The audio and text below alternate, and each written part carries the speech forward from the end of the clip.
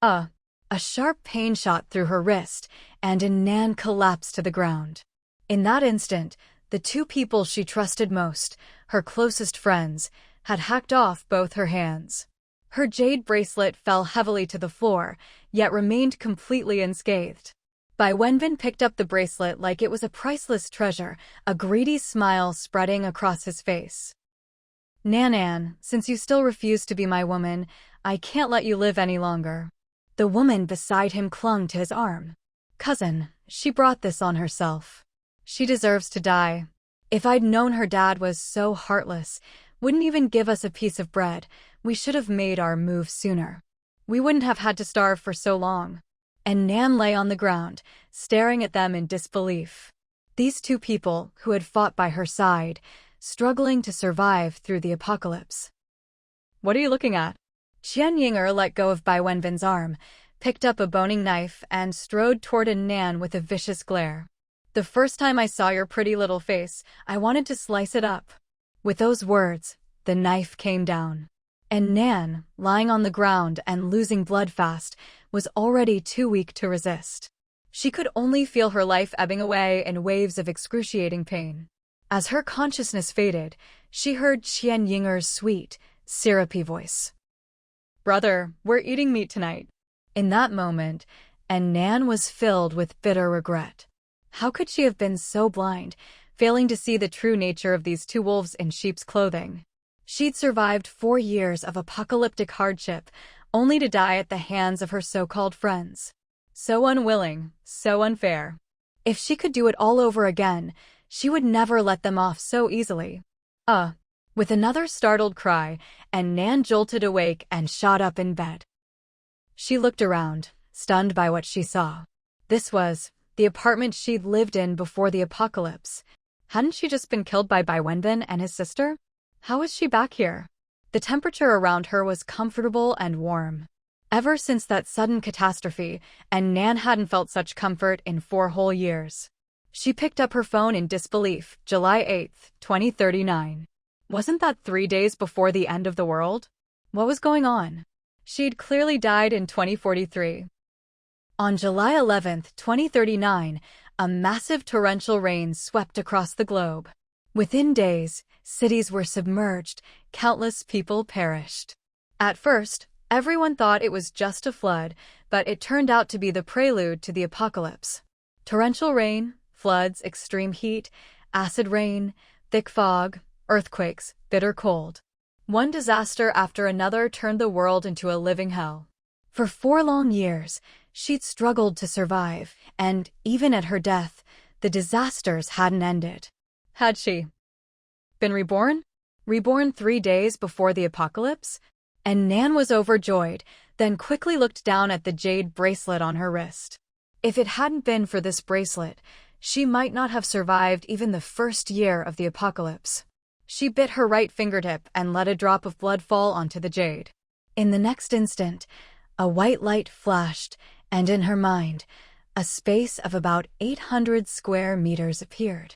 On one side was a vast, empty expanse. On the other, a small house of about 60 square meters. And Nan let out a long sigh of relief. Thank goodness, the space had come back with her. In her previous life, she'd been injured during a home invasion by neighbors during the apocalypse. Her blood had dripped onto the bracelet, accidentally unlocking the space. Anything she touched could be stored inside. The little house in the space had water, electricity, and gas. In emergencies, she could hide inside, but only for 1 hour per day. Any longer, and she'd be ejected. The area outside the house was for storage only, no living things could enter, and she could store items there with her mind. Time was frozen in that part of the space, keeping food fresh indefinitely. In her previous life, whenever danger struck, she'd hidden in the little house with Bai Wenbin and Qian Yinger, which was how they'd survived 4 years of apocalypse. This space was practically a cheat code for surviving the end of the world. Unfortunately, by the time she unlocked it, the apocalypse had already been raging for a long time. She had almost no supplies, and everyone else was already out of food. There was nothing left to store. She and Bai Wenbin and Qian Yinger had to scavenge everywhere for supplies, hiding whatever they found in the space to keep it safe from others, barely scraping by. Qian Yinger had been her college classmate, and after graduation, they'd coincidentally ended up living in the same building in the same neighborhood. Bai Wenbin was Qian Yinger's cousin. After meeting An Nan through her, he'd started aggressively pursuing her. Even though An Nan had clearly rejected him, he refused to give up. When disaster struck, the three of them, neighbors and acquaintances, naturally banded together to survive. Gradually, An Nan had come to see them as true partners in hardship. Who would have thought they only stuck around because they'd heard she came from a wealthy family, hoping to use her to get supplies from her father? But her scumbag dad was no doting father, he was a cold-hearted, social climbing jerk. In her senior year of college, An Nan's mother died suddenly of a heart attack. Her father, An Xingye, inherited her mother's fortune and company, and immediately showed his true colors. He brought home another woman, who had an illegitimate daughter about An Nan's age. Her grandmother, devastated by the loss of her daughter, soon passed away as well. Her father didn't care about An Nan at all, he cut ties and kicked her out of the villa. Luckily, her mother had bought her an apartment in Maple Grove before she died, so at least An Nan had a place to stay. But while she was still grieving her family's collapse, the apocalypse struck. Her father's villa was on high ground, and the rich residents had airlifted in supplies as soon as the rain started, so they lived relatively well during the disaster. After struggling for so long and running out of food, An Nan had taken Bai Wenbin and Qian Yinger to the villa, hoping her father would save her. But, true to form, An Xingye was as heartless as ever, hoarding food with his new wife and daughter, refusing to give An Nan even a piece of bread. He didn't care if she lived or died. Seeing she was no longer useful, Bai Wenbin and Qian Yinger revealed their true colors, trying to steal her bracelet and its space. In the end, they even butchered her. But they didn't know that once the bracelet was bound by blood, it was tied to An Nan alone. Even if they took it, they could never access the space. This time, she'd like to see how long they could survive without her space. An Nan thought bitterly. As much as she wanted to take revenge on them right away, the more urgent task was to stockpile survival supplies. There were only 3 days left until the apocalypse, so much to prepare. As for those two, let them struggle in the hell that was coming. That would be far more satisfying than killing them outright. And her scumbag father. In her last life, she died miserably. She owed him nothing now. And Nan's heart turned cold. This time, she wouldn't warn him about the coming disaster. Let's see if the supplies in his precious villa are enough for his family to last a lifetime. This time, she would only look out for herself, cherish this second chance, and live boldly and freely, even in the apocalypse. And Nan opened her phone and checked her bank balance. Exactly 1 million. Thankfully, when An Xingye kicked her out, he hadn't confiscated all her pocket money. Last time, this money became nothing but useless numbers and scraps of paper after the apocalypse. This time, she'd turn it all into supplies, make every cent count. Time was tight, and Nan quickly jotted down a shopping list in her phone's memo app and hurried out the door. In the neighborhood, elderly folks were gathered in small groups, chatting about daily life. Young couples strolled hand in hand under the tree-lined paths, their faces full of happiness. And Nan couldn't help but sigh. How long had it been since she'd seen such a peaceful, harmonious scene? Sadly, in just a few days, all of this would be gone. She quickened her pace and headed to a nearby car rental shop, renting a light cargo van and driving straight to Linbei City's largest agricultural wholesale market. First stop, the grains and oils section, to stock up on staple foods. In a disaster, even if you have nothing else, as long as you have enough rice and water, you can survive. She bought 550-pound bags of rice, 300 bags of various flours, 1,000 pounds each of potatoes and sweet potatoes, 500 pounds of corn, 500 pounds of assorted beans, and 500 pounds of grains like oats and buckwheat. This amount of staple food could feed a family of 3 for 70 years. Even though An Nan was alone, she still bought extra. The surplus could be traded for other urgently needed supplies. In the apocalypse, food is as good as cash. In the later stages of the floods, even a bag of moldy rice could be traded for a night with a young girl. Fresh vegetables and fruits, though, couldn't be used for bartering. After all, if you could pull out fresh produce years into the apocalypse, people would definitely get suspicious. Having learned from the tragic fate of the rich siblings in her previous life, An Nan was determined that this time, no one would ever discover the secret of her storage space. After stocking up on staples, she moved on to cooking oils. She bought 500 5-liter bottles in total: soybean oil, peanut oil, corn oil, sunflower oil, sesame oil, olive oil, and more. Next was the condiments section. She bought 600 pounds of salt and 300 pounds of various sugars like brown and white sugar, 600 liters each of soy sauce and cooking wine, and 600 liters in total of different vinegars, aged, rice, white, etc. Other seasonings: chicken essence, MSG, chili powder, pepper, Sichuan peppercorns, star anise, cinnamon, bay leaves, fennel, etc. Totaled 300 pounds. She also picked up various semi-finished seasonings, hot pot bases, barbecue rubs, meat marinades, fish stew seasonings, and all sorts of sauces.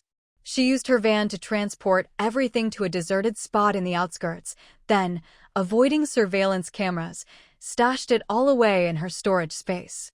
After 8 or 9 trips back and forth, she finally finished. Just as she was about to go buy meat and vegetables, her stomach started rumbling. Only then did An Nan realize that in her rush to stock up, she'd been busy all morning without eating a thing. Having starved in the apocalypse before, she immediately put her shopping spree on hold to take care of her growling stomach. She headed to a nearby food street and was dazzled by the choices. Fried chicken shops, bubble tea stands, barbecue joints, Sichuan restaurants, crab pots, hand-pulled noodle shops. This wasn't just a food street, it was the stuff of her dreams during those 4 years in the apocalypse. An Nan chose a restaurant with the most diverse menu and walked in. She ordered 8 dishes and a soup. Peking roast duck, Sichuan mapo tofu, northeastern sweet and sour pork, Westlake vinegar fish, dompa pork, garlic baby cabbage, spicy chicken, dry-fried green beans, and pork rib, lotus root, and yam soup. The waitress, a young girl, looked at her in shock. "Miss, are you really ordering all this just for yourself?" An Nan replied calmly, "I'm treating friends. They're not here yet. Please bring out the food first." The dishes came quickly. Well-balanced, savory and sweet, and generous portions. Half an hour later, An Nan put down her chopsticks, patting her full belly in satisfaction. Only she knew how much she'd missed food like this during those years in the apocalypse. Forget about delicious, fragrant meals like this. Even a bite of expired bread was something people would fight over, sometimes to the death. For a long time, she'd had nothing to eat but dirt. Not the internet joke about being so poor you eat dirt, but literally scooping up dirt from the ground and swallowing it dry. Eat too much, and you'd get constipated, sometimes fatally so. Many people died that way. But if you didn't eat, you'd starve even faster. And Nan knew better than anyone how precious food was. She waved the waitress over. "My friends aren't coming. Can you pack this up for me?" She carried the takeout boxes back to her van and, when no one was looking, stashed them in her storage space. Though she wanted to stock up on more snacks, the wholesale market would close early, so she decided to hurry back for groceries and come back for snacks in the evening. Back at the market, An Nan headed straight for the meat and egg section. She bought 8,000 eggs, 4,000 each of duck and goose eggs, and 3,000 quail eggs. 500 pounds of pork, 300 pounds each of beef and lamb, 500 chickens and 500 ducks, and 300 geese, all processed and ready to store. She also bought large quantities of chicken feet, wings, duck tongues, duck necks, duck intestines, and more, perfect for making marinated snacks later. Before the apocalypse, An Nan's favorite thing was to watch dramas while munching on spicy duck snacks. Now that she had a second chance at life, she wasn't just going to survive, she was going to live well. Next, she went to the seafood section. She bought 1,000 fish of various kinds, 500 pounds of assorted shrimp, 300 pounds of shellfish like razor clams, and oysters, and some squid and octopus. With all the meat done, An Nan moved on to fruits and vegetables. She bought 2,000 pounds of leafy greens, spinach, chives, lettuce, celery, and more. 1,000 pounds of gourds, cucumber, winter melon, pumpkin, etc. 800 pounds of cabbage for detox. 1,500 pounds in total of tomatoes, eggplants, bean sprouts, radishes, green beans, etc. 800 pounds of mushrooms, shiitake, enoki, wood ear, silver ear, and more. 800 pounds each of green onions, ginger, and garlic. At the fruit section, An Nan only picked her favorites: apples, pears, strawberries, blueberries, bananas, oranges, lemons, peaches, grapes, lychees, durians, watermelons, hammy melons, totaling 6,000 pounds. The market had everything, even some out-of-season fruits, but she wasn't picky soon. She wouldn't be able to get any at all. All afternoon, An Nan was caught in a cycle of buying food, loading it into the van, and stashing it away over and over. Once she finished with food, she rushed to the city's largest clothing and general goods wholesale market. She didn't need to buy many clothes, her closet at home was already well-stocked, just a few new items for each year. In the apocalypse, no one cared about style. Comfort and practicality were all that mattered. She bought 300 pieces each of spring, summer, and autumn clothes, pants, skirts, dresses, etc. 300 pairs each of sandals, slippers, sneakers, leather shoes, and other footwear. Most importantly, she stocked up on winter gear, since when the extreme cold hit, thick clothes were as essential as body fat. It was summer, so winter clothes were dirt cheap, many at half price. She bought down jackets, wool sweaters, thick cotton pants, hats, scarves, gloves, and more. Big cotton boots, snow boots, thick socks, she got them all. Finally, she turned to basic daily necessities. She bought extra toothpaste, toothbrushes, shampoo, body wash, laundry detergent, and other toiletries. 50 sets each of thick quilts, pillows, sheets, and pillowcases. Pots, pans, bowls, garbage bags, scissors, lighters, disposable meal boxes. She bought all sorts of miscellaneous items in bulk. Most important of all were hygiene products like toilet paper and sanitary pads. She filled an entire van with them. Thinking of the swarms of mosquitoes during the heat waves, An Nan also bought insecticides, mosquito coils, floral water, and realgar powder. And for the extreme cold, she stocked up on hand warmers and hot water bottles. An Nan bought everything she could think of, but still felt it wasn't enough. After all, she only had a few days to prepare for decades to come. It was impossible to cover every base. But the market was closing, so she had no choice but to reluctantly stop. She transported everything in batches to the deserted outskirts and stored it all away. After a whole day of running around, An Nan was exhausted. Finally, she had a moment to rest. She sat in the van, closed her eyes, and tried to relax. Bzzz. Her phone suddenly vibrated in her pocket. An Nan pulled it out, opened WeChat, glanced at the message, and frowned. The message was from Bai Wenbin. Nan, I've moved in right across from Ming'er. We're neighbors now.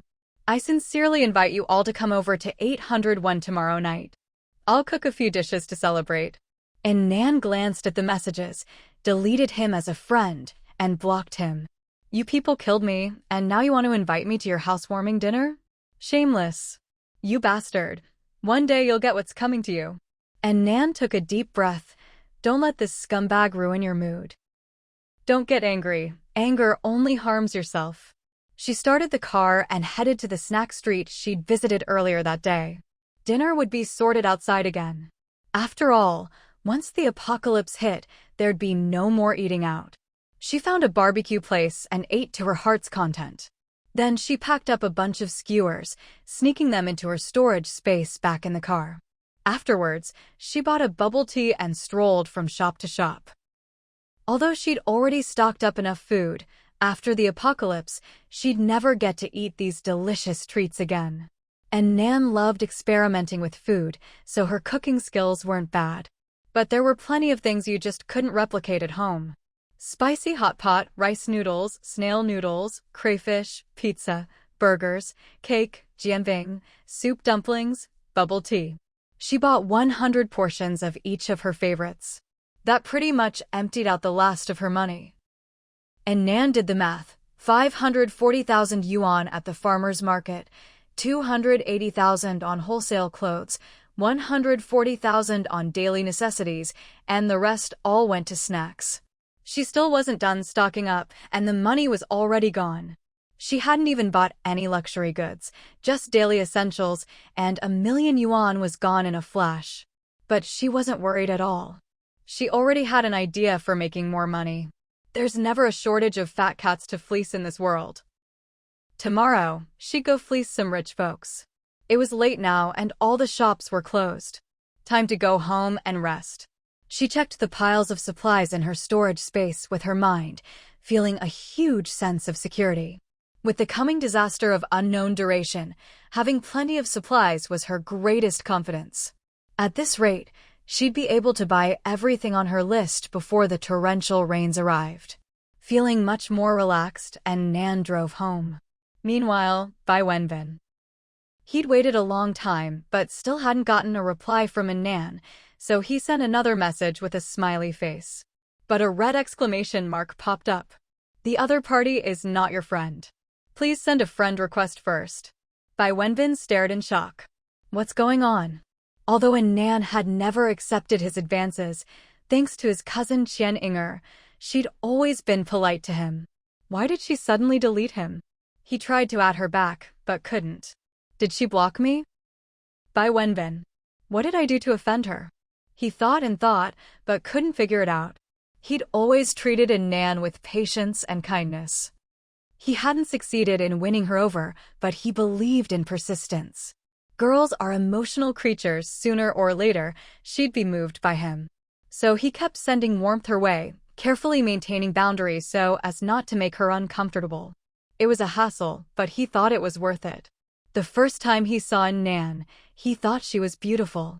Not just the usual youthful prettiness, but a kind of noble, relaxed elegance, clearly a privileged heiress. His cousin had told him that the company they interned at in their senior year belonged to An Nan's family. She didn't have any shares or a position yet, but as an only child, she'd inherit it all eventually. A low-key heiress with exquisite features, she was his ideal marriage partner. The more he thought about it, the less he could let her go. He quickly called his cousin, Inger. An Nan blocked me. Can you find out what's going on? Blocked you? Why? I don't know, that's why I need you to ask her. Okay, got it. Qian Inger hung up, looking annoyed. That An Nan is so annoying. Just because her family has some money, what's she gotta be so smug about? Sure, she's pretty, but what's so great about that cold face? While other girls in college joined arts clubs, she went and learned Sanda, Chinese kickboxing. She's nearly 1.7 meters tall, not delicate at all, and she swings her fists like a pro. How could she compare to me, Qian Inger, cute and charming? If it weren't for her family's money, how could An Nan, just an undergrad, be worthy of my PhD cousin? Her cousin was cultured and outstanding, with plenty of girls chasing after him at school. But this bitch just doesn't know what's good for her. That's what she thought, but Qian Inger still obediently picked up her phone and messaged An Nan. Her cousin had promised that once he got together with An Nan, he'd move up in the world and help her find a rich husband too. Otherwise, she'd never have put up with being An Nan's little sidekick. Once she found a husband richer than An Nan's family, she'd make sure to step all over her. An Nan had just walked in the door when she saw Qian Inger's message. Dearest Nan, what are you up to? Clearly sent to fish for information for Bai. Such a loving pair of siblings. An Nan snorted and unceremoniously blocked her too. Dearest, huh? Disgusting. All through college, Qian Inger had clung to her like glue. Always Nan Nan this, Nan Nan that. If she hadn't overheard her words before she died in her last life, An Nan would never have guessed that Qian Inger had been jealous of her from the very first meeting. A born actress. What a waste she didn't go into showbiz. After blocking both siblings, her phone felt so much cleaner. No point wasting time on them, the real drama was yet to come. After a busy day, An Nan put on some music, enjoyed a relaxing bath, then turned off the lights and lay down on her long-missed, comfortable bed, planning for tomorrow. The most important thing was safety. Once the apocalypse hit, she'd have to deal with not only natural disasters, but also crazed survivors. Neighbors who seemed friendly would, as supplies dwindled, reveal the worst in human nature. Breaking and entering home invasions. The strong would band together, the weak would be bullied. Last time, even though she knew Sonda and could fight, she was still injured by intruders who broke into her home. This time, she'd be prepared. With her plans for tomorrow in place, An Nan, exhausted from the day, drifted off to sleep. Ever since the apocalypse loomed, she hadn't slept so soundly and comfortably. Society was stable, neighbors were peaceful, and she didn't have to worry about armed men breaking in while she slept. Moonlight spilled softly over An Nan's beautiful sleeping face. Thud, thud, thud. Just as she'd fallen asleep, a banging sound startled her awake. For years of post-apocalyptic survival had made her hyper-alert. She shot upright instantly. What was that sound? Listening closely, it seemed to come from downstairs, a chopping sound, like someone hacking bones. Who'd be chopping ribs in the middle of the night? Just order takeout. And Nan hated this kind of noise. In the later stages of the apocalypse, when food ran out, people started eating corpses. That was exactly the sound made when bodies were crudely butchered. Though it was still peacetime and nothing so horrifying would happen, it was impossible to sleep with that racket. She waited a while, but the noise continued. And Nan rubbed her goosebump-covered arms, got dressed, and went downstairs. Did this happen in her last life too? She hadn't noticed. She lived in 1402. When she got downstairs, she saw that the door to 1301 was open. A buzzcut guy in pajamas was already pounding on the door of 1302. Enough already. It's the middle of the night, don't you people want to sleep? It instantly went quiet inside. After a while, just as the buzzcut guy and An Nan were about to leave, the door opened a crack. A greasy, bloated face peeked out. A chubby middle-aged man gave an apologetic smile. Sorry about this. A friend gave me half a pig, and my wife is dealing with it right now. Sorry to bother you. The crew-cut man waved his hand impatiently. All right, that's enough. Take care of it during the day. Okay. Sorry to disturb you. The man was sweating, his eyes darting nervously. He quickly closed the door. The crew-cut man muttered to himself as he went back home. And Nan glanced at the tightly shut door of 1302, frowning slightly. Why does this chubby uncle seem so weird? She thought for a moment, then turned and went home. For years of surviving the apocalypse had taught her, mind your own business. This fat guy was no good. In her previous life, he'd incited a few neighbors to loot and smash things, hiding behind the scenes to reap the benefits. A real schemer. The next day, An Nan got up early and went to a loan company. She needed money, but selling her apartment would take too long, she couldn't wait. While the bank could do a mortgage, the amount was limited and the process slow. So An Nan went straight to a high-interest loan company. After all, in the apocalypse, she wouldn't have to pay it back. Her apartment was 100 square meters, bought at 30,000 yuan per square meter. In recent years, prices had dropped sharply, now down to just over 20,000 per square. The place was worth about 2.5 million yuan. The company offered her 2 million. And Nan said, I want 2.5 million. Just for 1 week. I'll sign an IOU for 5 million. She also produced a copy of her old household registration book, using her deadbeat dad's name to prove her family's financial strength. The manager's eyes lit up. He took her property deed as collateral and happily transferred the money. They had plenty of ways to collect debts. He wasn't worried she wouldn't pay. He even felt secretly pleased. Rich kids' money is so easy to make. An Nan took the money and left with a spring in her step. She found a few online loan platforms and borrowed another 500,000, rounding it up to 3 million.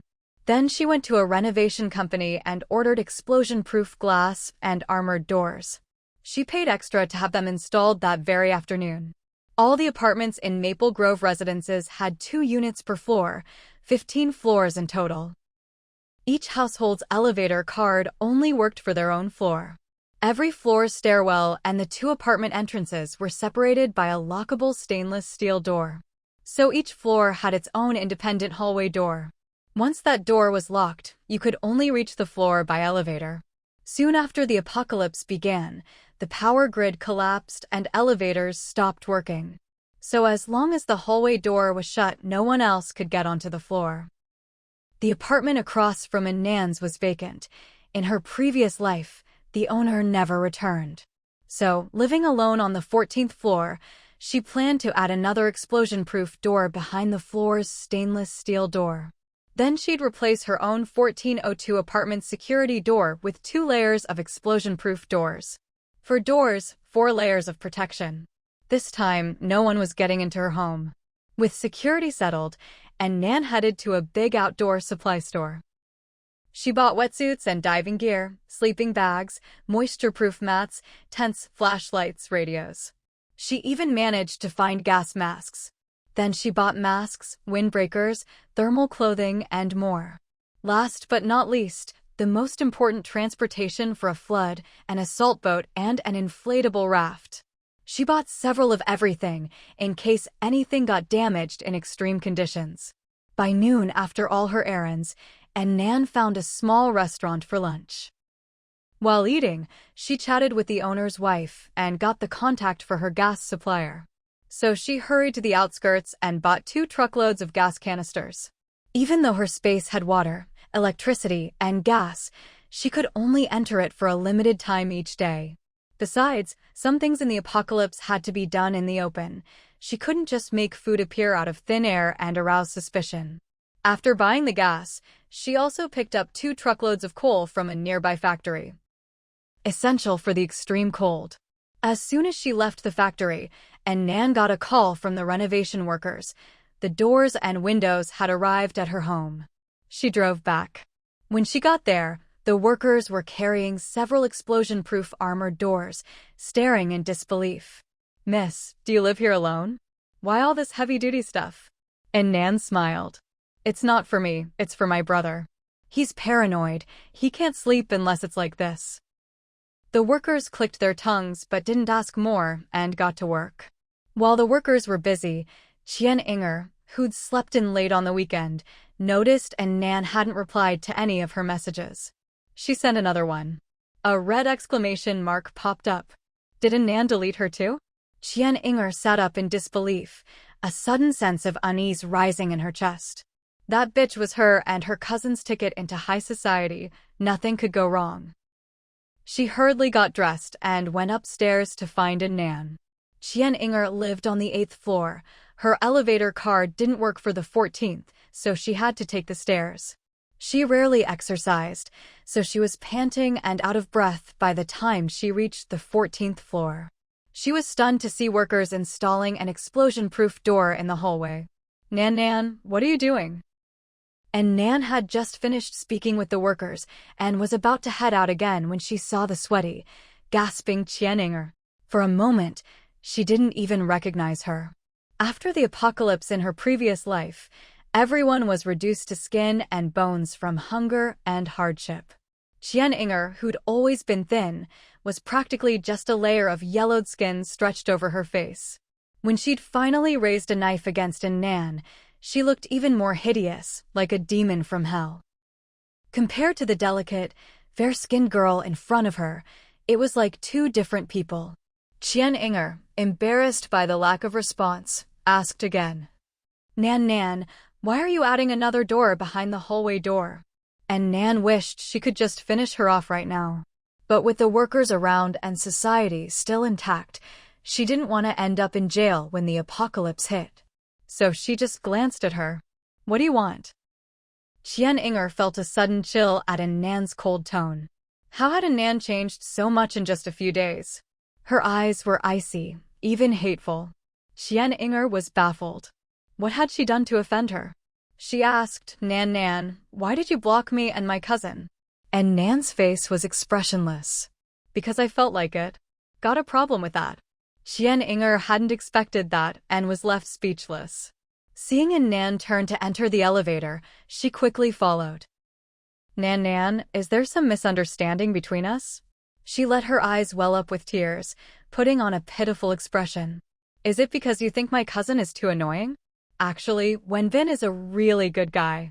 Lots of girls like him, but he only has eyes for you. He's really upset and doesn't know why you keep avoiding him. Ding! The elevator reached the first floor. The doors opened, and An Nan walked out without a word. As she walked, she said, he's too ugly. Huh?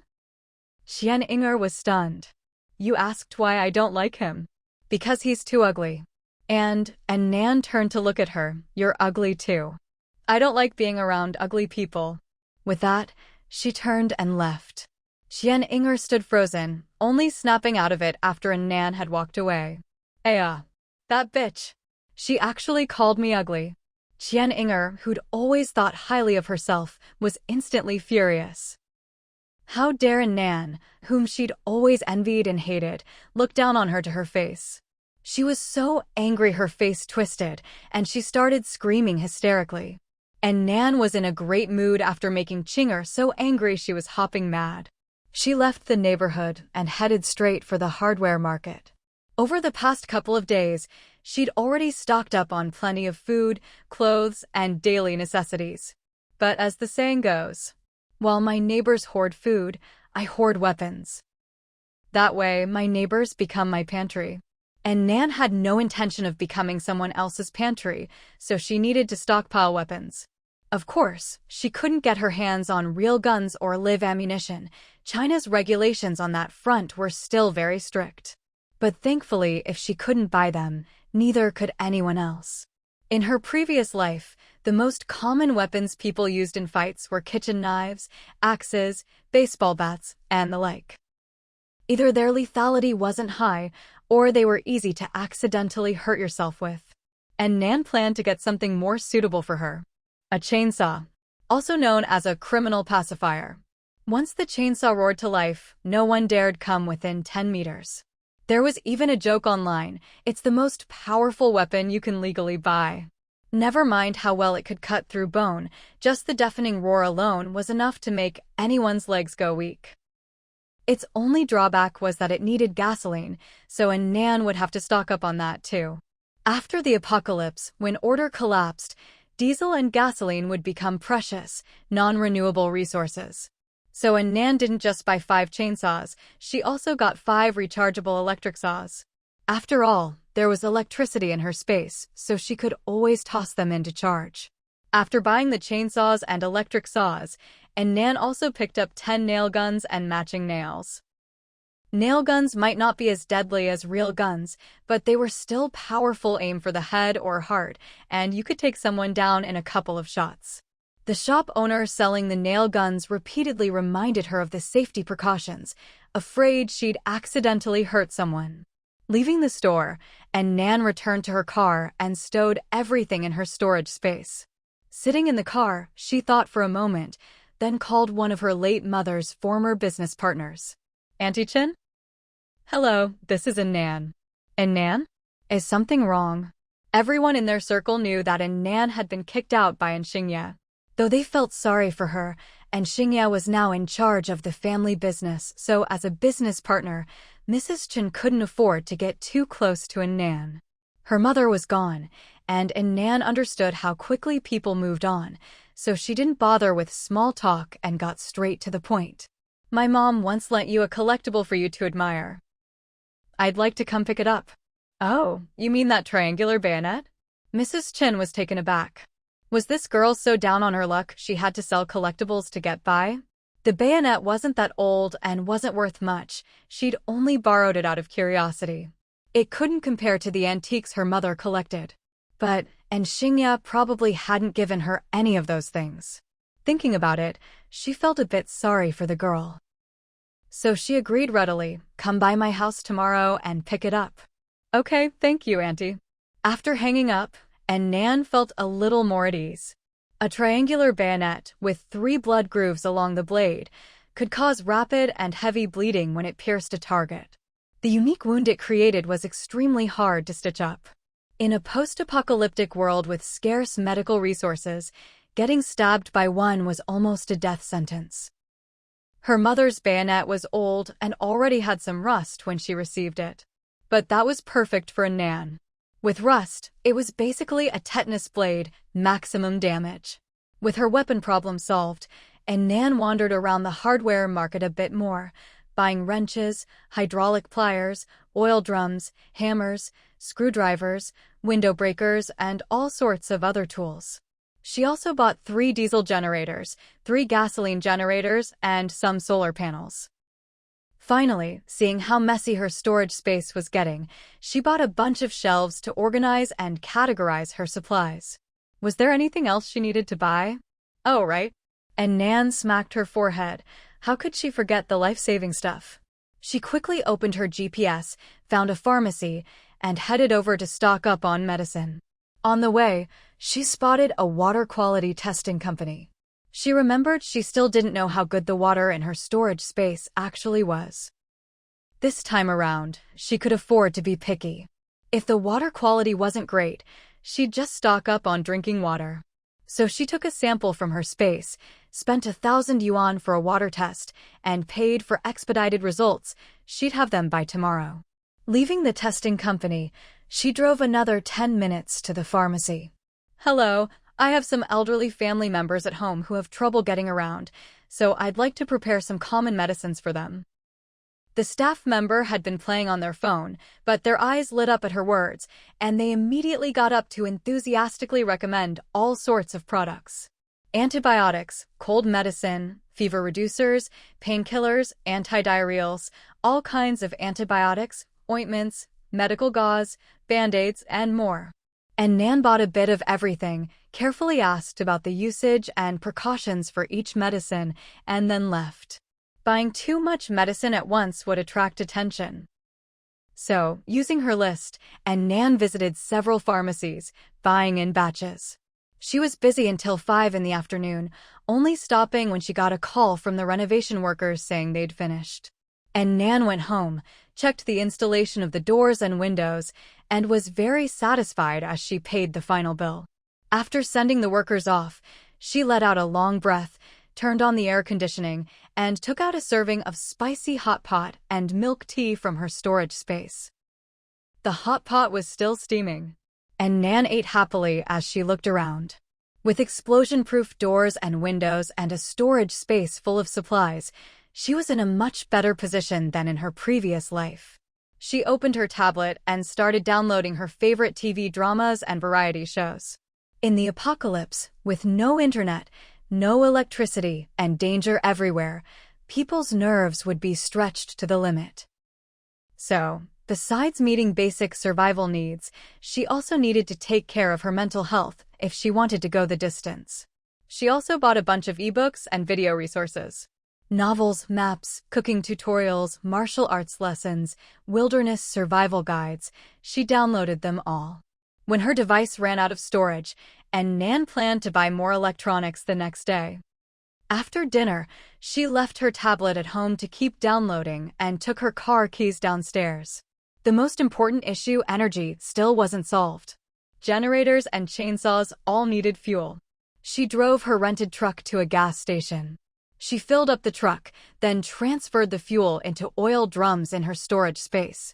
After finishing at one station, she'd head to the next, working nonstop until midnight and collecting a total of 3,000 liters of diesel.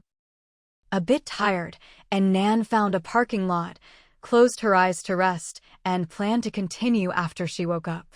Before long, she heard a faint noise nearby.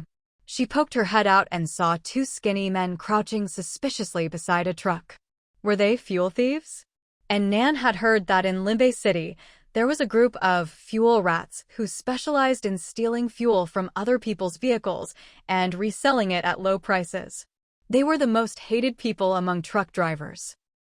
Seeing the two men about to sneak away, An Nan started her car and followed them from a distance. Fuel? That was exactly what she needed. Two men were driving a silver van out of the city. An Nan followed behind them, watching as the van pulled up to an abandoned factory. The factory gate was locked, but as soon as their van arrived, a fat man quickly came out and pulled the gate open. You two are always the fastest. The other teams haven't come back yet. I'm bored to death here alone. The fat man's voice was as loud as his size. An Nan, parked not far away, could hear everything clearly. Looks like there are only 3 people at this hideout right now. An Nan let out a sigh of relief and got ready to get out of the car. Keep your voice down, we were followed, said the red-haired guy, tugging at the fat man. What? Did you lead the cops here? Not the cops. I checked the rearview mirror, it's just some chick. The fat man burst out laughing. You're scared of a woman? Let me see what kind of little lady she is. By now, An Nan had already walked over, wearing a polite smile. Hello, how much fuel do you have? I'd like to buy some. The 3 men stared at her in shock. Buy fuel? Red hair, you followed us in the middle of the night just to buy fuel? Sorry, I urgently need a large amount of diesel and gasoline. It's hard to buy through legal channels, so when I saw you, I figured I'd take a chance. The fat man looked her up and down. Wow, she's a real beauty. Tall, fair-skinned, hair flowing in the breeze. He rubbed his hands together, giving her a greasy grin. Sweetheart, if you want fuel, that's easy. Just have a little fun with us first. Red hair chimed in with a laugh. Yeah, play with us for a bit, and I'll sell you the fuel cheap. An Nan stood under the dim light outside the factory, her expression unreadable. Let's talk inside. The 3 men, grinning from ear to ear, led her into the factory.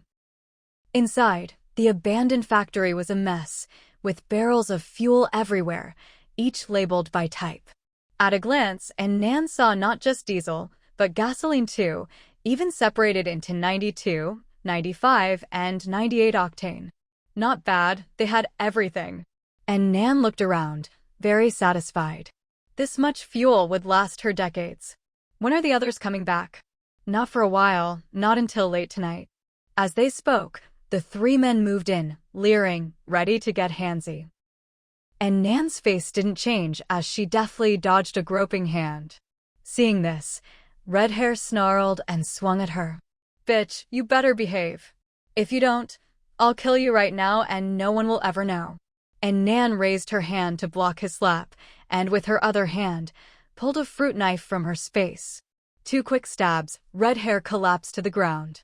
She moved so fast that the fat man didn't even see how his buddy went down. He charged at her, fists swinging. An Nan sidestepped, darted behind him, and kicked hard at his knee. She was well trained, her strike was precise and ruthless.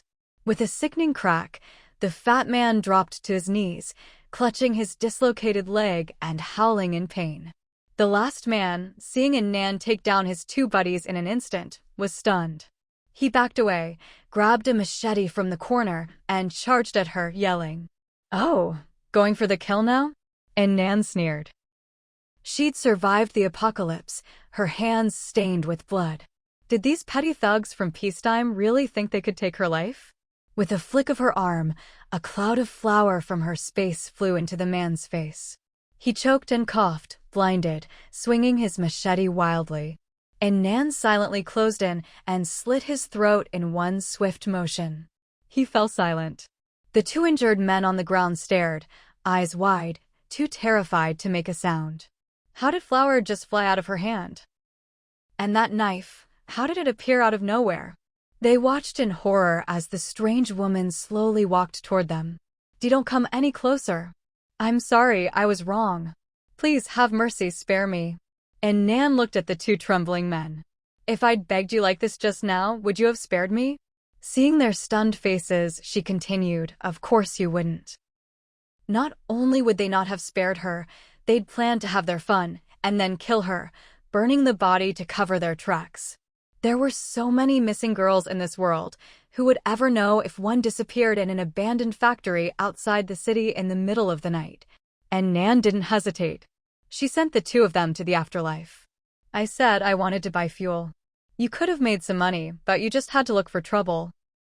After 4 years of apocalypse, An Nan might still look like a fresh graduate on the outside, but inside, she was hardened and unyielding. Calmly, she stored all the fuel barrels in her space. Before the other fuel thieves returned, she quickly cleaned up the scene, wrapped the 3 bodies in sealed bags, and put them into her space as well. Leaving the factory, she was about to drive off when she noticed the red-haired guy's van was still parked there. A Wuling minivan? That was a top-tier ride in the apocalypse, sturdy, reliable, inconspicuous, and able to carry tons of supplies.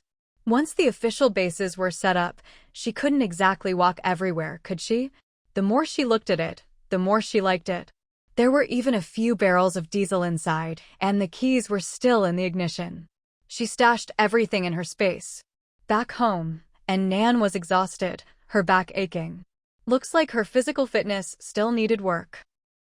After tidying up, she collapsed onto her bed, sleep washing over her.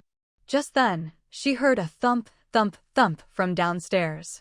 Had the pork from 1302 still not been dealt with? An Nan thought groggily. But she was just too tired tonight and soon drifted off to sleep. The next morning, when she woke up, it was already drizzling outside. She picked up her phone, July 10, 2039. In her previous life, it started raining on this very day. Each summer had been hotter than the last, and this year was the worst yet. This was the first rain since the start of summer. People cheered for this rare coolness, not knowing that tomorrow, this drizzle would turn into a torrential downpour, sweeping across the globe and marking the beginning of the apocalypse. And Nan hurried to wash up. Today was the last day before the end. She needed to go to Aunt Chen's to pick up her triangular bayonet. As soon as she got downstairs, her phone rang. It was the water quality testing company, sending her the electronic report. And Nan opened it eagerly. The water quality met drinking standards. She finally relaxed and happily headed to Aunt Chen's house. Aunt Chen also lived in the hillside villa district. The villas were halfway up Luoan Mountain, and you had to take winding mountain roads to get there. It was slippery in the rain, and the rented light truck was hard to handle on these roads, but An Nan still chose it. After all, society hadn't collapsed yet. She couldn't just drive the stolen Wuling van around in broad daylight. Carefully steering, eyes on the road, she suddenly saw a pure black armored vehicle coming toward her. Her eyes widened. What the? That's the Night 15. A bulletproof armored vehicle worth 16 million. A black steel behemoth, armored from body to glass, even the tires are bulletproof. The whole car can withstand a 15-kilogram TNT explosion, truly an apocalypse war machine. And Nan couldn't help but look back, watching her dream car roar past. She wanted it so badly. It was said there were only 2 of these in the whole country. In the Villa district, An Nan had seen Rolls-Royces, Bentleys, all kinds of supercars, but she'd never noticed anyone driving such a cool armored vehicle before. Lost in thought, she arrived at her destination without realizing it. Mrs. Chen had already informed the security guards, so An Nan encountered no obstacles and entered the Chen residence smoothly. It was just as grand and opulent as the mansions she used to live in. Mrs. Chen sat on a luxurious sofa and handed her a triangular bayonet she'd prepared in advance. An Nan took it with both hands and thanked her politely. Mrs. Chen looked at the girl before her, so courteous despite her family's misfortune, and couldn't help but feel a pang of sympathy. It must be hard for her, fallen from grace, yet still managing to keep herself clean, presentable, and dignified. So Mrs. Chen found another exquisite jewelry box. This jade pendant was a gift from your mother. I heard you didn't take much with you when you left home. Take this back, it can be a keepsake. And Nan was taken aback. But since my mother gave it to you, how can I take it back? I'm telling you to take it, so take it. Mrs. Chen cut her off, stuffing the jewelry box into An Nan's hands and turning upstairs without another glance. Xiaolu, see the guest out. The Chen family's housekeeper immediately came over and gestured for An Nan to leave. And Nan glanced thoughtfully at Mrs. Chen's retreating figure, then left with the pendant and the bayonet. She remembered meeting Mrs. Chen in her previous life when she'd come looking for her scumbag father, but back then Mrs. Chen hadn't helped her at all, just watched coldly as she was thrown out. Yet now, Mrs. Chen had kindly given her the pendant. Human nature really is complicated. When people are wealthy, they can afford to help the world when successful, but in the resource-scarce apocalypse, it's only natural to look out for oneself. Back in the city, An Nan found a well-reviewed hot pot restaurant. Hot pot and rainy days are a perfect match. As she dipped lamb into the broth, she checked her stockpile checklist. Everything was ticked off except for one item: spiritual sustenance.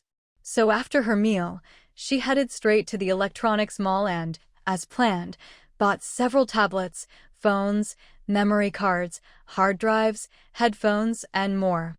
She'd finished downloading the movies and files she hadn't finished yesterday once she got home. After stowing everything in her storage space, An Nan hesitated for a moment, then walked into a pet shop. Humans are social animals. Long-term isolation and solitude can lead to depression. Especially in the high-stress apocalypse, An Nan thought she'd need a companion to keep from going crazy. Her companions in her previous life had been Bai Wenbin and Qianing, but as it turned out, humans were hard to trust. Only dogs remained loyal forever. With enough supplies in her space, An Nan decided to buy a companion dog, someone to stick with her through the darkness of the apocalypse. As soon as she stepped into the pet shop, the puppies all excitedly rushed over, barking up a storm. An Nan frowned. Were all dogs this loud? That wouldn't do. If others heard, the dog could be targeted as food. Suddenly, a little cream-colored dumpling caught her eye. Behind the pack of excited puppies, one was lazily sprawled on a cushion, its head buried in its paws. An Nan picked it up and finally got a good look. Why was this dog so ugly? It looked like a little pig. As if it heard her thoughts, the puppy snorted in protest. An Nan turned to the shop assistant. Does this dog not bark? The clerk smiled. She's a French bulldog, barely barks at all. She's just 6 months old, a bit lazy, not very active. Lazy was good. In the apocalypse, it'd be inconvenient to walk a dog outside. Her place was big enough for this little one to run around. Plus, it didn't bark and was small enough to carry in a bag. The more An Nan looked at its ugly cute face, the more she liked it. This was the one. She bought a ton of dog food and treats, a dog bed, pee pads, dog clothes, little toys, and more. Before leaving, she glanced at the other puppies, thought for a moment, then told the clerk, "A friend at the weather station told me there'll be a heavy rainstorm tomorrow, with a risk of flooding.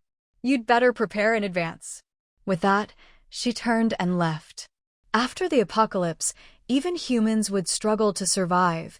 These little guys' fate was easy to imagine. She wasn't a savior. She could barely protect herself. All she could do was offer a warning. Leaving the pet shop, An Nan went to a wholesaler and hauled away 2 more truckloads of pet supplies. At checkout, her eyes landed on a pile of cat litter, and she had a sudden idea.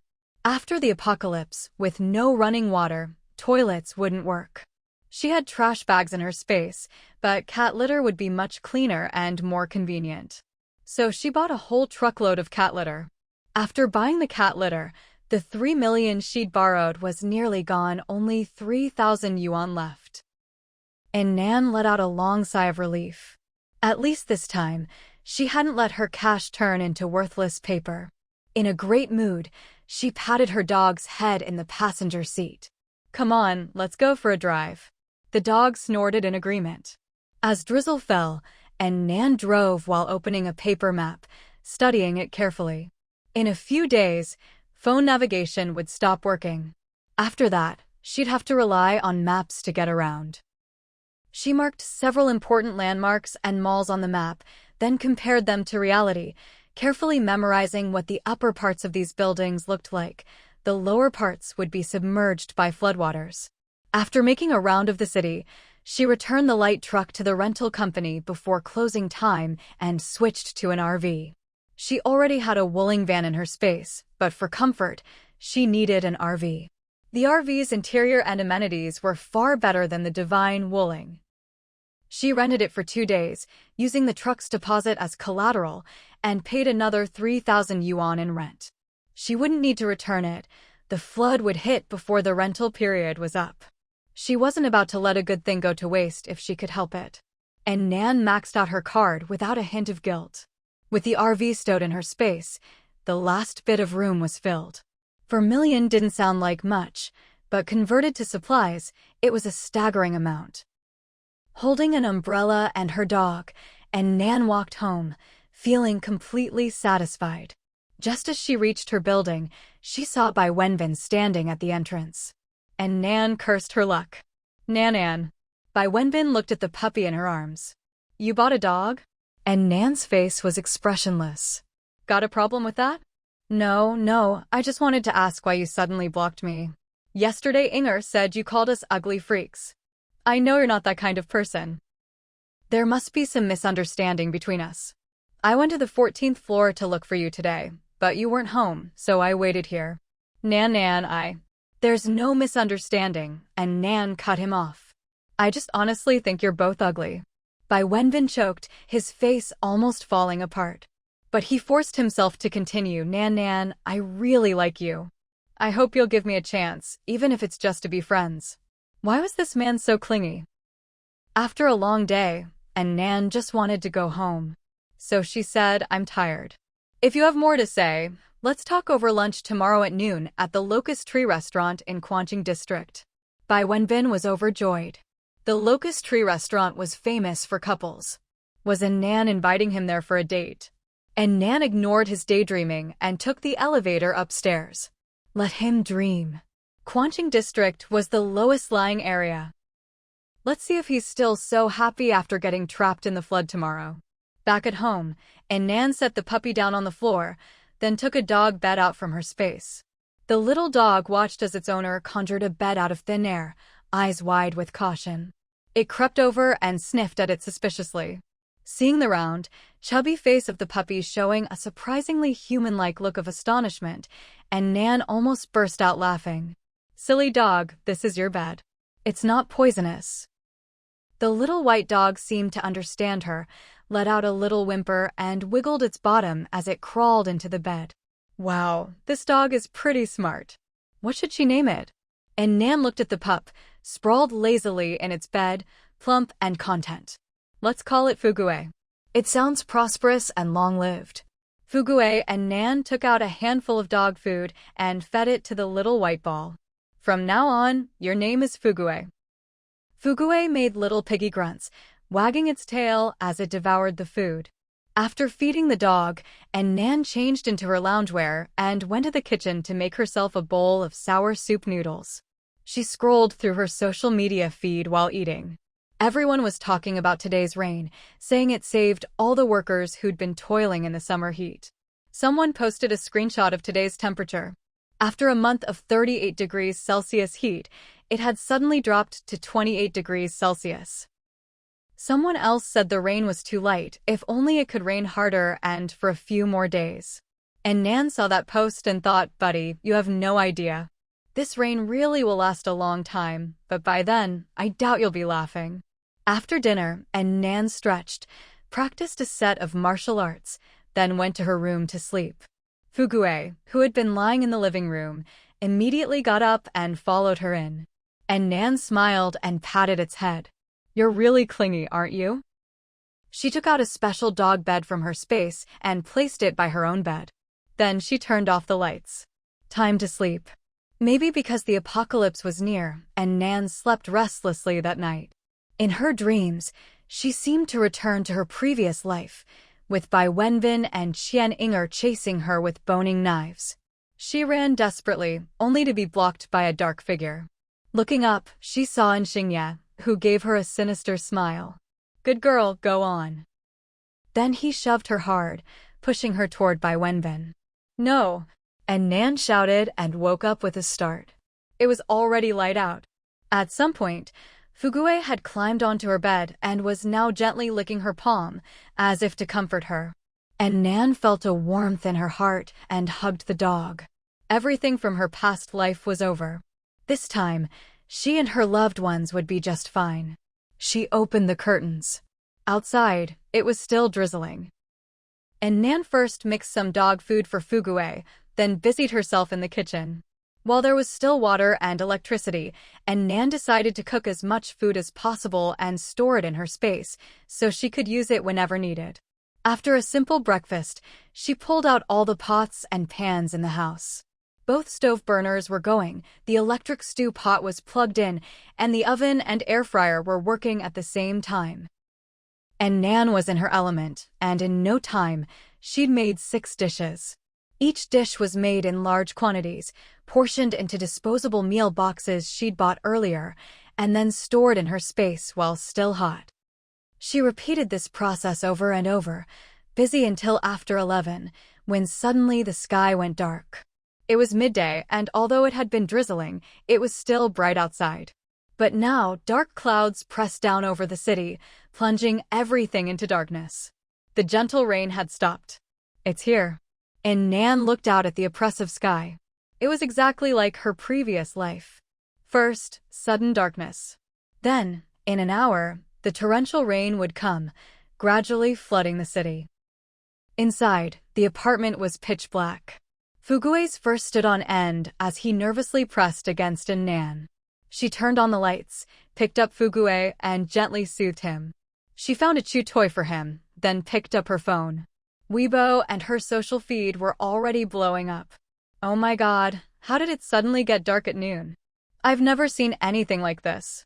I thought aliens were invading. Is it going to pour? Those clouds are so low and dark. Her phone buzzed with a text alert. It was a yellow rainstorm warning from the Meteorological Bureau, advising strong rainfall within 3 hours and urging residents to stay indoors and suspend outdoor activities. And Nan put down her phone.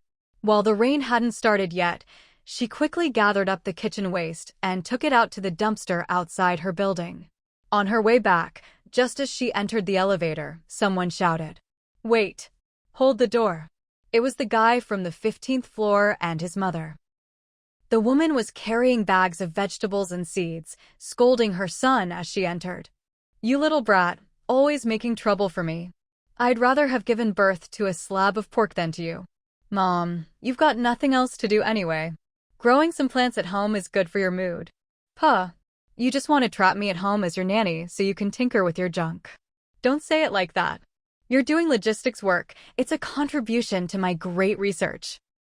Zhao Ping'an, you're full of crap. I'll." As his mom's language got more and more colorful, Zhao Ping'an turned to An Nan, embarrassed. "Sorry, miss, my mom's got a bit of a temper. She talks like this." And Nan smiled and said it was fine. The elevator quickly reached the 14th floor. And Nan stepped out, hearing Zhao Ping'an still trying to calm his mother. "Look, it's broad daylight and suddenly it's dark. Maybe my article will come true after all, so just." The 15th floor was the top floor, and only their family lived there, 2 apartments, just mother and son.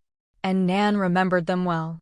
In her previous life, they were the only ones in the building who made it through relatively unscathed.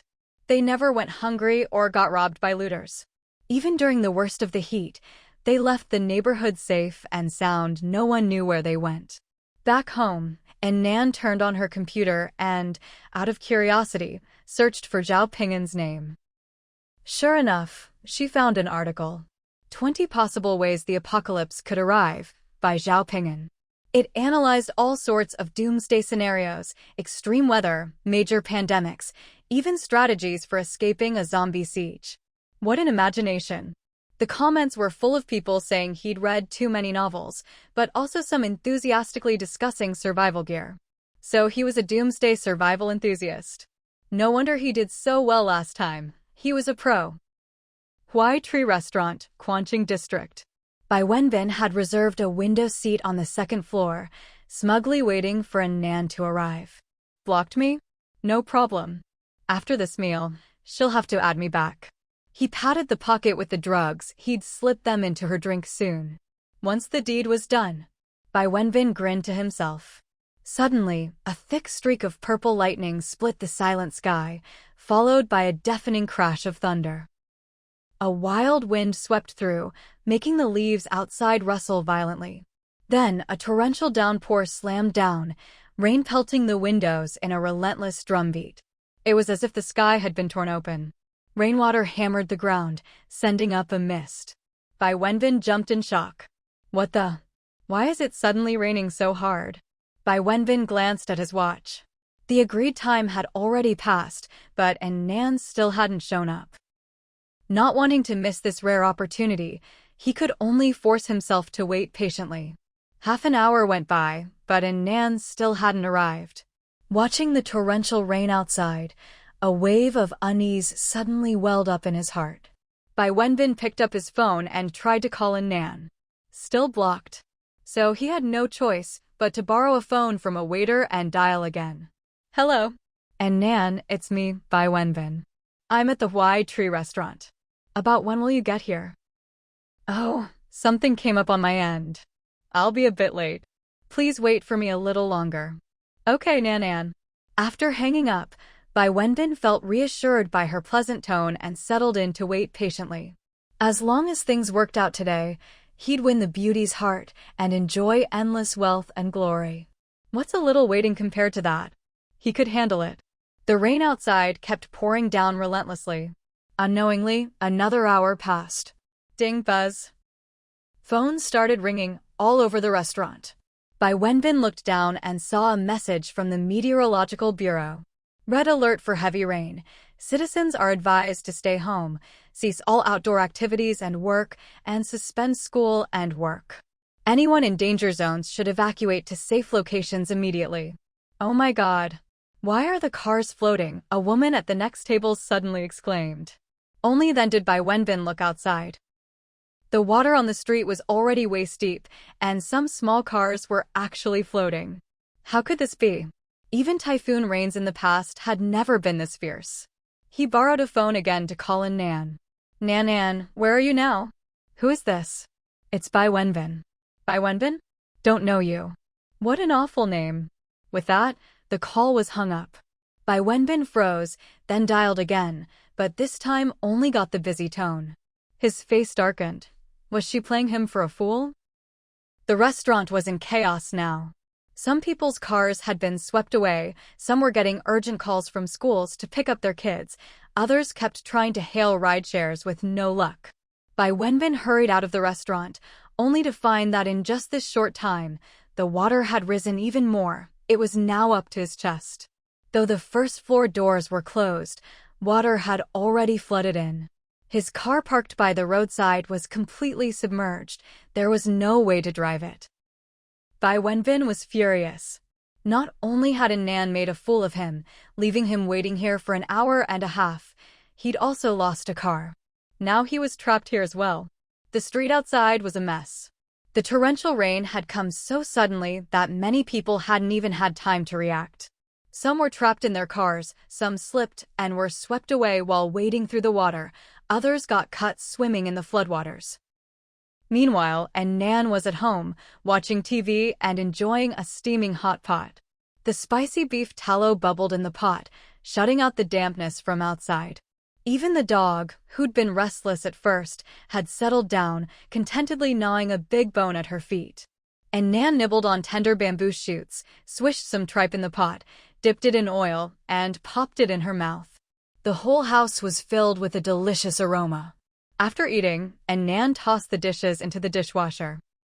When she opened WeChat, she found the neighborhood group chat had exploded. How is it raining this hard? The cars are floating. I just got a new car. Feeling sorry for you. Luckily, I'm too broke to buy a car. With thunder like this, is some immortal cultivating and crossing a tribulation? When it suddenly went dark at noon, I knew something was off. Now it's like the skies sprung a leak. This weather is really weird. Could it be the end of the world? And Nan saw that comment and marveled that someone had actually guessed the truth. She tapped the user's profile. It was the young guy from the 15th floor. LOL, it's just a rainstorm, not the end of the world. You watch too many movies. Our school just announced a holiday. Awesome. A break right at the start of the week. Our company's off work too. Neighbors, be careful on your way home. I almost fell in a manhole just now. An Nan left WeChat and opened Weibo. A news story about Guangzhou Metro flooded was trending. There was even a video, many people trapped in the subway, water up to their shoulders, some crying and calling family to say their last words. An Nan felt a pang of sorrow. It was just like her previous life. At first, people thought it was just a rainstorm. No one imagined that disaster and death would never stop after that. Many netizens were commenting under the news. Pretty girl warrior, this is heartbreaking. Why is it raining so hard in Guangzhou too? Our Lingnan city is flooded as well. Contentment is happiness, same here in Linbei City. Useless at everything but eating. Wow, you guys up north are getting torrential rain too? I thought it was just us in the south. Cherry calf, I'm in the US and it's pouring here too. Is it raining all over the world? The mood online was growing more and more tense. Feeling stifled, An Nan put down her phone and decided to go pet her dog to lift her spirits. But Fugue wasn't at her feet. She looked around and found him on the sofa, but in the air, scratching at the upholstery with his paws. He was going at it with real enthusiasm. Fugue, no tearing up the house. An Nan walked over and scooped up the fluffy white dog, only to see he had a necklace in his mouth. This was the jade pendant An Nan had given her yesterday. You little rascal, where did you dig this up from? An Nan took the pendant, put it away in her space, then tapped Fugue on the head. You can't eat random things, you'll get sick. Suddenly, a flash of white light flickered in her mind. This familiar feeling. She quickly checked her space. It had grown bigger. The original 800 square meters, already packed with supplies, had now expanded by another 1,000 square meters. The original 60 square meter cottage had also grown to 100 square meters. An Nan was overjoyed. The space could actually be upgraded? She rummaged around and found that the jade pendant had disappeared. So the upgrade was caused by absorbing her mother's pendant. An Nan's eyes grew hot. Mom must be watching over her from above. Not only had she been reborn, but her mother had sent her this jade pendant to help expand her space. She also felt grateful to An Nan for returning the pendant. After thinking for a moment, An Nan went to her dressing table and opened the drawer. Inside were her various pieces of jewelry. She put all of them into her space and found that a jade ring instantly vanished. The rest remained. And her space expanded by another 500 square meters, and the cottage became a 2-story house. So Jade could upgrade her space. If only she had more jade. Unfortunately, An Nan had always thought jade jewelry looked a bit old-fashioned, so she rarely bought any. So she only had the jade bangle on her wrist and this ring. She looked down at the bangle that bound her space and noticed its quality had improved a lot. It used to be of glutinous variety, but now it had become glutinous glassy, much clearer and more transparent. Looks like she'd need to collect more jade in the future to upgrade her space and the bangle. An Nan thought happily. Then, looking at the now half-empty space, she suddenly felt a lack of security. She'd thought her supplies were well-stocked, but now, with all this extra room, it looked so empty. She didn't have enough supplies. No, she had to fill up this extra 1,500 square meters too. An Nan pulled out the map in her space and suddenly had a new idea. Before returning the car yesterday, An Nan had deliberately brought a map and marked out some important landmarks and shopping malls. She remembered that in the higher part of Jianbei district, there was a newly built mall scheduled to open tomorrow. By now, all the merchandise should already be on the shelves. Today, with the torrential rain, everything everywhere had shut down. There was no way this mall would open as planned. An Nan was ready to go on a zero-cost shopping spree there tonight. If you don't fleece the capitalists, you're just letting good stuff go to waste. Better to benefit herself than let everything rot in the floodwaters. With that thought, An Nan set an alarm and went to bed early. Tonight would be a big operation. She needed to recharge her energy first. Meanwhile, Bai Wenbin had been trapped in the Locust Tree restaurant for 3 hours. He watched the water level rise higher and higher, with no sign of the rain stopping. Am I going to have to spend the night here? He thought grimly. Just then, a guy who loved fishing and always kept an inflatable kayak in his car happened to paddle past Bai Wenbin. Bai Wenbin's eyes lit up and he immediately asked for a ride. No can do, buddy. If I take one more person, it'll be too heavy. I won't be able to paddle, the man said. I'll give you 1,000 yuan. Hop on, bro. It's not about the money, really. I just feel like we're fated to meet, the man replied, quickly pulling up a payment QR code on his phone. Bai Wenbin got off the kayak near his apartment complex. The water level here was lower than in Quanqing district, but on his way home, he still got scratched by floating debris in the water. By the time he finally reached his door, his hands were shaking so badly he couldn't get the key into the lock. He had no choice but to knock on Qian Yinger's door across the hall. Qian Yinger was shocked to see her cousin in such a sorry state. Wenbin-ji, are you okay? Bai Wenbin frowned as he entered. Get me some iodine and medical gauze. As Qian Yinger fetched the medicine, she asked, Why are you back so early? And what happened to you? Where's An Nan? Didn't you succeed? While bandaging his wounds, Bai Wenbin gritted his teeth and told her what had happened that day. That bitch actually stood you up? Qian Yinger's face turned vicious. If she doesn't know what's good for her, we'll just have to teach her a lesson. What do you want to do? She likes to act all high and mighty, Qian Yinger said, a meaningful look in her eyes.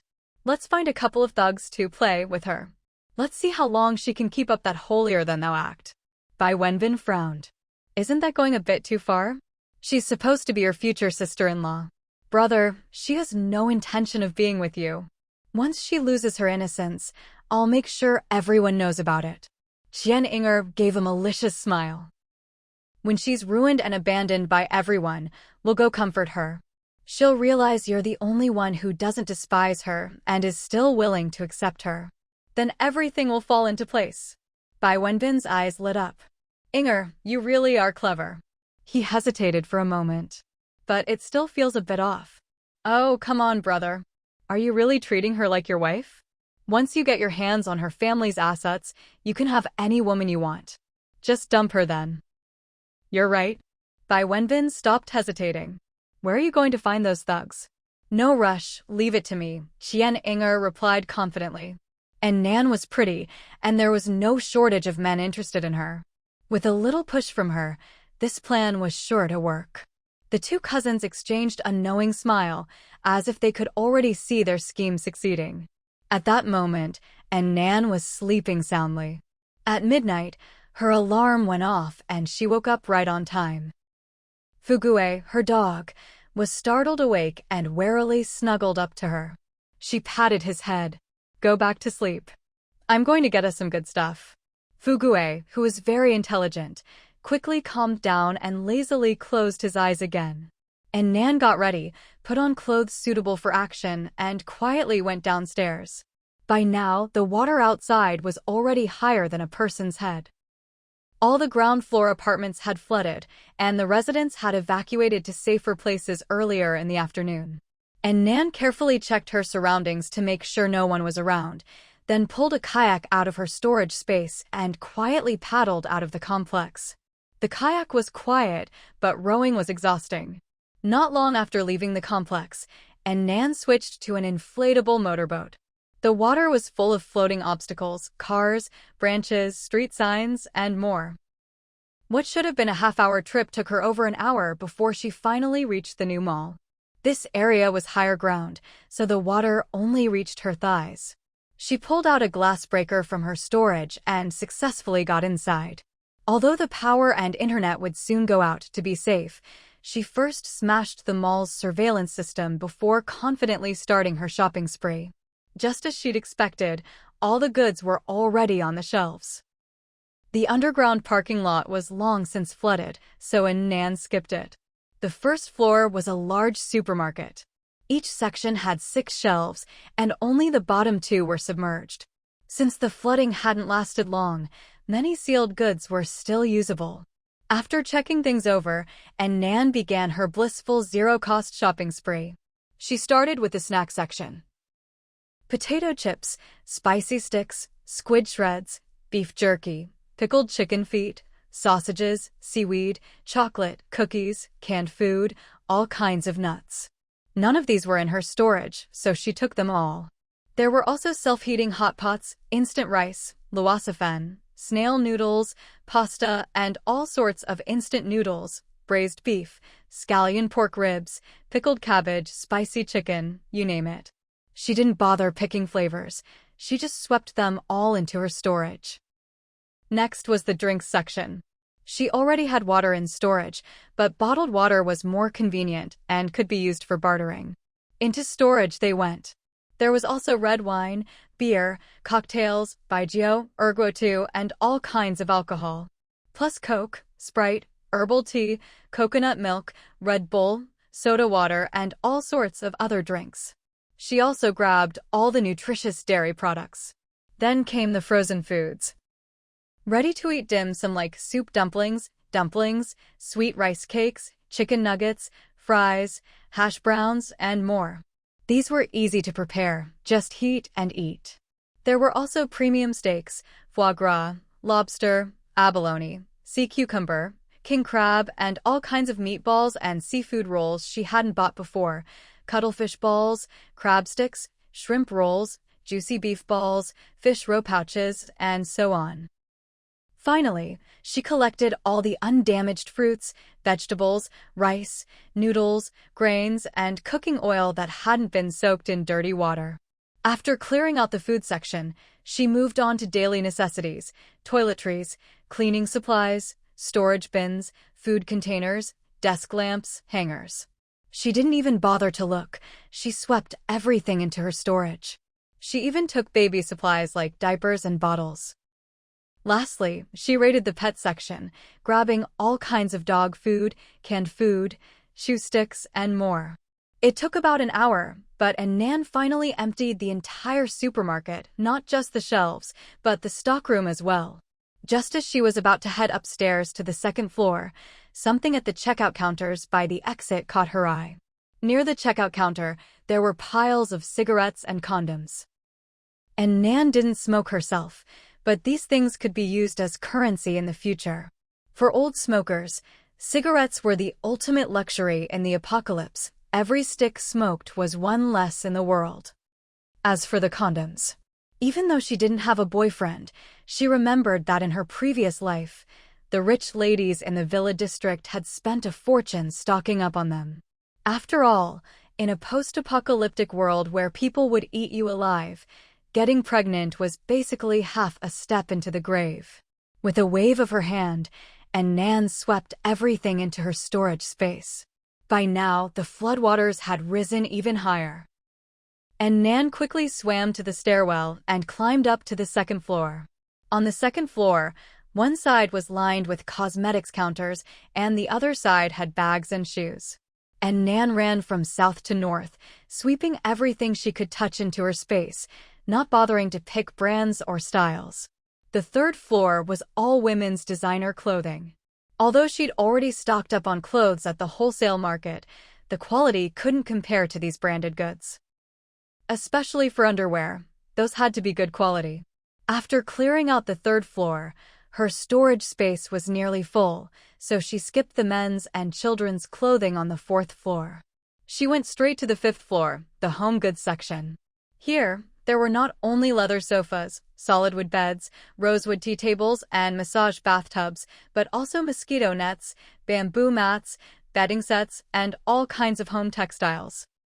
There were also appliances like air conditioners, refrigerators, washing machines, and small gadgets like fans, ovens, blenders, and hairdryers. Although she already had these things at home, if she ever had to move, she'd need some new home goods. In a chaotic apocalypse or even in peaceful times, who doesn't move house a few times in their life? With all these supplies, she could make a home anywhere. The sixth floor was a movie theater. An Nan took a quick look around, but aside from the popcorn machine, there was nothing useful. Finally, she reached the top, the seventh floor. This floor was the mall owner's private area, and she couldn't get in. An Nan pulled out a hydraulic cutter and a sledgehammer and forced the door open. The moment she stepped inside, she was hit by the aura of luxury. An enormous desk and tea table, priceless teas and teaware, famous calligraphy and paintings on the walls, and even the random decorations in the room were antiques.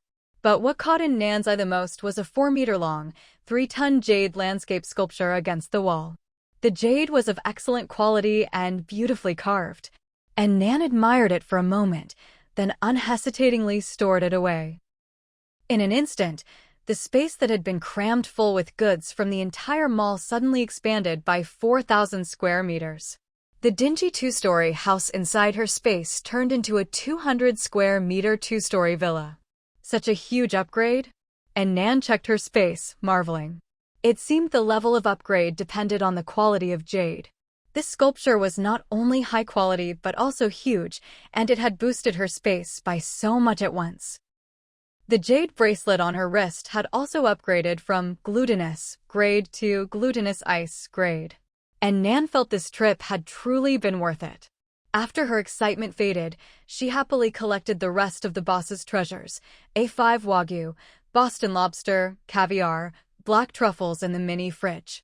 Famous wines in the cabinet: Dom Perignon, 82 Lafite, Fatien Mutai, all swept into her space. There were also cigars, tea leaves, golf clubs, foreign classics, and a box of car keys. Whatever, just take it all. If she could see it, she took it. There were also antiques and calligraphy scrolls. In the apocalypse, antiques were worthless. During the extreme cold, these paintings and relics would just be burned as firewood.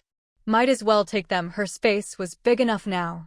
In no time, she'd cleaned the place out, except for a floor vase with a bird pattern in pastel colors. No matter how she tried, she couldn't store it. What was going on? An Nan tried to move it and found it was fixed to the floor. No wonder it couldn't be stored. Is there some secret to this vase? She wondered, studying it. She discovered that while it couldn't be lifted, it could be rotated. She slowly turned the vase, and the bookshelf in front of her began to move, revealing a hidden door. A secret room? An Nan drew her bayonet and cautiously stepped inside. The room was empty except for a plain bed and a small wardrobe. Huh? That didn't fit the big boss's extravagant style. Was this just a hideout the boss had prepared for himself?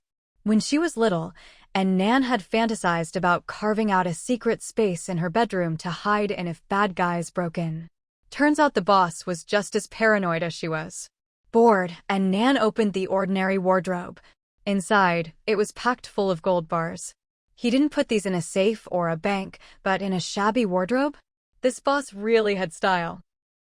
An Nan didn't hesitate to sweep them all into her space, then noticed a large trunk at the bottom of the wardrobe. She dragged it out and opened it. Inside was an Uzi submachine gun. Boss, you're hardcore. An Nan stared at the gun and half a trunk of bullets, stunned. This boss wasn't just paranoid, he must have seriously pissed off some criminal group. Who needs a pistol when you can have a submachine gun? Ready to take on 10 at once. How insecure did he have to be to keep a gun in his office? Clicking her tongue, An Nan stored the gun and bullets away. Thank you for the gift, big boss. With the submachine gun in hand, An Nan felt invincible. Having thoroughly looted the 7th floor, she went downstairs, satisfied. After a moment's thought, she went back to the 4th floor and swept up the men's and children's clothing too. Now that her space was bigger, it didn't matter whether she needed it or not, better to take it all. Those rich tycoons hoard so much wealth they couldn't spend it in several lifetimes, but you never see them stop trying to make more. After emptying the mall, An Nan headed to the high-rise office building connected to it. The office building had 40 floors, belonged to the mall, and had only just opened for business. An Nan went in and found that many areas hadn't been rented out yet. Only a few floors had companies. Since she was here, she might as well see if there was anything worth taking. Taking advantage of the still-working elevator, An Nan went straight to the top floor. The top floor was empty, except for a small door on the east side, locked up tight. Her experience in the boss's office told her, the tighter the lock, the more treasure inside. So she pulled out her tools and forced the door open. After a lot of effort, she found it only led to the stairs up to the roof. Why lock a stairwell so tightly? An Nan was speechless. After all that effort, she decided she might as well go up for some fresh air and a break. She'd been running around all night and was out of breath. When she got to the top, she found there was even a helipad. But right now, the green helipad was empty. And Nan couldn't help but think, if only there were a helicopter here, she could fly away to safety during earthquakes or tsunamis. Just as she was feeling regretful, she suddenly caught sight of a dark shape in the distance. What is that? From the outline, it looks like a tank.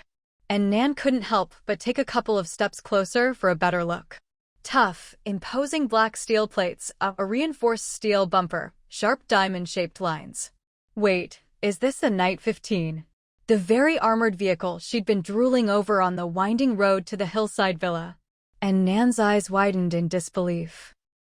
This car owner is seriously impressive. Not only do they have a helicopter and a helipad, but they even managed to get a car up on the rooftop. The rooftop drainage was good, so the vehicle was perfectly preserved. And Nan couldn't resist running her hands over the hard, cold body of the car. What a perfect doomsday vehicle. Not only could it easily ram any other car out of the way, it probably wouldn't even be fazed by a grenade. The only pity was that she didn't have the key. Even if she put it in her storage space, she wouldn't be able to drive it. Wait, the key. And Nan thought for a moment, then pulled out the box of car keys she'd found in the CEO's office. The CEO was so rich, he kept his car keys in a box. She rummaged through the box, and among the Bentley, Maybach, Lamborghini, and other logos, she finally found a key with a K on it. She pressed the button, and the car's lights flashed. It's open. As expected, another asset from a big shot. And Nan quickly stored the armored vehicle in her space. Thank you again, generous boss.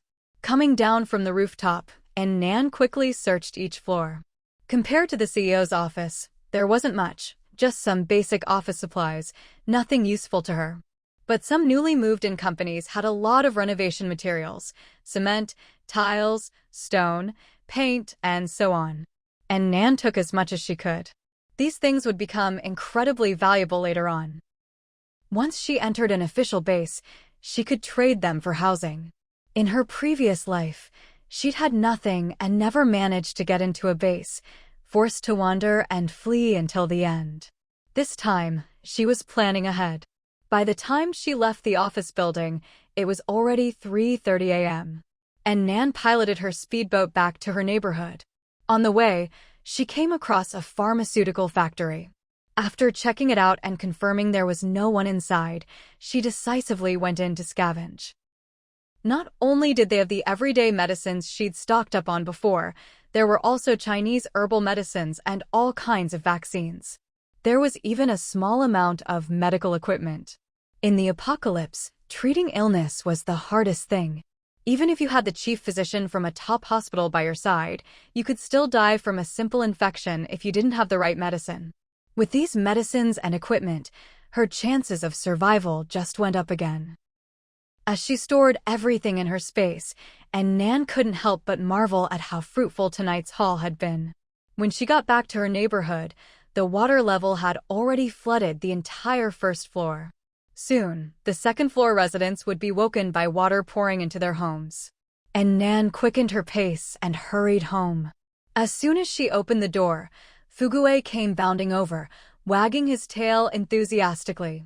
Fugue, calm down, I'm all wet. And Nan changed out of her rain-soaked clothes before finally giving her spoiled, affectionate dog some attention. Hugging Fugue, she went to the kitchen and made herself a bowl of hot ginger soup. Now was definitely not the time to catch a cold. After drinking the soup and taking a hot shower, she finally went to bed to rest. Morning. An AW-139 helicopter braved the torrential rain and landed steadily on the rooftop of a tall building. A man in a suit stepped out, opened his umbrella, and stared blankly at the now empty rooftop. Where's the car? He frowned and headed downstairs into the adjacent mall, only to be shocked by the sight of empty space before him. Where's all the stuff in the mall? He rubbed his eyes and looked again. Still nothing. A sense of dread welled up inside him. He hurried up to the 7th floor, saw the office door wide open and the ransacked secret room, and was left utterly speechless. It took him a while to recover before he pulled out his phone and made a call. "Boss, the stuff you wanted is gone. And the armored vehicle on the roof is gone too." "What do you mean?" "I mean, everything is gone. The entire mall is empty." The more he spoke, the quieter his voice became. "This is insane. The whole city was flooded, and the only way to get around was by boat. Who could possibly have the ability to clear out an entire mall overnight?" The voice on the other end was emotionless. "Investigate." "Yes, boss."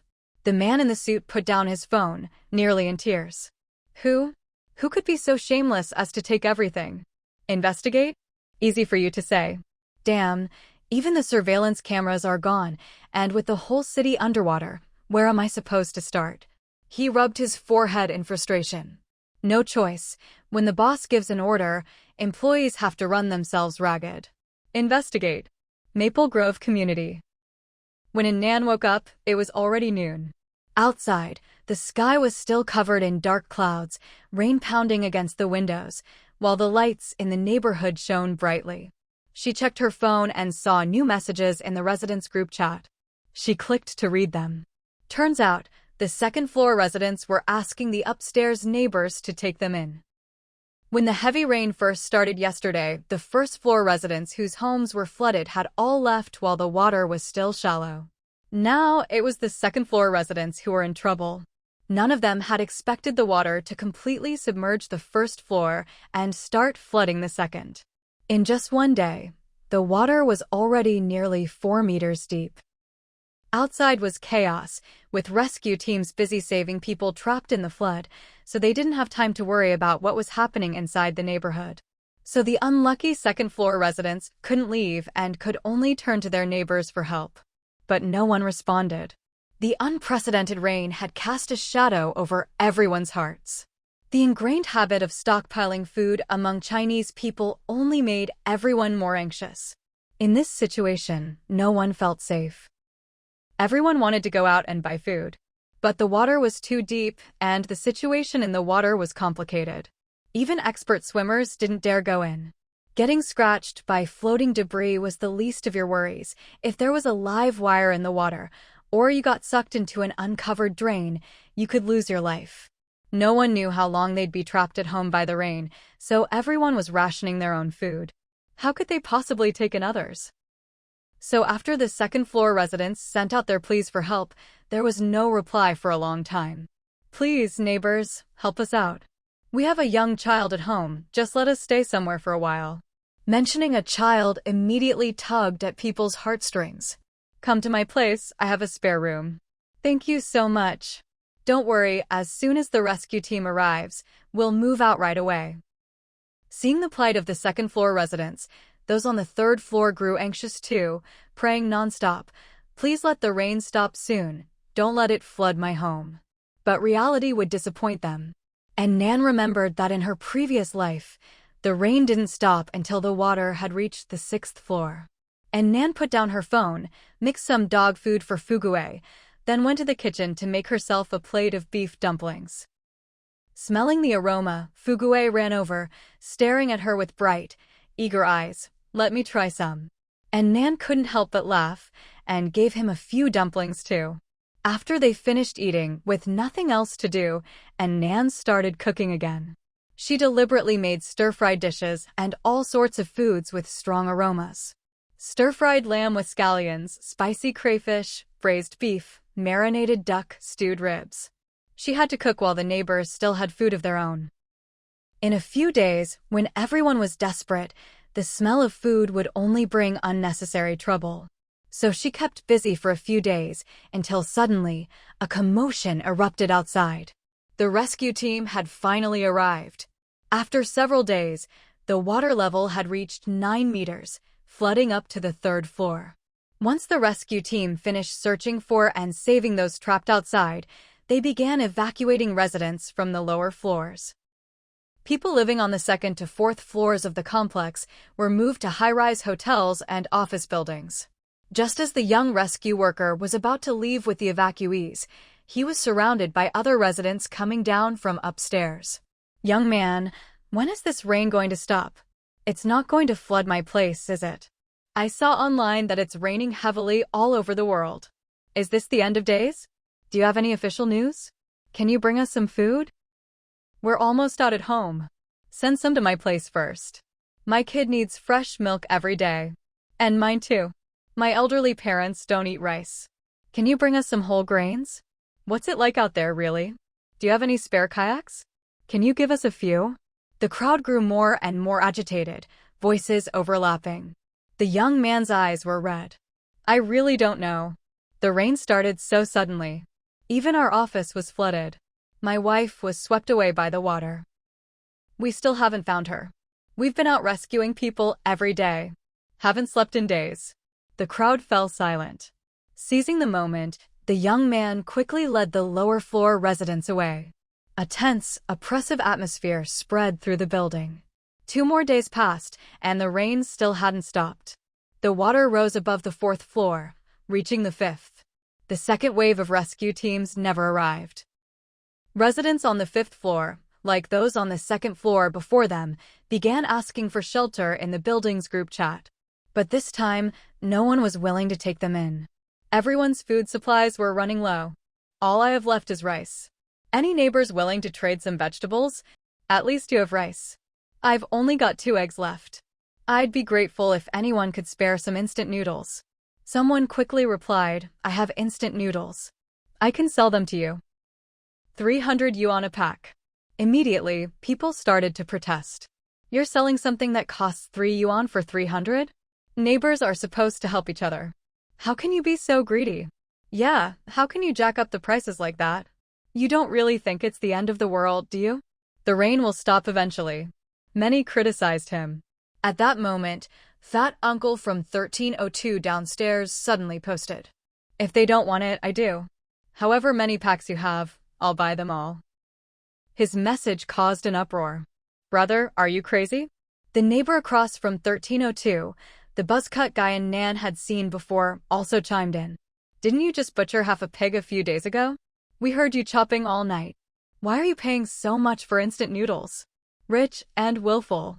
If anyone has extra noodles, rice, whatever, I'll buy it all at a high price." And Nan looked at the messages and couldn't help but sigh. This wasn't willfulness. It was a clear sign he'd sensed the crisis.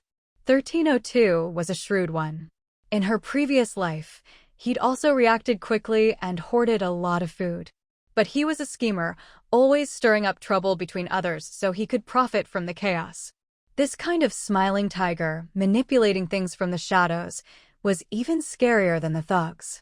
While people in the group were still busy accusing them of price gouging, 1302 had already gone downstairs to pick up the instant noodles. The seller was smug. What a windfall. A few packs of noodles for several thousand yuan. Little did they know, they'd regret this moment deeply in the future. But none of this had anything to do with An Nan. At that moment, she was busy putting privacy film on her windows and replacing her curtains with blackout ones. The power was about to go out. She had a generator and wouldn't be affected, but she still wanted to prevent people in the building opposite from peeking in. With the windows covered, no one could see what was happening inside her home.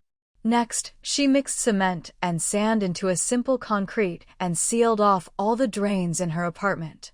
This would prevent floodwater and foul smells from backing up. After the heavy rain would come extreme heat, bringing a plague of snakes, bugs, rats, and ants. Without the drains sealed, they'd crawl right into her home. Once she'd eliminated all these hidden dangers, she turned her attention to the little villa inside her space. Although it had water, electricity, and gas, it didn't have any pots, pans, or utensils. And Nan decided to tidy it up, so that if she ever needed to cook or take shelter there, she wouldn't have to clean up first. Just as she was about to step into the villa, she caught sight of Fugue gnawing on a bone out of the corner of her eye. She scooped him up and brought him into the space with her. The environment changed in an instant, and Fugue was stunned. Once he was sure it was safe, he sniffed around, inspecting every corner. An Nan used her mind to bring in all sorts of household items from outside the villa: sofas, beds, dining tables and chairs, a fridge, a washing machine. They were taking up space outside anyway, so she moved them all into the villa. She even had a bit of fun decorating one of the upstairs rooms like a boss's office. She liked that boss aesthetic. So all the calligraphy, antiques, tea tables, and tea sets that didn't need refrigeration were arranged inside. She paid special attention to the bathroom. It would be the place she used most often in the future. With the drains outside blocked, showering would be inconvenient. But in the villa, she could use the facilities for an hour each day. If she didn't use up the hour during the day, she'd come in before midnight to shower and use up the remaining time. Not a second wasted. As soon as she finished tidying up, she and the dog were kicked out of the space. How did an hour go by so fast? Fugue, still exploring his new home, was suddenly ejected and landed on his back, legs in the air. He scrambled to his feet, realizing he was back in their old home. Woof woof woof woof woof. Sister Nan, what happened? Where's my villa? And Nan picked him up, laughing. Woof what? Silly dog. Just like that, another 2 days passed peacefully. Suddenly, a message spread online. The little notebook country had been completely submerged by seawater. Before anyone could celebrate, Kimchi country and beautiful country also fell into chaos. Even though China had always been united, helping each other in times of trouble. This time, every region was in crisis and no one could spare any help. The entire blue planet was shrouded in endless rain. In just over a week, every city had turned into a vast ocean. People's food supplies were running out. Desperate, they kept dialing for help, but even the phones were now underwater. That day, the resilient power grid finally gave out. With a pop, all the lights went out. The internet cut off instantly. Oh! The air raid sirens suddenly blared, like the city's final wail. Then silence. Building after building became isolated islands in the rippling water. An Nan looked out the window and lowered her gaze. It had begun, the new era of the apocalypse. From now on, the blue planet would enter its most chaotic age. After the power went out, the whole neighborhood was plunged into darkness, but the noise of people talking filled the air. The low battery on everyone's phones and the loss of signal pushed the fear that had been building in people's hearts these past few days to its peak. Everyone, as if by agreement, opened their doors and started talking all at once. Neighbors, I feel like the sky is falling. We couldn't get through on the emergency lines before, and now even the internet's down. Do you guys still have any food left? This rain isn't going to keep coming down forever, right? Everyone was talking at once, the hallway a chaotic mess. Finally, someone shouted, "Hurry up and store some water. If the water gets cut off too, we'll only have rainwater to drink." At that, everyone scattered like startled birds, rushing back to their apartments to fill every container they could find. By now, the floodwater had already reached the floor of the 6th story. The residents of the 5th and 6th floors, now homeless, were the most anxious. They could only huddle together in the hallway, regretting not having left with the downstairs neighbors when they had the chance. They couldn't help but resent their neighbors for being so unkind. Meanwhile, Qian Inger from 802 had already moved into 801. She and her brother, Bai Wenbin, groped around in the dark, gathering all their remaining food. They found they only had a bowl of rice and 2 packs of instant noodles left. "Wenbin, at this rate we won't last more than a few days," Inger said. Bai Wenbin replied, "Should we ask An Nan for help? She's always loved cooking, so she must have a lot of food stored up at home." Qian Inger bit her lip. "But after the way she treated you before, even if she has something against me, we've known each other for years. She wouldn't just stand by and watch us die, right?" Inger thought for a moment. "You're right. Besides, if the water keeps rising, it'll reach our floors soon. Why don't we just move in with her? The 14th floor is much safer." After discussing it, they immediately headed upstairs. When they got there, They found that An Nan had locked the stainless steel security door on the 14th floor. They couldn't even get close to apartment 1402. So they had to knock on the hallway door instead. They knocked for ages, but no one answered. Suddenly, Inger remembered something. Wait, didn't she install an armored door behind this one? An extra door? Bai Wenbin frowned. Then maybe she can't hear us. Let's knock harder. So the two of them put all their strength into banging on the door. Nan Nan, open up. It's Inger. Nan Nan, open the door. I know you're home. They knocked until their hands were numb and their voices hoarse before An Nan finally showed up. In fact, An Nan had heard them from the start. She'd just been busy reading the generator manual. A power outage brought all sorts of inconveniences, and being stuck in the dark for too long could make anyone depressed. So, for the sake of her own happiness and her pets, she was determined never to let her home go dark. She finished setting up the generator, then went to the kitchen to hook up the gas tank for cooking. Once everything was in order, she picked up a kitchen knife and, unhurriedly, went to open the door. When Bai Wenbin and Qian Inger saw the door finally open, they were overjoyed. But then they looked up and saw An Nan holding a kitchen knife. Nan Nan, are you cooking? They were delighted. As expected, a foodie like her must have plenty of food stored up. While they were barely surviving on thin porridge, she was still able to chop vegetables and meat. Nan Nan, we've run out of food.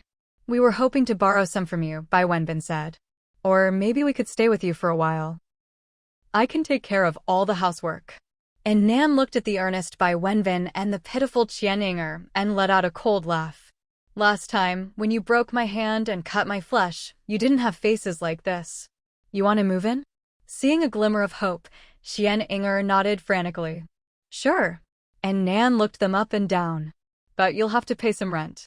Bai Wenbin was stunned. Why is she so materialistic? We've known each other for years. She wants to charge us just to help in an emergency? With her family's conditions, why is she acting like a gold digger? But he didn't let any of that show on his face. He said sincerely, we don't have any cash on us. Name your price. Once the network is back, I'll transfer it to you right away. That won't do. What if you just refuse to pay? And Nan shook her head. By then, you'll have eaten and stayed here, and if you refuse to pay, there's nothing I can do. Truthfully, that was exactly what Qian Inger had been thinking. Feeling a bit embarrassed at being called out, she forced a smile. How could we do that? We've been classmates for years, don't you trust me? Seeing An Nan unmoved, she added, Nan Nan, if you don't help me, I'll starve to death. Can you really just stand by and watch? And Nan looked at her. Fine, I'll let you stay. The two of them breathed a sigh of relief. But I don't have much food left either. If you insist on staying, you'll have to pay in food. Qian Inger said, Nan Nan, we don't have any food left. If we did, why would we come to you for help? Oh, but you do. And Nan suddenly said something shocking. Each of you let me chop off a hand, and I'll let you in. The two of them stared at her in disbelief. She gave them a sinister smile. Don't you know? My favorite food is braised pig's trotters. Your hands are so pale and tender. Blanch them and add some seasoning, I bet they'd taste delicious. As she finished speaking, she suddenly swung the knife at Bai Wenbin. Bai Wenbin was so startled by her words that before he could react, his arm was already cut. He instinctively clutched his wound. Looking at An Nan's blood-splattered face, he suddenly felt like she was a vengeful ghost from hell come to collect a debt. He was chilled to the bone. And Nan didn't care what he was thinking. She raised the knife and swung it at Qian Inger. Inger screamed and, driven by survival instinct, turned and ran, not even caring about her injured cousin. Seeing this, Bai Wenbin also turned and fled downstairs as fast as he could. And Nan didn't chase after them. Watching their panicked retreat, she gave a playful smile. She had no intention of killing them, just wanted to scare them a bit and let them get hurt. In the apocalypse, living with nothing is the most painful fate. Killing them outright would be a mercy. She'd let them suffer through the hardships of the apocalypse and only then send them to meet the king of hell. That would be true revenge for what they'd done to her in her past life. Thinking of their miserable faces, An Nan cheerfully went back inside. Meanwhile, Bai Wenbin and Qian Inger scrambled back to their apartment in a panic. They'd thought they could freeload off An Nan's food and apartment, but they hadn't even gotten close to her door before being forced to retreat, almost getting hacked to death in the process. Qian Inger was so angry she let out a shrill screech like a marmot. That bitch must be crazy. She actually tried to chop us up. Bai Wenbin, scared out of his wits and clutching his wound, said, "Quick, get me some gauze to stop the bleeding." After they fumbled through bandaging his arm, the siblings slumped on the sofa in despair. After a while, Qian Inger suddenly sat up, her face twisted with rage. "That ungrateful bitch. We have to teach her a lesson." At this point, the entire neighborhood had lost power and internet, and now even the water was cut off. Many people had run out of food and supplies, so they had no choice but to swim out in search of resources. An Nan looked out the window and saw people jumping into the water like dumplings being dropped into a pot. But this wasn't a swimming pool. The water was now over 15 meters deep, and the floating debris and hidden currents made it extremely dangerous. Many people were injured by the debris soon after entering the water and faced the risk of infection from the filthy water. Still, in order not to starve to death, people kept jumping in, one after another. It had only been a day, and there were already bodies floating in the water. An Nan was bathing Fugue at home when she suddenly heard screams from outside her window. She pulled back the curtains and saw a corpse being carried along by the current, bobbing up and down with the waves. Most people here had grown up in peaceful times. Even though they'd been trapped by the heavy rain for days, they'd never seen a dead body before. Panic spread quickly, and many were terrified. An Nan shook her head. This is just the beginning. Soon, seeing dead bodies will be as common as eating. People would gradually get used to it, becoming cold and numb. Even now, with corpses floating in the water, some people still risked their lives to swim out for supplies. Those who couldn't swim used large basins or bathtubs as makeshift boats. Of course, there were also people who didn't dare go into the water, but wanted to freeload off others' efforts. Old Lady Lu from 701 went door to door, knocking. "Dear neighbors, do you have any food? This old woman hasn't eaten in 2 days." No one answered. "How can you all be so heartless? My 2 children are wasting away from hunger." "Oh, my poor children." No matter how much she cried and wailed, no one opened their door. Someone, finally fed up, shouted through the door. "What children? You mean those 2 grown men in their 30s? They're big and strong. Why can't they go out and find food themselves? Why should we risk our lives to get supplies and then share them with you?" Old Lady Lu glared, eyes wide. "How old they are is none of your business. No matter how old, they're still my babies. The water's so deep, what if something happens to my boys?" She cursed for a long time, but seeing no one would respond, she muttered to herself and went home. These young people nowadays, not a single one respects their elders or cares for children. That night, 2 men quietly slipped out of the apartment on the 7th floor. They were Old Lady Lu's sons. The 2 sneaked out of their home and crept up to the 14th floor. There was a beautiful woman living on the 14th floor. They'd noticed her long ago. Unfortunately, they'd never had a chance to talk to her. Earlier, they'd heard from the siblings on the 8th floor that this girl lived alone and had plenty of food stored up. The brothers exchanged a look. If they could sneak into her place, not only would their food problem be solved, but maybe they could. Heh. The 2 shared a sly grin. Residents living on the 5th and 6th floors saw them sneaking upstairs and immediately guessed they were up to no good. But they didn't care. None of these neighbors had let them stay in their homes. They were all selfish. If they got robbed, they deserved it. It'd be even better if a fight broke out. Let the dogs bite each other. That would make them feel better. The Lu brothers carried a bag of lock-picking tools up to the 14th floor. They'd always been up to shady business and were experts at picking locks. The first stainless steel door to the hallway was opened in no time. But inside, there was another armored door. What's going on? Why did this girl install extra doors? They had no choice but to keep working. This armored door was much harder to pick, but the younger Lu brother had worked as a professional locksmith before. Although it took several times more effort than the first door, he managed to get it open. The two exchanged a grin. Finally, they could get in. But when they reached the door to apartment 1402, their smiles vanished. She'd even replaced the standard steel security door with an explosion-proof armored door.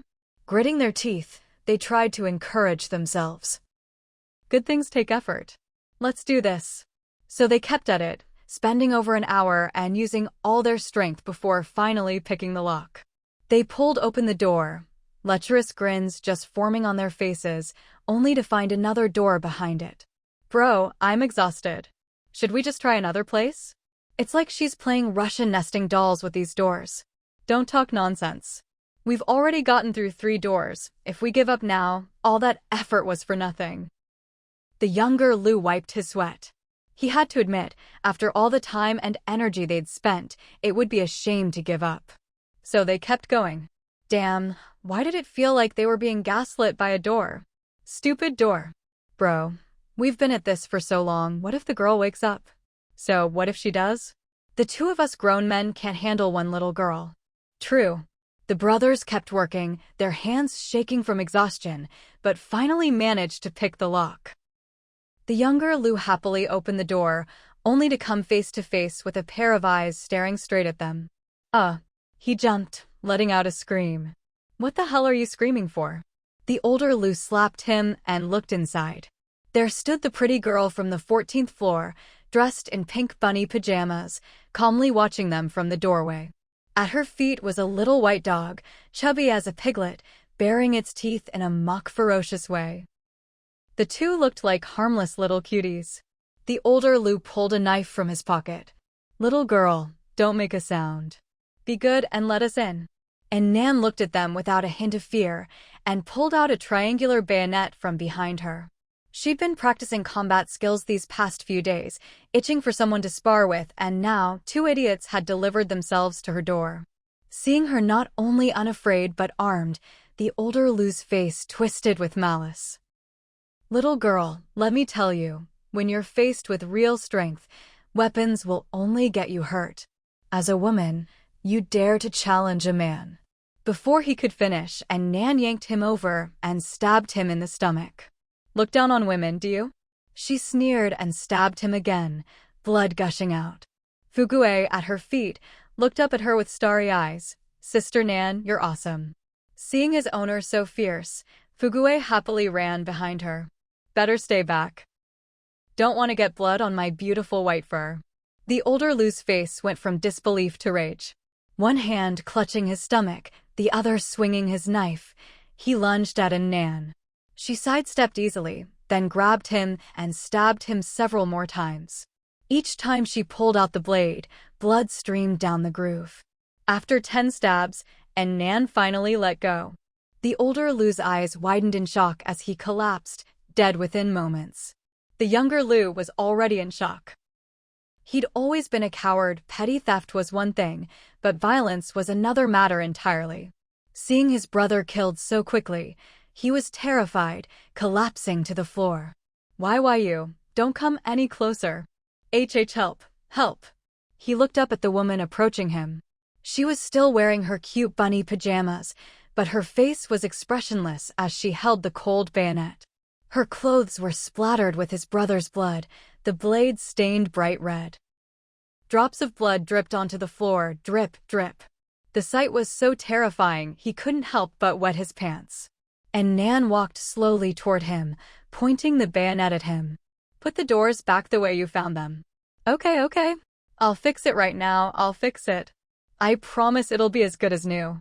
Lou Lauer pleaded for mercy as he shakily repaired the lock, his hands trembling uncontrollably. Fueled by terror, he worked at lightning speed. It's fixed. Sis, I fixed it for you. He set down his tools, nervously watching An Nan's reaction. Seeing her lower her head to carefully inspect the lock, Lou Lauer seized the opportunity and bolted out the door. He tumbled and scrambled down the stairs, screaming at the top of his lungs. Help! Murder! There's a murder in 1402. An Nan raised an eyebrow. She hadn't expected this coward to run so fast. She grabbed her triangular bayonet and quickly caught up, stabbing at him without hesitation. Lu Lauer flailed as he ran, and by sheer luck managed to avoid a fatal wound, only getting stabbed in the shoulder.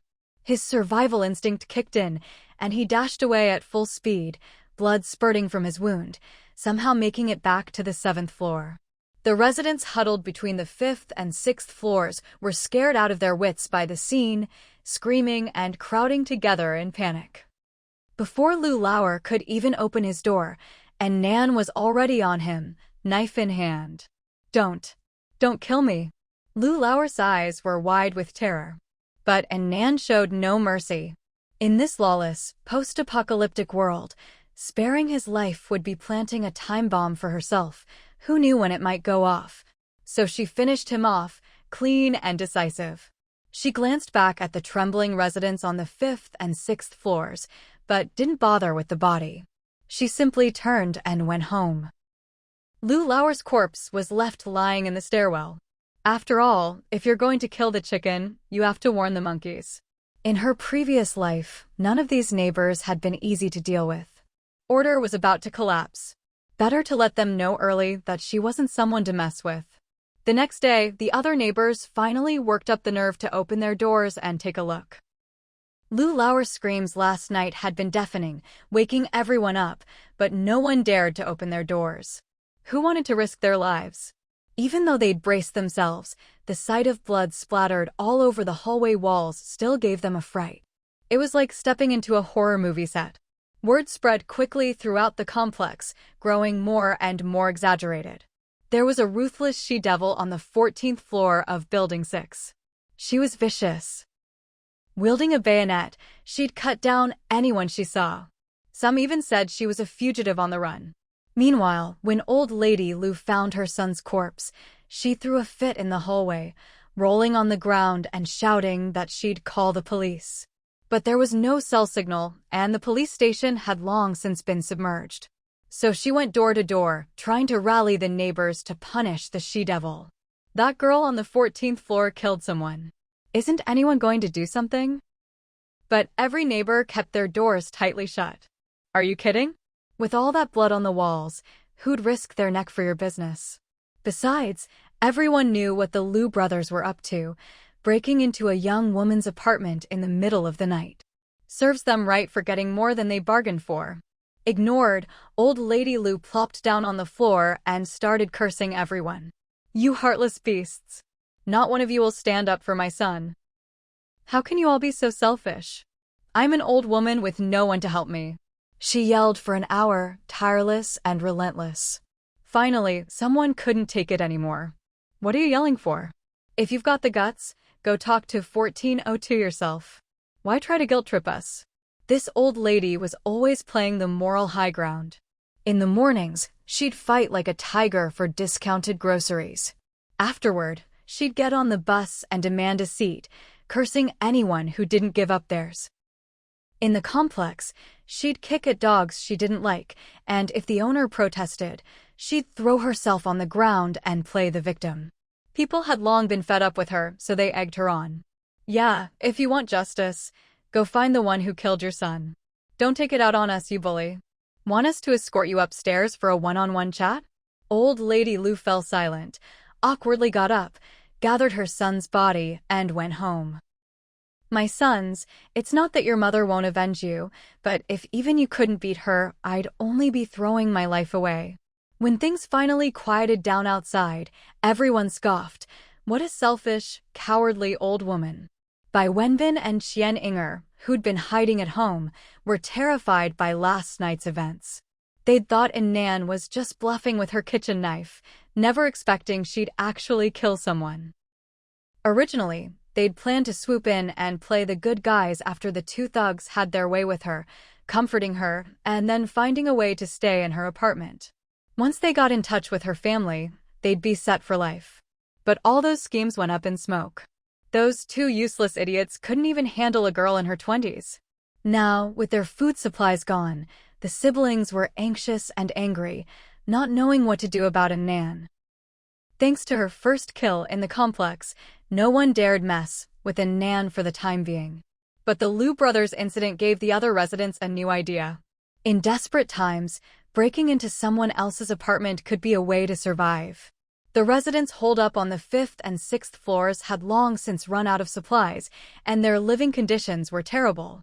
After some discussion, they set their sights on Old Lady Lou. Everyone knew she was just a lonely old woman. An easy target. So they forced her door open.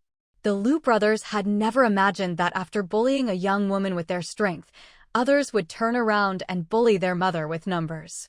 Old Lady Lou heard the commotion outside and shouted through the door, but no one paid her any mind. Soon, the group broke in. Inside, they discovered a huge 50-pound sack of rice. That wretched old woman.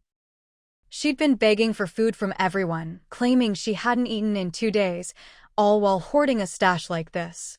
Shameless. She'd even tried to rob that young woman. Got herself killed? Serves her right. The group justified their actions as ridding the community of evil and shamelessly took over apartment 701. The 4 households from the 5th and 6th floors, after taking over Old Lady Lou's place, found it too cramped and moved upstairs. On the 8th floor, they found 802 empty and moved right in. Qian Inger, who'd moved into 801, watched through the peephole as a group of burly men took over her old apartment. She was furious, but didn't dare confront them. With no way to call the police, she decided to bide her time and reclaim her home and demand compensation once order was restored. For now, she'd just treat it as renting out the place. Old Lady Lou, now homeless, was just as timid. At first, she cursed and shouted, but when the intruders pulled out knives, she immediately backed down. Please, just let me take some rice with me, or I'll starve to death. No one listened. They dragged her out and tossed her into the hallway, along with her 2 sons' bodies. With the 5th and 6th floor residents setting the example, others began to stir. Out of food? Go take it from someone else. Not everyone could swim, and even if they risked their lives to bring back supplies, it would only last a day or 2. So people started sneaking into others' apartments to steal. Those who were robbed today would turn around and rob someone else tomorrow. Chaos reigned. Evil began to spread among the people. The complex quickly descended into anarchy. Every day brought cries, shouts, and the sounds of looting. But everyone shared one unspoken rule. Don't mess with the she-devil on the 14th floor. No one knew where Old Lady Lou had gone, and the Lou brothers' bodies were eventually tossed into the flood by the residents. By then, they were already rotting, and Nan's life had returned to a state of calm. Although the sounds of smashing, looting, and robbery in the neighborhood were a constant nuisance, at least no one was coming to bother her anymore. So she focused on improving her physical fitness and practicing her combat skills at home, often working up a sweat. When she got tired from training, she'd turn her attention to cooking. That evening, An Nan was threading meat onto skewers at home, getting ready to have a barbecue with Fugue. Suddenly, a piercing scream echoed from the 13th floor. Murder. Someone's been killed. An Nan froze. In her previous life, there had only been some petty theft at this point, no murders yet. Who could be so ruthless, resorting to killing so soon? Since her rebirth, everything had unfolded step by step, almost exactly as it had in her previous life. Her greatest advantage was her foreknowledge of the future after being reborn. So this sudden variable immediately caught her attention. She decided to go downstairs and take a look. When An Nan reached the lower floor, she saw that the one shouting was the buzzcut guy from 1301. The buzzcut guy knew that the chubby uncle across the hall had just butchered half a pig before the storm hit, and had also bought a lot of instant noodles and dried noodles at high prices. So he'd snuck into the uncle's apartment to steal some supplies. There weren't many instant noodles left, but the kitchen was full of fried jerky. With the fridge out of power, meat couldn't be kept fresh, so all the meat in this household had been made into jerky for preservation. Excited, the buzzcut guy stuffed the jerky into his bag. Finally, he wouldn't have to go hungry.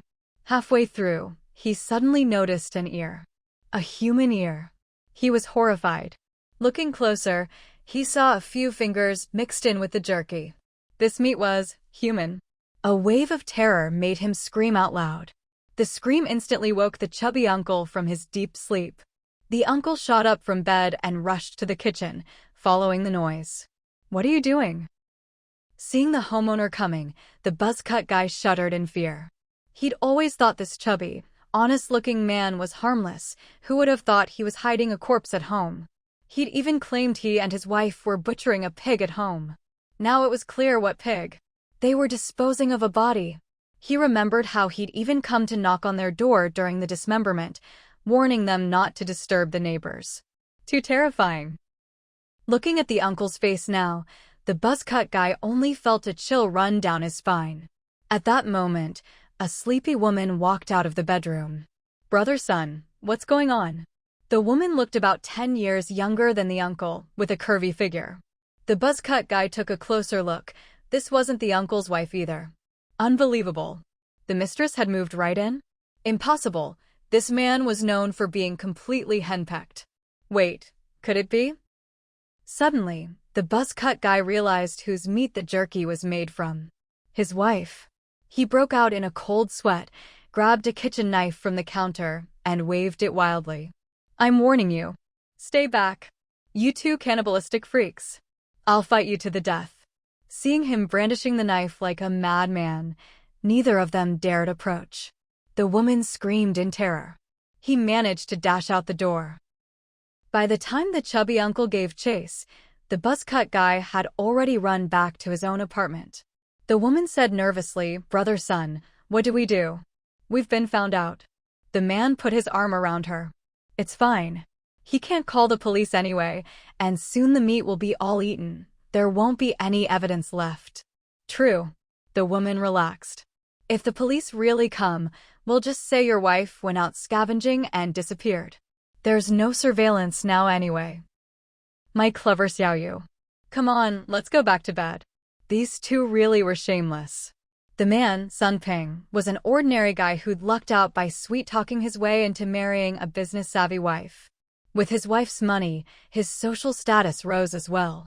But he was no good. He soon started an affair with a new female colleague, Wang Xiaoyu, and even brought her home. When his wife came home early and caught them, he got down on his knees and begged for forgiveness. His wife, furious, insisted on a divorce and wanted him to leave with nothing. Driven mad, he killed her in a fit of rage during their argument. He'd planned to dismember the body and dump it in the mountains bit by bit, but before he could, disaster struck, trapping the two of them and the corpse at home. Afraid the body would start to rot, they had no choice but to fry it dry. As their food supplies dwindled, the jerky only became more tempting. As conditions outside worsened, the two finally gave in to their dark thoughts. During a famine, what difference did this meat make from beef jerky? It solved their hunger and helped destroy the evidence. And so, today's events unfolded. An Nan, hidden around the corner of the stairwell, had listened to the whole thing. She wasn't as shaken as the buzz-cut guy. In her previous life, she'd seen too much of humanity's darkness. In the later stages of the apocalypse, there were even people eating their own children. Rather than judging others' morality, it was better to stay far away. In a lawless apocalypse, people like this would only become more reckless. As An Nan walked home, she thought. In her past life, she'd only known the man in 1302 liked to stir up trouble. No one knew he'd killed his wife. How did the buzz-cut guy discover it this time? What An Nan didn't realize was that this was actually a butterfly effect caused by her rebirth. In her previous life, she hadn't fallen out with the Bai siblings and had even taken them in. So the Liu brothers hadn't come to break into 1402, and the neighborhood hadn't descended into chaos so quickly. By the time people started breaking in, Sun Ping's jerky had almost all been eaten. But in this life, the buzz-cut guy had caught them red-handed. He ran back home, panting and terrified. He collapsed onto the sofa, still shaken. A woman came out of the bedroom, half asleep. "Honey, what was that noise just now? Why are you sitting on the sofa instead of sleeping?" "Wife." Seeing his wife, Shu Peipei, the buzz-cut guy suddenly burst into tears and threw himself into her arms. "Wife. I was scared to death." Trembling, he recounted everything he'd just seen in 1302. Chu Pei's eyes widened in shock. Something like that actually happened. She was only 3 months pregnant, and in the early stages of pregnancy, she was always sleepy, sleeping deeply through the night and only waking up to find her husband missing. Honey, I told you not to go sneaking into people's homes like that. It's so dangerous. Thank goodness you're okay. We won't steal or rob. Let's rely on ourselves. Tomorrow, we'll keep using the wash basin to go out and look for supplies. But you're pregnant. What's there to be afraid of? I'm not even showing yet. My child isn't that fragile. After a moment, she added, things are chaotic now. Keep what happened in 1302 to yourself for now. Don't spread it around. Just stay away from him and be careful. The buzzcut guy nodded. Okay, I understand. A few days passed like this. The neighborhood finally quieted down. After all, no matter how much people fought and stole, there was only so much food in the complex, and soon there was nothing left to take. Everyone was equally hungry. But fortunately, after the rainwater flooded up to the 6th floor, it finally stopped. The clouds cleared and daylight returned. Even though the city was still submerged, people seemed to see a glimmer of hope. They all went out, searching for supplies. For a while, the water surface was filled with people floating in plastic basins, bathtubs, and the like. Some found bags of chips floating in the water, others fished out waterlogged watermelons. Who knew if they were still edible? Some even found kayaks from outdoor supply companies in the office buildings outside. The extras were brought back and traded to neighbors, not for money, but for food. Human beings might not be as resilient as cockroaches, but they were still tough. An Nan watched the comings and goings outside for 2 days and thought it was about time for her to venture out as well. Always staying cooped up at home meant you had plenty of supplies, which easily attracted attention. Although no one was bothering her now, there was still a long road ahead. When people got desperate enough, they'd do anything. So, An Nan decided to go out for some fresh air. To prevent anyone from breaking in, she brought the dog along. Even though the reinforced door was sturdy, who knew if there were any lock-picking experts like Lu Lauer left in the neighborhood? It wasn't safe to leave Fugue home alone. Luckily, he was small enough that carrying him in a backpack wasn't a burden. Fugue had never been in a backpack before and resisted, pawing at it. An Nan threatened him, if you don't hide, someone might catch you and turn you into dog stew. Oh whoa. Fugue's eyes went wide, and he darted straight into the open bag. He even turned around and pointed at the zipper with his paw. Sister Nan, close the door for me. You little rascal. And Nan laughed, zipped up the bag, leaving an air hole, and slung it on her back before heading out. She took an inflatable raft out from her space ahead of time and carried it as she made her way to the 7th floor. Since the floodwaters had submerged up to the 6th floor, the 7th floor was now effectively the ground floor, and everyone entered and exited through the stairwell window on the 7th floor. When she stepped out, she happened to catch the other residents of her building heading out in a group. Now that society had fallen into chaos, fights over supplies were common outside. To protect their scavenged goods, most people had formed small teams by building, searching together. At first, there was some distrust because of past incidents of sneaking into each other's apartments and picking locks. But after a few solo outings ended with people getting robbed clean by outsiders, everyone decided to set aside their grudges for now and team up to search for supplies. Aside from An Nan, who had never left her apartment, and Zhao Ping'an and his mother from the 15th floor, everyone else was present. An Nan's inflatable raft stood in stark contrast to the others' random assortment of basins and tubs. She was the only one with a proper kayak. Everyone else had cobbled together makeshift boats. Some people eyed her raft enviously, but seeing it was An Nan holding it and remembering the bloodstains on the stairwell walls, they quickly gave up any ideas. The chubby uncle from 1302, however, came over with a friendly smile. His eyes gleamed, but his face was all warmth. Hello, I'm Sun Peng, the temporary building leader. You're An Nan, right? Welcome to our team. Let's search for supplies together. An Nan sized him up.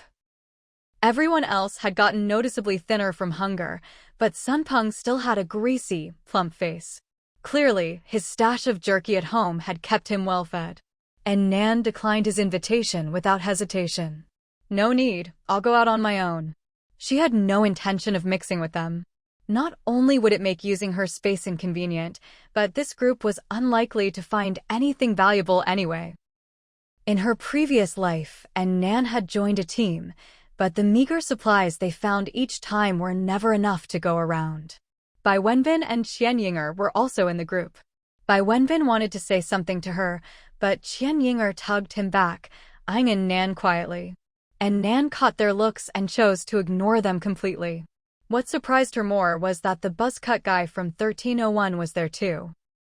He was holding his wife's hand, staying at the very back of the group, keeping his distance from Sunping.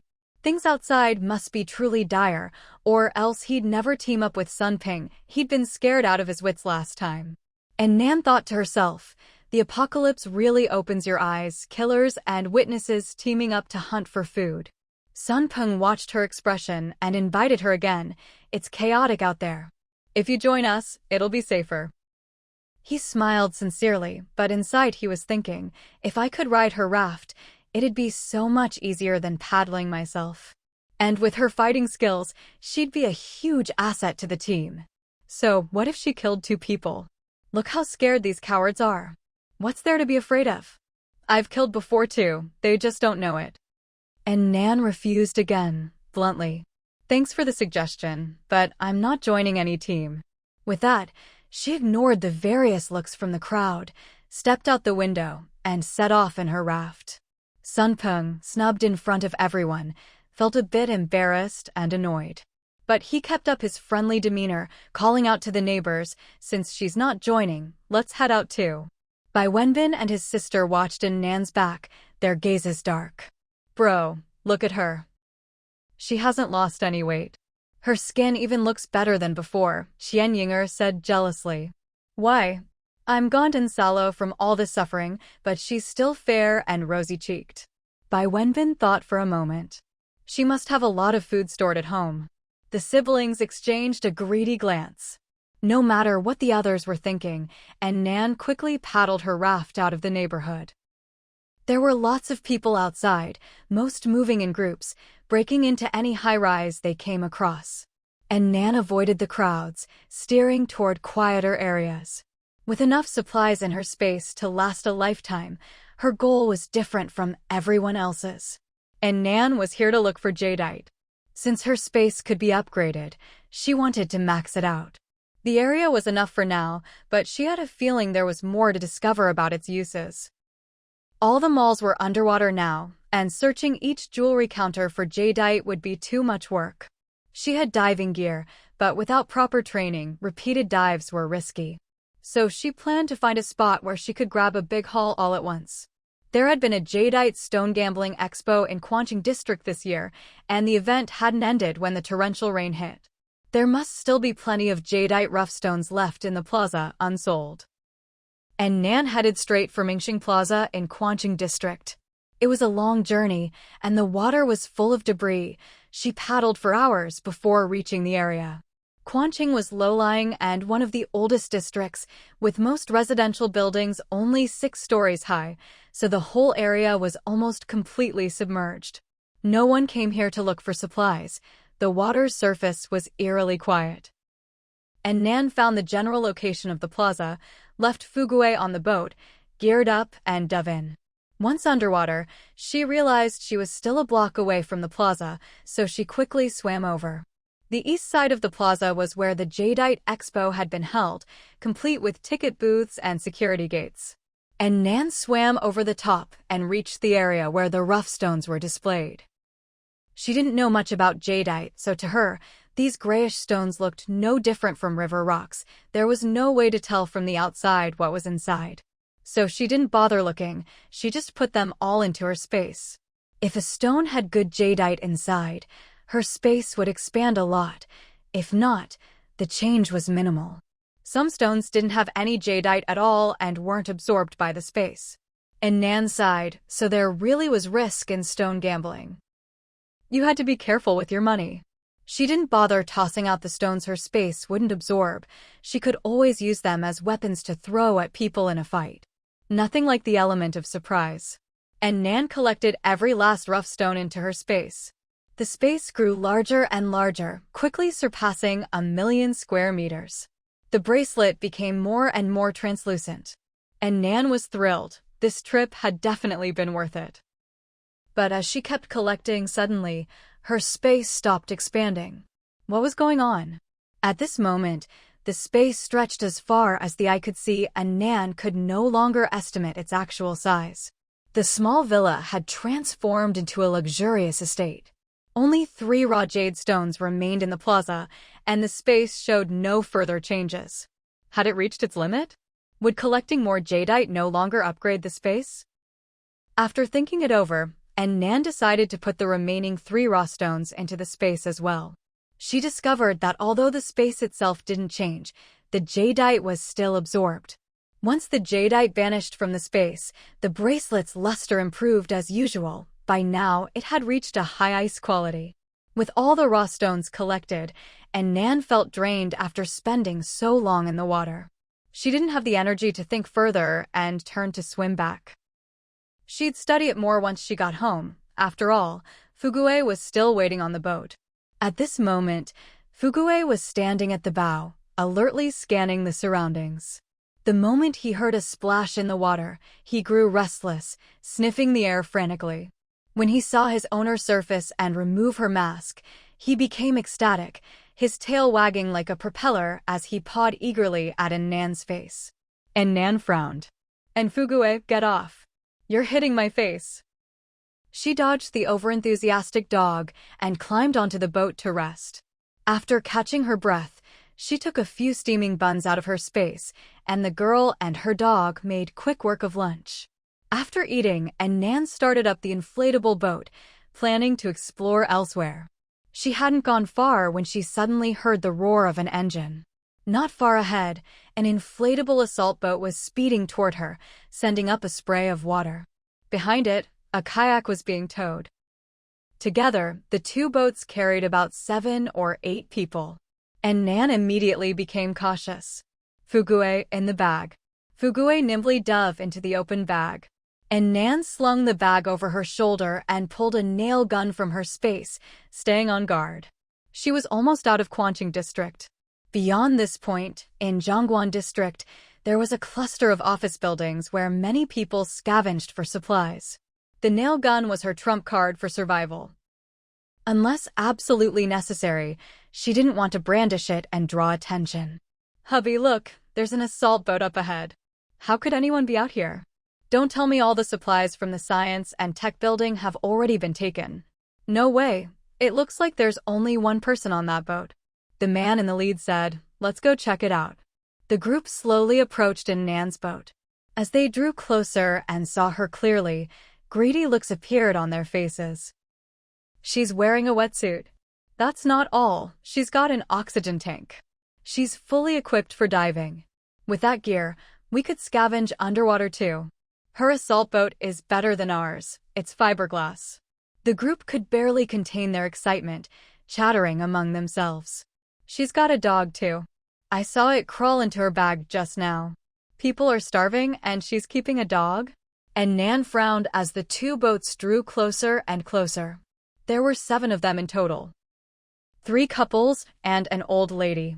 They looked like a noisy crowd, but the real threats were the 3 men. And Nan spoke up first. "You're blocking my way." The man in the lead, holding a fire axe, gave her a sinister smile. "Little sister, meeting here must be fate. Want to make friends?" And Nan replied, "Make friends? What's in it for me?" The man scowled. "Little sister, you shouldn't be so materialistic." And Nan sneered. "Oh? And you're not? Don't you want my boat and my diving gear?" "Bro, why waste words with her? Listen, girl, be smart. Leave everything you have and we'll let you go. And the dog too. Ever since we finished off our old Huang, we haven't had any meat in ages." Seeing she was alone, they spoke with utter arrogance. A cold glint flashed in Nan's eyes.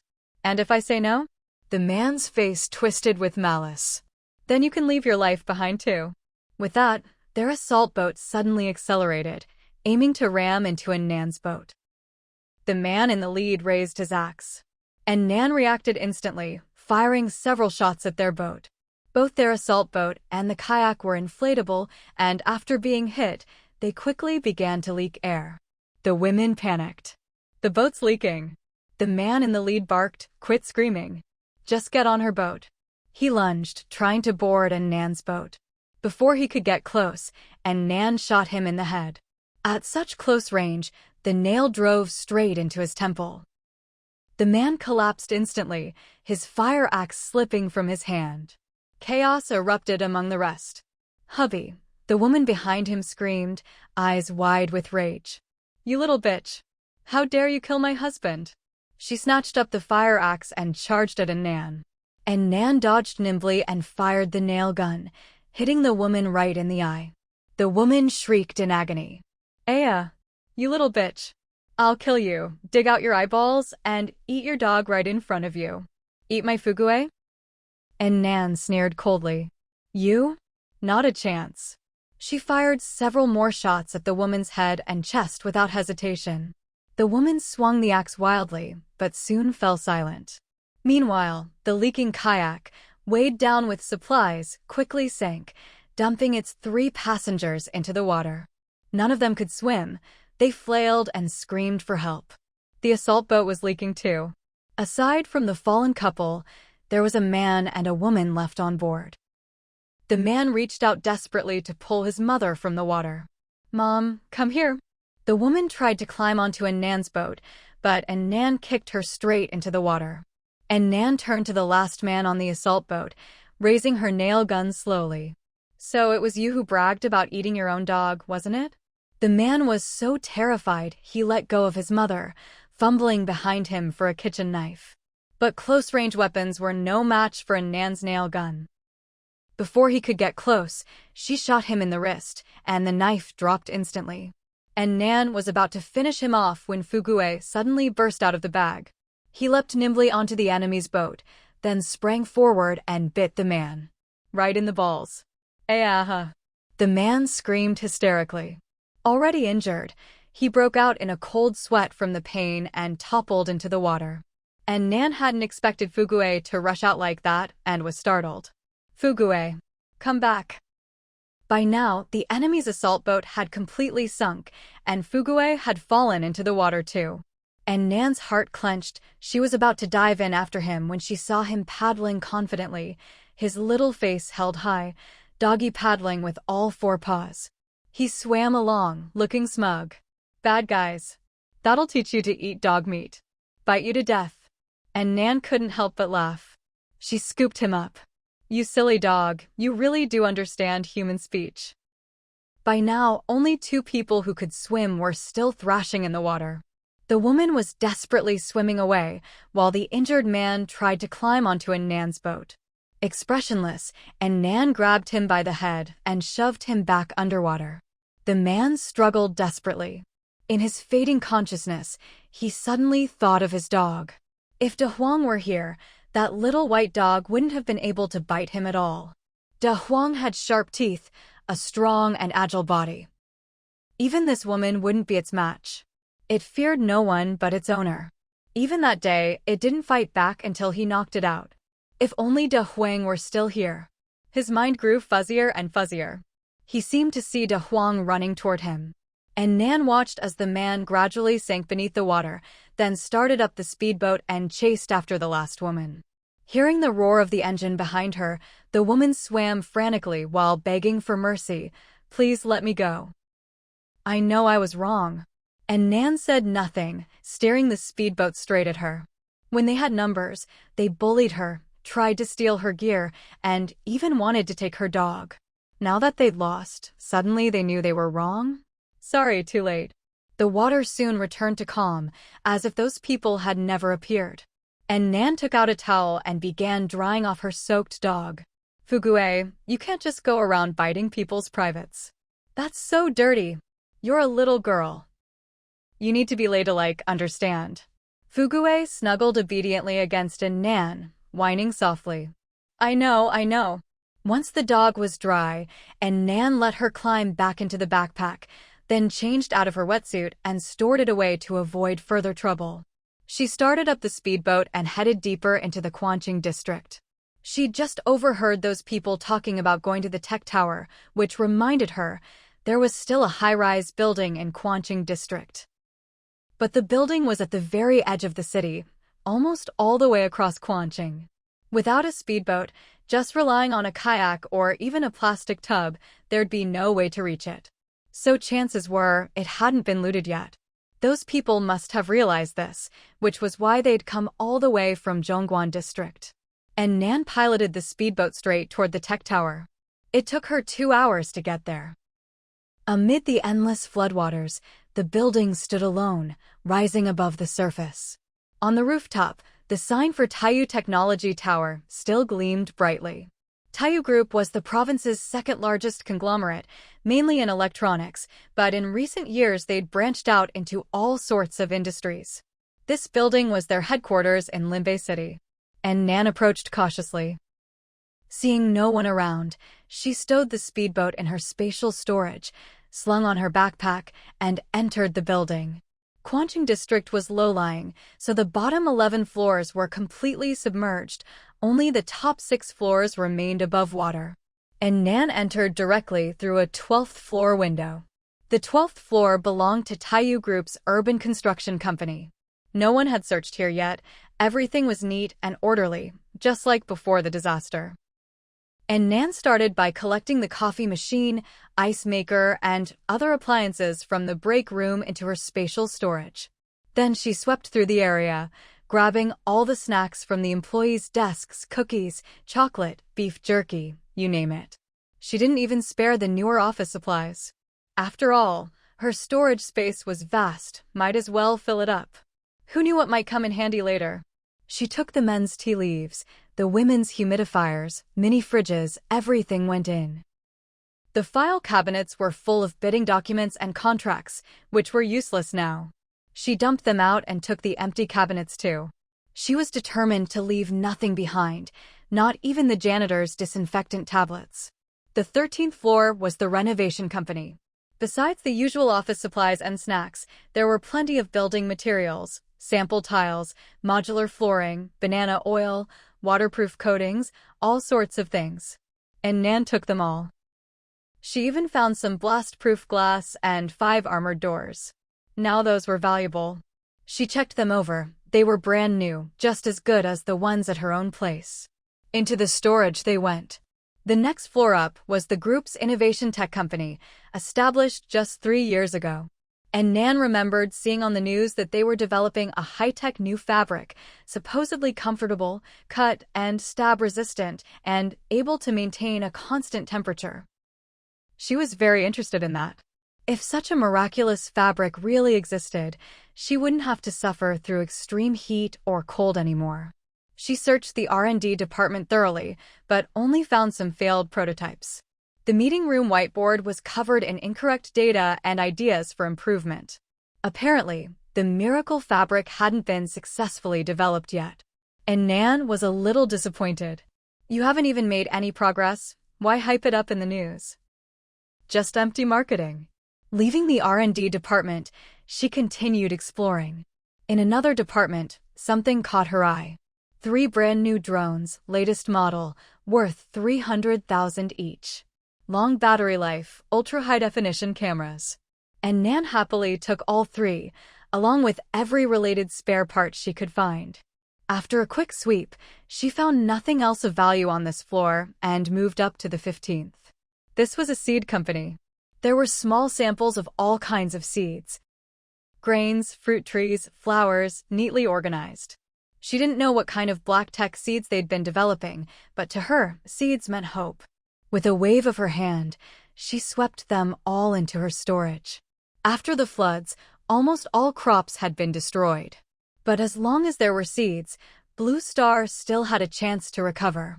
After collecting the seeds, An Nan headed to the 16th floor, Taiyu Group's newly established automotive R&D department. She couldn't help but marvel at how wide-ranging Tayu's interests were. They had a hand in everything. But as she recalled, aside from electronics, Tayu hadn't made much of a splash in any other field. Financially, they were always a step behind the Gu family's conglomerate, only ranking second in the province. Not that An Nan was in any position to judge, her own family's business couldn't compare, and she'd been kicked out by her scumbag dad anyway. She wandered around the 16th floor. There were no concept cars, but she did find plenty of auto parts. She didn't care whether they'd fit her own car, she just took them all. She also found 10 boxes, 400 bottles of maintenance oil, which she added to her stash. The company warehouse had car mats, child safety seats, and all sorts of automotive accessories, probably meant as employee perks. Too bad the poor workers wouldn't be needing them now. And Nan took everything. With this floor cleared, only the 17th. The top floor remained. She headed for the stairwell, about to go up, when suddenly she heard a lot of noisy footsteps coming from below. And Nan's heart skipped a beat. She stopped in her tracks. Someone was coming. To avoid another unnecessary conflict, An Nan slipped straight into her space. She'd already scoured this entire building, leaving only the top floor untouched. The others didn't have a cheat like her spatial ability, so they couldn't take everything the way she did. At most, they'd rummage for some employee snack stashes. They probably wouldn't stick around long. As long as she stayed in her space for a while, she could easily avoid running into them. And Nan entered her space and looked around at her new home. It had started out as a modest 60-square-meter bungalow, but after a few upgrades, it had become a small villa. She hadn't expected that the raw jade she'd collected at Mingxing Plaza today would instantly transform her little villa into a sprawling 5,000-square-meter luxury estate. Besides the 4-story main house, there was a vast lawn, all kinds of rare plants, and a sparkling spring. She let Fugue out of her backpack. The dog looked stunned, not understanding what new magic trick its owner had pulled this time. "This is our new home, go run around, Fugue." Fugue really lived up to his name. Born for wealth. Even though her family was reasonably well off, they'd never lived in a manor. Little Fugue had only been with her for a month, and now he had a whole estate to call home. Even if they could only enjoy it for an hour a day. Fugue dashed out of the exquisitely decorated 4-story villa, racing excitedly across the lawn. He ran and ran, then suddenly smacked into an invisible wall and tumbled to the ground. "Awo, awo, awo." The dog cocked his head and grumbled, clearly annoyed. And Nan couldn't help but laugh. "Silly dog. We can't get into that part of the space. Isn't this lawn big enough for you to play on?" Fugue seemed to half understand, got up, and started patrolling the edge of the lawn. Sure enough, there was an invisible wall enclosing the estate. No matter how hard he tried, he couldn't get to the other side. And Nan explained, "That side is basically our big storage warehouse. Nothing fun over there. Just explore the manor to your heart's content." With that, she left him to it, summoned a massage chair from her space, placed it in the villa's living room, and went in to rest. Today had been a whirlwind of diving, fighting, and clearing up buildings. She was exhausted. The soothing full-body massage helped her relax completely. Meanwhile, Fugue was far more interested in the world outside. He frolicked on the lawn, circled a few trees, and finally ended up by the spring behind the villa. After running wild for a while, he flopped down, tongue lolling, and drank deeply from the water. Inside the building. This is so weird. This place is deserted, not even a bird, but everything's gone. Maybe someone beat us here and took all the supplies? Who's that ruthless? Not just the food, even the tea table from the boss's office is gone. Could it be that Tayu group moved everything out? As they explored floor by floor, the group chattered in disbelief. The entire building was empty. Aside from some paperwork and scraps, there was nothing left. They soon reached the top floor, only to find it tightly locked. "Guys, there's definitely something in here. The lock hasn't even been tampered with." After searching the whole building, they finally saw a hint of supplies and immediately got excited, banging on the door and trying to pry it open. After a long struggle, they finally got it open. Inside, there were no windows, pitch black. The leader quickly turned on his flashlight. What the hell? What is this? What greeted them was a massive laboratory, filled with all sorts of instruments and reagents. They searched the entire floor. Every room was a lab of some kind. Aside from the equipment and chemicals, there wasn't a scrap of food, not even a single hair. The group was bitterly disappointed. The leader smacked his lackey on the head. You idiot. You said there'd be loads of supplies here. We burned all that fuel to get the boat over, and there's nothing. The lackey looked miserable, almost in tears. I thought no one would come to this part of Quanching District. Someone else tried to smooth things over. Forget it. We found plenty in Zhongguan District anyway. It's not his fault. Who could have guessed Taiyu Group would move everything out? How do you know it was Taiyu Group? Who else would it be? No one else would be crazy enough to take even the tables and chairs. Heck, even the janitor's closet is empty. Whoever took it, there's nothing left here. Let's not waste any more time. After a few more grumbles, the group left, dejected and cursing under their breath. Back in her space, An Nan enjoyed her massage chair with her eyes closed for a while. She checked the time. Almost an hour had passed, so she got ready to head out. Fugue, let's go. She called for the dog as she made her way outside the villa. The lawn was empty, no sign of Fugue. Surprised, An Nan looked around and finally found him by the pond behind the villa. He was lying on the ground, eyes closed, belly round and exposed, tongue hanging out. What kind of sleeping position was that? An Nan walked over and called, Fugue, wake up. Fugue lifted his head, wobbling as he grinned at her, then whimpered and snuggled up at her feet. An Nan was both amused and exasperated. Why did he look drunk? She glanced around but didn't see anything suspicious. She knelt down, scooped up some spring water, and sniffed it. No smell of alcohol. What had this little guy drunk to end up like this? Fugue, are you drunk? Fugue patted his round belly and grinned, as if to say he was fine. Almost an hour had passed since she'd entered the space. She had to leave soon. She watched Fugue for a bit, making sure he was okay, then put him back in her backpack and slipped out of the space. The moment she emerged, she found herself standing on the stairs. She missed a step and almost fell. Wait, was this where I entered the space just now? And Nan scratched her head. She remembered entering from the landing. How did she end up on the stairs? No time to dwell on it. She tiptoed upstairs to check things out. The door to the 17th floor was already open, and it was dead silent inside. Looks like they're gone. And Nan carefully checked to make sure no one was around, then relaxed and started exploring. This floor had all sorts of chemical reagents, red, green, all colors. She had no idea what most of them were. She only recognized the basics, like concentrated sulfuric acid and hydrochloric acid. As for the rest, she had no clue. No matter. She swept them all into her space, along with the lab equipment. Ever since the apocalypse began, everything looked like a precious, irreplaceable resource to her. Who knew when it might come in handy? Her space was big enough, might as well take it all. In no time, Taiyu Tower was completely cleaned out. And Nan left the building with a spring in her step. Once outside, she piloted her inflatable boat back home. But she hadn't gone far when she suddenly heard a commotion up ahead. Hurry, hurry, hurry. Catch them. Huh. There's nothing in the building, but this trip wasn't for nothing after all. You're right, these are 2 live sheep. Quick, grab their hooves. And Nan stopped her inflatable boat, no longer moving forward, and watched from a distance. It was the same group of people who had come to the building earlier. Ahead, the water was in chaos as several people surrounded 2 sheep swimming in the water, all of them excited beyond measure. And Nan had plenty of beef and lamb stored in her space, so she wasn't interested in fighting them for it. She was just curious. How did sheep end up in a place like this?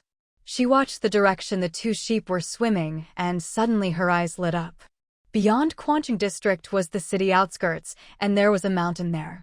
Unlike the developed Luoan Mountain with its hillside villas, this mountain was completely wild and untouched.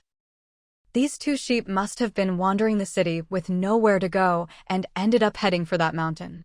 Sometimes animals are smarter than we think. They have their own survival instincts and skills. And Nan turned the boat around and steered it out of the city. Since these two sheep had made it here, there must be other animals on the mountain as well. Might as well go take a look. She soon arrived at the mountain outside the city. Seeing no one around, An Nan put the boat away into her space. Suddenly, her backpack started to squirm. It was Fortune, struggling to get out. An Nan opened the backpack and let him out. His eyes were much clearer now, no longer dazed and tipsy, replaced by a look of pure excitement. As soon as he touched the ground, he circled happily around An Nan's feet a few times, then dashed off. An Nan watched her little dog with a look of motherly affection. Dogs are naturally playful. Even her lazy Fortune loved running around in nature. Poor thing, he'd been cooped up with her in the room for so long. But what could she do? The apocalypse was harsh. Forget about dogs, even humans could barely live as comfortably as before. Fortune, don't run too far. She called after him, then began to survey her surroundings. Although Quanching district was low-lying, this mountain was quite high, so most of it still rose above the water. Fortune had already disappeared from sight. Worried he might run into some wild animal, An Nan hurried after him, climbing up the mountain. Unlike scenic spots, there were no man-made paths here, so the climb was tough. An Nan took a trekking pole out from her space and carefully made her way up, calling out for her missing dog as she climbed. After a while, she finally reached a flat area. Looking into the distance, all she could see was a blur of white. It seemed her dog had run that way. And Nan had no choice but to cup her hands and shout, "Fortune! And Fortune, get back here right now." After a few calls, she saw the white blur in the distance speeding toward her. As it got closer, she was shocked to realize it was a whole herd of goats. There must have been at least 200. And Nan was overjoyed, and then she spotted her own Fortune running right behind the herd. Wherever he ran, the goats parted, and he herded them all toward her. If any strayed, Fortune would even jump up and nip their butts. And Nan couldn't help but laugh. Wasn't Fortune a bulldog? Since when could he herd sheep? His little legs were moving like a blur, and he ran up to An Nan, panting hard, tongue lolling out. And Nan bent down and scooped him up. "You never exercise, but you dare run around like this," she said, giving him a head rub as she held him. The little guy had done well, not even grown up yet, and already helping his owner catch sheep. She pulled a steaming hot Orleans-style roast chicken drumstick from her space, poured him some water, and set them down. Fortune quickly trotted over and dug in. And Nan turned to look at the herd of little lamb skewers, munching on grass. If only she could keep them in her space, not only would she have meat to eat, but they could breed too. Unfortunately, her space couldn't store live animals. The manor could, but she could only stay there for an hour a day. Looks like her dream of raising livestock was doomed. She'd have to take care of all of them now and store the meat. She pulled out an electric baton, something she'd found in a mall security office ages ago, never expecting it to come in handy here. She strode forward and stunned several sheep nearby. The rest of the herd sensed danger and scattered, so An Nan had to chase after them with the baton. By now, Fortune had wolfed down his drumstick and, seeing what was happening, rushed over to help herd the sheep. "Little lamb skewers, where do you think you're going?" The fleeing sheep were quickly herded back by Fortune, and An Nan moved fast, stunning them one by one. The woman and dog made a great team, and, before long, all the sheep were down. Fortune, with his short snout, was already panting hard from all the excitement. And Nan quickly poured him some water and let him rest. She herself pulled out a knife and went to each unconscious sheep, bleeding them one by one. By the time she finished slaughtering all the sheep, the sky had already darkened. And Nan looked at the field of sheep. None of the meat had been processed yet. She decided not to go back tonight. Instead, she'd camp on the mountain and take her time dealing with these hundreds of sheep. She put all the sheep into her space, called Fortune, and left the now ruined area behind. After walking further up the mountain, she found another flat clearing. An Nan took out her camping gear and, following the instructions, managed to set up a tent. She gathered some dry wood and built a campfire. "Tonight, we're having roast whole lamb." With that, she pulled out her tablet and found the cooking videos she'd downloaded earlier. Then she dragged a sheep out from her space and, following the tutorial, carefully skinned it. She tossed the intact hide into her space, then set the prepared lamb on the fire to roast. As it cooked, she brushed on oil and sprinkled seasonings. The delicious aroma quickly filled the air, and Fortune ran circles around the fire in excitement. "Sister Nan, when's dinner?" And Nan laughed at his impatient look. "You greedy little thing, it'll take a while to cook." While the lamb was roasting, she took the chance to process the rest of the sheep. She kept all the hides. She could sell them later for sheepskin coats and blankets during the extreme cold. Some of the lamb she stored whole, some she butchered into racks, legs, and spines. The intestines, liver, tripe, and other offal she kept separately for making lamb offal soup in the future. The busier An Nan got, the happier she felt. With so much lamb, she could throw a whole lamb feast anytime she wanted. Plus, with all the lamb she'd stockpiled before the apocalypse, she'd never run out for the rest of her life. Awoe! Awoe! Suddenly, Fortune barked at her. An Nan turned to see him stamping his feet and staring at the fire. She laughed. All right, I see how greedy you are. Dinner's ready." The delicious aroma wafted everywhere. The whole roasted lamb was finally done, and Fugue was beside himself with excitement. An Nan quickly paused her butchering work and hurried over to eat. The lamb sizzled with juicy fat, sending waves of mouth-watering aroma into the air. She first cut off a big chunk of lamb leg for the dog, thoughtfully reminding him, "Eat slowly, don't burn yourself." Watching Fugue wag his tail so hard it looked like a propeller, An Nan felt a warm surge in her heart. In her previous life, she had wandered hungry and homeless, with 2 jackals by her side always ready to betray her. Every day had been a struggle, battered by storms. But in this life, she was free from want. Even in the harsh apocalypse, she had piping hot roast lamb and the loyal Fugue by her side. How lucky she was. Gnawing on a lamb chop, her eyes grew misty. Fugue, sensitive as ever, immediately noticed her shift in mood. He even stopped eating and rushed over to comfort her, pawing at her and licking her palm. "Wait, licking her palm? Fugue, your mouth's covered in grease, and now you've smeared it all over my sleeve." An Nan snapped out of her tangled emotions, half laughing, half crying, as she looked at her now messy sleeve. "Woof, woof, woof, woof, woof. You're okay? If you're okay, I'm going back to my meat." Fugue shook his head and trotted back to his bowl, happily digging in. And so, woman and dog enjoyed a warm, peaceful dinner together. Afterwards, An Nan packed the leftover lamb into her storage space, left Fugue a bone to chew on, and went back to processing the rest of the lambs. Her butchering skills, once clumsy, were now growing more and more practiced. "If it weren't for the apocalypse, I could make a living as a professional butcher by now." She quickly dealt with dozens of lambs. As night fell, she stopped and returned to her tent to rest, leaving the rest for tomorrow. The moon was bright, the mountain air crisp and fresh, and the sky was dotted with stars. Outside the tent, the campfire crackled. Under the starry sky, woman and dog let their minds drift, feeling more relaxed than ever before, and soon drifted off to sleep. The next morning, An Nan was woken by the sound of roosters crowing. She blinked in confusion, then suddenly sat up straight. "Roosters?" She threw on her coat, unzipped the tent, and rushed outside. Sure enough, not far away, several big red-combed roosters were crowing at the top of their lungs, with a few silent hens nearby. "There are chickens here too?" Looks like the flood really did drive a lot of animals to this area. Fugue, hearing her voice, ran out. The moment he saw the chickens, he dashed after them, putting on a real-life chickens fly, dog jumps show for An Nan. She couldn't help but laugh as she joined the fray.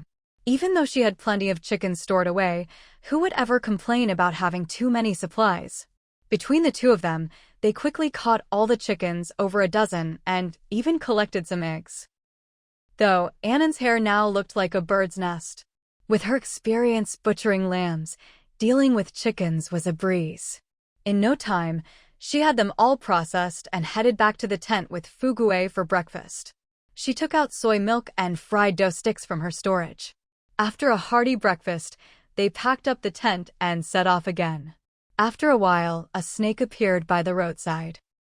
An Nan shuddered and immediately sprinkled herself with realgar powder she'd stored away for just such occasions. She really couldn't stand these slithery creatures, so she hurried her pace, climbing further up the mountain. The higher she went, the rougher the path became. Just as she was about to stop and rest, Fugue suddenly got excited and bolted ahead. An Nan jogged after him, only to find a herd of cattle up ahead. About 30 big yellow oxen were grazing peacefully. An Nan's eyes lit up. One cow could yield about 450 jade, 225 kilograms of meat. These would add up to over 15,000 jade, 7,500 kilograms of beef. She already had plenty stored away, but now she was set for beef for life. This mountain was a real treasure trove. If it weren't for the coming extreme heat and cold and the risk of dying out here, she'd have loved to settle down for good. Watching the sturdy cattle, An Nan worried Fugue might get hurt if he rushed in, so she called him back. "Fugue, come here." Fugue seemed to sense these cows weren't as easy to handle as sheep and stopped, eyeing them warily. "You think you're a bulldog and can take on real bulls?" An Nan was afraid he'd get gored or kicked. "You're still a baby, don't be reckless." She hurried over to stop him, then cautiously approached the herd herself. The yellow oxen were calm and didn't pay them much mind, continuing to graze unbothered. An Nan crept closer, cranked her electric baton to max, and zapped them one by one, quickly knocking them all out. Just to be sure, she zapped each one again before starting to bleed them. By the time she finished processing all 30-some cows, the place was a mess. She stored all the beef away, but then Fugue suddenly growled, for bristling with alarm. "What is it?" An Nan followed his gaze to a patch of grass not far ahead. The grass was swaying, and there was a faint rustling sound. Then a gray-black wild boar slowly emerged. It must have been drawn by the scent of blood. Its massive, muscular body was covered in bristling hair like needles. Its fierce eyes locked onto An Nan, and it immediately bared its tusks, charging at her with a roar. In a panic, An Nan shouted, "Fugue, run!" Woman and dog turned and bolted. This wasn't some cute little piglet, nor a chicken, duck, cow, or sheep. This was a real wild beast. An 80-kilogram wild boar could easily knock over a 150-kilogram tiger. An Nan wasn't about to try her luck fighting tigers or boars. She grabbed Fugue and sprinted, but the crazed boar was gaining fast. In desperation, An Nan scooped up the dog and dove into her storage space. Collapsing onto the soft, comfy sofa, both woman and dog let out a sigh of relief.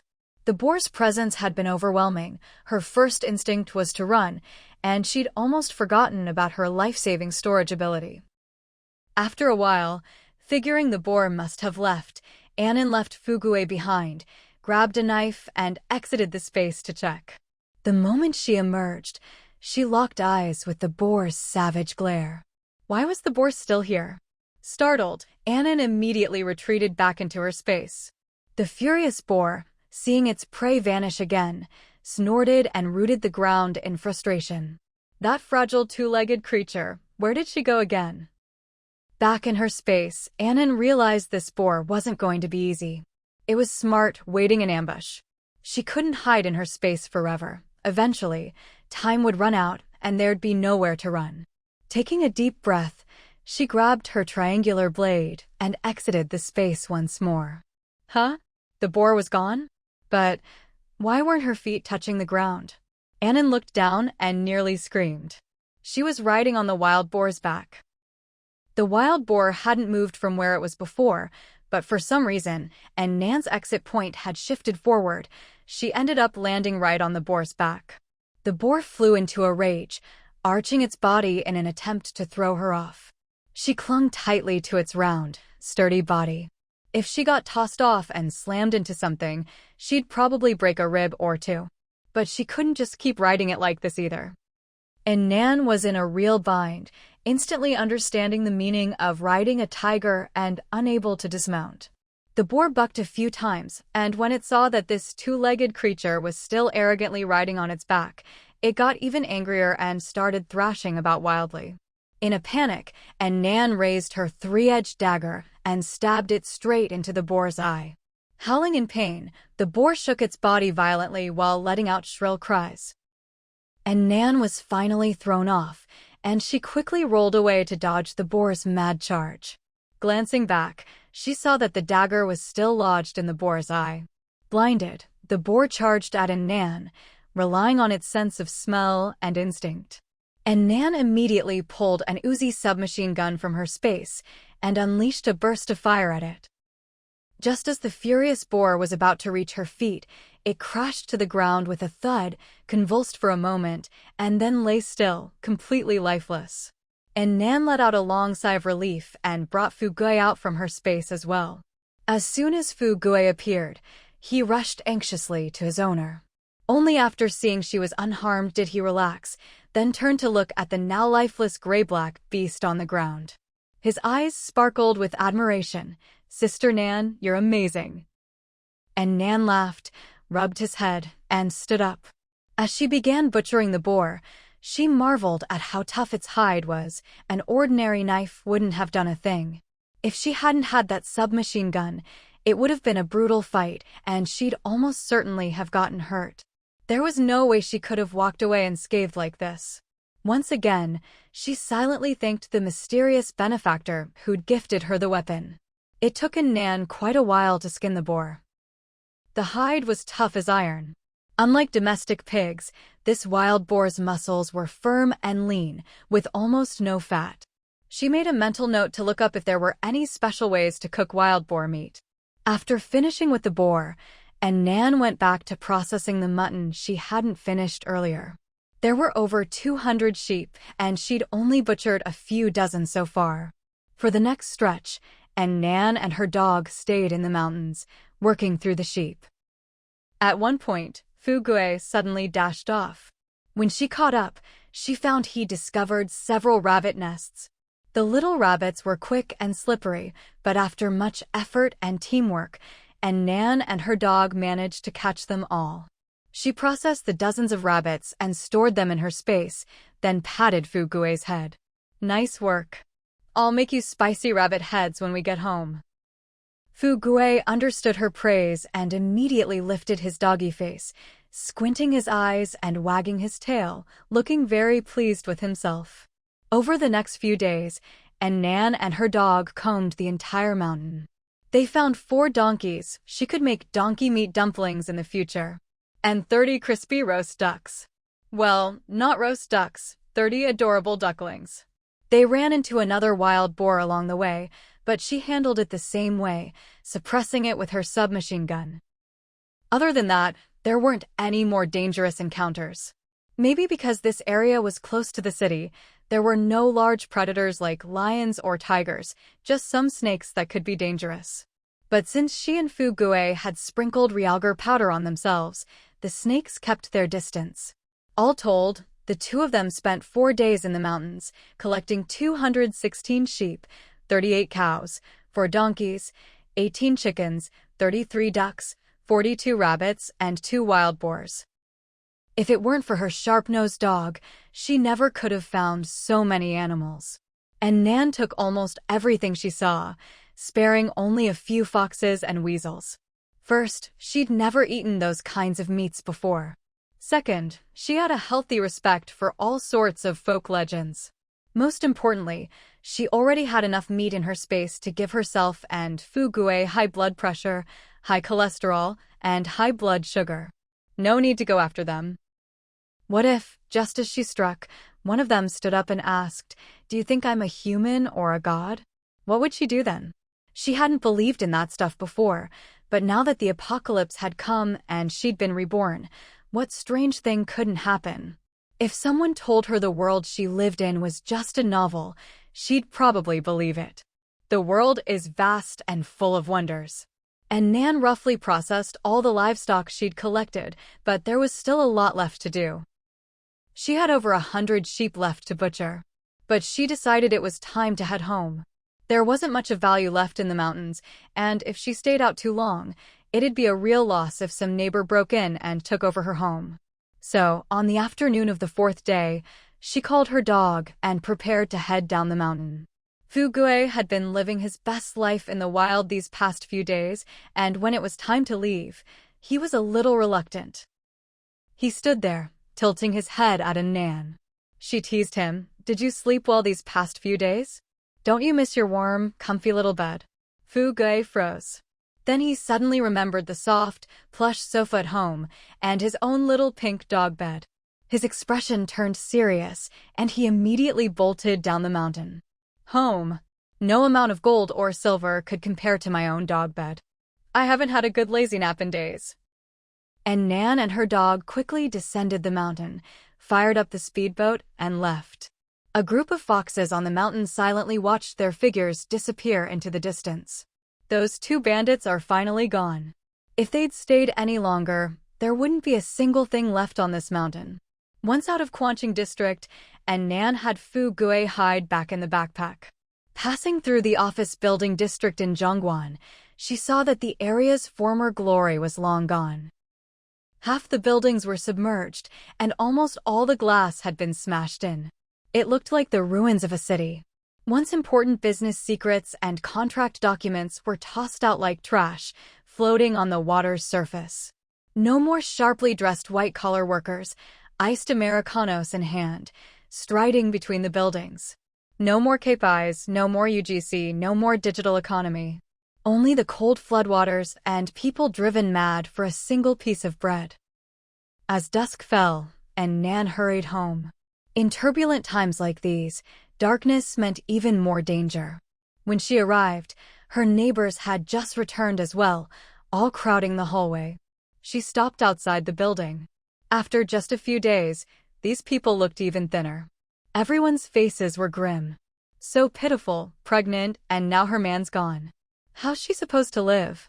She brought it on herself, always trying to show off. What's the point of hoarding all those supplies? Her husband drowned and she didn't even know. Shh, stop talking, she looks like she's about to lose it. A group of people whispered among themselves, glancing now and then at Chu Peipei, who lagged behind the others. And Nan heard the gossip from outside the window and instantly understood.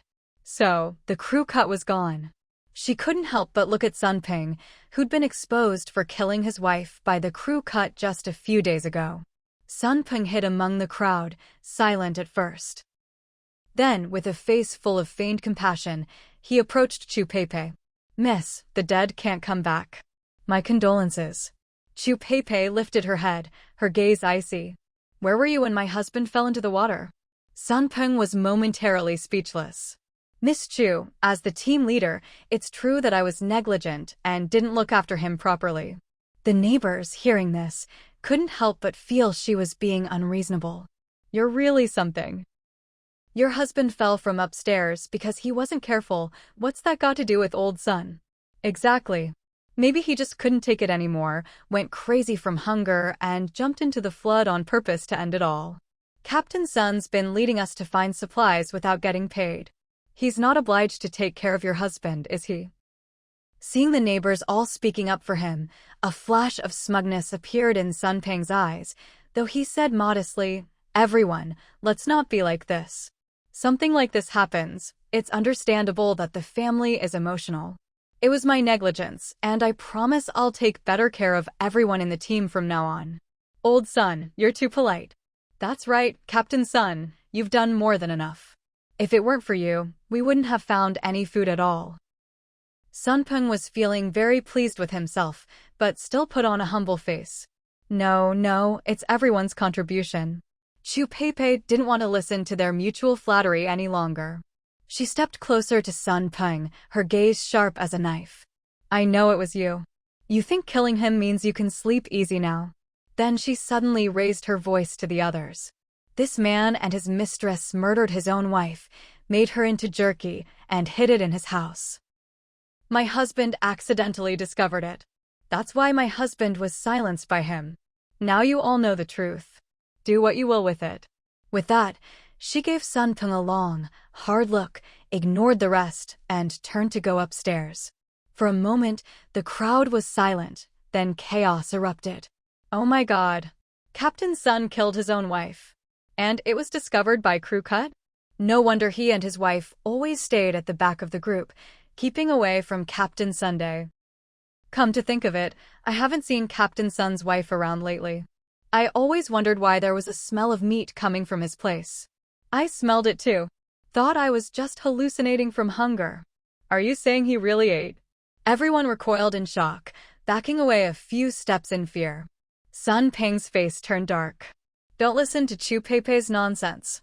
He struggled to control his expression. Crew Cut died suddenly, and Xiao Chu is just too grief-stricken. She's not thinking straight, saying things she doesn't mean.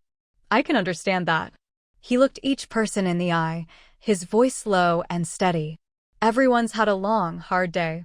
Go home and get some rest. Everyone had their own judgment, and none of them really believed Sun Peng's words. But after all, they'd be seeing each other every day, and there was no way to call the police now. If they offended Sun Peng, what if they ended up like Crew Cut? Besides, none of them were close to Crew Cut. Seeking justice was the police's job, they just wanted to survive. Now Crew Cut's wife was all alone, just a woman. Compared to Sun Peng, it was obvious who was stronger. It didn't take long for everyone to decide whose side they were on. Anyone who still had doubts was quickly pulled aside by their family. Captain Sun's right. We all know what kind of person you are. How could you kill someone? Ha. Exactly, Xiao Chu is just too upset. Let's all go home and rest. We have to look for supplies again tomorrow. With a few half-hearted words, everyone hurriedly turned and went home. Bai Wenbin and his sister were the last to leave, whispering to each other. Sun Peng is really ruthless. Cousin, the world's gone mad. Only by following ruthless people can we eat, Qian Inger said, unconcerned. To be honest, I'm curious, what does that special jerky taste like? Once everyone had left, An Nan strolled in through the window, carrying her inflatable boat upstairs. She couldn't help but feel a sense of irony. How ridiculous, someone who would be condemned by all in peacetime for killing his wife and eating human flesh had become the one everyone followed in the apocalypse. Human nature's admiration for the strong had taken on a new flavor in these end times. People no longer sought wealth or power, but bowed to blood and violence. The transformation had only just begun. Back home, Chu Pei's eyes filled with tears, and she couldn't help but break down sobbing. She and her husband had originally avoided joining the group to stay away from Sun Peng. But after being robbed several times and coming back empty-handed, they'd had no choice but to join the neighbors' team to avoid starving. Even then, they'd been careful to stay away from that pervert Sun Peng. But in the end, a single slip and he'd still gotten them. Now she was all alone and pregnant too. The road ahead would only be harder. Tears streamed down Chu Pei's face as she clenched her fists. Meanwhile, as soon as Sun Peng walked in the door, his lover Wang Xiaoyu came up to him. Brother Sun, how'd it go today? Not bad. Found 3 packs of instant noodles and 2 bags of millet, Sun Peng said smugly. Most importantly, I took care of Crew Cut across the hall. Really? Wang Xiaoyu's eyes lit up. Sun Peng pulled her into his arms. Of course. When your man does something, nothing goes wrong. We found an office building. When we split up the tasks, I sent him and old Wang to search the top floor. Once everyone was in place, I slipped upstairs, and when he wasn't looking, pushed him out the window. Old Wang's a coward, and he's a chain smoker. He's been going crazy without cigarettes these days. I gave him a pack and threatened him a bit, and he kept his mouth shut. Wang Xiaoyu kissed him on the cheek, delighted. You're amazing. Now we can finally relax. But there's still a problem. Sun Peng's face turned sinister. Crew Cut's wife is a real pain. I sent her away at the time to avoid complications, but in hindsight, I should have dealt with her too. She knows it was you? She can guess. She just told all the neighbors about it. What? Wang Xiaoyu looked nervous. Did they believe her? Doesn't matter, Sun Peng said smugly. What can they do, believe it or not? That bunch of cowards is still on my side. With the world in chaos, it's even better if they're a little afraid of me. But that damn Chu Peipei, I'll have to deal with her sooner or later. Oh, brother Sun, she's just a little widow. Getting rid of her is as easy as snapping your fingers. You're right, baby. Sun Peng's expression turned lecherous. Come on, let's go inside and let me reward you. Wang Xiaoyu threw him a flirtatious look. You're so bad. Behind closed doors, every household in the building was discussing what had happened today. But regardless of the truth, it didn't really matter to anyone anymore. What mattered most was survival. There were fewer and fewer supplies to be found outside, and what little they managed to bring back each day wasn't nearly enough to go around. Many people came back today with nothing but a few bags of snacks, not nearly enough to feed a family. Thinking of the days ahead, every household was shrouded in gloom. 14th floor. An Nan shut her doors and windows tight, set up her copper hot pot, and mixed up sesame sauce and chili oil. She'd been camping out in the mountains for days, so tonight she planned to have a hot pot with lamb to warm herself up. The water quickly came to a boil. As she cooked the lamb, she called out to Fugue. And Fugue, come eat. Usually, the dog would come running at the first whiff of food. But today, he just lay listlessly in his bed, not moving. And Nan noticed he seemed unwell and hurried over to check. When she picked him up, she saw bloodstains in his bed. Her heart clenched. Fugue was hurt. And Nan stared at the bloodstains in the nest, her nerves instantly on edge. Did she get hurt up in the mountains and not notice? Heart aching, she scooped up Fugue and checked her over from head to toe, but couldn't find any wounds. But Fugue looked listless, clearly feeling unwell. Just as An Nan was puzzling over it, she suddenly felt warmth in her palm. Looking down, she saw a drop of blood. She lifted Fugue's little butt to check. Suddenly, it all made sense. This little girl is having her period. Wait, do dogs get periods too? Well, at least she's not injured. And Nan breathed a sigh of relief and rummaged through her storage space. Sure enough, among the mountain of pet supplies, she found doggy diapers. She gently wiped Fugue down with a towel, put on the diaper, dressed her in a warm little outfit, and gave her a clean bed. Seeing how downcast Fugue was, An Nan couldn't help but sigh. So dogs can get moody and lose their appetite during their period too. Aunt Flo really is an equal opportunity tormentor for all females. Thinking back, it was probably because Fugue fell in the water during that fight a few days ago and then caught a chill in the mountains. No wonder she's feeling so poorly. And Nan headed to the kitchen and cooked up a bowl of warm millet porridge for Fugue. She added red dates for blood nourishment, carrots to stimulate appetite, angelica root for pain relief and blood replenishment, motherwort for circulation, and Chinese yam for energy. Finally, she mixed in a bit of lamb and set the bowl in front of Fugue. Good girl, eat up and get some nutrition. You'll feel better soon. Fugue seemed to understand, slowly getting up and eating at a leisurely pace. It was the first time An Nan had seen her eat so daintily. Usually, every meal was a wild, piglet-like frenzy. Seeing Fugue able to eat, An Nan finally relaxed and returned to her own meal. She hadn't used any hot pot base in the pot, just scallions and ginger slices. Copper pot lamb is all about savoring the pure, original flavor. With so much lamb in her storage, An Nan generously used the meat slicer to prepare 2 heaping plates of lamb rolls. Unlike at hot pot restaurants, where the meat sits on a bed of ice or veggies, her plates were pure, unadulterated lamb. After days of hunting in the mountains, she really needed a good meal to replenish herself. Sure, she'd never lacked food in the mountains, but the conditions were rough, and she always had to be on guard against wild animals. At home, it was safe and cozy. She could truly relax and enjoy her food. And Nan took a big bite of lamb, but something still felt missing. She glanced at her dipping bowl and added a chunk of fermented bean curd and half a spoonful of chive flour sauce to the sesame paste and chili oil. She mixed it all up and tasted it with her chopsticks. That's the flavor. She picked up a trembling slice of lamb, dipped it thoroughly in the sauce, and popped it into her mouth. The aroma exploded instantly, and An Nan's face was pure bliss. She cooked up a plate of quick-boiled tripe alongside the lamb. Feeling that too much meat was a bit heavy, she tossed in some greens and frozen tofu to balance things out. Finally, she added a handful of hand-pulled noodles to the pot, making herself a bowl of lamb noodle soup. The house was filled with steam and mouth-watering aromas. For a moment, An Nan felt like the apocalypse wasn't so different from before. Good food, good drink, and her beloved Fugue by her side. But while An Nan was enjoying her cozy life upstairs, her neighbors downstairs were struggling to divide up their food.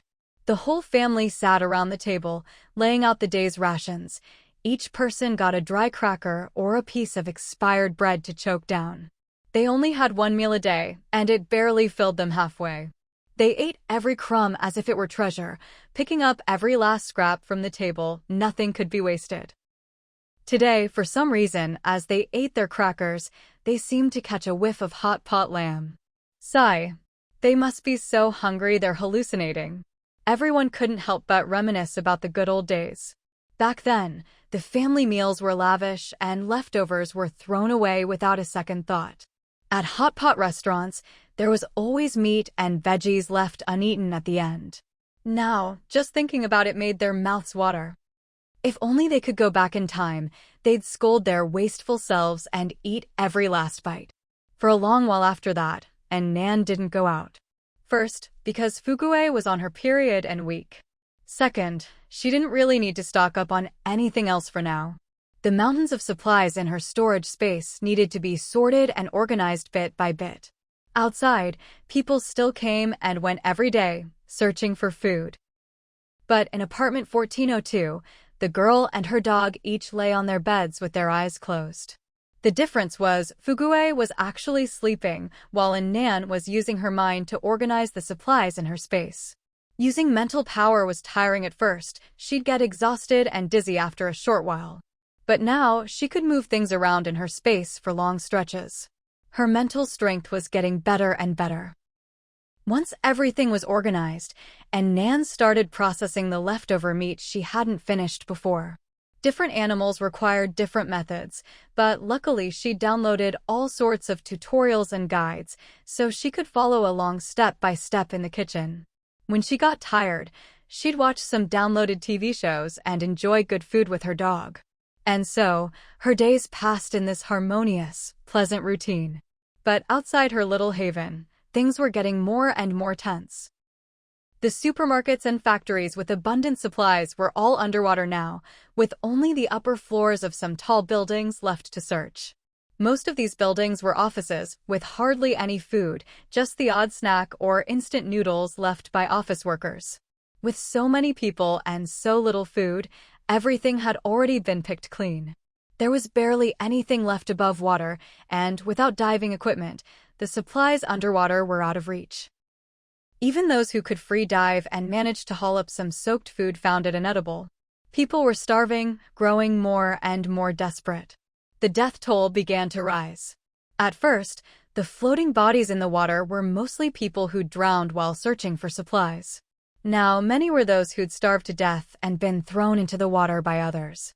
With the drainage system down, toilets couldn't be used, so people dumped their waste and garbage straight into the floodwaters. The water quickly became foul and reeking. But with the tap water supply cut off, people had no choice but to filter the floodwater and boil it for drinking. Many with weak constitutions got sick from drinking it, but there weren't enough medicines to go around. In short, survival conditions had become extremely harsh. With life under constant threat, the darker side of human nature began to show itself once again. Fewer people were out searching for supplies. More and more were turning to looting and robbery. One day, as An Nan was watching a movie with Fugue in her arms, she suddenly heard the sound of someone banging on a pot in the stairwell. Neighbors meeting. Everyone from 1302 gather up. And Nan thought for a moment, then decided not to go out. Everyone outside was skin and bones from hunger, while she was looking rosy and well-fed. It really wasn't the time to show her face in a crowd. Besides, who knew what they were planning?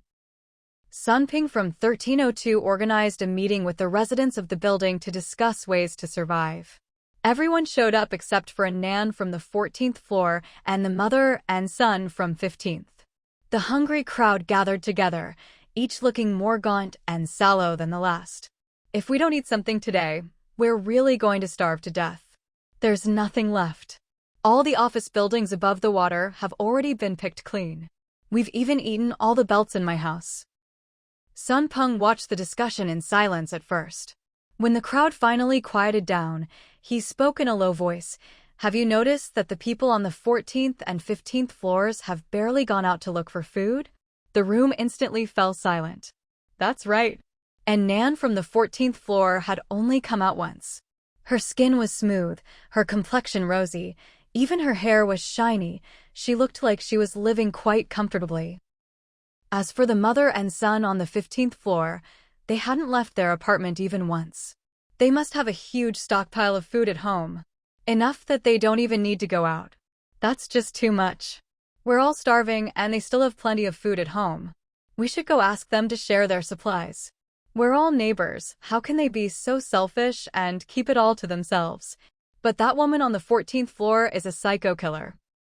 At the mention of An Nan, the crowd fell silent for a moment. Everyone couldn't help but recall the bloody stairwell and the Liu brothers, dead with their eyes wide open. The psychological trauma was too much. Maybe we should check out the 15th floor first. Pick the softest target, of course. You're right, let's go to the 15th floor. They haven't come out in so long, maybe they have enough supplies for all of us to last a while. The crowd, as if seeing a glimmer of hope, surged toward the top floor with renewed energy. Even though their stomachs had been empty for days and their voices were weak, now they were suddenly full of adrenaline.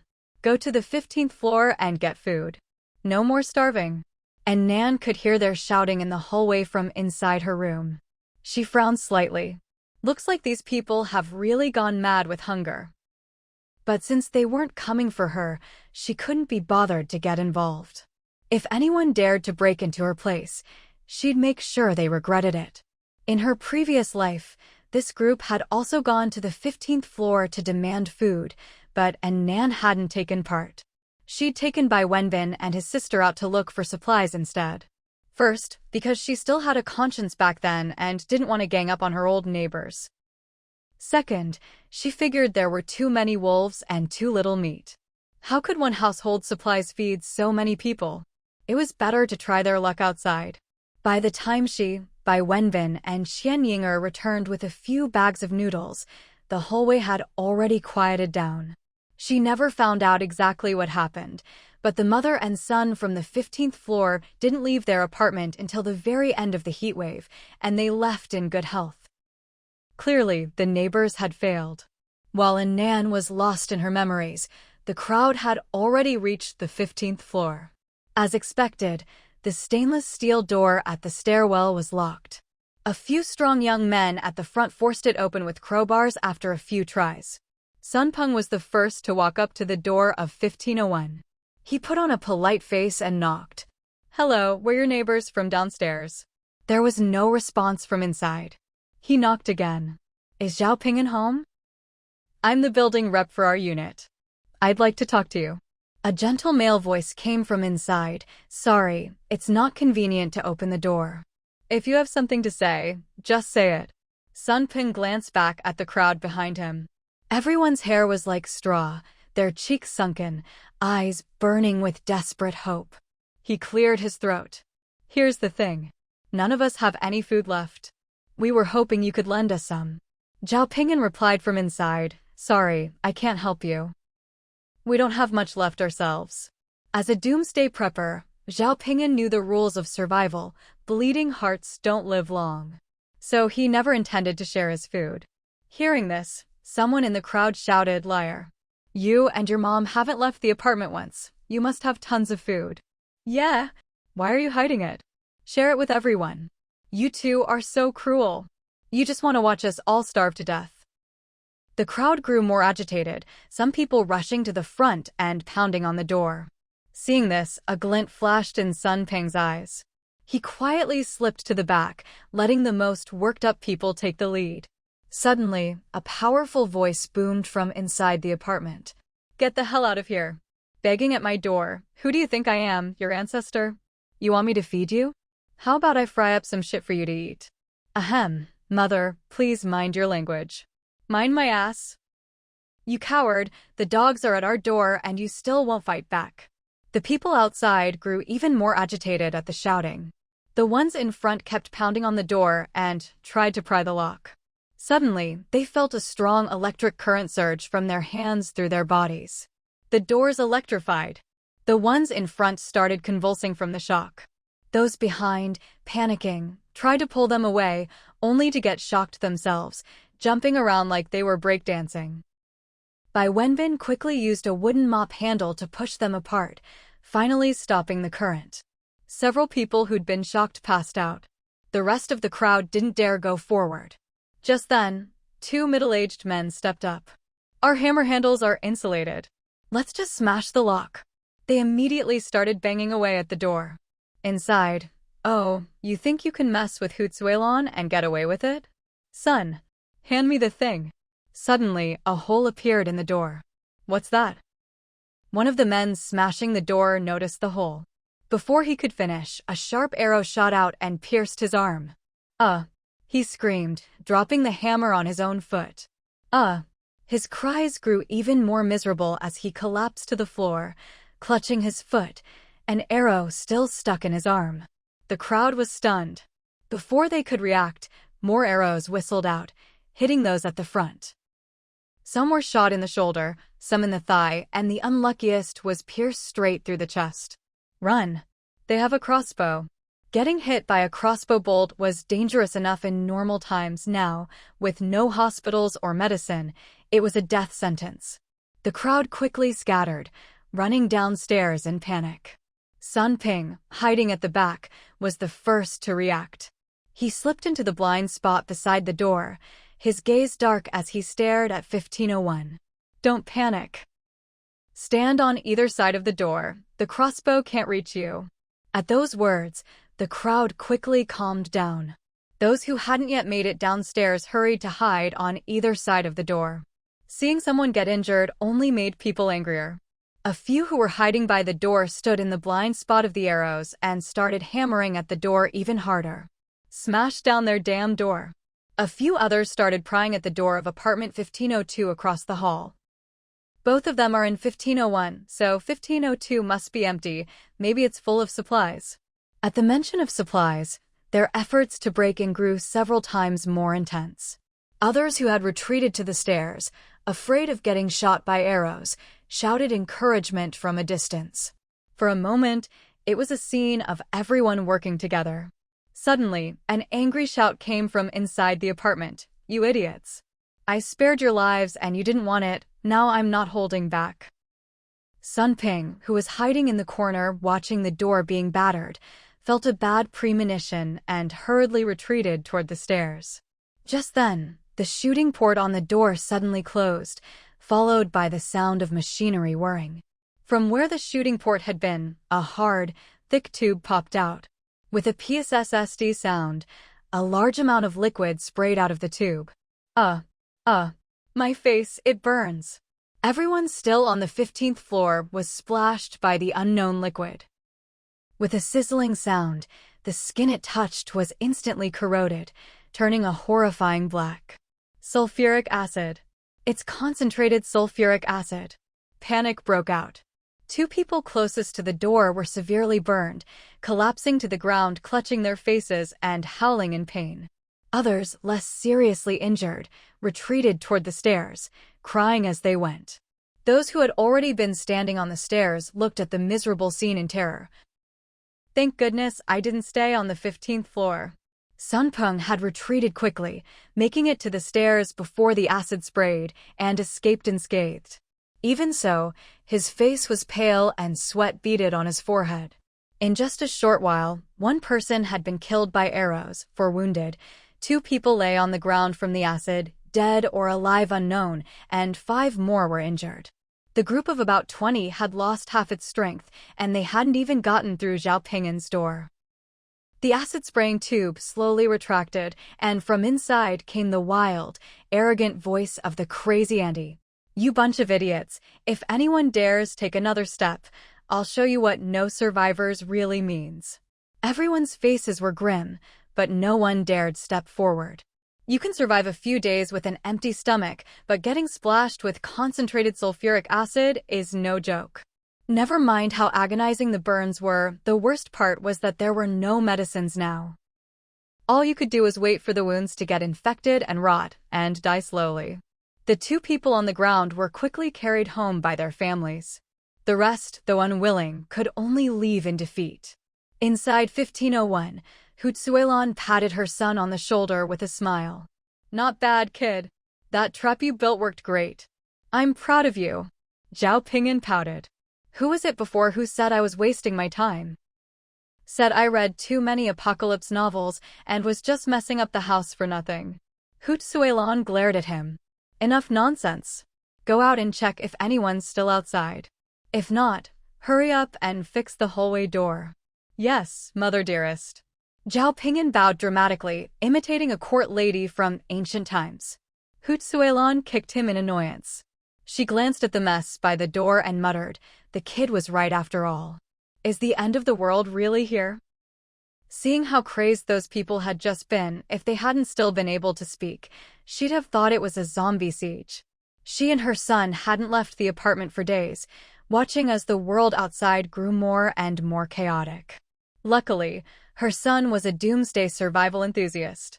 Not only did they have a generator at home, but they'd also stockpiled tons of compressed biscuits and drinking water. He'd even converted the 2 spare bedrooms in 1502 into storerooms, packed with all sorts of long-lasting food, rotating out expired items every year. On the day the torrential rain hit, she'd happened to buy a bunch of vegetable seeds. In her son's words, people with anger issues should nurture seedlings to cultivate patience and soothe their mood. Zhao Ping'an had even custom-made grow lights and planting boxes for her. Who'd have thought they'd come in so handy? Now, they had all kinds of homegrown vegetables and plenty of stored food, enough to last for years. She looked at her son, busy repairing the hallway door, and called out, "Take it seriously. Maybe wire this door too, electrocute those bastards if they try anything." Then she thought to herself, "From now on, when the kid tinkers with his gadgets and experiments, I won't scold him anymore." All that fooling around turned out to be really useful. An Nan lay against her own door, munching on chips as she listened to the commotion outside. There were shouts of arrows and sulfuric acid echoing in the hallway, and she could pretty much piece together what had happened. She recalled seeing Zhao Ping'an's article online before, 20 possible ways the apocalypse could begin. She couldn't help but sigh. This guy really was a genius. He'd come up with so many tricks, turning the 15th floor into a veritable doomsday fortress. It was worth learning from. Unfortunately, she was a bit lopsided in her studies, good at the humanities, but hopeless at physics and chemistry. As for electrified doors and such, she wouldn't dare mess with them. She'd probably end up electrocuting herself. She had managed to collect a lot of concentrated sulfuric acid in the building, along with a bunch of other chemicals she couldn't even name. But she had no idea how to build traps. What was that acid-spraying tube made of anyway? Why didn't it get corroded? Oh well, when God opens a door for you, he closes a window somewhere else. She might not know how to make traps, but with her inventory space cheat, she was already more than satisfied. She'd just have to make do. Fugue, sitting by An Nan's feet, stared up at her with wide doggy eyes, seeing her aggrieved expression. "Sister Nan, are you humble bragging to yourself again?" The neighbors, having been thoroughly humiliated, returned to Sun Peng's apartment. Those who were seriously injured, along with their families, had already gone home. The rest were either lightly injured or just badly shaken. The atmosphere in the room was heavy. By Wenbin and Xian Yinger, The brother and sister who'd been hiding at the back the whole time hadn't been hurt, but they weren't in good shape either. Bai Wenbin was pale, unshaven, and looked completely drained. After so many days of hunger, though once well-groomed, refined Bai Wenbin was a shadow of his former self. Now, all he could think about was stuffing his face. Qian Yinger was in even worse shape. Her once beautifully dyed blonde hair, which she'd carefully maintained to keep smooth and shiny, was now a tangled, straw-like mess. She'd been hungry for days, with no nutrition, and had run out of hair products long ago. She'd always been slim, but now, after going hungry for a while, her face was sallow and sunken, and she hadn't even gotten her period this month. She looked like a dried-up mummy. Whenever she thought of the last time she'd seen An Nan radiant and full of life, Qian Yinger ground her teeth in envy. Why did An Nan always get to live so well? Why did she always have to look up to her? A flash of malice appeared in Qian Yinger's eyes. Suddenly, she said, "Neighbors, why don't we go down to the 14th floor and look for An Nan?" Qian Yinger shouted, "Do you guys remember the last time we saw An Nan from the 14th floor? She looked so healthy, her family must have plenty of food, maybe even some meat." Meat? Hearing this, Bai Wenbin suddenly recalled the day before the torrential rain began. He had been waiting for An Nan at the building entrance and saw her holding a white dog in her arms. His eyes lit up. That's right, An Nan has a dog at home. The crowd immediately grew restless. A dog? Dog meat. Their eyes gleamed with hunger, mouths watering as if they could already taste steaming hot dog stew. Although everyone had been wary of An Nan before, seeing her as something out of a horror movie, now they were desperate with hunger. What, were they supposed to just sit around and starve to death? At this point, even if there was a terrifying gang on the other side, they'd have to take their chances, let alone the fact that the 14th floor only had a single woman living alone. They're right, let's go to the 14th floor. To the 14th floor. For dog meat. The crowd was in an uproar. But the few people who'd gotten injured on the top floor earlier kept quiet. They understood that, while it looked like a big group, people's hearts weren't united. When it came to a fight, only they would actually step up. The others would all sneakily hide in the back. Against the mother and son on the top floor, who were just trying to survive, it hadn't been life-threatening. But this woman on the 14th floor, she really would kill if you crossed her. Already injured, if they faced the she-devil on the 14th floor and slipped up, they could lose their lives. They weren't stupid. This time, they'd learned their lesson and hung back. For a while, no one wanted to take the lead or step forward. The group shouted slogans for ages, but no one actually left Sun Peng's apartment. Seeing this, Sun Peng stepped out and said, "We still have to go to the 14th floor. If we don't find more food, we'll all starve to death. But everyone's had a tough day and many are injured. Let's go home and rest for now, recharge our energy. I'll come up with a proper plan so no one gets shortchanged. Tomorrow morning, we'll all go to the 14th floor together and split the food." Everyone agreed and went back to their own homes. Some bandaged their wounds, some sharpened their knives, some practiced their punches. Everyone was preparing, determined to get as much food as possible from An Nan. That night, An Nan was curled up on the sofa with her dog, watching a downloaded comedy and gnawing on duck necks. Suddenly, Fugue stood up, tail stiff, staring warily at the door. Following its gaze, An Nan walked to the entryway. Pressing her ear to the door, she could hear faint rustling outside. Someone was trying to pick her lock again? It didn't sound like many people. An Nan quietly took a triangular bayonet from her storage space, gently opened her door, and stepped outside. She couldn't hear clearly through the stairwell door, so she quickly opened it and stabbed with a knife. But she hit nothing. There was no one outside, just a note stuck to the wall. "Everyone's coming tomorrow morning to steal your food." She tore the note down and brought it inside. Back on the sofa, Fugue sniffed around her, wagging his tail. An Nan patted his head and examined the note carefully. The handwriting was a mess, lines flying everywhere, like chicken scratch. Was it possible for someone's writing to be this ugly? Looking at the note, she suddenly felt a strange sense of familiarity. She thought for a moment, and her eyes lit up. This was the same person who had sent her a message in her previous life. It had been 4 years, she'd almost forgotten. Back then, she'd received a similar note, with the same distinctive handwriting, though the message had been different. That time, the note had said, "Beware the brother and sister." At the time, Bai Wenbin and Qian Inger had just moved in with her. She'd found the note slipped into her bag at some point, and it did make her a bit wary. But after careful observation, she hadn't noticed anything strange. They never tried to hurt her. In fact, whenever they found supplies, Bai Wenbin would always take less and give the extra to the two girls. Even in the apocalypse, he maintained his gentlemanly manners. And Qian Inger had always acted like a loving little sister toward her. So she soon trusted them completely, assuming the note was just someone's prank. Looking back now, it was probably someone who'd overheard the siblings plotting and tried to warn her out of kindness. She still didn't know who that person was, but in this life, they'd come to warn her again. Note Ninja, you're actually pretty nice. With her previous experience, she took it seriously this time. Everyone's coming tomorrow morning to steal your food? After what happened with Zhao Ping'an and her son upstairs today, she'd already guessed that sooner or later, these people would set their sights on her.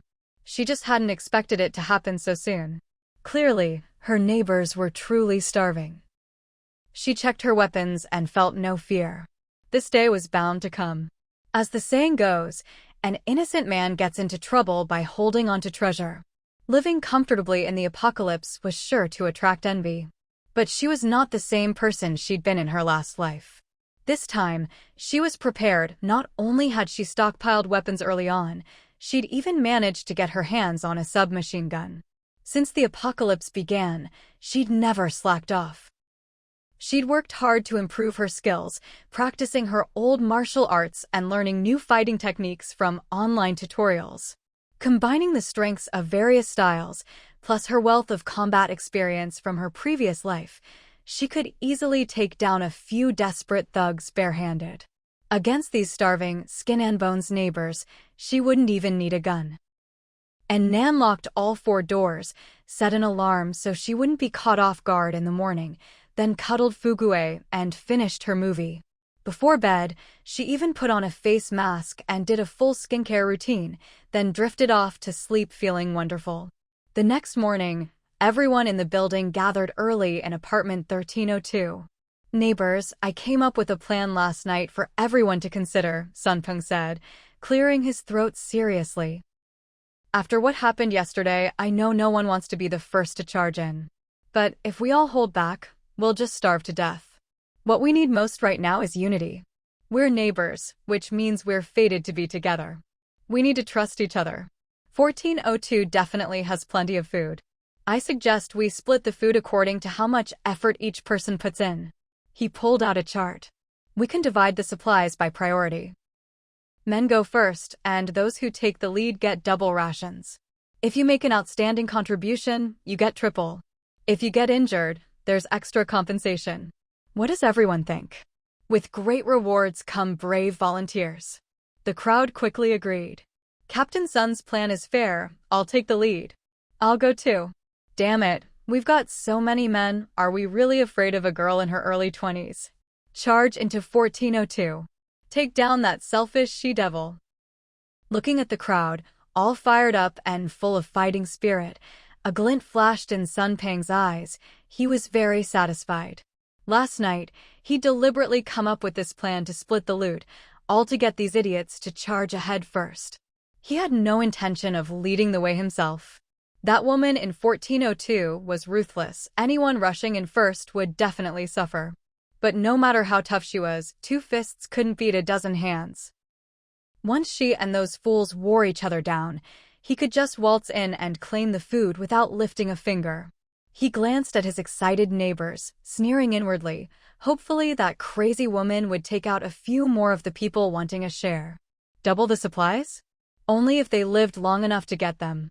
Once the men were dead or wounded, all the supplies would be his. As for the old, weak, women, and children left behind, how could they possibly compete with him?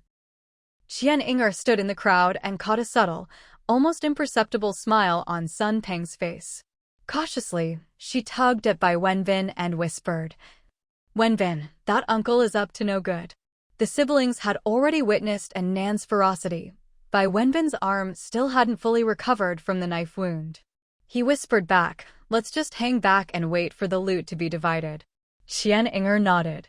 "Even scraps are still meat. Worst case, after the food split, we can sneak into the wounded ones' homes and steal theirs." The siblings quickly reached an agreement and deliberately lagged behind the group. Soon, the crowd marched out of 1302, swaggering and full of confidence as they charged up to the 14th floor. It was as if a feast awaited them just minutes away. Meanwhile, An Nan, who'd gotten up early, had already finished a sumptuous breakfast. Pan-fried ham, lamb shumai, fresh shrimp congee, and a serving of egg and milk baked toast. A perfect blend of Chinese and Western cuisine, nutritious and healthy. After all, how could she defend her door on an empty stomach? After eating, she changed into comfortable workout clothes, warmed up, and waited for her clueless neighbors to come knocking. The group stormed up to the 14th floor and deftly pried open the stainless steel door to the stairwell, only to find another explosion-proof armored door inside. What kind of door is this? Looks pretty high-end. Who cares if it's high-end, pry it open. Yesterday on the 15th floor, these people had still been pretending to borrow food, making polite small talk. But after another day of hunger, they'd dropped all pretenses and were now ready to force their way in. They worked at it for a while, only to find the lock wouldn't budge. Not everyone had Lu Lauer's lock-picking skills, after all. Frustrated, someone shouted, "Forget picking, just smash it." Hammers and axes came out, banging and clanging against the door. After a while, their hands were numb from the vibrations, but the door only had a few scratches to show for it. "No good, it's an explosion-proof door. We're not getting through." They'd been at it forever and still hadn't even seen the person inside. At the back, Qian Inger quietly suggested, "If the door won't break, what about the wall?" The guys in front perked up. Smart thinking, little sis. They'd been stuck in a rut, only thinking about the door and forgetting the walls could be breached too.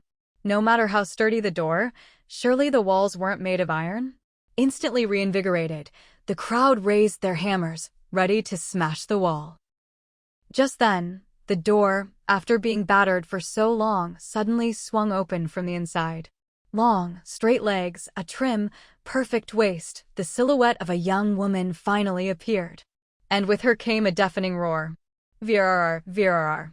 Before anyone could react, a mist of blood filled their vision. An Nan strolled out from behind the door, wielding a massive chainsaw. The two men at the very front were instantly torn apart, blood and flesh flying everywhere.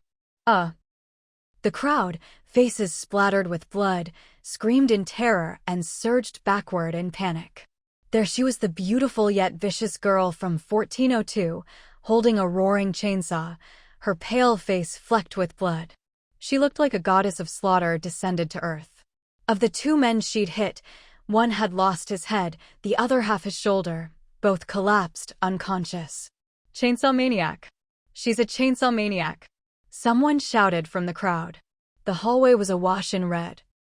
Walls, floor, faces, everywhere was smeared with blood, even bits of flesh mixed in. The scene was so horrific, everyone was shaking in fear. A woman in her 50s was so scared she wet herself, her daughter supporting her, voice trembling as she demanded, How can you just kill people?" Others chimed in, "Yeah, how could you just open the door and start killing without a word?" And Nan snorted with laughter. "You came up here smashing my door? Did you say hello to me?" A man in a tank top cautiously poked his head out from the back. "Young lady, we just wanted to borrow some food. No need to get so worked up." "Borrow?" And Nan sneered. "Didn't look like borrowing when you were smashing my door." Seeing she was willing to talk, the old man quickly tried to smooth things over. "Those young folks got carried away. Let me apologize for them. We're just starving, really, just hoping to borrow a little something to eat." And Nan remained unmoved. "And why should I lend you anything?" The old man forced a smile. We're all neighbors, aren't we? Shouldn't we help each other out in tough times? Sorry, I'm not that charitable. You can all leave now. Sure, she had plenty of supplies in her space, but why should she share? She could help them once, but was she supposed to feed them forever? Give them a grain, they'll want a bushel. These people were hungry wolves. She'd have to be crazy to hand over her supplies. Just then, Qian Inger, who'd been silent at the back, suddenly spoke up. Nan, how can you be so heartless? I really misjudged you. And Nan shot her a cold glance. Don't try to guilt-trip me. I have no morals to bind me. Then she curled her lips. Wanna borrow food? Why are you standing so far away? Come closer and let's talk. Qian Inger didn't dare. She could see it clearly, this woman had no intention of sharing. If she got close, she'd end up like the two on the floor. She shrank behind her cousin, tugging at his sleeve. Bai Wenbin immediately called out, "Don't trust her. She just wants to lure us over and kill us one by one." After this back and forth, An Nan's patience had run out. Enough nonsense. I don't have any food. Either leave now or leave your lives behind. The crowd looked at each other, no one moved. Leave and starve? But no one dared approach An Nan either. The standoff dragged on. An Nan glanced down at the slightly loose chainsaw in her hands, frowning and muttering. This electric chainsaw really isn't as powerful as a gas one. With that, she set the chainsaw aside and pulled out a gas-powered one. She'd wanted to save fuel, but the electric chainsaw had jammed too much. Luckily, after days of butchering chickens, ducks, cows, and sheep, she was skilled at judging where bone and muscle lay, otherwise, the chain would have gotten stuck for sure. She hefted the gas chainsaw. Let's see how this one does. With a pull of the cord, the engine roared to life, deafening. Expressionless, An Nan asked, "Who's first?" The crowd all stepped back in unison. Talking tough was one thing, but when it came to a real fight, no one wanted to be in the front. Hiding at the back and watching the chaos for a long time, Sun Peng pinched his voice and shouted, "Don't be afraid of her. No matter how powerful that chainsaw is, can she cut through all of us at once?" As he spoke, he shoved forward with all his strength. Everyone was already packed together, shoulder to shoulder. With his push, many people lost their balance and stumbled forward. At that moment, a man standing in the second row, inspired by Sun Peng, suddenly hardened his expression and shoved the person in front of him toward An Nan and her chainsaw. A blood-curdling scream rang out. The man, emboldened, pushed another person forward. Then, taking advantage of the two people blocking the chainsaw, he raised his axe and swung it hard at An Nan. An Nan raised an eyebrow. Damn, this guy's ruthless. But she was ready. With her other hand, she quickly drew the nail gun tucked into her waistband and fired a shot straight into his wrist. The man's eyes bulged with pain, his grip loosened, and the axe clattered to the ground. An Nan didn't hesitate. She raised her hand and fired 2 more shots, both hitting vital spots in his head. The man fell to the floor, eyes wide open, unwilling to accept his fate. By now, 5 people had already fallen on the landing of the 14th floor, 4 of them in pieces. No one behind dared to charge forward anymore. The people at the very front even turned around and desperately pushed their way back, trying to escape. And Nan didn't care about any of that. She raised her nail gun and began firing indiscriminately. Tisk, where there are more people, there's always more trouble. I'll do you all a favor today and help thin out your numbers. Did they think that just because she had a chainsaw, she couldn't fight off a crowd? Sorry, she had a nail gun too, a weapon perfect for dealing with groups. With a burst of gunfire, the crowd descended into chaos. The ones at the front were killed instantly, and even those hiding at the back. Sun Peng, Qian Inger, and the rest were wounded. The combination of physical and psychological trauma completely broke their fighting spirit, and they fled home in a panic. An Nan looked at the now empty corridor and sneered coldly. A bunch of bullies, yet so weak when it came down to it. She kicked the corpses down the stairs without a second thought, not bothering to chase after the survivors. She had no patience to go door to door hunting them down.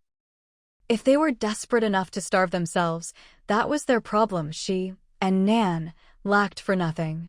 If they had the guts, they could try. The group shouted slogans for ages, but no one actually left Sun Ping's apartment.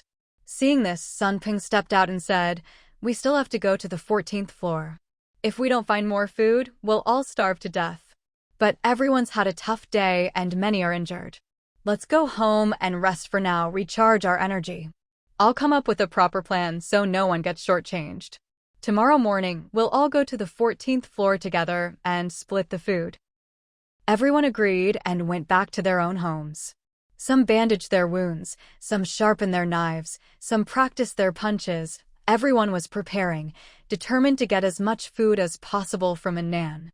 That night, An Nan was curled up on the sofa with her dog, watching a downloaded comedy and gnawing on duck necks. Suddenly, Fugue stood up, tail stiff, staring warily at the door. Following its gaze, An Nan walked to the entryway. Pressing her ear to the door, she could hear faint rustling outside. Someone was trying to pick her lock again? It didn't sound like many people. An Nan quietly took a triangular bayonet from her storage space, gently opened her door, and stepped outside. She couldn't hear clearly through the stairwell door, so she quickly opened it and stabbed with a knife. But she hit nothing. There was no one outside, just a note stuck to the wall. "Everyone's coming tomorrow morning to steal your food." She tore the note down and brought it inside. Back on the sofa, Fugue sniffed around her, wagging his tail. And Nan patted his head and examined the note carefully. The handwriting was a mess, lines flying everywhere, like chicken scratch. Was it possible for someone's writing to be this ugly?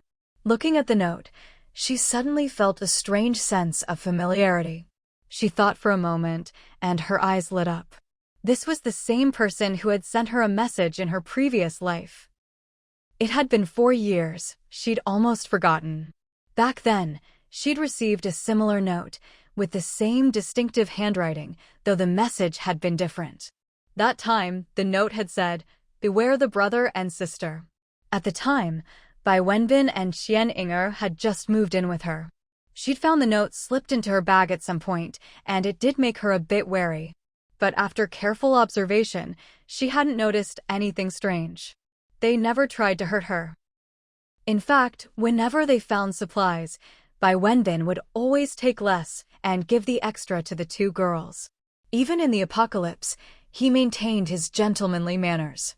And Xian Inger had always acted like a loving little sister toward her. So she soon trusted them completely, assuming the note was just someone's prank. Looking back now, it was probably someone who'd overheard the siblings plotting and tried to warn her out of kindness.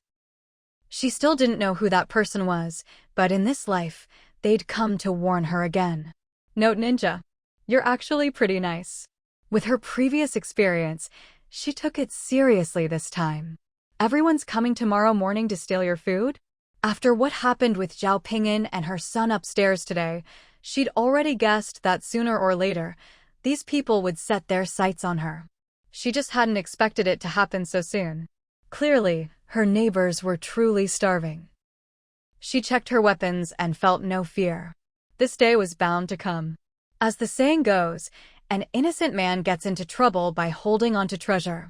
Living comfortably in the apocalypse was sure to attract envy. But she was not the same person she'd been in her last life.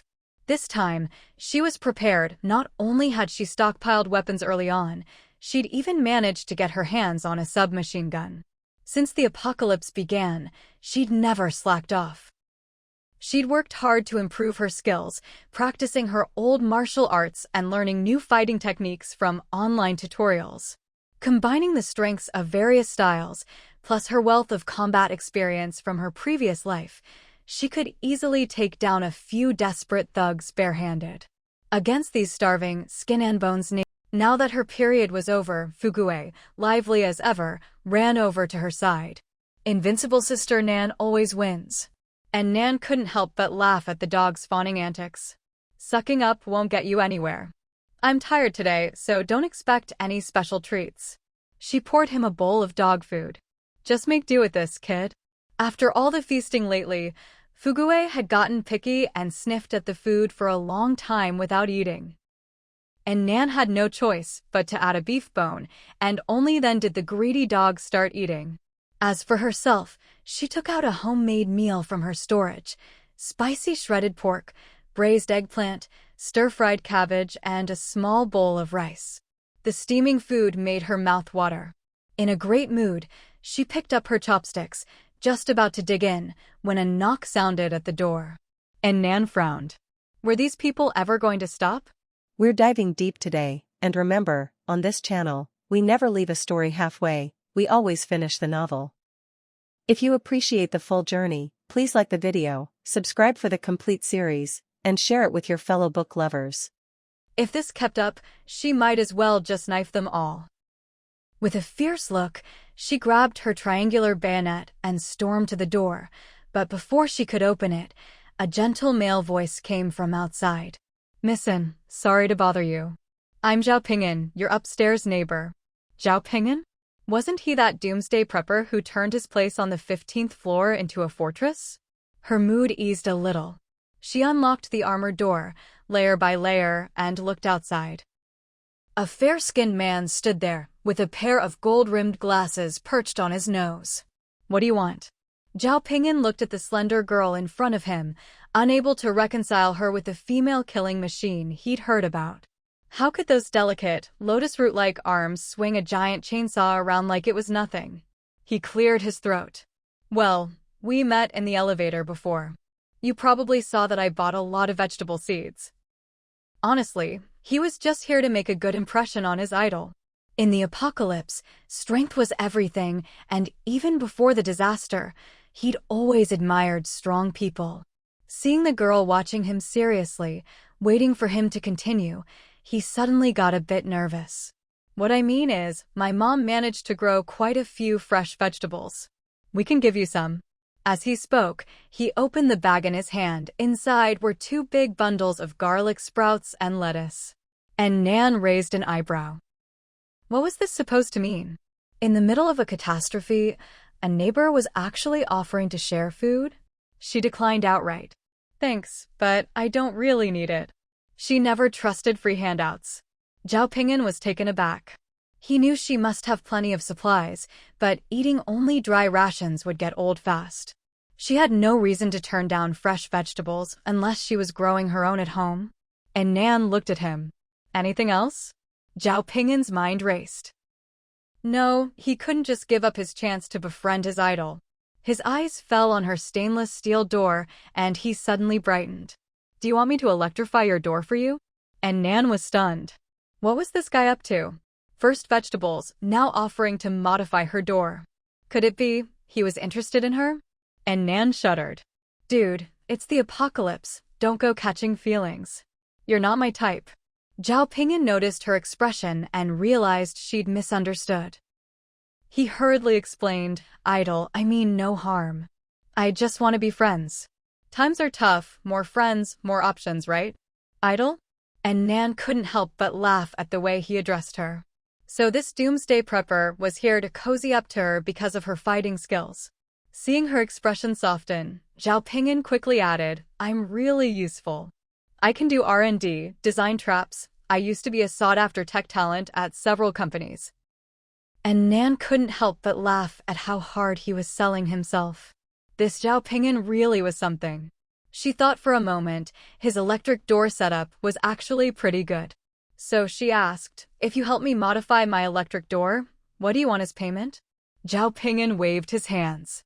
"No payment needed. I've got nothing else to do anyway. I'll do it for free." But An Nan wasn't one to take advantage of others. "I'll pay you in food. Do you want rice or snacks?" Zhao Ping'an said, "Really, it's fine. It's not much work for me." And Nan frowned. "If you won't accept, then forget it. I only do fair trades." Wow, her guard is really up. Zhao Ping'an quickly said, "Okay, then snacks." And Nan nodded. She figured this doomsday prepper probably had plenty of staple food at home. Once they'd come to an agreement, Zhao Ping'an happily went upstairs to get his tools, while An Nan turned back inside to finish her meal. If she didn't eat soon, her food would get cold. She'd only taken a few bites when she heard the sounds of work starting outside. And Nan didn't go out, letting Zhao Ping'an do his thing. She knew nothing about setting up traps, so she'd only get in the way. Better to just finish her meal. After eating, she dug out a batch of snacks from her storage space: spicy chicken feet, beef jerky, preserved plums, cola, all kinds of spicy treats, 2 packs of each. Remembering he lived with his aunt, she added 2 bags of sunflower seeds, 1 original flavor, 1 5-spice. When she came out with a bag full of snacks, she found Zhao Ping'an had already electrified both doors in the hallway. He beamed at her. "I had extra materials, so I went ahead and upgraded your armored door too. Just flip this switch and a shooting port will open up," he explained as he demonstrated. And Nan looked down at the snacks in her hands. Did she bring too little? She glanced outside. Even the bloodstains in the hallway had been cleaned up by Zhao Ping'an. He really was sincere. Not enough snacks. She needed to bring more. Wait a sec. She hurried back inside, grabbed more snacks, and filled up 2 big bags before handing them to Zhao Ping'an. Zhao Ping'an was a bit overwhelmed as he took the bags. This wasn't before the disaster, when snacks were cheap and easy to give away. Now, just a single pack of beef jerky was enough to make people fight over it outside. This girl was really nice. All he did was modify her door, and she gave him so much in return. Zhao Ping'an looked at her with even more approval. And Nan felt a bit uncomfortable under his gaze. What's with that look? Does he think it's not enough? Idol, do you want me to help upgrade your front door too? Zhao Ping'an glanced at the entrance to 1402. Idol really was something. 2 layers of doors in the hallway wasn't enough. She'd even swapped her own front door for an armored one. 3 layers of doors, now that's security. And Nan couldn't help but smile at his energy. Ever since the disaster, everyone had been gloomy and pale. It had been a long time since she'd seen someone so full of life. No need, but thank you. With the 2 hallway doors upgraded, it was enough. And Nan wouldn't let anyone into her home so easily. Other than the Liu brothers, who were already dead, no one else knew her front door had 2 layers. Even though Zhao Ping'an seemed sincere, after living through all she had, she wouldn't trust anyone easily. Zhao Ping'an scratched his head. Then I'll head back. Thanks for the snacks. And Nan nodded, watching him head upstairs. Halfway up, Zhao Ping'an suddenly turned around, looking serious. Idol, if you ever need help, just call me. You can't be rude to someone so friendly. And Nan nodded slightly, watching him leave in high spirits. She tried out the newly modified door. It worked great. Next time someone came to bother her, she could just flip the switch and zap them, then open fire. No need to even step outside. Perfect. 15th floor. As soon as Zhao Ping'an walked in, his mom's loud voice rang out. Well? You little brat, didn't get your arms and legs broken, did you?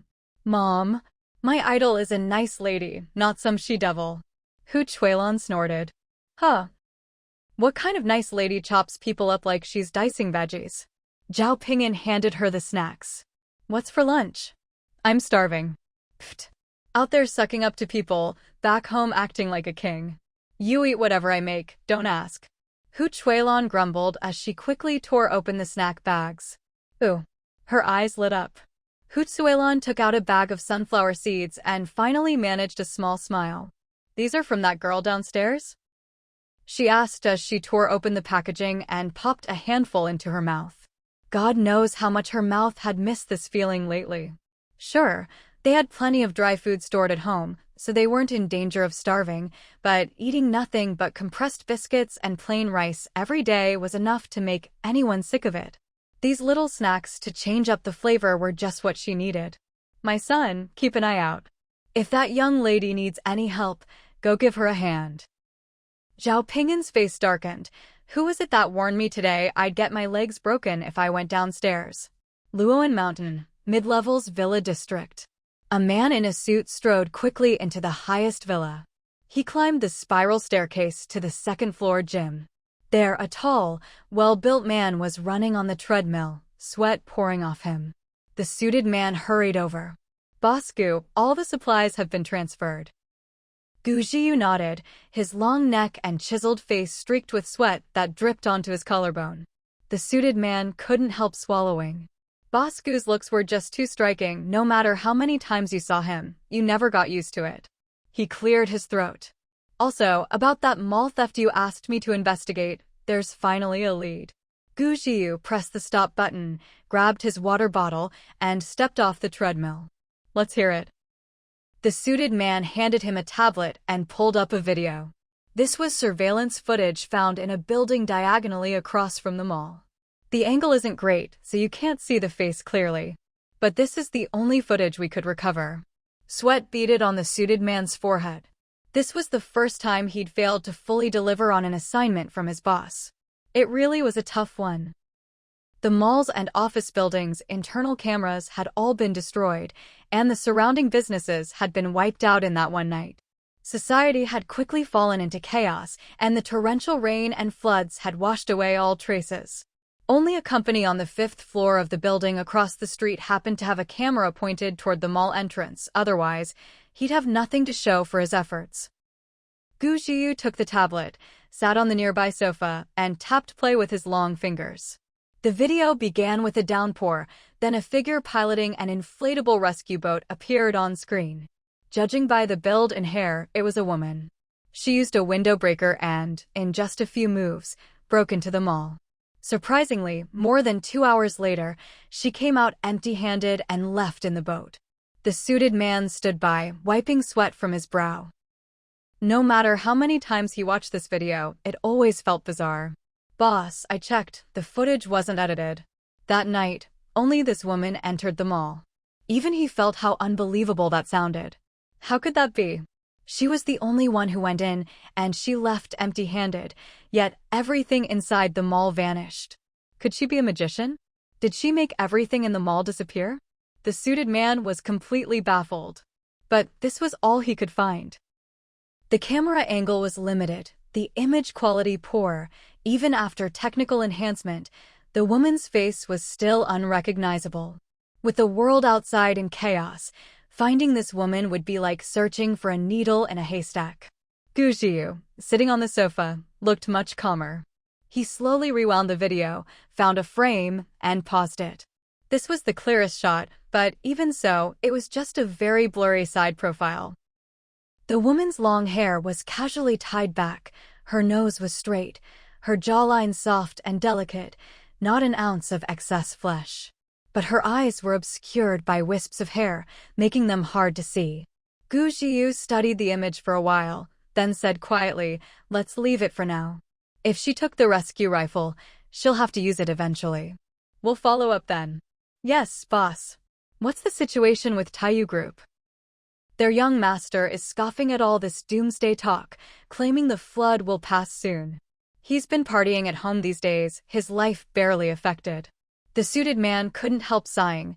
What a sin, so many people starving outside, and that young master is still living it up in his own private paradise. He cleared his throat and continued, "But I took a look at Taiyu Tower.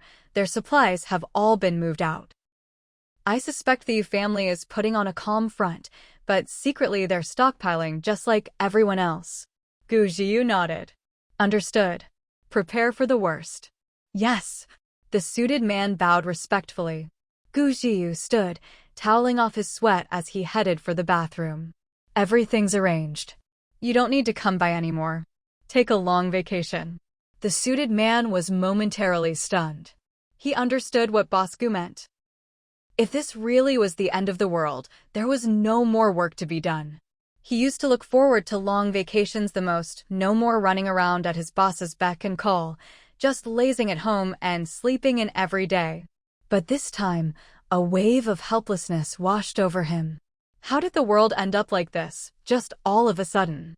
At the bathroom door, Gu Jiu turned back. "How's your family settled?" The suited man felt a warmth in his heart. "All settled, thank you, Boss Gu."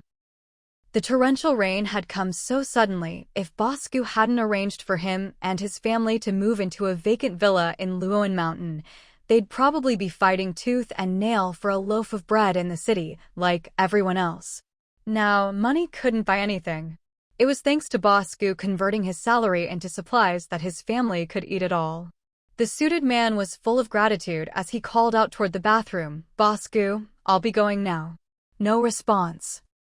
Only the sound of running water. As he walked out, the suited man couldn't help thinking, in the whole world, there probably aren't many people left who can still use water like this, besides my boss, of course. Maplewood's residence. An Nan wrapped herself in a towel and turned on the TV. She'd just taken another shower, and finally the smell of blood on her body didn't seem so strong. She cracked open a can of cold Coke and found a travel reality show to watch, starting from the first season. She'd always liked the show, but watching it after the disaster hit felt completely different. On screen was a vast desert, a few beautiful actresses riding in a jeep, screaming with excitement as they sped over the dunes.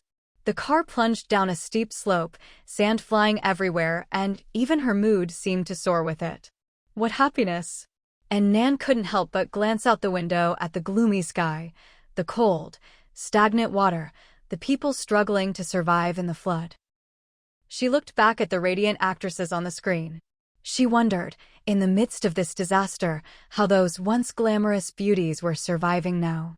And Nan stared at the screen for a while, suddenly finding the hair fluttering in the wind on the screen especially beautiful. What color is that? Cool tea brown? She thought for a moment, then rummaged through her space with her mind. Sure enough, she found some hair dye among the supermarket supplies she'd collected earlier. With nothing better to do, why not dye her hair? Following the instructions, she squeezed the dye into a small bowl and picked up the dye brush, measuring it against her hair. How did Tony the stylist do it again? Counting the 4 years from her previous life, it had been ages since she'd done anything with her hair. In her early 20s, who didn't love looking good? In her last life, not long after the apocalypse began, she'd cut her hair herself with scissors. There was no choice. Long hair was impossible to maintain in the end times.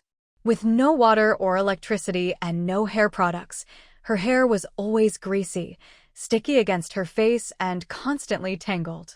When she was first reborn, she'd considered chopping her hair short again for convenience. But after some thought, she gave up on the idea.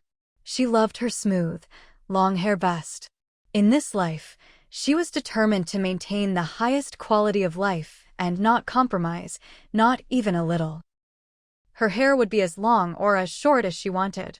Why cut it? She had conditioner and nourishing hair oil. She had the means now. Upstairs, An Nan was excitedly trying her hand at dyeing her own hair, while downstairs in 801, Qian Yinger's shrill scream rang out. Don't touch my hair." She clutched her messy, bird's nest hair, backing away desperately.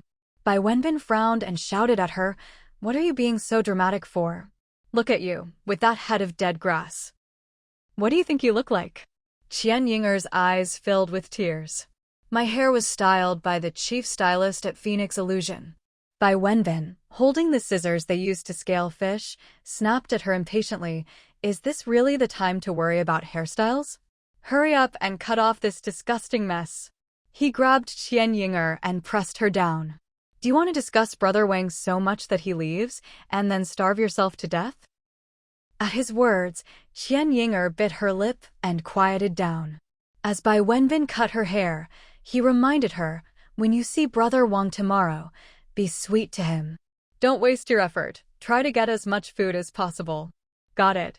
Qian Yinger watched in the mirror as the hair she'd once cared for so meticulously was ruthlessly chopped off by her cousin, falling to the floor like her pride and dignity. Her eyes brimmed with tears.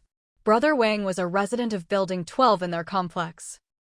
He was an outdoor enthusiast and had all kinds of gear at home, including a kayak.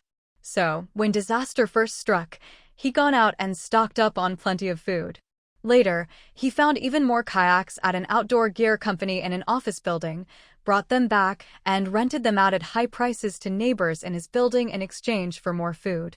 Gradually, Building 12 became the most well-off building in the entire complex. Since there were many able-bodied young people in the building and they were united, no one dared to rob them.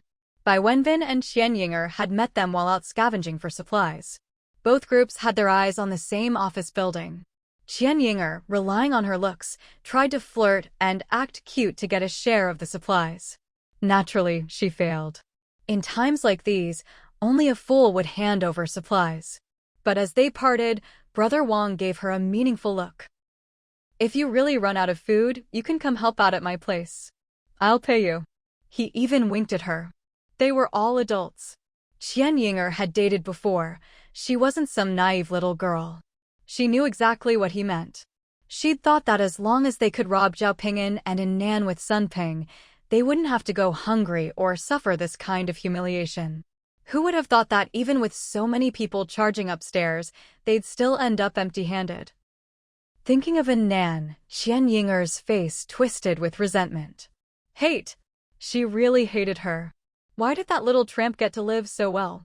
And not only that, she had so much good food at home, yet refused to let her and her cousin stay over. Such a selfish, heartless bitch. At this thought, Qian Yinger couldn't help but scream again. Bai Wenbin frowned and smacked her on the back of the neck. "What are you freaking out about now? Don't mess things up tomorrow."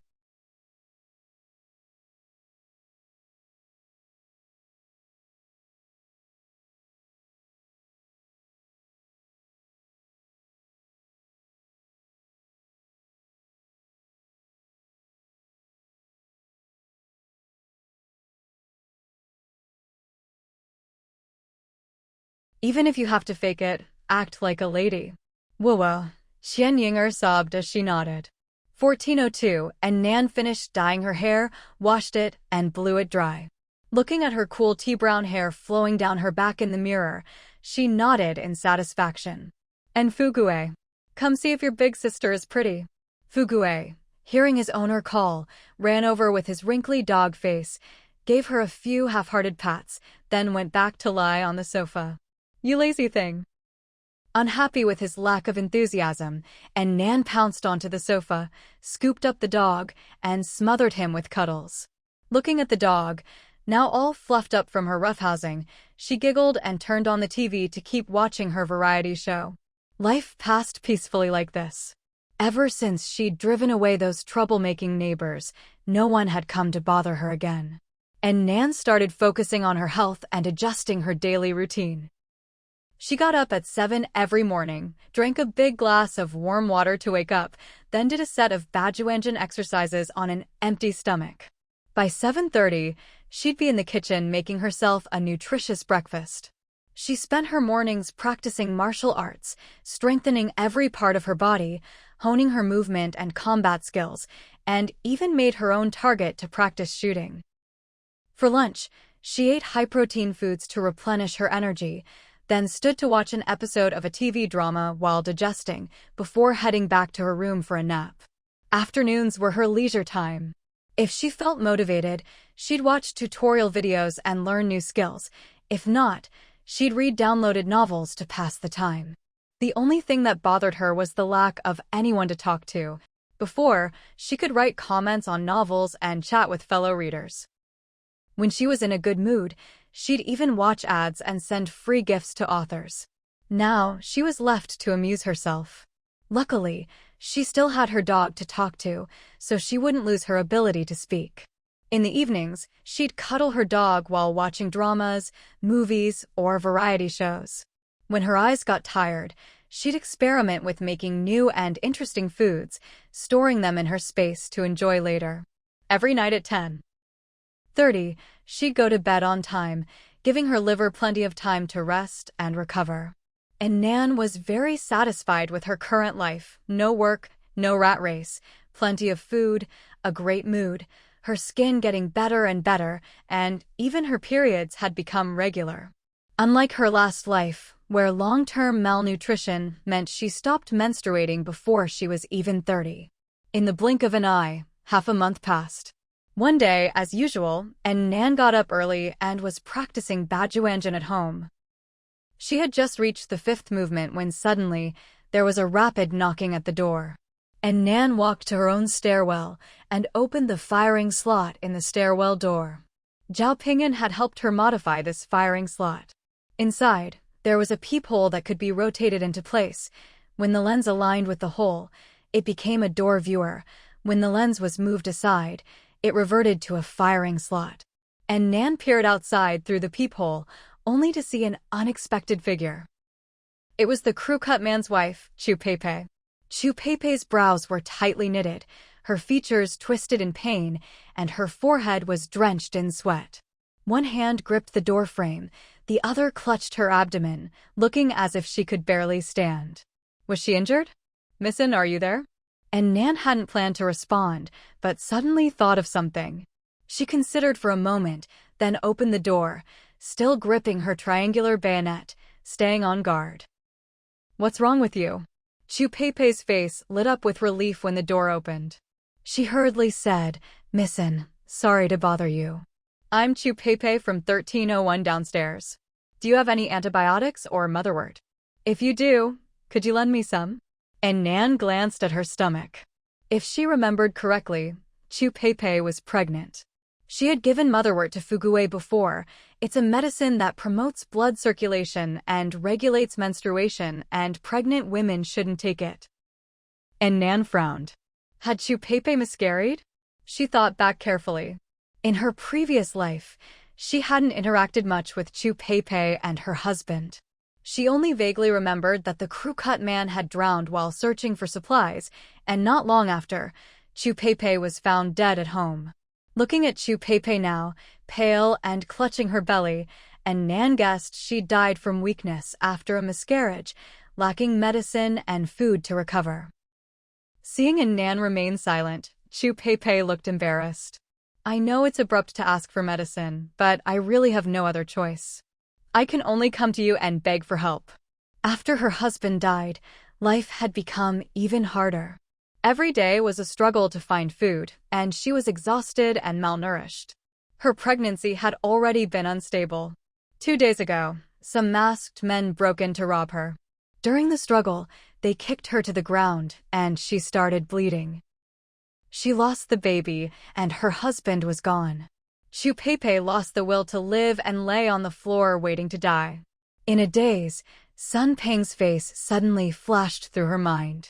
He was the one who'd caused her husband's death, leaving her alone and helpless, and now her once healthy baby was gone too. Yet Sun Peng was still living just fine. She was a doctor, her husband a programmer. Their life had once been peaceful and stable, but now their family was destroyed. And Sun Peng, that murderer, was still alive, wearing a mask of false kindness. A fierce will to survive suddenly surged in Chu Peipei's heart. She had to live. She couldn't let things end like this.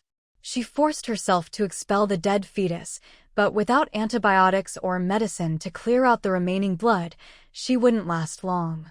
Of all the people in the building, or even the whole complex, who might still have medicine at home, only An Nan and Zhao Ping'an on the top floor came to mind.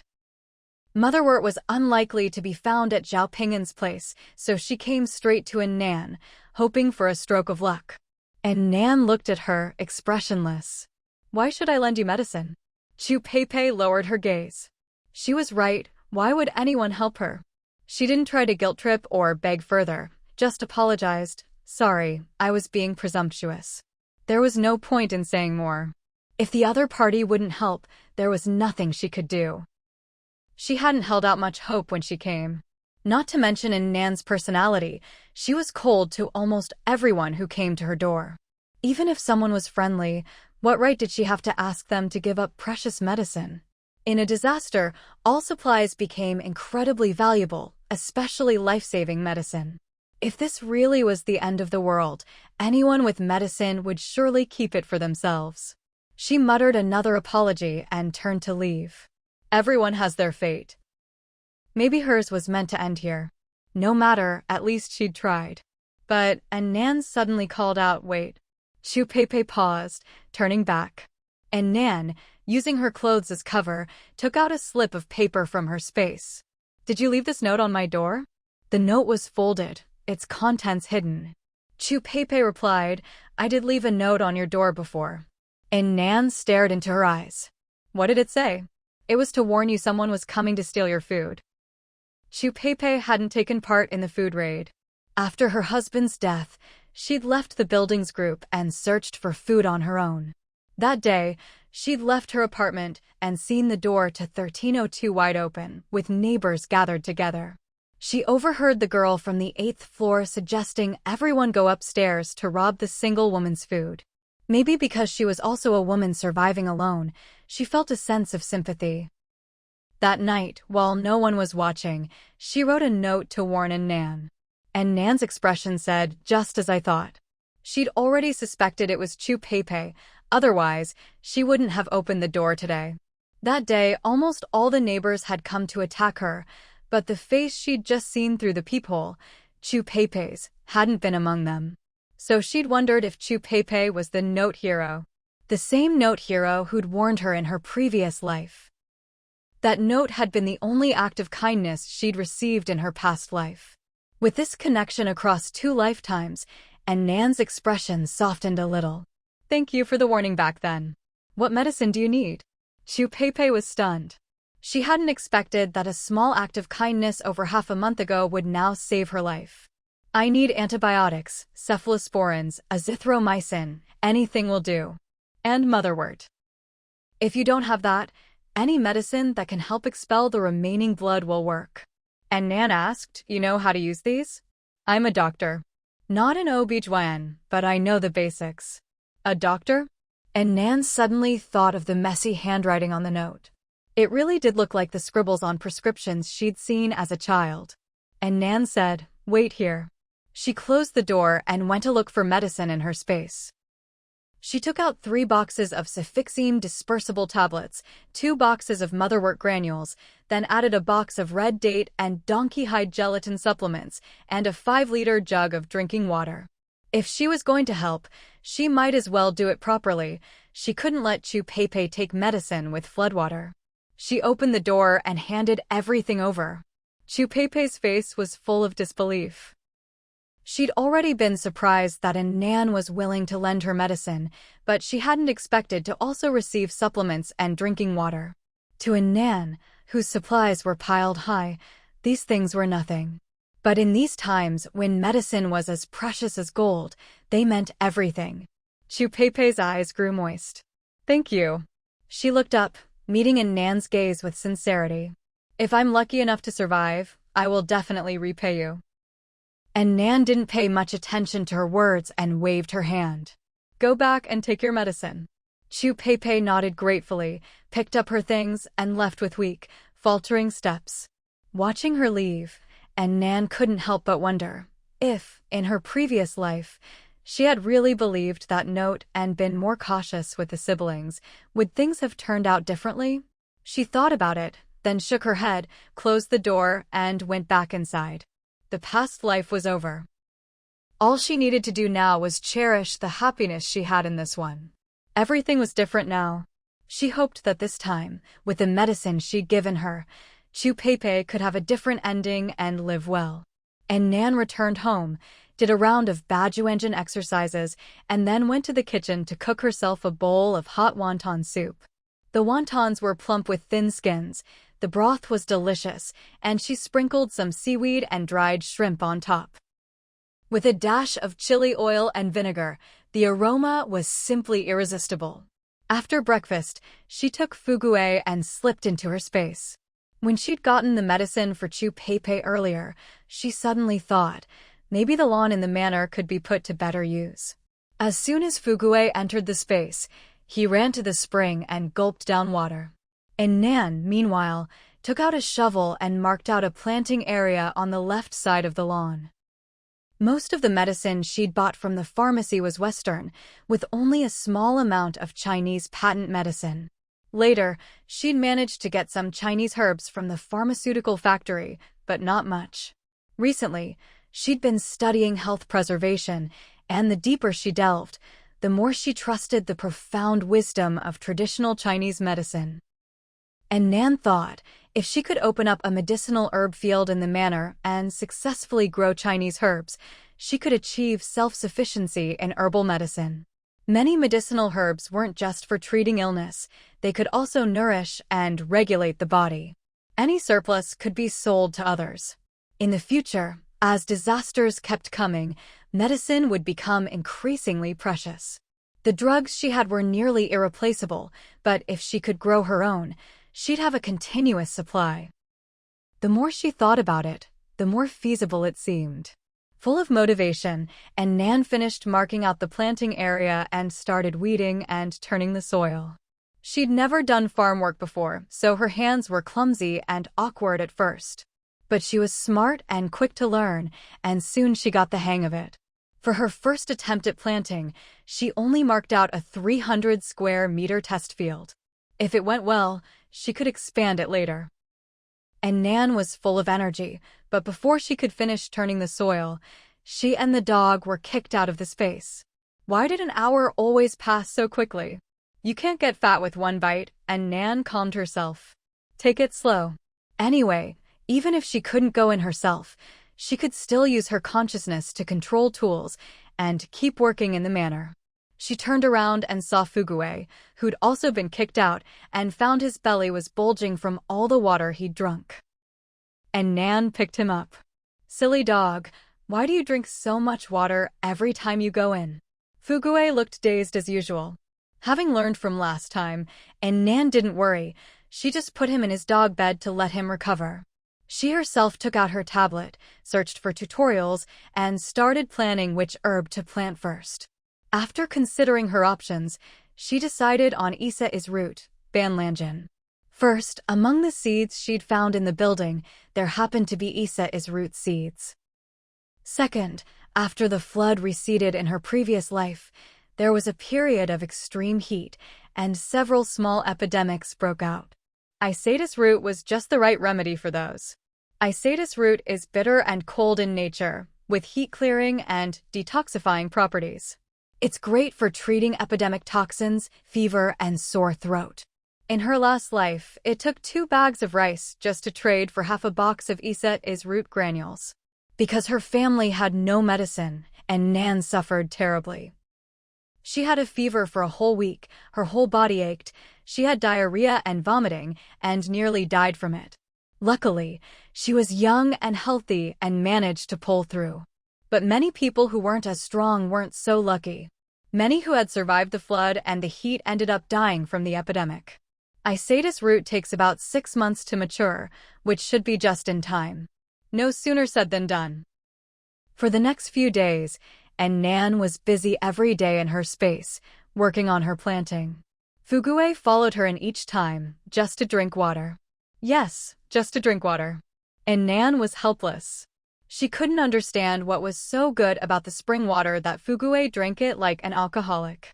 She'd sniffed it carefully and didn't find anything special, just the smell of ordinary raw water.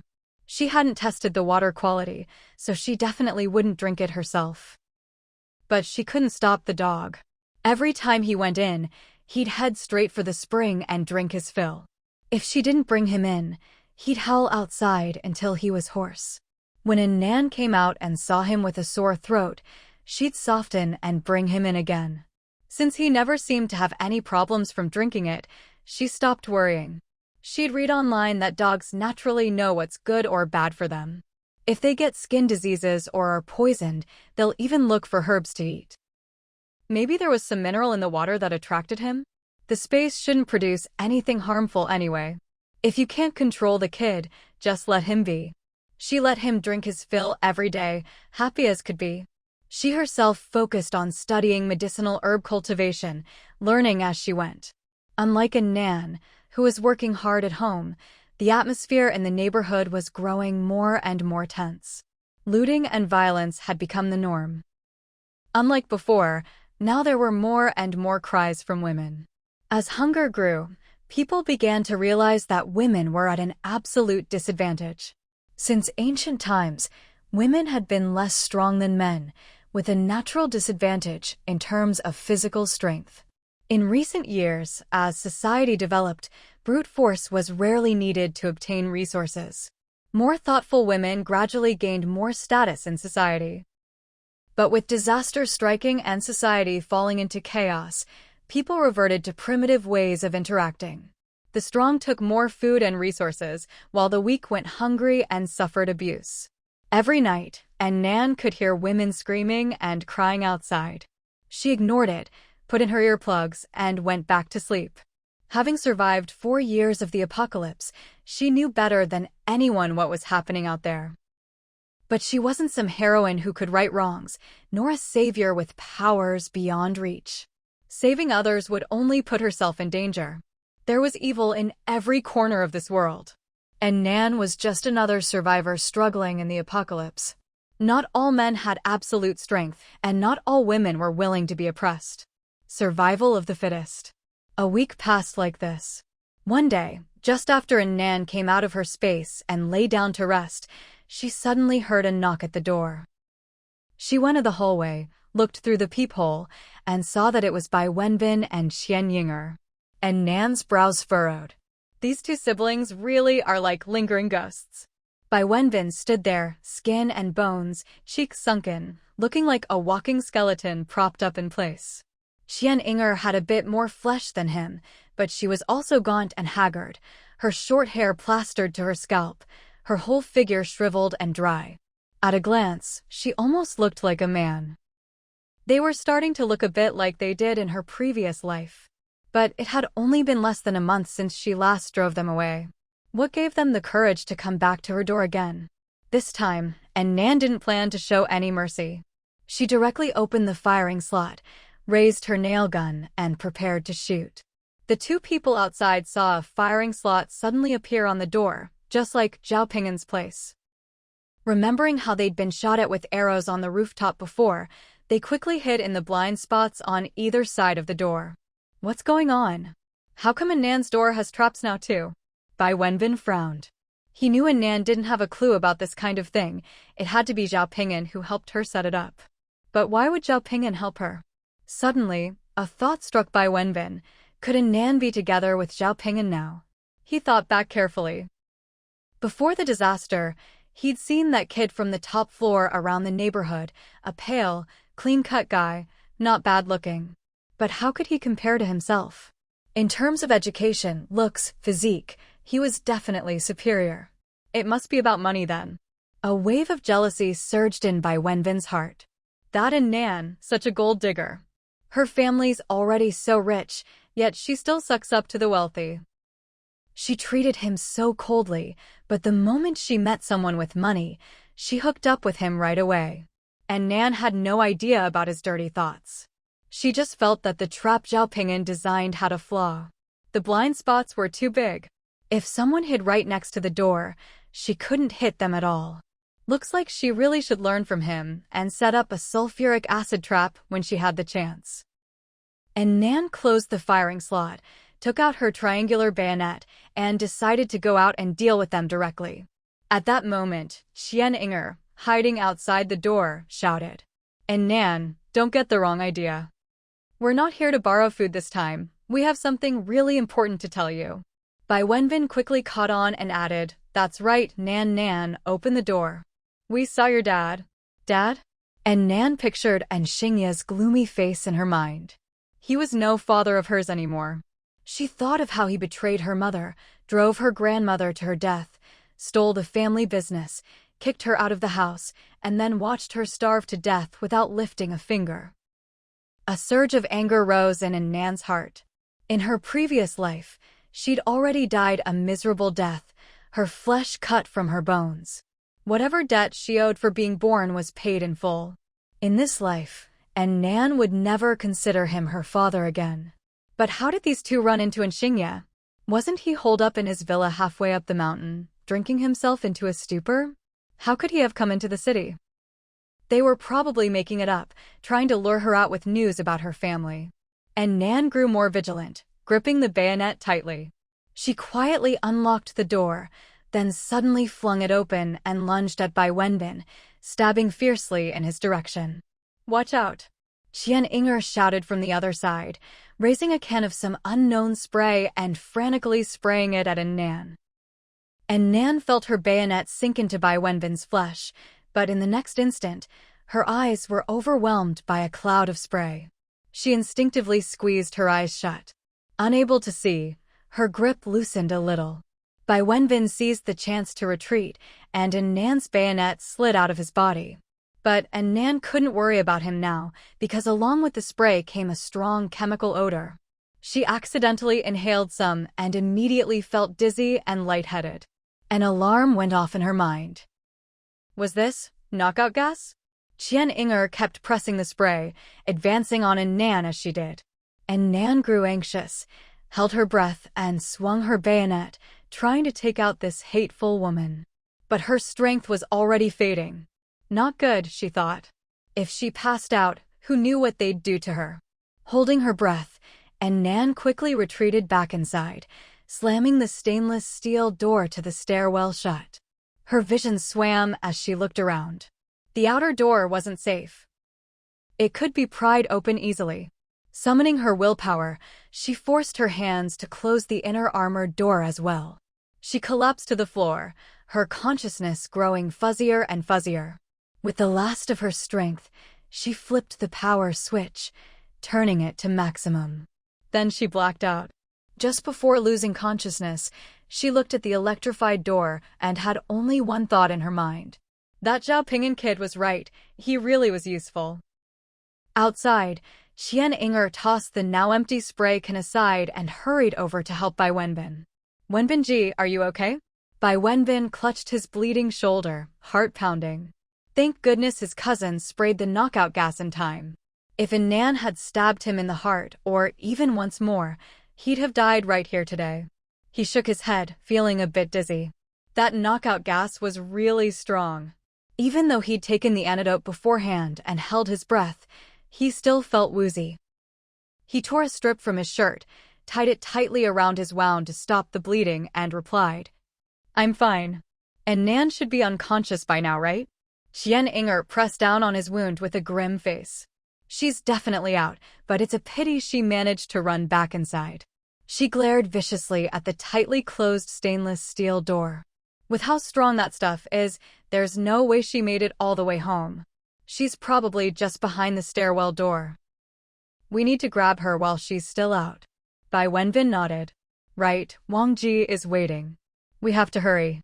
The knockout gas is all gone. If she wakes up, we're in trouble. He hadn't wanted to mess with An Nan again. He'd already seen her ruthlessly slaughter people more than once. He didn't think he had what it took to beat An Nan. Nor did he think she'd show any mercy to him or his sister. Ever since he moved here and she blocked him on WeChat, An Nan had become a different person. Cold and distant. Not only had her attitude toward the two of them changed, she'd even started killing people without a second thought. She cut people down like vegetables, face blank. After she'd chased off an entire building's worth of people with a chainsaw last time, he'd sworn never to provoke her again. For the sake of survival, he'd taken Qian Inger to see Wang Ji in Building 12 and at least managed to get some food there. But less than a month later, Wang Ji got tired of them, saying that hugging Qian Inger was like hugging a skeleton, and told her not to come back. Without Wang Ji's food, they couldn't survive. So the two of them started searching everywhere for pretty girls to bring to the men in Building 12 in exchange for food. Bai Wenbin, a PhD student, had been reduced to pimping. But Wang Ji was picky. He didn't like skin and bones. He wanted a normal beauty. After 2 months of disaster, where could they find a healthy-looking beauty? In their desperation, they suddenly thought of An Nan. Fortune favors the bold. If they could capture An Nan, not only could they trade her to Wang Ji for food, but they could also get their hands on her family supplies. But An Nan's combat skills were just too high. If they weren't careful, they could easily lose their own lives. So, Qian Inger paid a hefty price, spending 2 days with a pervert just to get her hands on a bottle of knockout drugs from him. He even threw in a set of universal lockpicking tools as a bonus. The siblings planned to use the drug to knock An Nan out, then, while she was unconscious, sever her hand and foot tendons so she'd lose the ability to resist. After that, they'd use the lockpicking tools to break into her place, take all her stuff, and finally trade her for supplies. An Nan was so pretty, even if Brother Wang got tired of her, there'd be plenty of others willing to pay. They could use her to keep earning food over and over until she was completely used up. And then, they could even get a taste of the jerky Sun Ping had sampled. The more Qian Inger thought about it, the more excited she got. As soon as she got the drug, she dragged Bai Wenbin along to An Nan's door. Afraid An Nan wouldn't open up, she even lied and said she'd seen her father. From what Qian Inger knew, An Nan was close to her dad. There was no way she wouldn't open the door. Now, seeing An Nan already passed out and all those supplies within reach, Qian Inger could barely keep from laughing out loud just thinking about it. She was different from her cousin. Her cousin cared about food and supplies, but what she really wanted was to see that bitch An Nan suffer. Just imagining An Nan trapped at home, at their mercy, being abused, and then handed off to different men for supplies. That kind of utter despair made Qian Inger's hands tremble with excitement. The siblings didn't waste any more time. They quickly took out the lock-picking tools and got ready to break in. Qian Inger was impatient, eyes shining as she rushed to the front. But as soon as her hand touched the door, she got shocked. Her whole body convulsed, head jerking, limbs shaking uncontrollably. Bai Wenbin stared, dumbfounded, at his sister suddenly going crazy. Why is she so happy? Is she dancing to celebrate already? He froze for a moment before realizing she's being electrocuted. Seeing her hand stuck to the door, Bai Wenbin instinctively reached out to pull her away, but then realized he'd get shocked too. He hurriedly looked around for something insulating. But the hallway was empty, and all their tools were metal, nothing useful at all. Afraid of getting shocked himself, he hesitated for ages. By the time he finally had a flash of inspiration, Qian Inger was already smoking from the shock. He quickly took off his jacket, twisted it into a rope, looped it around her neck, and yanked her away from the door with a strong chokehold. Qian Inger's body stiffened and fell backward, the back of her head slamming hard against the floor. Bai Wenbin breathed a sigh of relief and rushed over to shake her. Inger, are you okay? Qian Inger's eyes were tightly shut, unresponsive. Bai Wenbin slapped her face. Cousin, wake up. Still no response. He panicked for a bit, then finally remembered to do CPR. He placed both hands on her chest and pressed rhythmically. After 2 minutes of chest compressions, the wound on his shoulder from the triangular blade, which hadn't healed, split open again, blood flowing freely. Bai Wenbin gritted his teeth through the pain, face pale, but his cousin still wasn't responding. He frowned, about to give up, when Qian Inger finally opened her eyes slowly. Bai Wenbin's face lit up. Inger, are you all right? Qian Inger stared at him blankly, saying nothing. Bai Wenbin tried talking to her a few more times, but still got no response. He frowned. Did the shock fry her brain? Or did she hit her head too hard? But since she was awake, Bai Wenbin couldn't worry about her anymore. If An Nan woke up, they'd be in real trouble. She'd skin them alive. The urgent thing was to get inside and control An Nan first. He helped Qian Inger sit against the wall and pressed her shoulder, instructing her. Sit here and don't move. I'm going to find a hammer with a wooden handle. The door's electrified, our tools won't work. With that, he dashed home to get a hammer. Soon, Bai Wenbin came back upstairs with new tools, only to see Qian Inger still sitting there like a wooden doll, staring blankly, face expressionless. He sighed. Looks like I'll have to do this myself. He glanced at the stainless steel door and suddenly remembered there was another armored door inside. With the lock-picking tools useless, a hammer wouldn't break through. So he changed tactics, just like the neighbors had done last time, and started smashing the wall beside the door with the hammer. His arm went numb from the impact, and the wound on his shoulder bled even more. But he didn't dare stop. If he couldn't subdue An Nan soon, she'd wake up and hunt them down. But if he could succeed, he'd have all the supplies he wanted. Heaven or hell, it all depended on this. Bai Wenbin swung the hammer with all his strength, eyes bloodshot. Suddenly, a voice shouted from behind. What are you doing? Bai Wenbin spun around. When he saw who it was, he sneered. Just the widow from the 13th floor, Chu Peipei. He put on a fierce look. What's it to you? Why are you yelling? Chu Peipei frowned. You're smashing Miss An's door. Of course it's my business. She'd come to bring something to Miss An, only to find someone here brazenly smashing the wall. As a woman, She knew better than to meddle in other people's business in times like these. But Miss An was different. If it weren't for the medicine Miss An had given her a week ago, she'd probably be dead by now. Her health had been improving these days, and she'd never forgotten Miss An's kindness. Xiu Peipei glared at the man opposite her. She remembered the last time the neighbors attacked the 14th floor. It was these siblings' idea. Full of malice. Even after being chased away, they still came back to cause trouble. Bai Wenbin raised his hammer, face menacing. I'm warning you, mind your own business. Or I'll deal with you too. Seeing this, Xiu Peipei set her bag down, then pulled a long boning knife from behind her waist. As long as I'm here today, don't even think about getting onto the 14th floor. She raised the knife, looking determined to fight to the end. Bai Wenbin's face darkened. Just my luck. 2 electrified doors were already a pain, and now there's another roadblock. His cousin was still sitting there like an idiot, completely useless. Should have checked the almanac before going out. Nothing's going right today. He glanced at the time, eyes turning ruthless. I need to deal with her quickly. If I delay any longer, An Nan will wake up. Bai Wenbin gripped the hammer and charged at Xiu Peipei. Xiu Peipei hurriedly dodged Bai Wenbin's attack. She didn't know any martial arts, but luckily, her opponent was injured, his shoulder was bleeding, and his arm was too weak to use much force. Plus, he was wielding a heavy hammer, which made it easier for her to evade his blows. She wondered what was going on in Miss An's apartment. Someone was banging on the door, but there hadn't been any response at all. Could something have happened? The thought made her tense up. She raised her boning knife and slashed it Bai Wenbin. There was no real technique to it. She just went for speed and ferocity, not accuracy. This was a style she'd developed over the past 2 months, fighting others for supplies. The saying goes, a flurry of wild slashes can kill even a master. She held the knife in front of her chest, swinging it rapidly in all directions, even stirring up a gust of wind.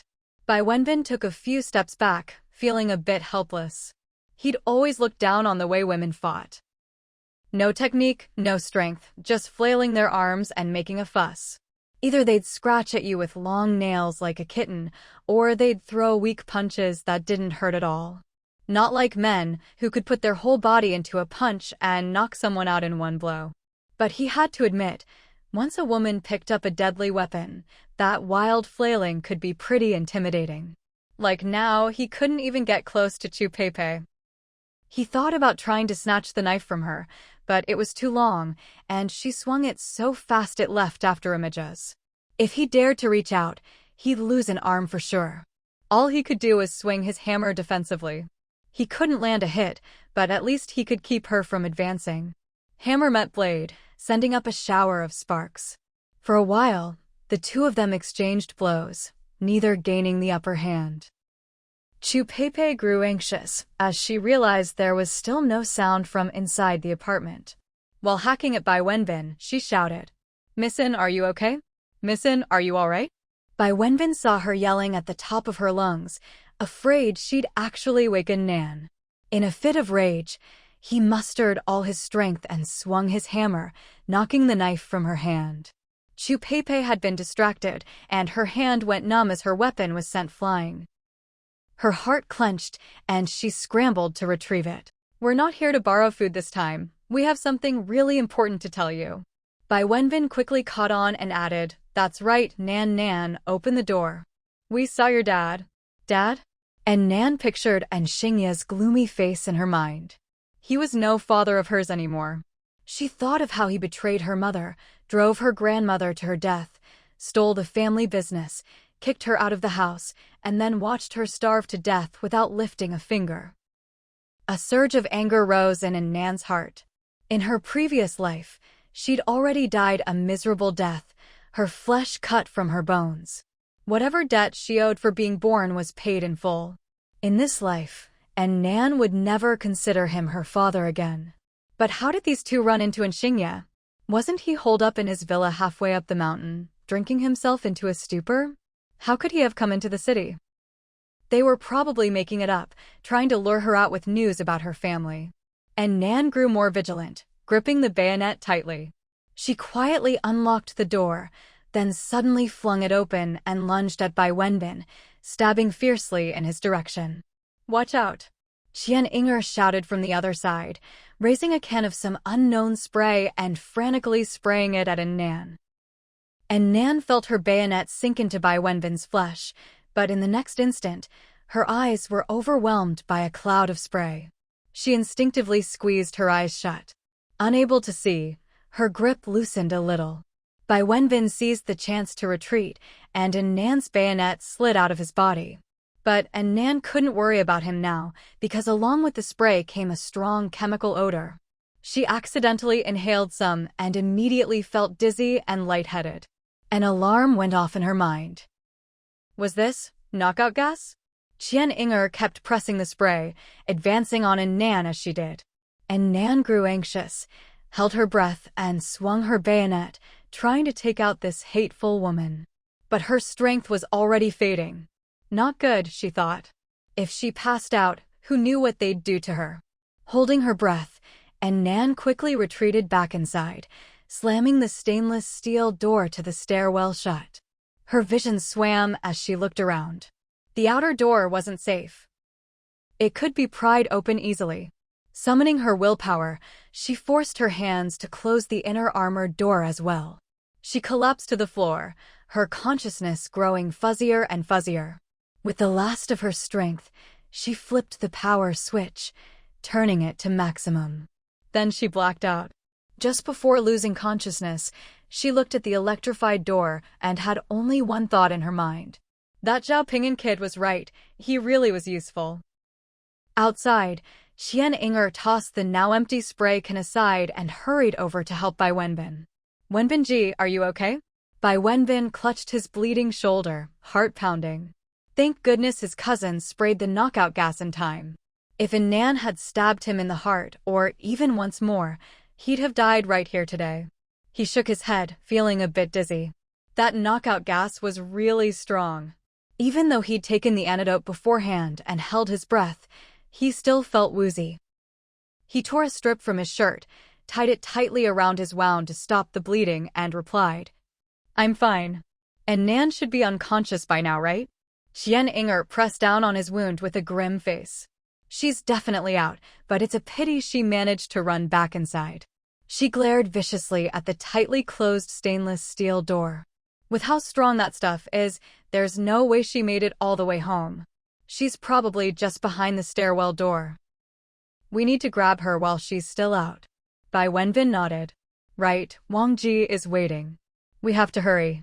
The knockout gas is all gone. If she wakes up, we're in trouble." He hadn't wanted to mess with An Nan again. He'd already seen her ruthlessly slaughter people more than once. He didn't think he had what it took to beat An Nan. Nor did he think she'd show any mercy to him or his sister. Ever since he moved here and she blocked him on WeChat, An Nan had become a different person. Cold and distant. Not only had her attitude toward the two of them changed, she'd even started killing people without a second thought. She cut people down like vegetables, face blank. After she'd chased off an entire building's worth of people with a chainsaw last time, he'd sworn never to provoke her again. For the sake of survival, he'd taken Qian Inger to see Wang Ji in Building 12, and at least managed to get some food there. But less than a month later, Wang Ji got tired of them, saying that hugging Qian Inger was like hugging a skeleton, and told her not to come back. Without Wang Ji's food, they couldn't survive. So the two of them started searching everywhere for pretty girls to bring to the men in Building 12 in exchange for food. Bai Wenbin, a PhD student, had been reduced to pimping. But Wang Ji was picky. He didn't like skin and bones. He wanted a normal beauty. After 2 months of disaster, where could they find a healthy-looking beauty? In their desperation, they suddenly thought of An Nan. Fortune favors the bold. If they could capture An Nan, not only could they trade her to Wang Ji for food, but they could also get their hands on her family supplies. But An Nan's combat skills were just too high. If they weren't careful, they could easily lose their own lives. So, Qian Inger paid, "I know you, you're a bitch." Hearing her spit out bitch over and over, An Nan's anger flared. She was used to Qian Inger's inexplicable malice by now, but it still made her sick. She grabbed Qian Inger by the collar and slapped her hard across the face. With a loud smack, a bright red handprint appeared on Qian Inger's left cheek. "You drugged me, didn't you?" She slapped her again, this time on the right cheek. "You smashed my wall, didn't you?" Left cheek, another slap. "And you still dare insult me here?" Right cheek, another slap. "You filthy-mouthed wretch." Smack, smack, smack, smack, and Nan rained blows down on Qian Inger's face, slapping her left and right. Chu Peipei stared in shock as An Nan's arm moved so fast it was almost a blur. In no time, Qian Inger was beaten unconscious again, her face swollen like a pig's head. An Nan let go of her, pulled a wet wipe from her pocket, and wiped her hands. She glanced down at Qian Inger lying on the ground.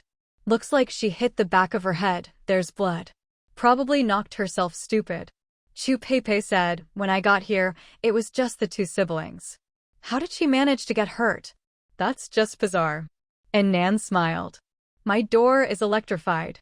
She probably got shocked and then fell." Chu Peipei nodded. "Serves her right. Came to someone else's place to cause trouble and ended up ruining herself." She thought for a moment, then added, "Her brother's no good either. He's been running a brothel business in the neighborhood. He used to sell his sister's body for food, and now he's just abandoned her and run off." "Selling her body?" And Nan's lips curled with interest. That never happened in her previous life. Who would have thought that after leaving her, these two siblings would fall so low?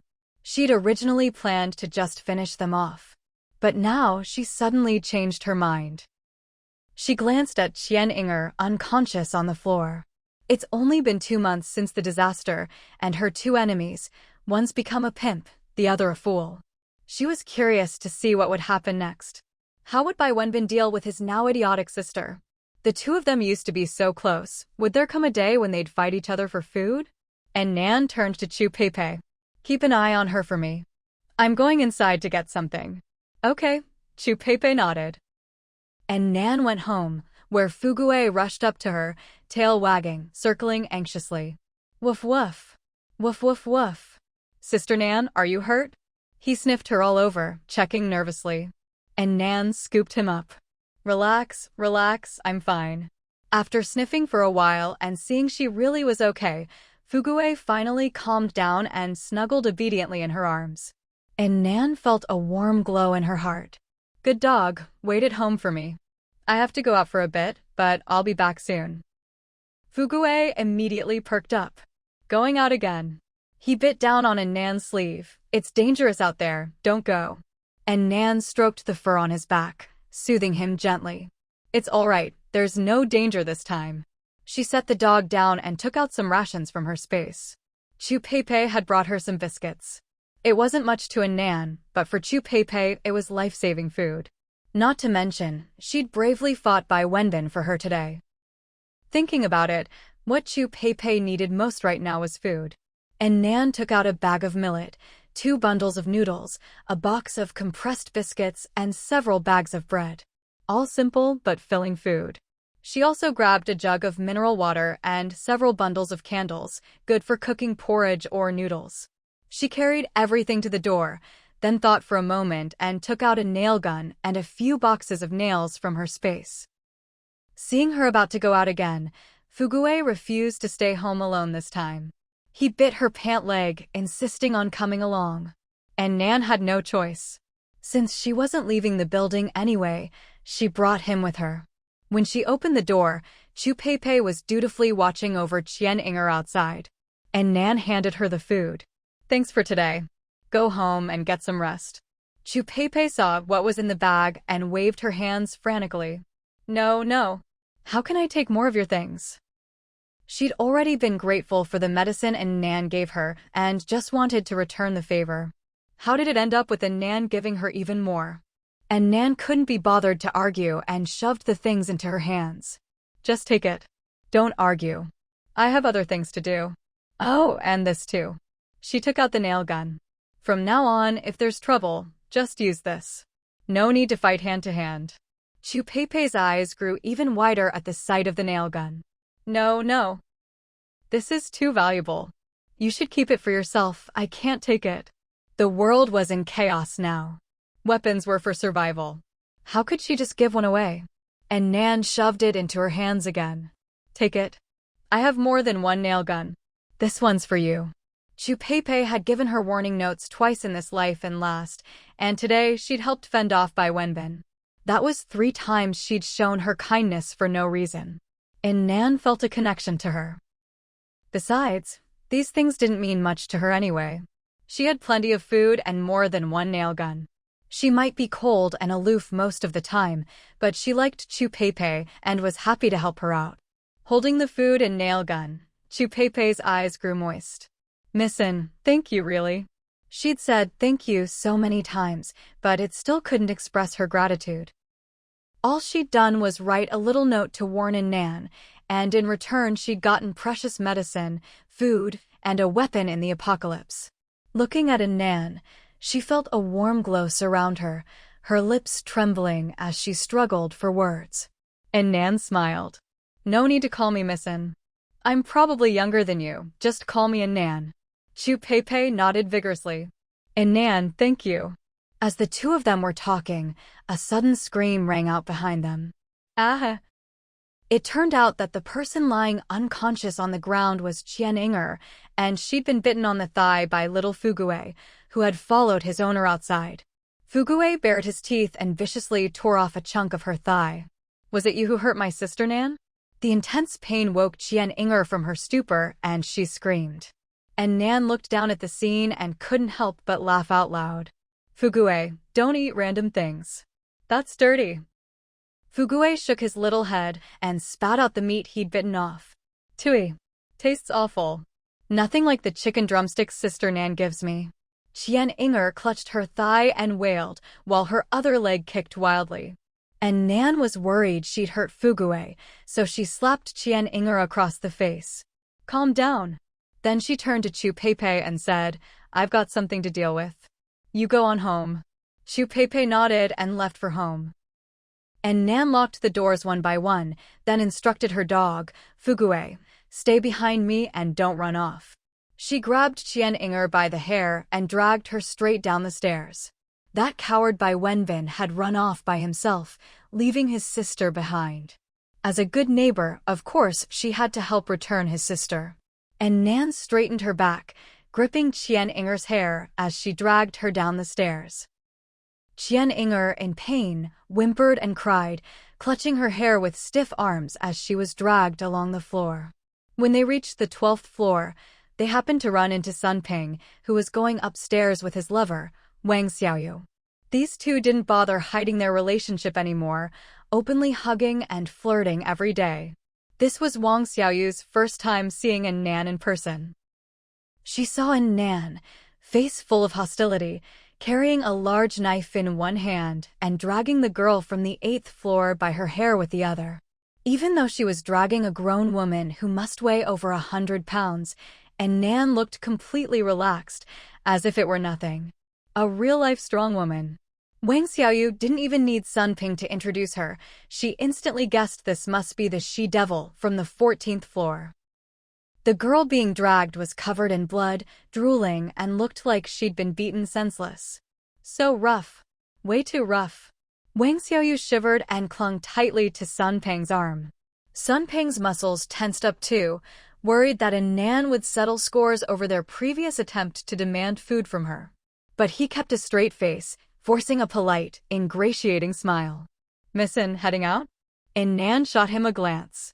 What a shameless guy. He could act like nothing had happened and greet her so naturally. Anyone who didn't know better would think they were loving neighbors.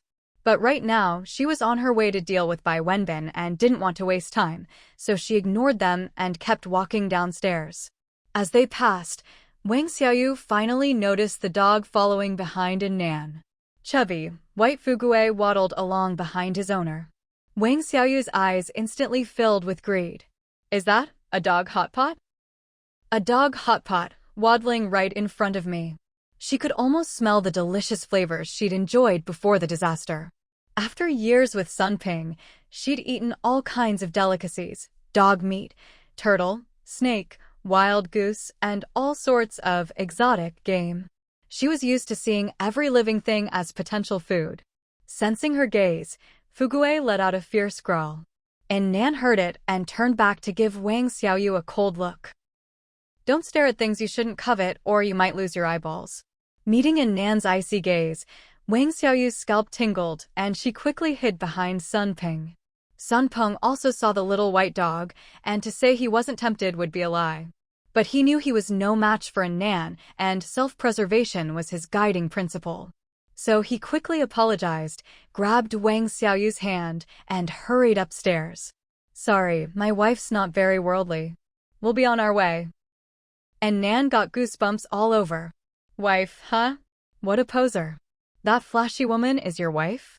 An Nan couldn't be bothered with them and headed straight to the 8th floor.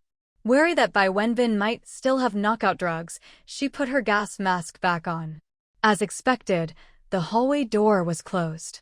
But it was a cheap door, so she just lifted her foot and kicked it open.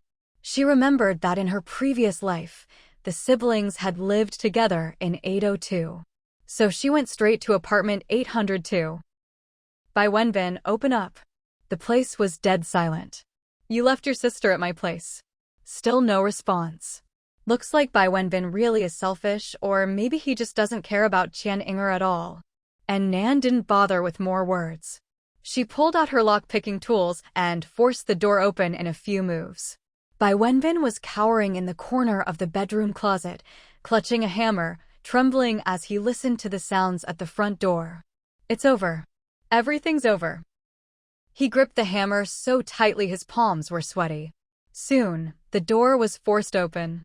He heard An Nan's footsteps coming in, along with the strange sound of something being dragged. Bai Wenbin, where are you? Stop hiding, come out.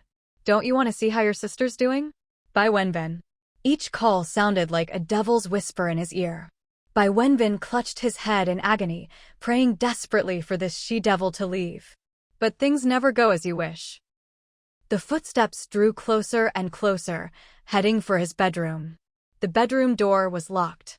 An Nan understood and kicked it open with one blow. With a bang, the door fell right off its hinges. She stepped in and looked around, no one in sight, but the closet door was tightly shut. She walked over and slowly opened it. Bai Wenbin was curled up in the corner of the closet. As the door creaked open, a face in a gas mask appeared. He found you. In that instant, Bai Wenbin felt his soul leave his body. Stay away from me. He shrank back as far as he could, heart pounding, swinging the hammer wildly. An Nan had meant to scare him, but seeing him like this left her speechless. A grown man, more timid than a cat, cowering in a closet like a little girl. She wasn't some hulking home invader. Seriously. She didn't have the patience for this. With quick reflexes, she snatched the hammer from his hand.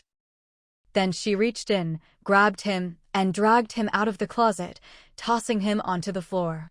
Bai Wenbin stumbled and fell, looking up only to meet a pair of vacant eyes. A face swollen like a pig's head came into view. Handsome guy. The pretty lady brought me to see the handsome guy. Bai Wenbin jumped, but recognizing the familiar voice, he realized this pig-faced person was his cousin, Qian Inger. Her cheeks were bright red, both sides of her face swollen, her mouth twisted from being beaten. She looked utterly pitiful. His heart softened, and he quickly shook her shoulders. Inger, what happened to you? Qian Inger didn't respond, just kept giggling foolishly. Handsome guy. Handsome guy. Bai Wenbin frowned and looked up at An Nan. What did you do to her? An Nan kicked him. Quit pretending to be some loving brother. Weren't you the one who just left her behind? She paused, then added, Don't act like you don't know what's wrong with her. Stop trying to play the victim with me. Bai Wenbin supported his sister's head, only to feel his hand come away sticky with blood. Yinger's head was injured? Suddenly, he remembered, when he'd pulled his cousin off the electric switch with his jacket, her head had hit the ground. He'd been in such a rush back then, he hadn't even checked her head. And now she'd been knocked into a fool? Of course, maybe it was also because he hadn't rescued her in time, or his CPR was sloppy, causing her brain to be deprived of oxygen for too long. But he'd never admit any of that. He looked at An Nan, heartbroken and indignant. Nan, how could you be like this now? You actually electrocuted Yinger into an idiot. And Nan was speechless. She kicked him, sending him flying. You're really trying to mess with me? Cut the moral blackmail crap. And Nan had come here today to deal with him, so she wasn't going to be polite. She strode over, grabbed him by the collar, and slapped him hard across the face, left and right, over and over. Bai Wenbin wanted to fight back, but it felt like an iron grip had him pinned in place. He couldn't move at all, forced to endure the humiliation. The slaps didn't do much physical harm, but the humiliation was unbearable. After all, An Nan was a woman he'd once liked, and now he was being manhandled like a helpless chick. Bai Wenbin's face burned with shame. He could barely feel it anymore. An Nan slapped him more than 30 times. Only when his face was swollen like a pig's head did she finally stop, satisfied. The siblings, side by side, looked like a pair of red-faced pigs, no telling them apart. An Nan looked at their miserable state and felt great. Even though Bai Wenbin was dizzy from the beating, he was still tense inside, terrified that An Nan might kill him. He sat on the ground and tried to explain, Nan, you really misunderstood me. That day, I had no choice but to go with the neighbors to borrow food. Save it. And Nan kicked him again. Their grudges went far beyond this one incident. The betrayal in her past life, the schemes in this one, and the fact that the siblings had literally eaten her alive. One thing after another, and Nan couldn't be bothered to argue or settle accounts one by one. She simply treated him like a punching bag and let loose. Only when he passed out did she finally stop. Qian Yinger, seeing her beloved brother being beaten so badly by An Nan, didn't rush to stop it. Instead, she clapped along to the rhythm. Pretty boys getting beaten by a bitch. Pretty boys getting beaten by a bitch. Hearing herself insulted again, An Nan turned around and gave her a thorough beating too. A moment later, the world finally fell silent. After the fight, An Nan felt completely refreshed. She tossed the two of them carelessly on the floor, then ransacked their house. She found 3 bottles of mineral water, 2 packs of compressed biscuits, a bundle of sausages, 5 packs of instant noodles, and a huge pile of expired bread. Wow, they'd hoarded quite a bit. She took it all, not leaving a single crumb for the lying siblings. Then she threw anything else useful in the house out the window into the floodwaters. Now the place was stripped bare. Afterward, she sat on the sofa with her dog to rest. Before long, Bai Wenbin slowly came to. He opened his eyes, dazed, and saw a slender figure sitting on his sofa, one leg crossed over the other, holding a fluffy white bundle. His brain froze for a moment. What was I doing before? Why am I lying on the floor? The next second, his memory returned. He stared at An Nan in terror. What do you want? As soon as he spoke, he realized what she was holding. That little white dog. Bai Wenbin stared at it. It had gotten so fat. The last time he'd seen it was the day before the disaster. An Nan had brought it home, tiny and scrawny. Now it was chubby, with a round face and floppy ears. How much good food had An Nan been feeding it?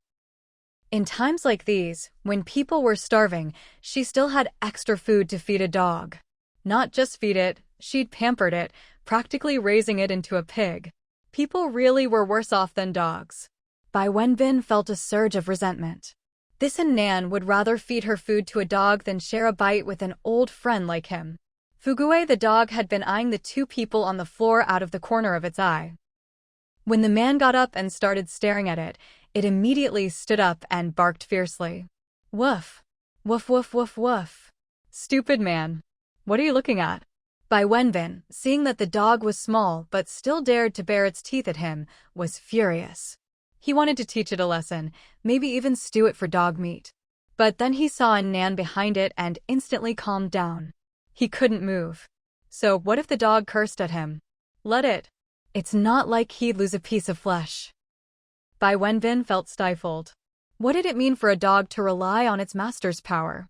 This was it. Fugue didn't care what he was thinking. It kept barking at him. Sensing that its owner wasn't stopping it, the clever dog got even bolder. The angrier it got, the more it barked. It even jumped off the sofa, pounced on Bai Wenbin, and bit him hard. Anyone who got beaten by its owner deserved to be bitten. Bai Wenbin howled in pain and tried to fling the dog off. An Nan saw this and immediately stabbed his arm with her triangular bayonet. Bai Wenbin screamed, not daring to move again. So Fugue had free rein, biting him all over, while Bai Wenbin didn't dare fight back. Every time he so much as lifted a hand, An Nan would stab him again. By the time Fugue had vented its anger and strutted away, there wasn't a single uninjured spot left on Bai Wenbin. An Nan stood up, looked at Bai Wenbin. His face swollen, shoulders and arms full of stab wounds, his whole body battered, and left, satisfied, with her dog. Before leaving, she stepped on his face. "I'll spare your lives today. But if you dare show up in front of me again, I'll send you straight to hell." "Got it." Bai Wenbin nodded with difficulty, watching her swagger off with the dog. He clenched his fists and pounded the floor. Humiliated. Absolutely humiliated. But then he thought. He'd thought their plan had failed today, and he and his cousin were doomed. But An Nan hadn't killed them? Why? That didn't fit her recent ruthless style. Though he felt a little relieved for now, Bai Wenbin couldn't shake a sense of foreboding. No time to dwell on it, he forced himself up despite the pain to check on Qian Yinger. How had his cousin ended up like this? Was she just pretending, trying to fool An Nan to save her own life? He shook her. "Yinger, An Nan's gone. Wake up." After a while, Qian Yinger slowly opened her eyes. She stared at him blankly for a while, then suddenly grinned wide. "Hee hee. Hey, handsome." "Hello, handsome." Bai Wenbin was exasperated, black lines practically appearing on his forehead. "Yinger, snap out of it. An Nan's already gone." "An Nan?" Qian Yinger mumbled, repeating the name, An Nan. "An Nan." As she muttered, her expression suddenly hardened. "That bitch An Nan." Thinking she'd finally come to her senses, Bai Wenbin hurriedly grabbed her hand. "Yinger, are you awake now?" But Qian Yinger just turned to look at him, drooling again. "Hee hee, handsome." Bai Wenbin let go in defeat, sighing helplessly. He helped Qian Yinger onto the sofa to sit, thought for a moment, then decided to leave her be for now and went to fix the security door that An Nan had broken. At times like these, a broken lock was dangerous. Someone could steal all the food he'd worked so hard to collect. He'd gone through so much trouble, trading with a bunch of women just to get that food. Even his cousin Qian Yinger had cost him dearly. Those men were no gentlemen.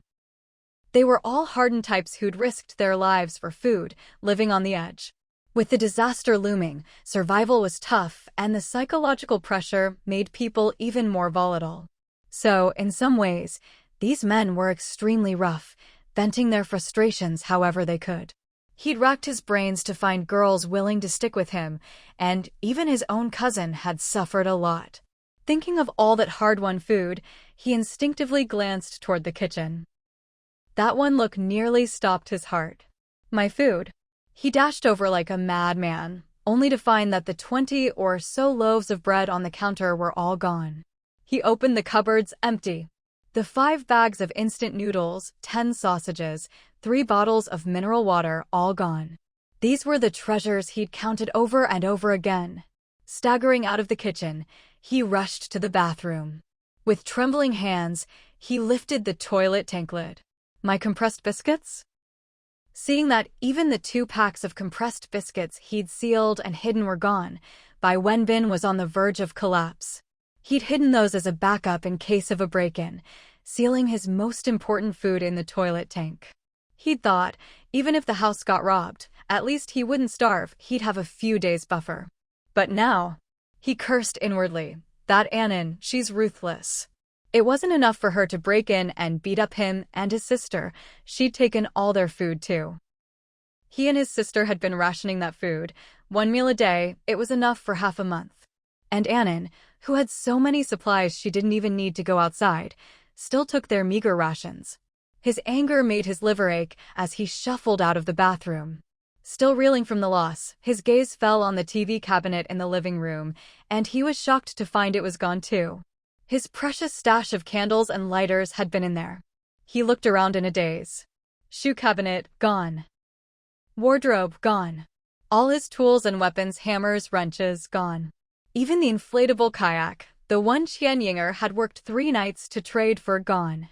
All his food, clothes, and essentials, gone. An Nan had swept through like a plague of locusts, leaving nothing behind. In the blink of an eye, his once well-stocked home was an empty shell. She'd left the TV, computer, cell phone, game console, and so on. But with no electricity, what good were those? He couldn't even trade them for a sausage. He slumped to the floor in despair. The only thing left in the living room was the sofa, which at least he could still rest on.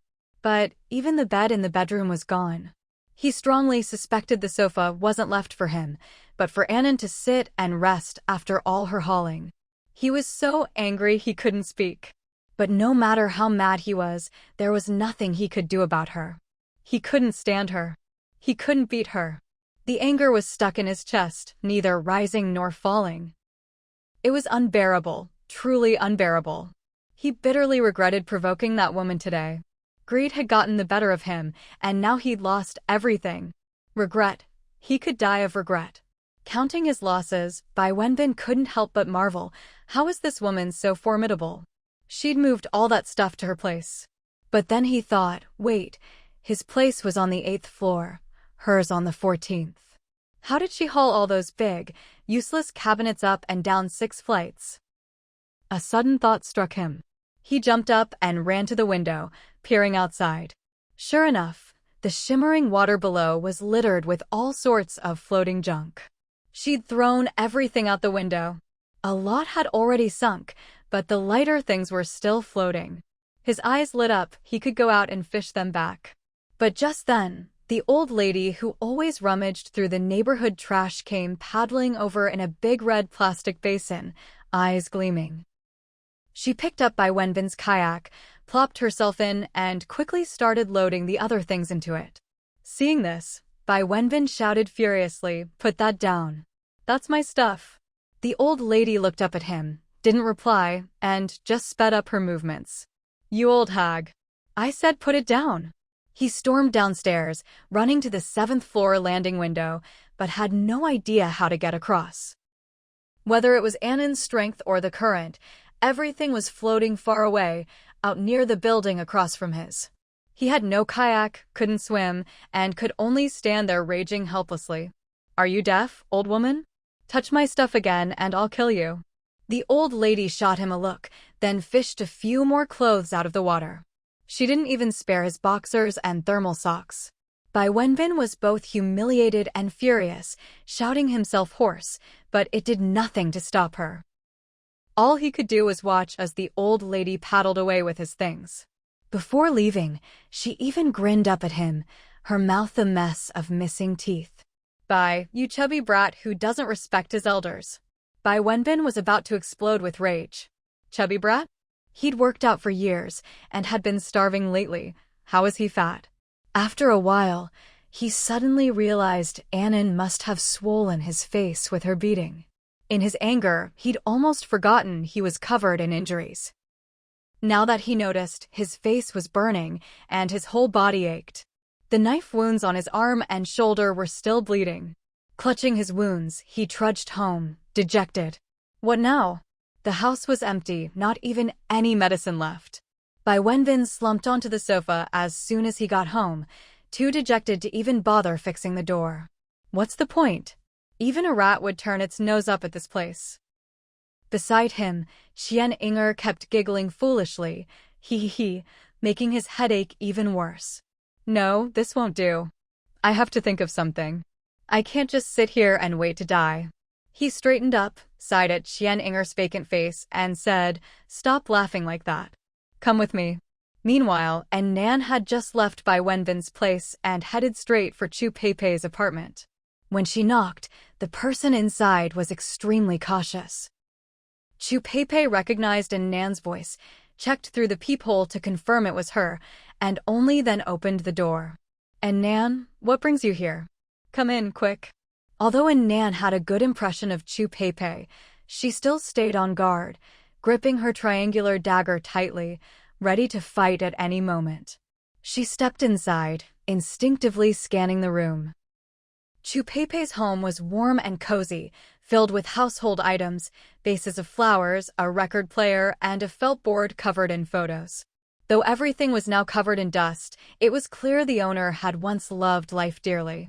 The living room wall was lined with a floor-to-ceiling bookshelf, packed with books, novels, classics, and a large number of medical texts.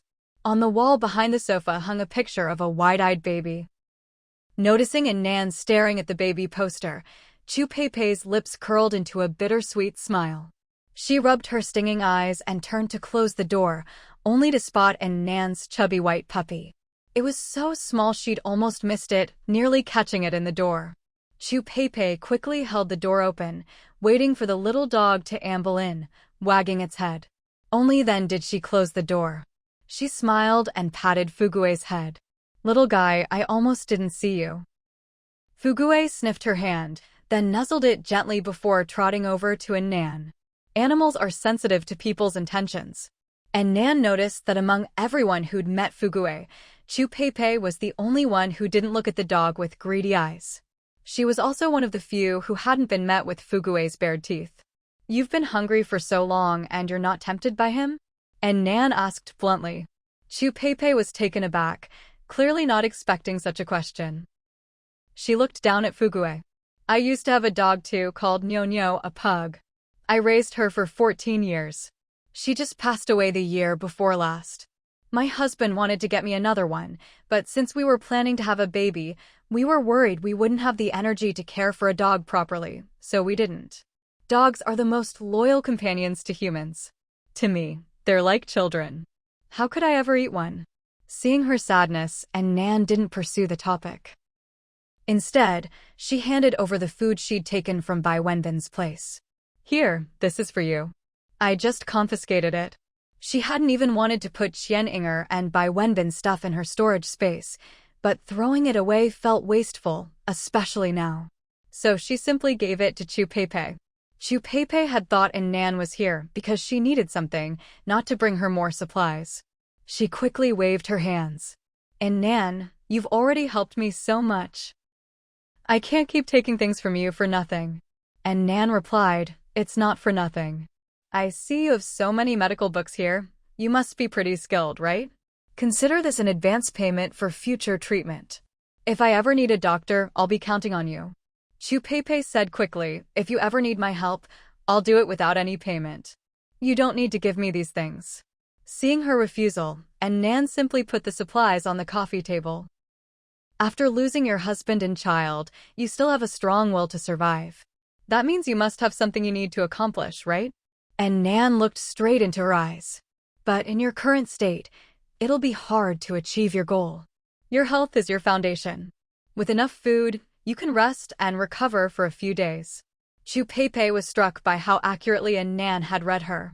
Her nose tingled and her eyes grew moist. That's how people are. When they're alone, they can be endlessly strong, but the moment someone shows them kindness, the tears come.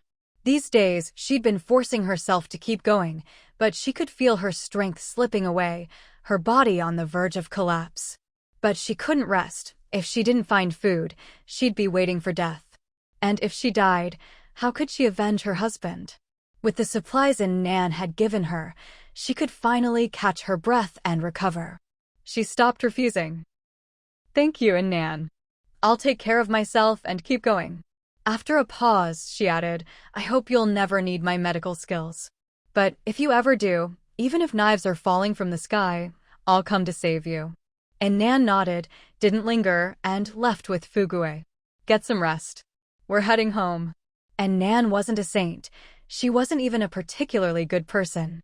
She often turned a blind eye to others' suffering. But she wasn't a heartless killer either. Chu Pei wasn't greedy, knew her limits, was brave, resilient, and grateful, and she was a doctor. Even in games, every team needs a healer. In a world as dangerous as this, having a good doctor as an ally could only be a good thing.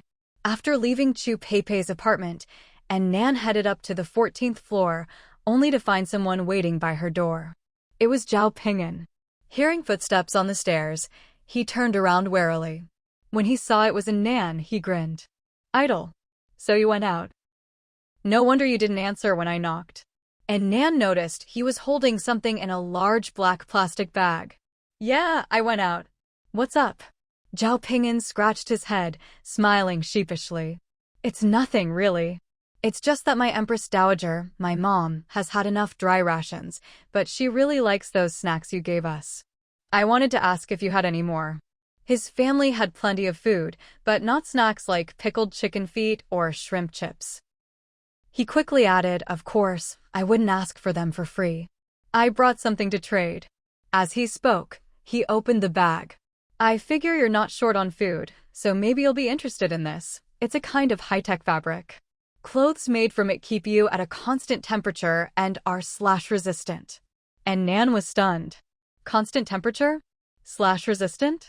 She suddenly remembered the thing she'd searched for all over an entire floor of Taiyu Tower but hadn't found.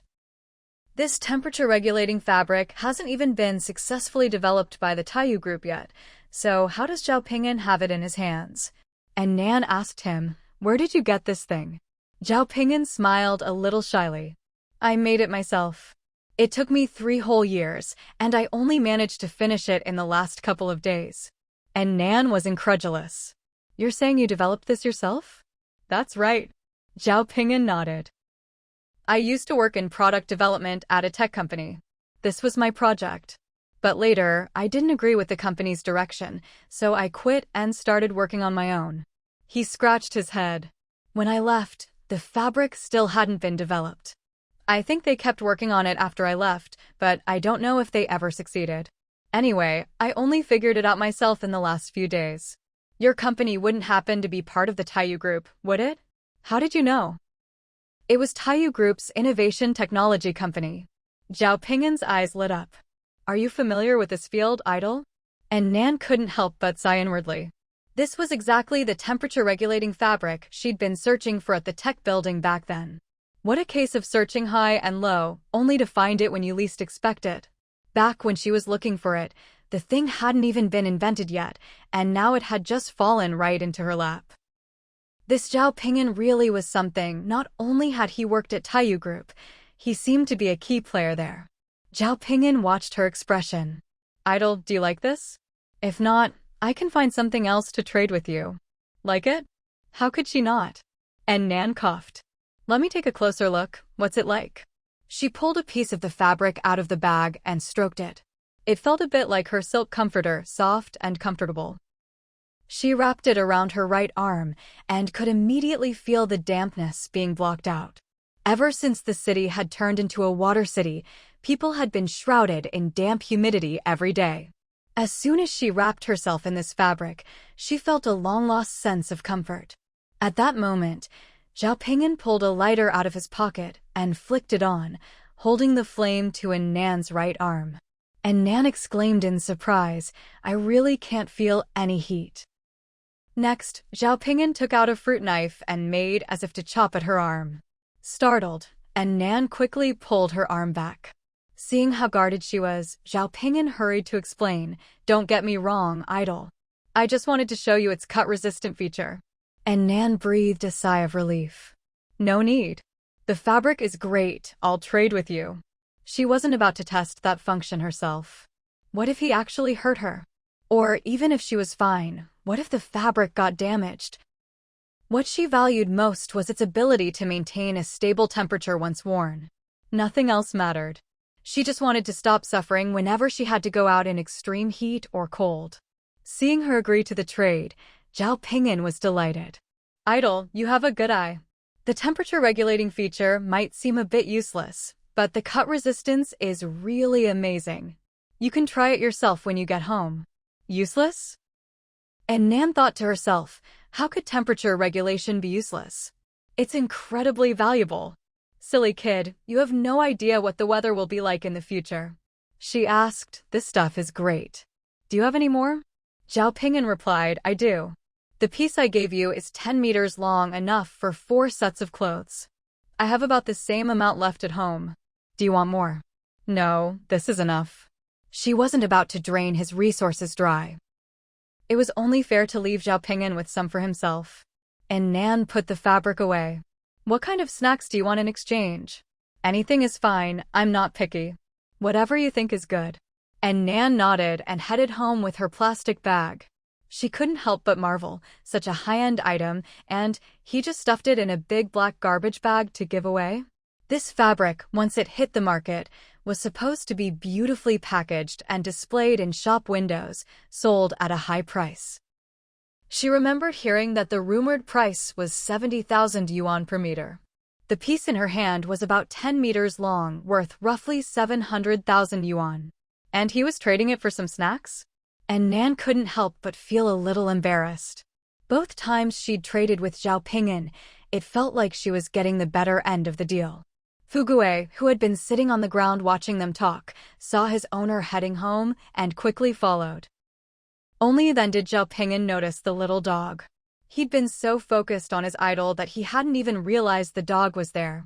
His eyes lit up as he looked at it. You take good care of your dog. Its coat is so shiny and smooth. He loved cute things. Does it bite? Can I pet it? As soon as Fugui was mentioned, An Nan immediately watched Zhao Ping'an warily. It wasn't that she didn't trust him, but in these chaotic times, there were just too many people eyeing her dog. She couldn't afford to be careless. To her, Fugui was more than just a pet. He was the only family she had left. She studied Zhao Ping'an's expression, but didn't see anything suspicious. Zhao Ping'an carefully petted the dog's head, and Fugui didn't resist. An Nan relaxed and called Fugui to go home. She figured Zhao Ping'an hadn't gone hungry yet, so he wouldn't be eyeing her dog for food. An Nan went home with the fabric to look for snacks, while Zhao Ping'an patiently waited outside her door, not the least bit worried that she'd run off with the fabric without paying. Back home, An Nan stared at her stash of snacks, feeling a bit troubled. She really didn't know how to handle this trade. What kind of snacks could possibly be worth 700,000 yuan? Even though she had way more than 700,000 yuan's worth of snacks, if she took out too much at once, it would look suspicious. Even before the disaster, hardly anyone kept dozens of boxes of snacks at home. And now, in the post-apocalyptic world, taking out that much would be way too conspicuous. It wasn't just about people knowing she had a lot of supplies. If anyone started suspecting she'd foreseen the disaster, or that she had some kind of storage space, that would be real trouble. Zhao Ping'an was a pretty imaginative guy. He'd probably read a lot of apocalypse novels. If she wasn't careful, he might really guess her secret. So she had to be cautious. Better to give less. After all, food prices weren't what they used to be. These days, it took a big gold bracelet just to trade for 2 bags of millet. An Nan found a big cardboard box and started filling it up. Potato chips, spicy strips, squid snacks, pickled chicken feet, 5 spiced sunflower seeds, seaweed, crispy sausages, 3 to 5 bags of each. Do self-heating hot pots count as snacks? She wasn't sure, but since there was still space in the box, she put 2 in anyway. Once everything was packed, she sealed the box with tape and even made a handle out of tape for him. Finally, she grabbed a case of Coke. Honestly, even before the disaster, all this would have been worth maybe a few hundred yuan. Trading it for tens of thousands worth of temperature-regulating fabric made her feel a bit guilty. Would Zhao Ping'an think it was too little? An Nan nervously carried the goods outside. As soon as Zhao Ping'an saw her coming out, he eagerly rushed over to greet her. He took the 2 boxes from An Nan's hands and scratched his head a little sheepishly. Idol, why did you bring me so much stuff? An Nan was speechless. Was this kid being sarcastic? But Zhao Ping'an weighed the boxes in his hands and added, how about you wait a sec, I should go home and bring you something else. Trading just a piece of cloth for all this food, it feels like I'm taking advantage of you. An Nan. Realizing he wasn't being sarcastic, An Nan stopped him. No need, really. This is fine. Zhao Ping'an looked at her, thinking, my idol is such a good person. Idol, next time I run out of snacks at home, can I bring you something else to trade? Hearing him call her idol over and over, An Nan got goosebumps. I'm probably younger than you. Just call me An Nan. Okay, idol. Zhao Ping'an carried the boxes, said goodbye, and started heading home. An Nan called after him, "Hey, aren't you going to check what's inside?" Zhao Ping'an grinned openly. "No need. As long as it's snacks, my mom will love it. It's not like you'd stuff a bunch of rocks in here, right? I trust my idol's character, haha." Watching his retreating figure, An Nan couldn't help but feel this kid was missing a screw. How to put it? He was just so relentlessly optimistic. No matter the situation, he could always smile so brightly. Sometimes, even she couldn't help but be infected by his cheerfulness. Zhao Ping'an carried the 2 boxes up to the top floor. His mother, Hu Chuilan, took the boxes from him and asked, "You traded a rag for all this food?" She couldn't help but think, that girl on the 14th floor, sure she's tough, but maybe not too bright? Someone gives her a piece of cloth, and she hands over all her good food? Zhao Ping'an replied, "What do you know? My idol is generous and kind-hearted. Besides, that's not just any rag, it's high-tech, new material. I don't care if it's high-tech or low-tech. As long as it gets us good food, it's good tech." Hu Chuilan said this as she grabbed scissors to open the boxes. Oh my god. So much good stuff. She tore open a pack of spicy sticks and started munching happily. Not to nag, but you stocked up on all that dry food. How come you didn't think to hoard some snacks like spicy sticks? My dearest mother, have you ever seen a single doomsday movie where the main character hoards a warehouse full of spicy sticks? Zhao Ping'an said helplessly, having dry food is already a blessing. There are people out there who can't even get expired bread.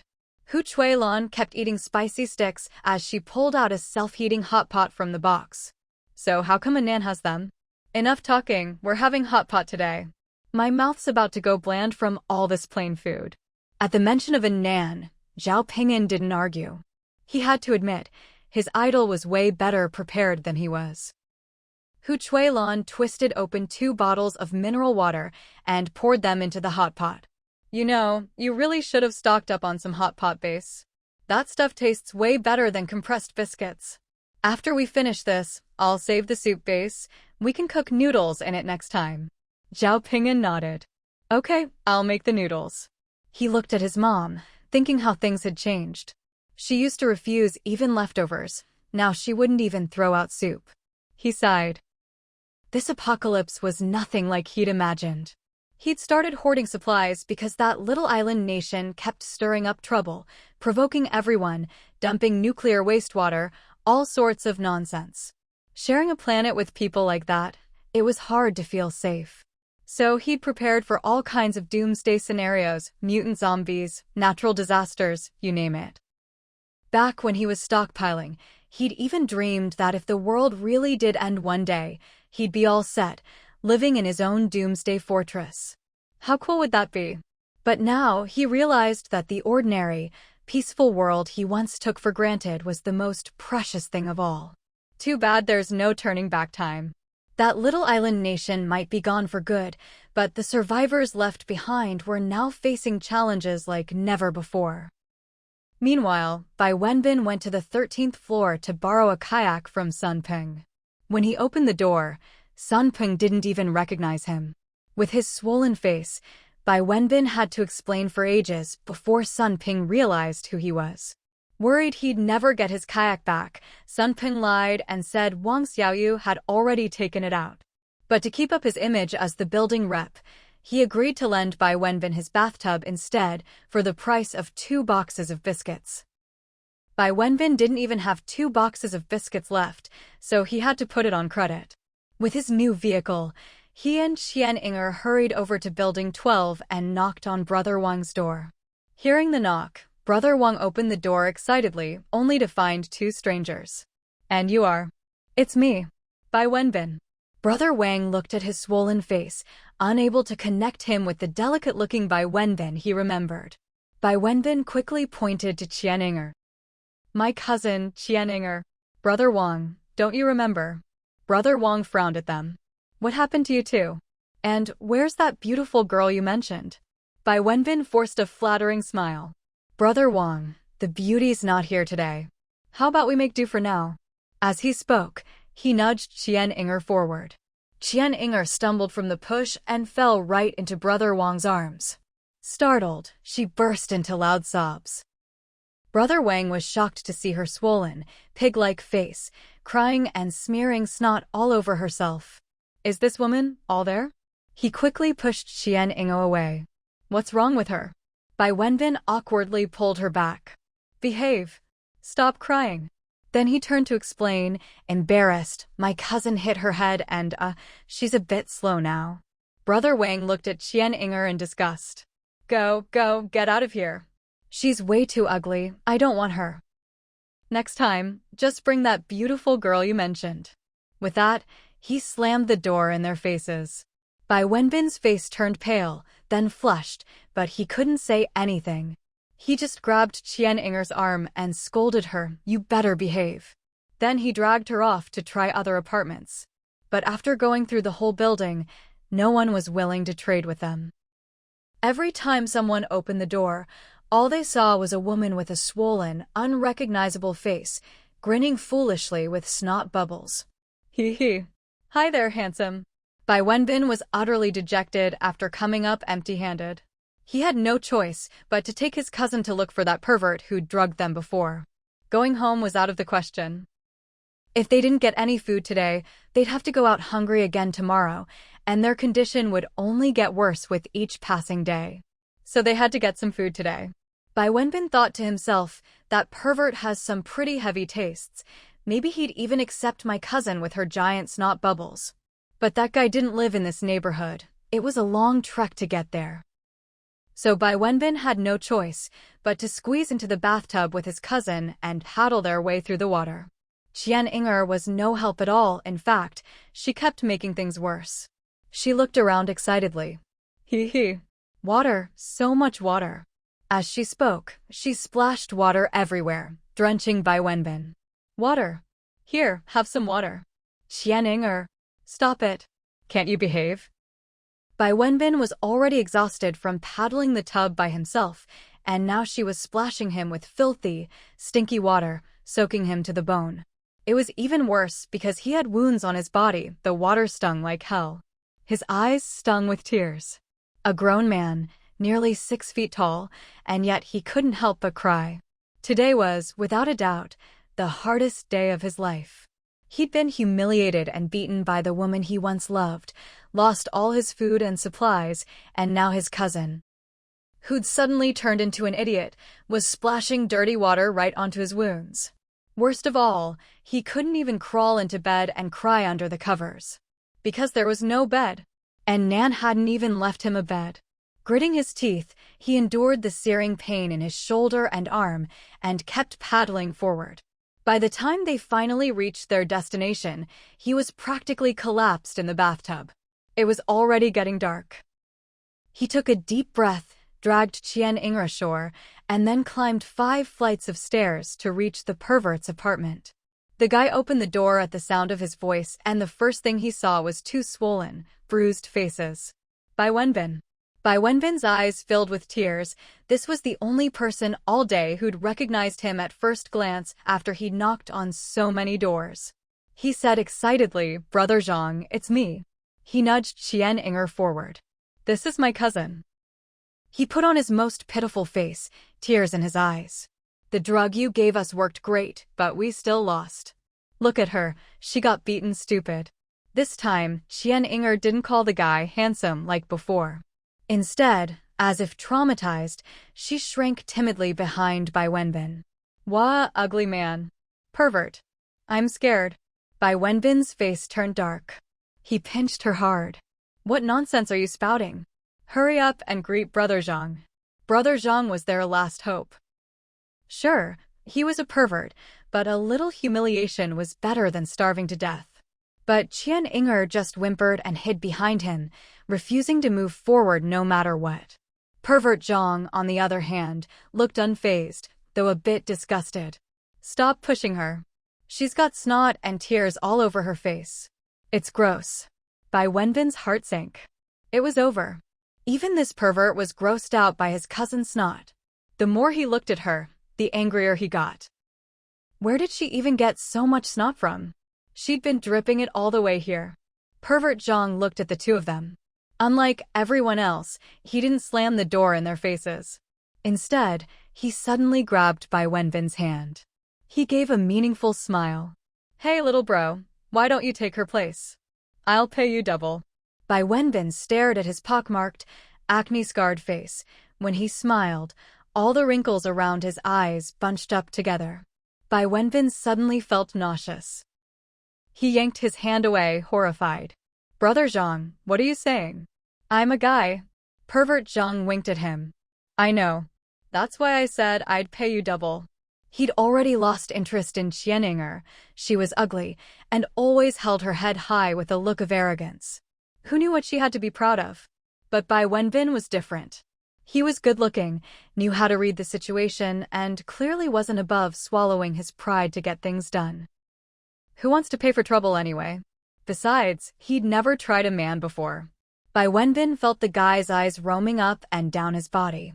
Instinctively, he covered his butt, feeling his worldview shatter and every hair on his body stand on end. He forced a smile, uglier than crying. Brother Zhang, please, stop joking. He tried to push Qianinger forward again. Look, I even brought my cousin for you. But Zhang didn't care what he said. He just reached out and tried to drag Bai Wenbin inside. Come on, little bro, don't be shy. I'll treat you well. Let me go. Bai Wenbin was scared out of his wits. He broke free, grabbed Qianinger, and bolted down the stairs. Zhang watched their panicked escape, not bothering to chase.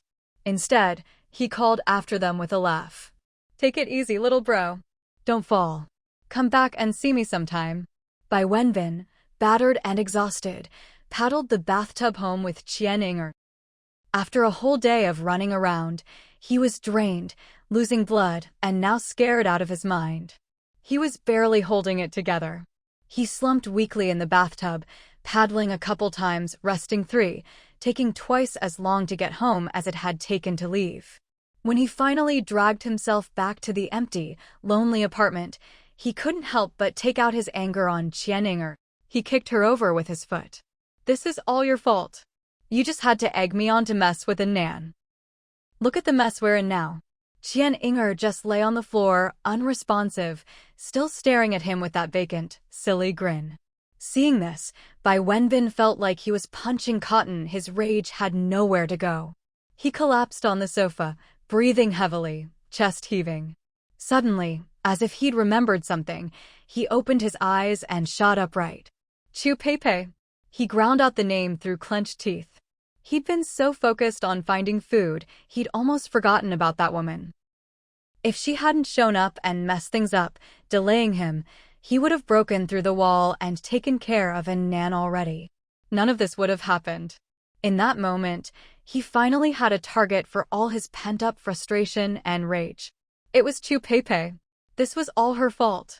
He clenched his fists, eyes flashing coldly, and sprang to his feet, heading upstairs. He'd kill her. That would finally vent his anger. As he walked, he thought about how Chu Peipei had desperately protected An Nan today. He didn't know how they'd gotten involved, but they must be pretty close. Maybe An Nan had even shared some supplies with her. Thinking this, Bai Wenbin's steps became even more determined. If I can't rob An Nan, I can at least rob you. With renewed energy, he marched upstairs. As long as he took care of her, he could vent his anger and get some supplies too. When he reached apartment 1301, he couldn't wait any longer and started pounding on the door. Chu Peipei, get out here. Bai Wenbin, seething with rage, pounded on the door so hard it sounded like thunder. Next door in 1302, Sun Ping and Wang Xiaoyu were just about to go to sleep when they heard the furious banging outside. Wang Xiaoyu jumped in fright, thinking someone was knocking on their own door. Only when she heard Bai Wenbin shouting did she realize someone was causing trouble for Chu Peipei across the hall. Clutching Sun Ping's arm, she whispered, "Pengji, someone's banging on the door across from us." Sun Ping had heard the commotion too. He narrowed his eyes. Isn't that perfect? Someone's dealing with her for us. Too bad those guys last time only robbed her and didn't kill her, wasted all my effort. Sun Peng was a cowardly schemer. He'd never get his own hands dirty unless he could ambush someone. He always incited others to do the dirty work. Because of the buzz cut incident, he'd been watching Chu Pei for a while. But even though she was just a woman, he never dared confront her directly, always looking for a chance to catch her off guard. But Chu Pei was extremely cautious, and he never got the opportunity. So Sun Peng resorted to spreading rumors while out scavenging, telling others that 1301 was stocked with food, hoping to get others to do his dirty work. He hadn't expected that group to only rob her and cause her to miscarry, but not actually kill her. He'd thought Chu Pei was dead and gone, but to his surprise, she showed up again, alive and kicking. What a tough woman. Was she made of iron or something? Now, seeing someone else come to cause her trouble. So furious they sounded like they'd smashed the door down, Sun Peng was delighted. This time, she was done for. He pulled Wang Xiaoyu into his arms with satisfaction. Babe, let's go to sleep and let them kill each other. Meanwhile, Chu Pei at home had also heard the banging. She'd just been lying in bed, drifting off to sleep, when the noise startled her awake. She pressed a hand to her pounding heart, grabbed the boning knife by her bed, and got up to head for the entryway. Peering through the peephole, she studied the figure outside for a while before recognizing the swollen face as the man who'd caused trouble at An Nan's place earlier that day. He was still alive? An Nan had confiscated all his family supplies, so Chu Pei had assumed he and his sister were as good as dead. She hadn't expected him to survive. That wasn't like An Nan at all. But An Nan always had her reasons for what she did. Chu Pei gripped the knife tightly, thinking about what to do. Earlier that day, if An Nan hadn't shown up in time, she would have been beaten to death by this man. There was a natural difference in strength between men and women, and she'd just had a miscarriage, leaving her extremely weak. If it hadn't been to protect An Nan, she wouldn't have found the courage and strength to fight back. But now she was in even worse shape than she'd been earlier. After a long day of scavenging and fighting, she was completely drained. And Bai Wenbin was different from those scavengers outside. Those people didn't have any personal grudge against her, they just wanted food. If they couldn't get it here, they'd move on. It wasn't a fight to the death. But Bai Wenbin was different. She'd ruined his plans today, and An Nan had beaten him to a pulp. From the way he was pounding on the door, it was clear he wanted to tear her apart.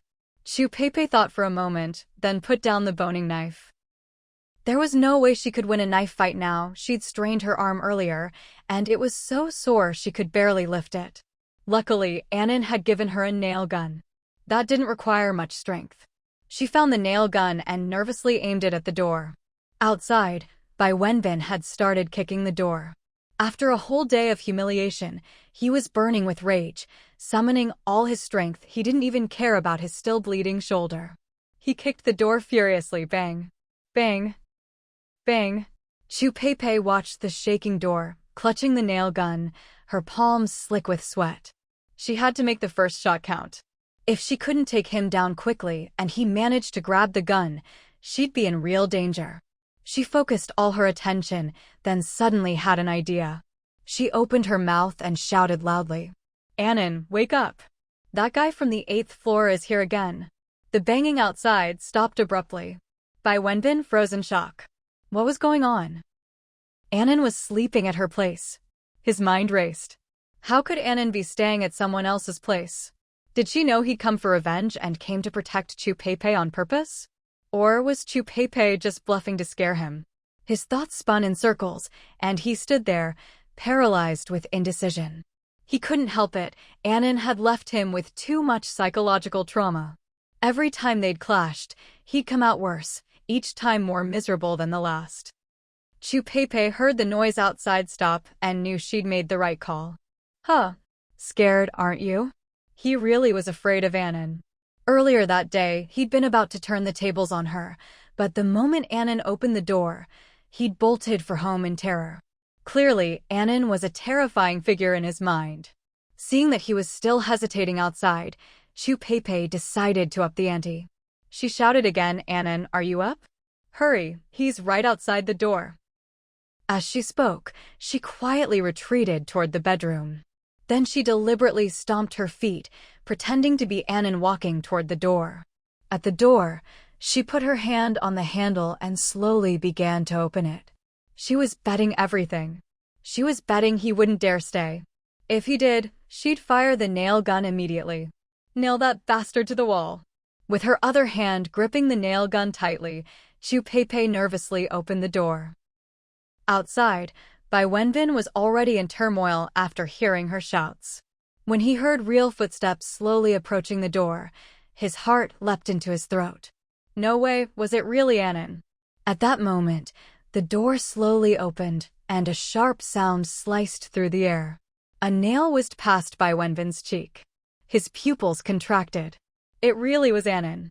An Nan's nail gun. Bai Wenbin didn't dare look back. He spun around and sprinted down the stairs as fast as he could. Chu Pei smiled. She'd won the bet. She raised the gun and fired at his back, but her aim was off and Bai Wenbin ran so fast that the nail only grazed his ear. Looks like she'd have to practice her shooting tomorrow. What good were weapons if she couldn't use them properly? Once his figure disappeared, Chu Pei closed the door and went back to bed. She'd expected a fierce battle, but the guy had been scared off in no time, fleeing in panic. Meanwhile, Bai Wenbin ran for his life, bursting into his apartment and collapsing onto the sofa. He sat there for a while, then finally broke down and sobbed. So humiliating. He was suffocating with frustration. He cried so hard he almost passed out and eventually drifted off to sleep. The next morning, Bai Wenbin woke up hungry, gritted his teeth, and made a decision. Since Chu Pei now had An Nan protecting her, there was no way to touch her again. If An Nan decided to take revenge, that would be a huge problem. Bai Wenbin shook Qian Yinger, who was sleeping on the floor, awake. Stay at home and don't wander around. I need to go out for a bit. With that, he left the house alone. Qian Yinger tilted her head, staring in confusion at his desolate figure as he walked away. Ever since An Nan had dealt with Bai Wenbin and Qian Yinger, she'd been in a great mood. But because she'd inhaled a strong sedative that day, there were still some lingering toxins in her body, and she would occasionally feel dizzy. As a perfectionist, An Nan couldn't tolerate even the slightest flaw in her otherwise strong as an ox body. Dizziness, of all things. If she couldn't cure it, how is she any different from that idiot Qian Yinger? Chu Pei couldn't help but roll her eyes at this logic. There's a huge difference, okay? She never expected that An Nan, who was so fierce in a fight, would actually be so careful about her health. After checking An Nan over, Chu Pei concluded that the most effective treatment would be traditional Chinese acupuncture to regulate her qi and blood flow and slowly expel the toxins from her system. But she was a Western-trained surgeon. Although she was interested in Chinese medicine and had dabbled in it, she was only a beginner at acupuncture. So she needed to consult some medical books and improve her skills before she could treat An Nan. In the meantime, An Nan had to take calming and detoxifying medicines while waiting for Chu Pei to figure things out.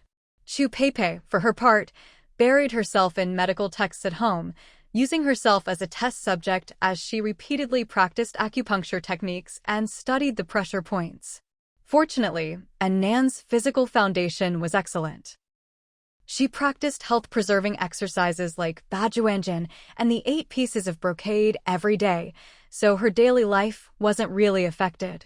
As the days passed, more and more people outside were starving to death. In less than 3 months, people's lifestyles and worldviews had undergone massive changes. Everyone was getting used to death. If someone heard the wailing of a family who'd lost a loved one, they would just walk by numbly. Even seeing a corpse floating in the water was no longer shocking. They'd just use a paddle or their hands to push it aside so it wouldn't block their boat's path. Prolonged hunger and stress had made people increasingly indifferent. Almost everyone's life had been turned upside down. The only one seemingly unaffected was An Nan, who spent her days at home focusing on health and gardening. That day, as usual, she went into her space to carefully tend the Isa root in her experimental field, diverting water from the pond behind the villa to irrigate it. After finishing her work, she came out of the space with Fugue, whose belly was bulging from drinking too much water. As soon as she landed, she heard screams coming from outside the window. "Crocodiles! There are crocodiles! Help!" The boat flipped. "Honey, quick! Get up here!" Hearing the commotion, An Nan walked to the window and looked outside. She saw the water below in total chaos, with several groups of people who'd gone out scavenging now in a panic. Some had fallen into the water, some were reaching out to help, some were desperately paddling their kayaks away, and some boats had already capsized. The source of their terror was a few crocodiles floating in the water. At that moment, a woman missing her left arm and leg was already floating on the surface. Several crocodiles were circling her, tearing at her flesh. Blood spread through the water, dyeing the area red. More crocodiles, attracted by the scent of blood, were swimming over. Amid the screams, a crocodile approached a man who'd fallen into the water. With a sudden snap, it bit down on his right leg. The man cried out in pain and struggled desperately to break free. But once a crocodile bites its prey, it never lets go. Sensing the man's resistance, the crocodile, which had only been clamping down on him, suddenly spun 180 degrees in a death roll. Once wasn't enough, it spun again and again, and the man's right leg was torn off in an instant. Satisfied, the crocodile began to chew. Soon, more crocodiles gathered. One bit his other leg, another his arm, another his head. They all started death rolling, fighting to tear him apart.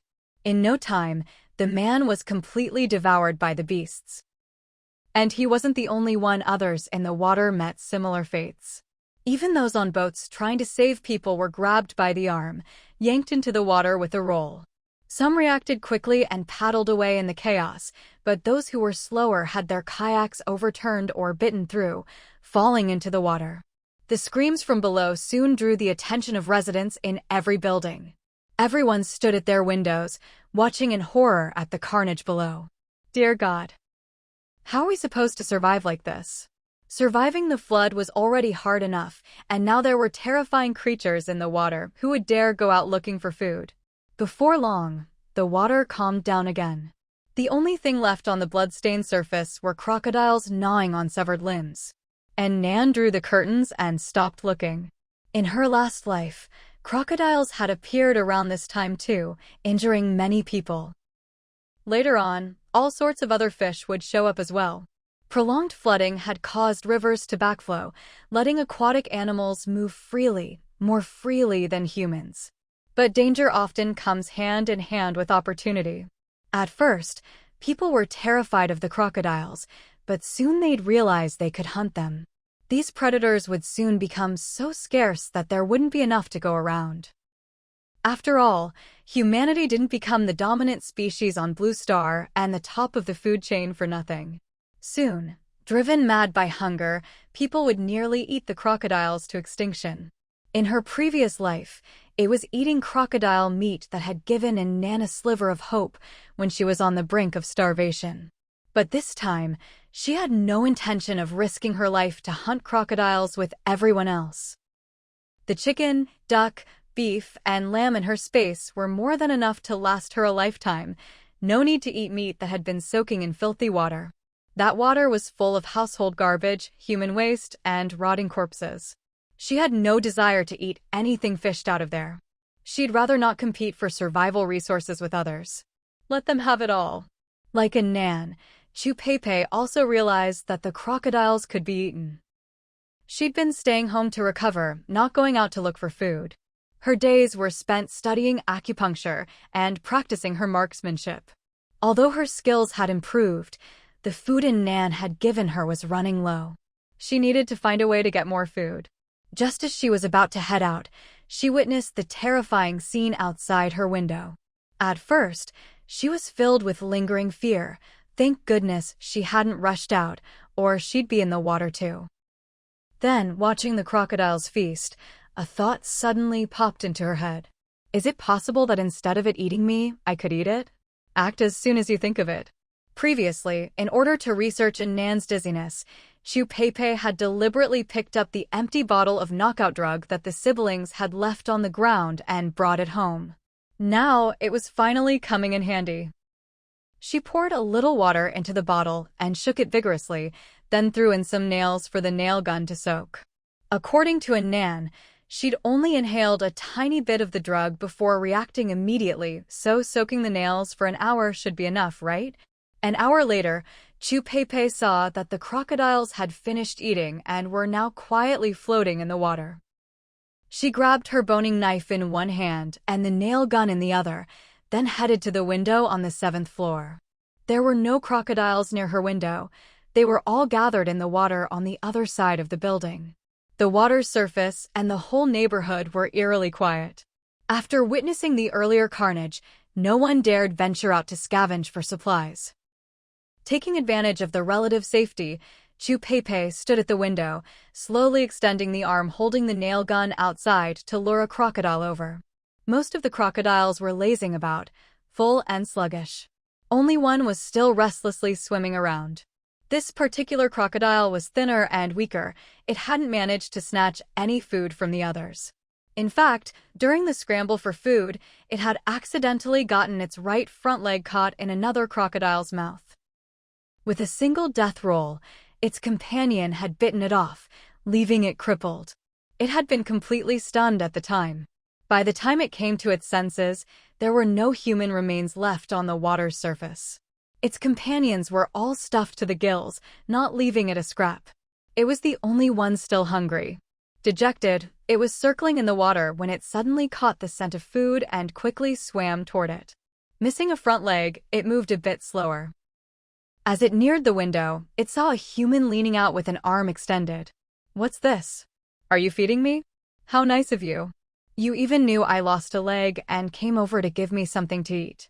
Chu Peipei watched as a crocodile drew closer and closer, her heart pounding with nerves.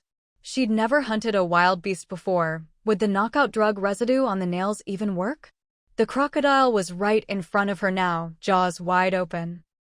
Chu Peipei immediately pulled her arm back and fired several nails at it in quick succession. All those days practicing her aim had paid off. Not a single nail was wasted. Each shot hit the crocodile dead on.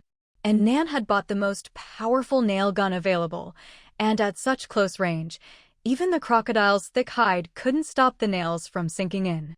With its mouth wide open, 3 nails shot straight into its gaping maw. 2 more hit its body. The pain made it snap its mouth shut, causing the last nail to go straight into its eye. The unlucky crocodile thrashed and writhed in the water, sending up huge splashes. Watching its massive body rage in the water, Chu Peipei couldn't help but feel a surge of fear. She fired a few more shots, emptying all the drug-soaked nails before the crocodile finally stopped moving. Seeing it go still, Chu Peipei was overjoyed. Did it really work? She looked around warily to make sure no other crocodiles were nearby, then leaned out and poked the crocodile with her boning knife. Once she was sure it was unconscious, she quickly reached out and dragged it toward her. The crocodile was bigger than she was. Chu Peipei used every ounce of strength she had, gritting her teeth as she hauled it through the window. Huh? Why does this crocodile only have 3 legs? She dumped it onto the landing in the stairwell, then hesitated. She'd seen her grandma slaughter pigs in the countryside as a child, but she'd never seen anyone deal with a creature like this. How was she supposed to butcher it? Chu Peipei thought for a moment, but didn't dare waste time. The knockout drug's effect on animals was uncertain, and it would be trouble if the crocodile woke up. Whatever, it's an animal just like a pig. The process should be the same. Slit the throat, drain the blood, cut up the meat. Moving quickly, she unwound the wire she'd tied around her waist before heading out and, nerves taut, wrapped it tightly around the crocodile's mouth. This step was essential. Once she started cutting, the pain would surely wake it up, and she'd be no match for it then. Even after winding the wire tightly, she wasn't reassured, so she added several layers of tape for good measure. Chu Peipei took a deep breath, planted her foot firmly on the crocodile's snout, and brought the knife down hard on its head. As expected, the crocodile woke up in an instant, thrashing violently and snapping at her. Pepe was relieved she'd tied its mouth shut in advance. The crocodile tried to open its mouth, the wire biting into its flesh. Pepe rushed forward and kept hacking at the same spot with her knife. She'd be lying if she said she wasn't scared. She'd never fought a wild beast before, even if this one was drugged, had its mouth tied, and was missing a leg. After several blows, blood gushed everywhere, and the crocodile gradually fell still. Pepe prodded it with her foot a few times to make sure it was limp and no longer breathing. Just to be safe, she cut off its entire head before finally breathing a sigh of relief.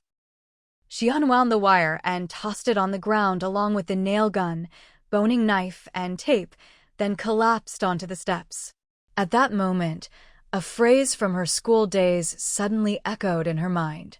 The greatest difference between humans and animals is the ability to make and use tools. The teacher was right. Thank you, teacher. Thank you, tools. If she'd had to fight this beast hand to hand, there's no way she could have won. Looking at the crocodile meat on the floor, Pepe felt an overwhelming sense of satisfaction. The last time she'd felt like this was when she'd been accepted into her dream medical university. She'd spent years steadily advancing in the medical field, never imagining that one day she'd have to fight a crocodile to the death. The sound of her fierce battle drew neighbors from nearby floors.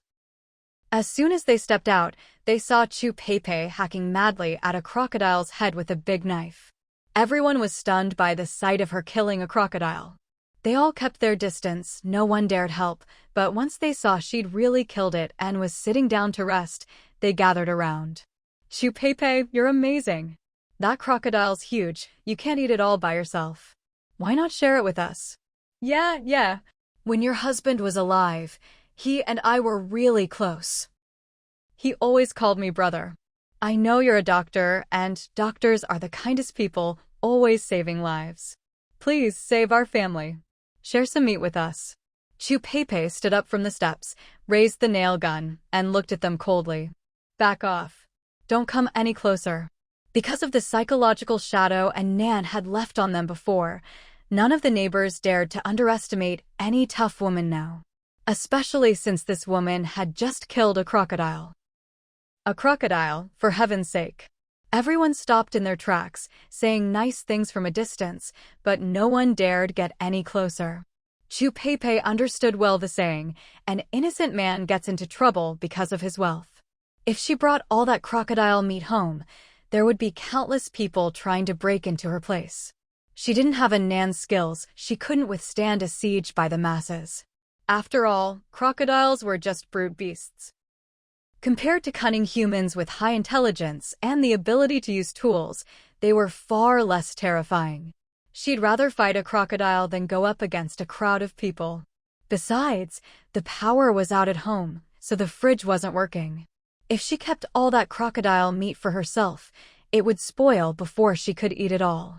So, she agreed to share the crocodile meat with her neighbors, but only if they traded other food for it. After all, dry goods were much easier to store than fresh meat. As a compromise, she offered 2 pounds of fresh meat for every pound of dry goods. If they didn't have dry goods, they could trade bottled water, candles, gas canisters, or other supplies. People scrambled to trade with her. No one had eaten meat in ages. Except for a few vegetarians, everyone else was sick of gnawing on biscuits, bread, rice, and coarse grains every day. The crocodile Pepe had killed was nearly 3 meters long and weighed over 200 pounds, yielding more than 100 pounds of meat. Even the leftover bones and organs found takers. Within a few hours, everything was traded away. But Pepe made sure to save a portion of the meat for herself. An Nan was at home practicing her punches on the heavy bag when she suddenly heard someone knocking at her door. She walked over and opened it, surprised to see Pepe standing there, holding a huge slab of fresh meat in both hands. Seeing the crocodile skin still attached, An Nan's eyes widened. Is this crocodile meat? Pepe nodded. Yep. A bunch of crocodiles swam into the neighborhood today, so I killed one. An Nan looked at her, covered in blood. You killed it? Who helped you? Pepe, I did it myself. An Nan. What a badass.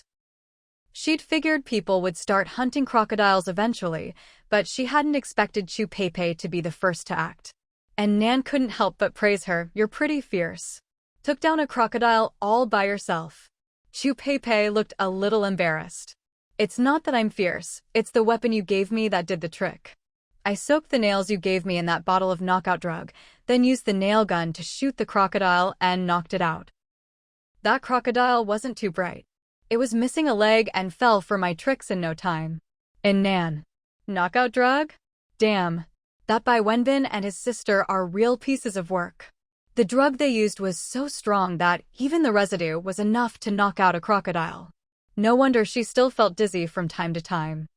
If it weren't for Chu Pei, a doctor, helping her with acupuncture therapy, would she still be suffering from side effects? The more she thought about it, the angrier she got. No, she'd have to go downstairs and beat them up again later. Chu Pei handed the crocodile meat to An Nan. "The rest of the meat was traded to the neighbors, but I saved the best part for you." An Nan frowned. "They took your crocodile meat?" "No," Chu Pei winked playfully. "I sold it to them and got a bunch of supplies in return." "That's more like it." An Nan nodded. Selling it was the right call. It wouldn't have lasted long at home anyway, would have been a waste if it spoiled. "Exactly, I thought the same." Chu Pei pushed the meat toward her again. "This is for you, no charge." An Nan hesitated. If she refused free food, it would look like she still had plenty of supplies at home. It had been almost 3 months since the disaster began. If she still lacked for nothing, that would be suspicious. So, even though she wouldn't eat it, she accepted the crocodile meat from Chu Pei. She couldn't just take it for free, though. As thanks, An Nan wanted to give her some dry goods in exchange. But this time, Chu Pei firmly refused. "An Nan, I already owe you too much. If you hadn't reached out to help me when I was at my lowest, I wouldn't even be here now. This meat is just a little token of my appreciation. It's nothing compared to the medicine you gave me." With that, she dashed back home. An Nan watched her leave, feeling even more respect for her. What a great woman, strong and grateful too. Just, her handwriting was a bit ugly. An Nan remembered that note that looked like chicken scratch and couldn't help but smile. She put the meat away in her storage space, changed clothes, and got ready to go downstairs. Fugue saw her about to leave and started pawing at her, meowing, "Ow, ow, ow." "Sister Nan, where are you off to now? You haven't finished your boxing practice."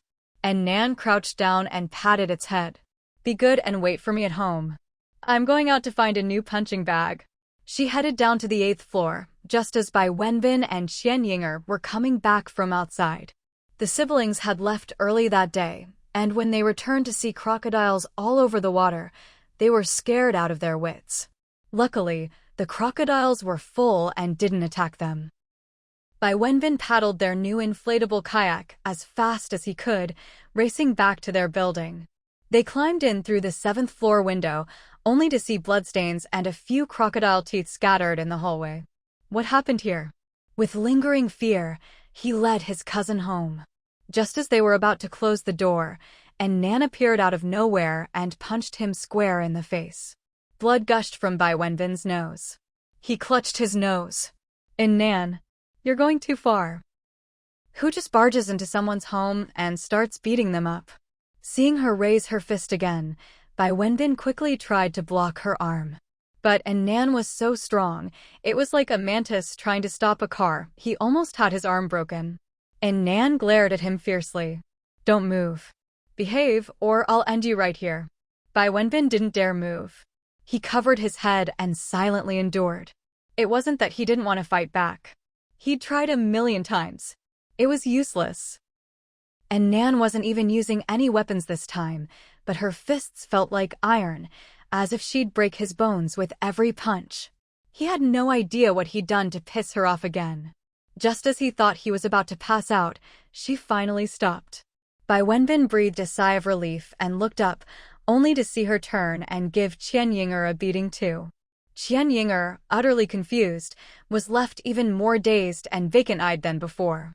She started crying, snot running down her face. And Nan stopped after a while, finding her too dirty to bother with. She crossed her arms and flexed her wrists. Ding, today's boxing session complete. Bai Wenbin saw that she finally stopped and said helplessly, "Why did you come here to beat us up again today? Was it just to practice your punches?" No matter how hard he racked his brains, he couldn't have guessed that it was all because Chu Peipei had soaked some nails in knockout drugs, bringing disaster down on his head. Cut the crap. An Nan impatiently shoved him aside, pushing him straight down onto the sofa. Bai Wenbin immediately sprang up with an ow. His reaction was even bigger than when she'd beaten him up earlier. An Nan looked at him in confusion. What's up with him? Got hemorrhoids or something? Watching her enemy suffer was so satisfying, it felt like it could add a year to her life. With a wicked sense of humor, An Nan gave him another push. Bai Wenbin sat on the sofa, screaming like a pig being slaughtered, sweat beading on his forehead. What's going on? Hemorrhoids shouldn't hurt that much, right? She turned to Qian Yinger, who was still sniffling, and asked, "What's wrong with him?" Qian Yinger, who'd just been beaten, shrank back cautiously and answered honestly, "My brother got his butt beaten by a pervert. The pervert didn't hit me, just my brother." And Nan was stunned for a moment, then looked at Bai Wenbin meaningfully. "Haven't seen you in a while. What have you been busy with lately?" Bai Wenbin's face turned livid at his cousin's big mouth. Qian Yinger's got something wrong with her head now. Don't listen to her nonsense. And Nan smirked, clasped her hands behind her back, and strolled around his place. Not bad, you've stocked up on quite a bit of stuff again. Bai Wenbin eyed her warily. What do you want this time? You can hit me, but you're not taking any more of my food or supplies. Or I'll fight you to the death. And Nan burst out laughing. No, I'm a good person. How could I take away the things you worked so hard to earn selling flowers? What flowers? Chrysanthemums, of course. Ha, hilarious. Bai Wenbin's face was ashen. And Nan ignored him and left in high spirits. She decided not to take anything today, let him live for once. Seeing how hard he was struggling to survive, she wondered just how much worse things could get for him. In their previous life, with her space ability, they hadn't exactly lived in luxury, but at least they'd kept their dignity. She never expected that without her, just the first natural disaster would leave the siblings in such a sorry state. The sister had sold her body and lost her mind, and now even the brother had resorted to this line of work. Life really wasn't easy. News of Chu Peipei's epic battle with a crocodile quickly spread through the neighborhood. People were inspired, and soon everyone was trying to hunt crocodiles for food. For a while, things outside got lively again. That day, while Chu Peipei was studying acupuncture, she suddenly heard a knock at the door. She peered through the peephole. It was a man, clean-cut, fair-skinned, wearing gold-rimmed glasses. The knocking was gentle, not like someone looking for trouble. So she called out, "What do you want?" "Hello, I'm Yao Ping'an from the top floor." An Nan from the 14th floor recommended I come to you. Recommended by An Nan? Zhao Ping'an from the top floor? Wasn't he the one, like An Nan, who had so many supplies that all the neighbors wanted to rob him? If that was the case, he probably wasn't after her meager stash. Still, to be safe, Chu Peipei didn't open the door and asked through it. "Hello, Zhao Ping'an. What can I do for you?" "It's like this. An Nan said you know acupuncture. Could you take a look at my mother's leg injury?" Hearing this, Chu Peipei relaxed. It really was An Nan who'd sent him. After all, only An Nan knew she could do acupuncture. She opened the door right away. "What's wrong with your mother?" "She twisted her knee this morning dancing at home. Now she's afraid to walk. Do you think you can help?" Chu Peipei nodded. "Joint injuries like that are easy to treat. As long as you get the needles in quickly, she'll be fine in a few days." As she spoke, she couldn't help but marvel inwardly. This family was really doing well. Other people could barely eat and could hardly walk, but this auntie still had the energy to dance at home. Zhao Ping'an let out a sigh of relief. He'd been worried about not finding a doctor and delaying treatment, who knew there'd be one right downstairs. His idol really was reliable. Anyone she recommended had to be good. "Then please come upstairs with me. Don't worry about the consultation fee. Since you're recommended by An Nan, I won't shortchange you." Chu Peipei nodded, feeling warm inside, and Nan really was good to her. Who would have thought that knocking on her door for medicine that day would bring her such a benefactor? She grabbed her needles and followed Zhao Ping'an upstairs. Since Zhao Ping'an's home was full of supplies, he wasn't about to let anyone in easily. He brought his mother out to the open area between 1501 and 1502 for treatment. Hu Suilon sat in a chair, looking nervous. "Be honest with me, girl. Does it hurt?" "Why did this Annie act like a child?" Chu Peipei smiled gently. "Don't worry, it doesn't hurt. You can close your eyes if you want." After treating the acupuncture points for her knee, and hearing from Zhao Ping'an that she also had manic episodes, Chu Peipei added a few calming needles as well. 40 minutes later, when the needles were removed, Hu Suilon stood up and found that, while she still couldn't walk freely, the pain was much less. She exclaimed in delight, "Young lady, you're really good at this. Keep it up for a week, and it'll get better and better. I can come up every day for the next few days." After the treatment, Zhao Ping'an gave her a bag of potatoes, a bag of fresh vegetables, and a few bottles of mineral water as payment. Chu Peipei was stunned at the sight of the vegetables. It's been 3 months since the disaster, and they still have fresh vegetables? Never mind anything else. Just these fresh greens were worth a fortune. As if reading her mind, Zhao Ping'an explained, "My mom likes to grow vegetables at home when she's bored. If you like, I can pay you in vegetables for future visits." They had a generator and seeds at home, and he'd even developed new fertilizer so they wouldn't run out of vegetables anytime soon. Chu Peipei didn't refuse. She had crocodile meat at home, plus some dry goods and other supplies traded from neighbors, but no vegetables. 3 months without greens, and even her digestion was suffering. After leaving Zhao Ping'an's place, Chu Peipei went straight to the 14th floor. Since An Nan had referred her a patient, it was only right to share some of what she'd received. Especially the vegetables, what a treasure. These days, whenever Chu Peipei got something good, her first thought was to share it with An Nan. An Nan opened the door to find her standing there with a beaming smile. "An Nan, thank you for sending me a patient. I brought you some vegetables." An Nan glanced at what she was carrying. These were from Zhao Ping'an's place, right? Good stuff indeed. But she had plenty in her own space, so there was no need to take any from Chu Peipei. She waved her off. "Looks like Andy's treatment went well. I don't need these, just help me with my dizziness, that's enough." Chu Peipei tried to push the vegetables into her hands, but seeing An Nan insist, she gave up. The success of today's treatment had given Chu Peipei a big confidence boost. "I've been doing pretty well lately. I'll start acupuncture for you tomorrow." An Nan smiled. "Okay." Just then, an angry shout came from behind Chu Peipei. "You little slut from the 14th floor. I'll kill you." A frail, white-haired old woman, looking half-crazed, suddenly charged at them with a kitchen knife in her hand. Chu Peipei had her back turned and didn't notice her. An Nan's view was blocked by Chu Peipei, so she hadn't realized when the old woman had crept upstairs either. By the time the two of them noticed, the old woman had already rushed to the doorway.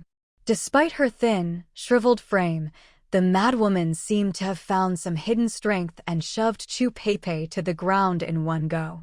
Then she raised the kitchen knife and swung it at An Nan. An Nan's pupils contracted sharply, but her reflexes were lightning fast. She immediately crouched down, dodging the attack. At the same time, she braced her hands on the floor, shifted her weight to her left leg, and swept her right leg swiftly at the old woman's ankles. With a single sweeping kick, the madwoman was knocked to the ground.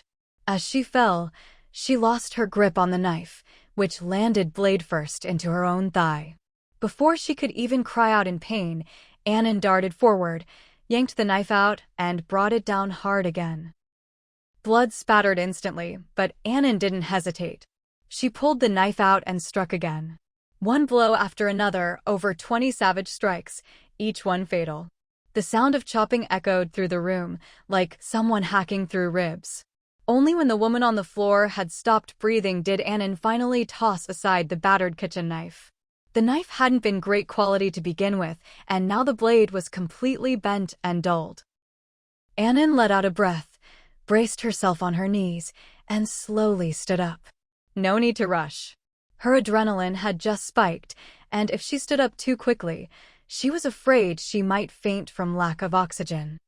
Pepe, who had witnessed the whole shocking scene, was so terrified she couldn't speak. From the moment she was shoved down to the moment the madwoman stopped breathing, less than a minute had passed. In the blink of an eye, An Nan had managed to turn the tables and kill her attacker. The scene was a mess of blood, gruesome and brutal. An Nan reached down and pulled the still-stunned Pepe to her feet. Scared stiff? Pepe nodded instinctively, then quickly shook her head. And no, I'm fine. An Nan looked at her and couldn't help but tease. You, the crocodile-fighting warrior, scared by something like this? That crazy old woman wasn't even enough to fill the gap between a crocodile's teeth. Pepe hurriedly replied, That's totally different. I had the nail gun you gave me when I fought the crocodile. But you just did this barehanded all on your own. Honestly, if the madwoman had ambushed her instead, she'd probably be dead by now. An Nan's reaction was just too fast. Not only did she dodge the attack, she even used the attacker's own weapon to kill her. Once she'd calmed down, Pepe asked curiously, Who was that woman? Why did she attack you? An Nan shook her head. No idea. Don't know her. Who cares who she was? Anyone who comes at me gets chopped down, no exceptions. Pepe stared at the body for a while, then suddenly said, Wait, isn't that old Lady Lu? She crouched down, brushed aside the messy white hair, and took a closer look at the woman's face. High cheekbones, a flat face, though she was now so thin she was almost unrecognizable, you could still make out old Lady Lu's sharp, mean features. It's her. Old Lady Lu. Pepe explained to An Nan, she's the mother of the Lu brothers who used to live on the 7th floor. An Nan suddenly understood. She didn't know old Lady Lu, but she remembered the Lu brothers, the ones who tried to break into her apartment and ended up as her first kills in this life. So this was their mother? No wonder An Nan hadn't recognized her. Back then, the old woman had never dared come near her. After her sons died, she just cried in the hallway with the neighbors, but never once dared confront An Nan directly. Pepe looked at old Lady Lu and wondered aloud, didn't the people on the 5th and 6th floors kick her out and take her apartment? I can't believe she survived this long. She didn't dare come after you before, why would she suddenly show up today and try to kill you? The woman was already dead, so An Nan just shrugged indifferently. She probably had nowhere left to go. Figured she'd take me with her before she died. People, no matter how cowardly, always seem to find endless courage at the end of their lives. Billionaires cling to life, but what does a terminal patient have to fear? Pepe nodded. It's a miracle she lasted this long after being kicked out. She must have known she couldn't hold on any longer, so she came to ambush you. Ambush? An Nan curled her lips in disdain. Who yells out threats before ambushing someone? What, did she think she was in a TV drama? She hadn't even managed to land a blow before she started cursing at the top of her lungs. No wonder she got killed. By now, Pepe had recovered from her fright. She spat at the corpse on the floor. Those Lu brothers got what they deserved. And honestly, this old woman's death is no loss either. Good thing she didn't hurt you. She looked at An Nan with admiration. You're amazing. I was so scared I couldn't even think. An Nan smiled. Give it time, you'll be able to do it too. Pepe froze for a second, then waved her hands quickly. No, I don't want more time. I just hope this flood dries up soon. She clenched her fist, eyes shining. One day, our lives will go back to normal. An Nan didn't comment. The flood would indeed dry up eventually, because the extreme heat was about to arrive. But she wouldn't crush Pepe's hope. After all, it's hope that gives people the courage to keep moving forward. The two of them lifted old Lady Lu's corpse and tossed it out the window into the floodwaters below. With a splash, a huge wave shot up, and several crocodiles swam over, fighting to get at the body. In no time, another life vanished quietly from this world. In the days that followed, Pepe would go up to the 14th floor every day to give An Nan acupuncture, then head up to the 15th to treat Hutsuelon's leg. A week passed, and both patients gradually recovered their health. An Nan did a few quick squats in a row and didn't feel dizzy anymore. She exclaimed in delight, "Your acupuncture is amazing, cured me right up." After this round of treatment, she had even more faith in traditional Chinese medicine. Jia, keep studying. In a few days, check my pulse again, see if I have any dampness or cold in my system. If I do, use your needles to fix me up. You earn food, I earn an indestructible body, win-win. Chu Pei agreed with a bright smile. She couldn't help but think, this little girl really values her life. What she didn't know was that, for An Nan, since she'd been given a second chance, there was no way she'd settle for just surviving. She wanted to live more freely, more brilliantly, and most of all, stronger. An Nan's dream was simple and unpretentious: to have both a curvy figure and the strength of an ox. With the arrival of crocodiles, it wasn't long before other fish appeared in the floodwaters too. People cheered, relieved that they finally wouldn't have to starve. Everyone started thinking up ways to catch aquatic creatures. And thanks to their shared experiences treating illnesses, Zhao Ping'an, Chu Pei, An Nan, and the others began to work together as a team. Zhao Ping'an's family had plenty of grain and vegetables stored at home, but they were completely out of meat. The frozen meat they'd bought earlier was long gone, and since both mother and son were meat lovers, they'd been relying on the spicy chicken feet and other snacks they'd traded from An Nan just to get a taste of something savory. So, as soon as fish started appearing in the floodwaters, Zhao Ping'an immediately set his sights on them. The biggest problem, though, was that neither he nor his mother could swim. To be safe, he invited Chu Pei, who was a strong swimmer, to join him in fishing. That way, if he accidentally fell into the water, at least someone could try to save him. Whether she could actually save him or not was another matter, but with Chu Pei on the boat, he felt a lot safer. The water was unpredictable, and although Zhao Ping'an's family had a kayak, it was nowhere near as sturdy or safe as an inflatable assault boat. So, they went to borrow one from An Nan. An Nan hadn't been interested in fishing at first, but the two of them were so enthusiastic in their invitation and promised she'd only have to provide the boat, not help with the actual fishing, and would still get a share of the meat, that she finally agreed. Still, since she wasn't doing any of the work, she insisted on only taking the smallest share.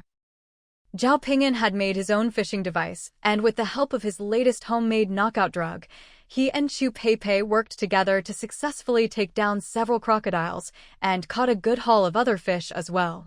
With everyone in the community out fishing, the hunger problem was finally eased. Before long, a large floating market sprang up on the water. People brought all kinds of fish to trade, swapping catches with each other. Those who couldn't fish could trade grain for meat, and those with nothing at all could barter survival supplies for food. For a while, the floating market was bustling with activity. After being cooped up at home for so long, An Nan also wanted to check out the market to see if she could find any chemical fertilizer. Since she planned to grow medicinal herbs in her space from now on, fertilizer was a must. For now, she was making do with homemade compost from her and Fugue's droppings, but she'd feel much more secure with a stockpile of commercial fertilizer as backup. Zhao Ping'an and Chu Pei also wanted to visit the market. Aside from the crocodile meat and dried fish they kept for themselves, they planned to trade the rest for more useful supplies. So, the three of them set out together. They sat in An Nan's inflatable boat, towing Zhao Ping'an's kayak behind them. Even so, they couldn't fit all the crocodile meat and had to leave some at home, planning to make another trip the next day. The floating market was set up over an open stretch of water in the Zhongguan district.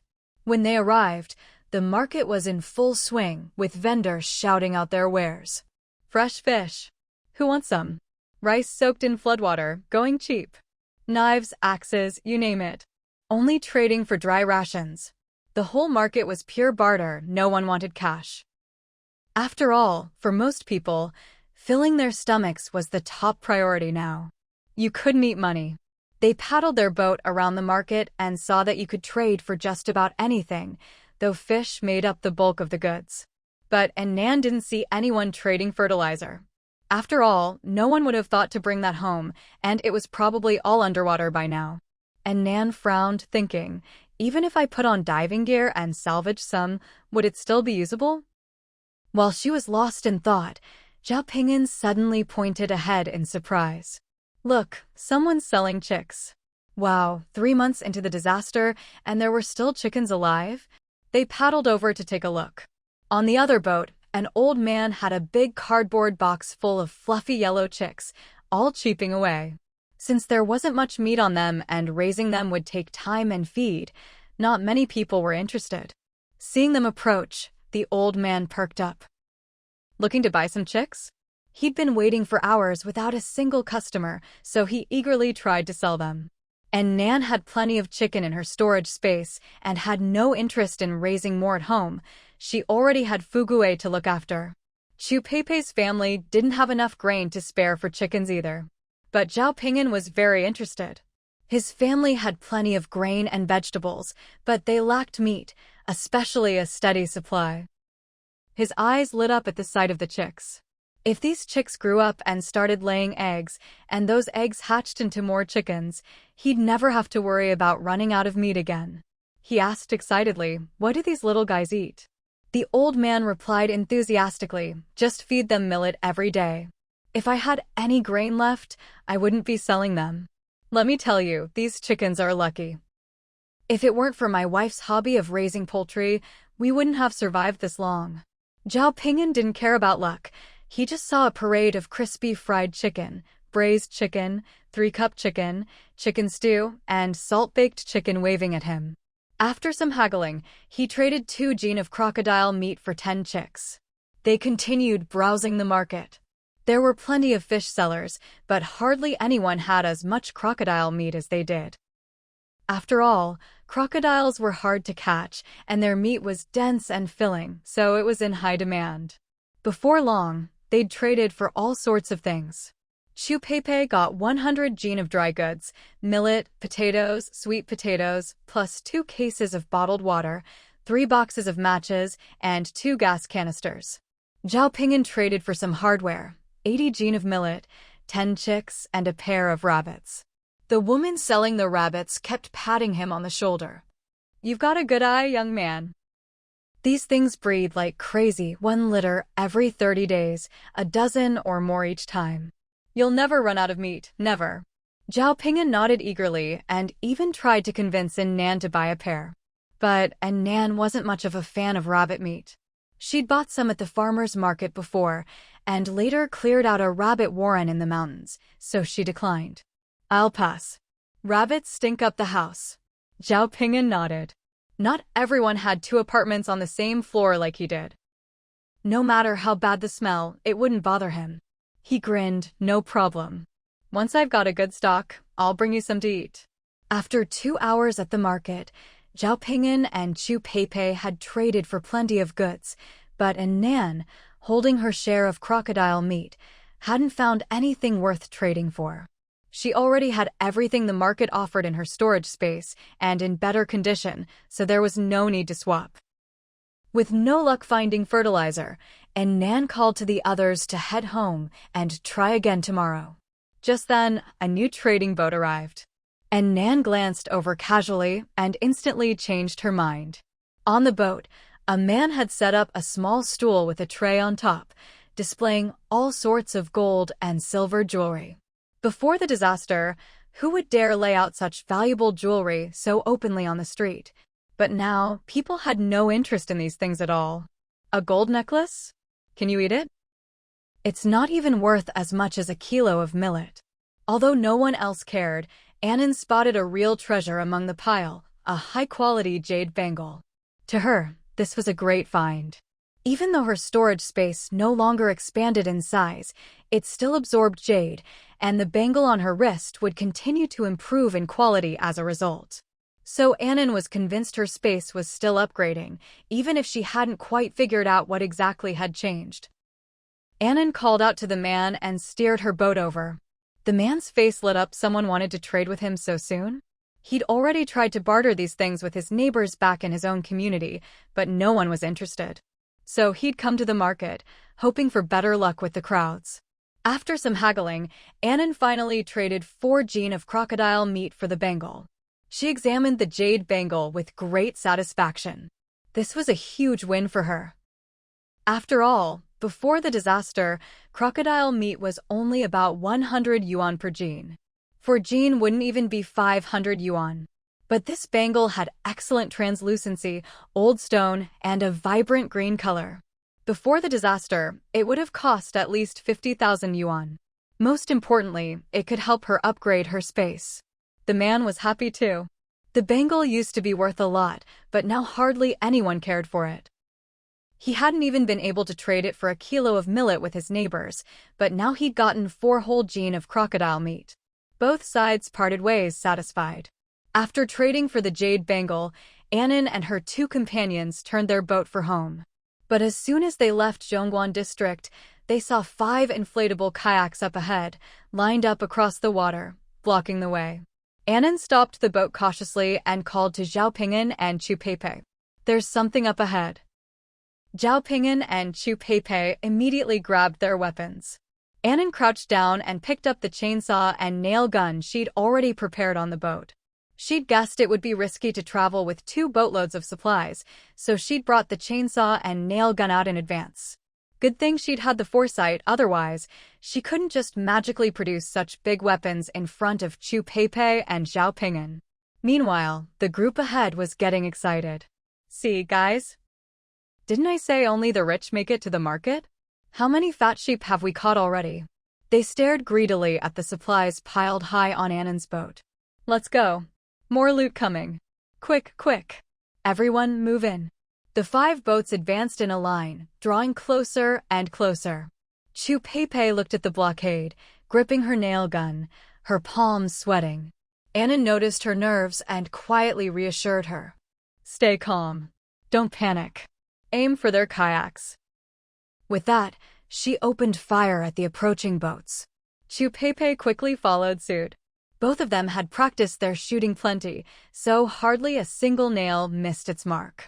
In moments, all 5 kayaks began to slowly deflate, and several of the attackers were wounded. Seeing this, the other side panicked. "Hurry! Get closer!"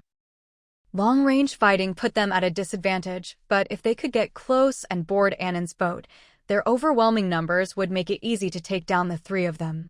The boats closed in quickly. An Nan holstered her nail gun and revved up the chainsaw. Virr, virr. The deafening roar filled the air, and the sharp blade spun at high speed. The attackers were stunned. What the hell? Faced with that terrifying machine, none of them dared move forward.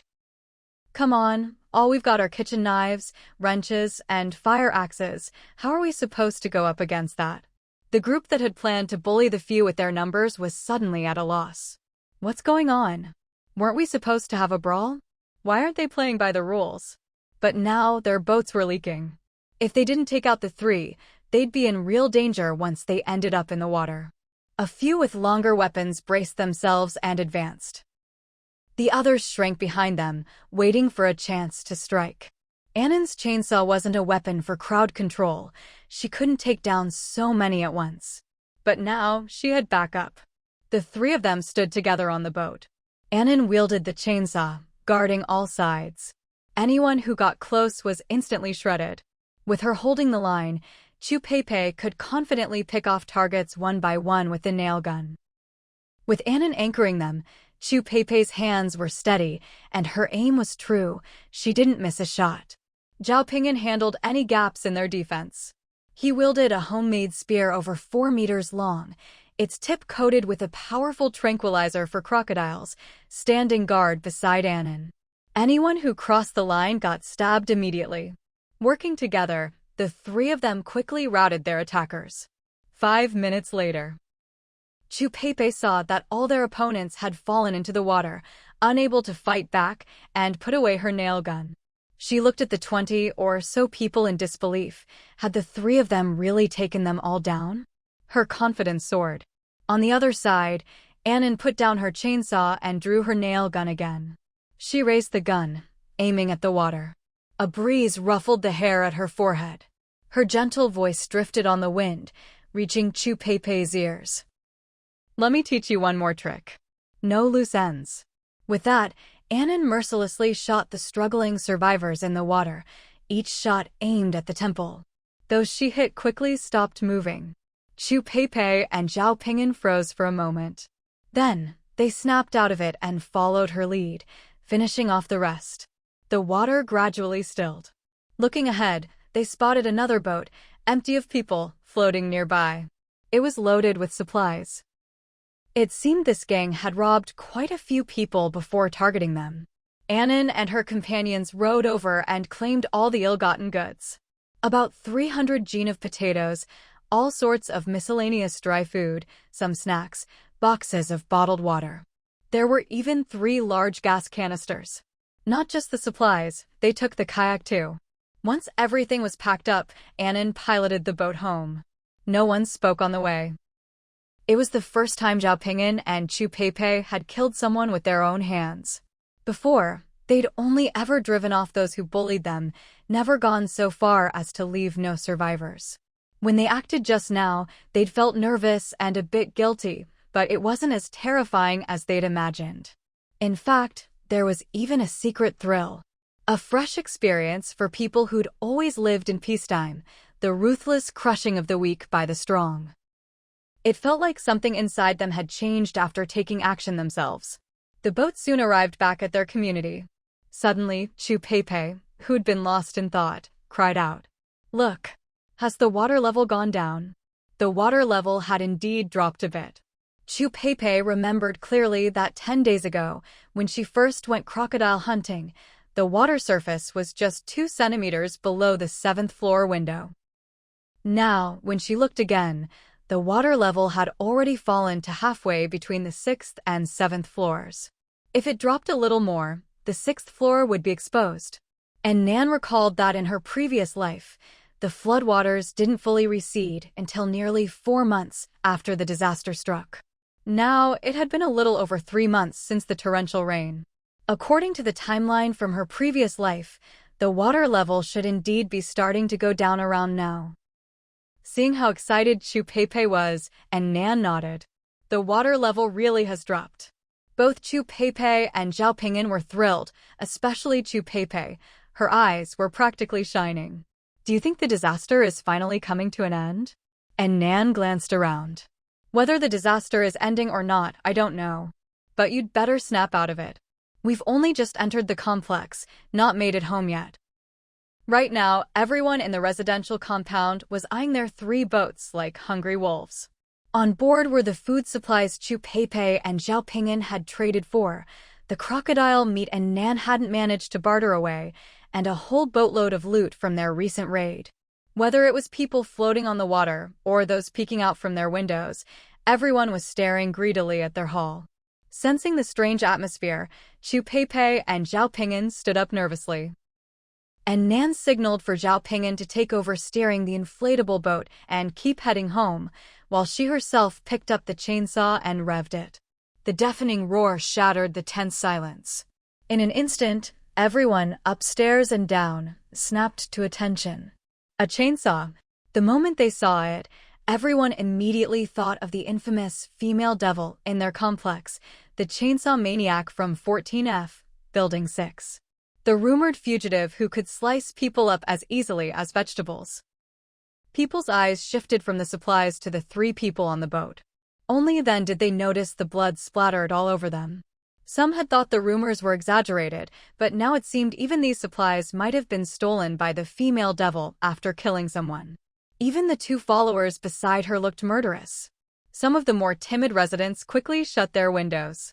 But not everyone was afraid of An Nan. There were still a few desperate souls itching to make a move. The lure of food was just too strong. Standing on the inflatable boat, An Nan's gaze was icy as she killed the chainsaw's engine and swept her eyes around, shouting, "If it's not yours, don't even think about it. If you're not convinced, come at me. I'll show you what it means for no one to walk away alive." Her voice was powerful, echoing between the buildings. No one walks away alive. No one walks away alive. Someone who's killed before has a certain look in their eyes. Many people were frightened by her aura, especially those in Building 6 who knew her reputation firsthand. They quickly backed off, terrified of attracting her attention. A few stubborn ones just glared resentfully at their backs, not daring to make a move.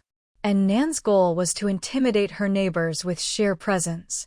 If she showed any weakness, she'd be endlessly harassed and never have a moment's peace. Of course, even if she couldn't scare them off, she wasn't afraid. The reason she could be so brazen was because of the Uzi submachine gun hidden in her storage space. Even if they really tried to swarm her, a burst from the Uzi would be enough to send everyone running. After all, guns were strictly banned in China. Not just in this residential complex, even in the entire city of Linbei, you'd be hard-pressed to find anyone with firearms or ammunition. Even the police only carried pistols. As long as she didn't attract the attention of the authorities or international organizations, she was practically invincible. And with the disaster ongoing, the authorities had bigger things to worry about than a small fry like her.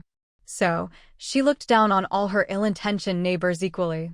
The inflatable boat quickly reached the window of Building 6. An Nan stayed on board, weapon in hand, keeping watch, while Chu Peipei and Zhao Ping'an started carrying supplies inside. Once inside, the three of them worked together to haul everything upstairs, trip after trip. Someone opened their door halfway through, but the moment they saw it was An Nan, they slammed it shut. The people in their own building were truly terrified of her. It wasn't like they couldn't catch fish themselves. Why risk their lives provoking the female devil? Once all the supplies were piled up in the 14th floor hallway, they divided them up. The items Chu Peipei and Zhao Ping'an had traded for belonged to each of them, and Nan kept her share of crocodile meat. The loot from the raid was split evenly among the three. Each got a gas canister, 100 jean of potatoes, and the rest of the dried food and snacks were split into 3 shares. Zhao Ping'an's family needed snacks more, while Chu Peipei's needed dried food, so the two traded a bit. An Nan's storage space had water and electricity, and she'd previously shopped a lot of bottled water from the supermarket, so she left most of the bottled water for the others, only taking a token few bottles for herself. Seeing this, Zhao Ping'an and Chu Peipei gave her a bit more of the other supplies in return. No one took advantage of anyone else. After dividing everything, An Nan thought for a moment and said to Chu Peipei, "We brought back so much today. Things probably won't be peaceful from now on. If you want, you can move into 1401 across from my place. That apartment's been empty all along." The 14th floor hallway door had a trap designed by Zhao Ping'an for extra security. If Chu Peipei moved into 1401, she'd be much safer, and with both of them on the same floor, they could look out for each other. Of course, An Nan had considered her own safety. Worst-case scenario, even if Chu Peipei turned on her, her own apartment, 1402, still had 2 reinforced blast doors. But if she didn't help Chu Peipei, someone might break into her place tonight. People always go for the weakest target. Compared to the fortress-like homes of Zhao Ping'an and herself, Chu Peipei's front door was basically paper to any would-be robber. Chu Peipei's eyes lit up at An Nan's suggestion. "Really? Are you sure?" But then she hesitated. "But what if the owner comes back? Wouldn't I be trespassing?" Chu Peipei still held on to the hope that once the flood receded, the disaster would be over. An Nan couldn't bring herself to tell her that the disaster would go on, and that the owners of that apartment were never coming back. Whether they just hadn't returned, or never would, no one could say. An Nan smiled as she comforted Chu Peipei. "It's fine. Just stay here until the floodwaters recede. If the owners really come back, I'll explain things to them for you." Chu Peipei thought it over and nodded in agreement. After all, nothing is more important than her own life. In fact, before An Nan spoke up, she'd already been worried. The looks those neighbors gave her today were truly terrifying. She shot An Nan a grateful look. "An Nan, thank you." Zhao Ping'an, listening from the side, was genuinely happy for Chu Peipei. "That's great. You'll be much safer living on the 14th floor. My idol really is the best, beautiful, and kind-hearted." An Nan couldn't be bothered to listen to his flattery and told him to hurry up and move his things home. Then she turned to Chu Peipei and said, "Wait here for me a moment." She then went back to her apartment and fetched the universal lockpicking tools that Bai Wenbin and his sister had brought earlier.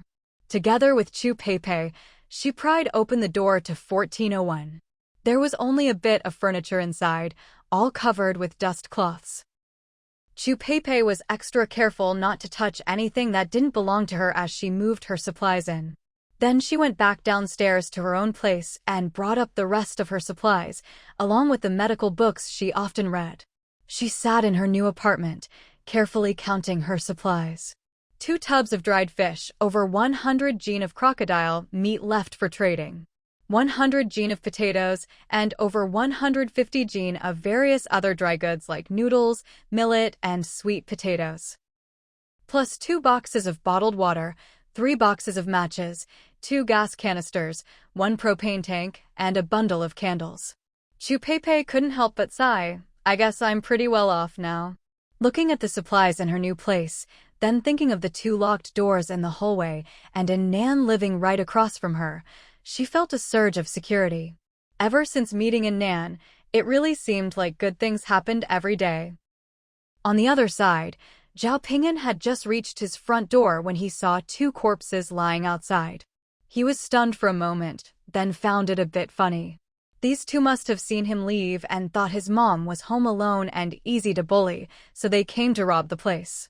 Come on, it's me who left, not the house's traps. His mom might not be as strong as a young man, but when it comes to using those traps, she's even more ruthless than he is. The 2 intruders had been turned into pincushions by poisoned arrows. Zhao Ping'an tossed their bodies into the floodwaters and opened the door to go inside. Mom, come give me a hand, I brought the supplies back. Hu Chuilan heard him and came over, saying, you didn't make enough of that poison. I just used up half a bottle at once. Make some more when you have time. There were only 2 people outside and you used half a bottle? Zhao Ping'an was utterly shocked. Mom, you're too ruthless. Just a little bit of that stuff is enough. Half a bottle could take out 20 people. He paused, then added, besides, it's not like I can make as much as I want. We don't have enough chemicals at home to waste it like that. Hu Chuilan pouted. All right, you little brat. I'll use less next time. She took the potatoes and millet from her son, about to say something else, when suddenly there was a burst of chirping. Hu Chuilan, what's that noise? Zhao Ping'an said mysteriously, a present for you. It's outside the door, go see for yourself. Hu Chuilan curiously poked her head out the door. Chicks. Big meat rabbits? Hu Chuilan's face lit up with delight. She ran out in her slippers and scooped up the cardboard box. My good son. Did you bring back braised chicken and spicy rabbit heads? Zhao Ping'an, don't be in such a rush to eat them. We need to raise them for a while first. Take it slow, let's make it last. Hu Chuilan, I know.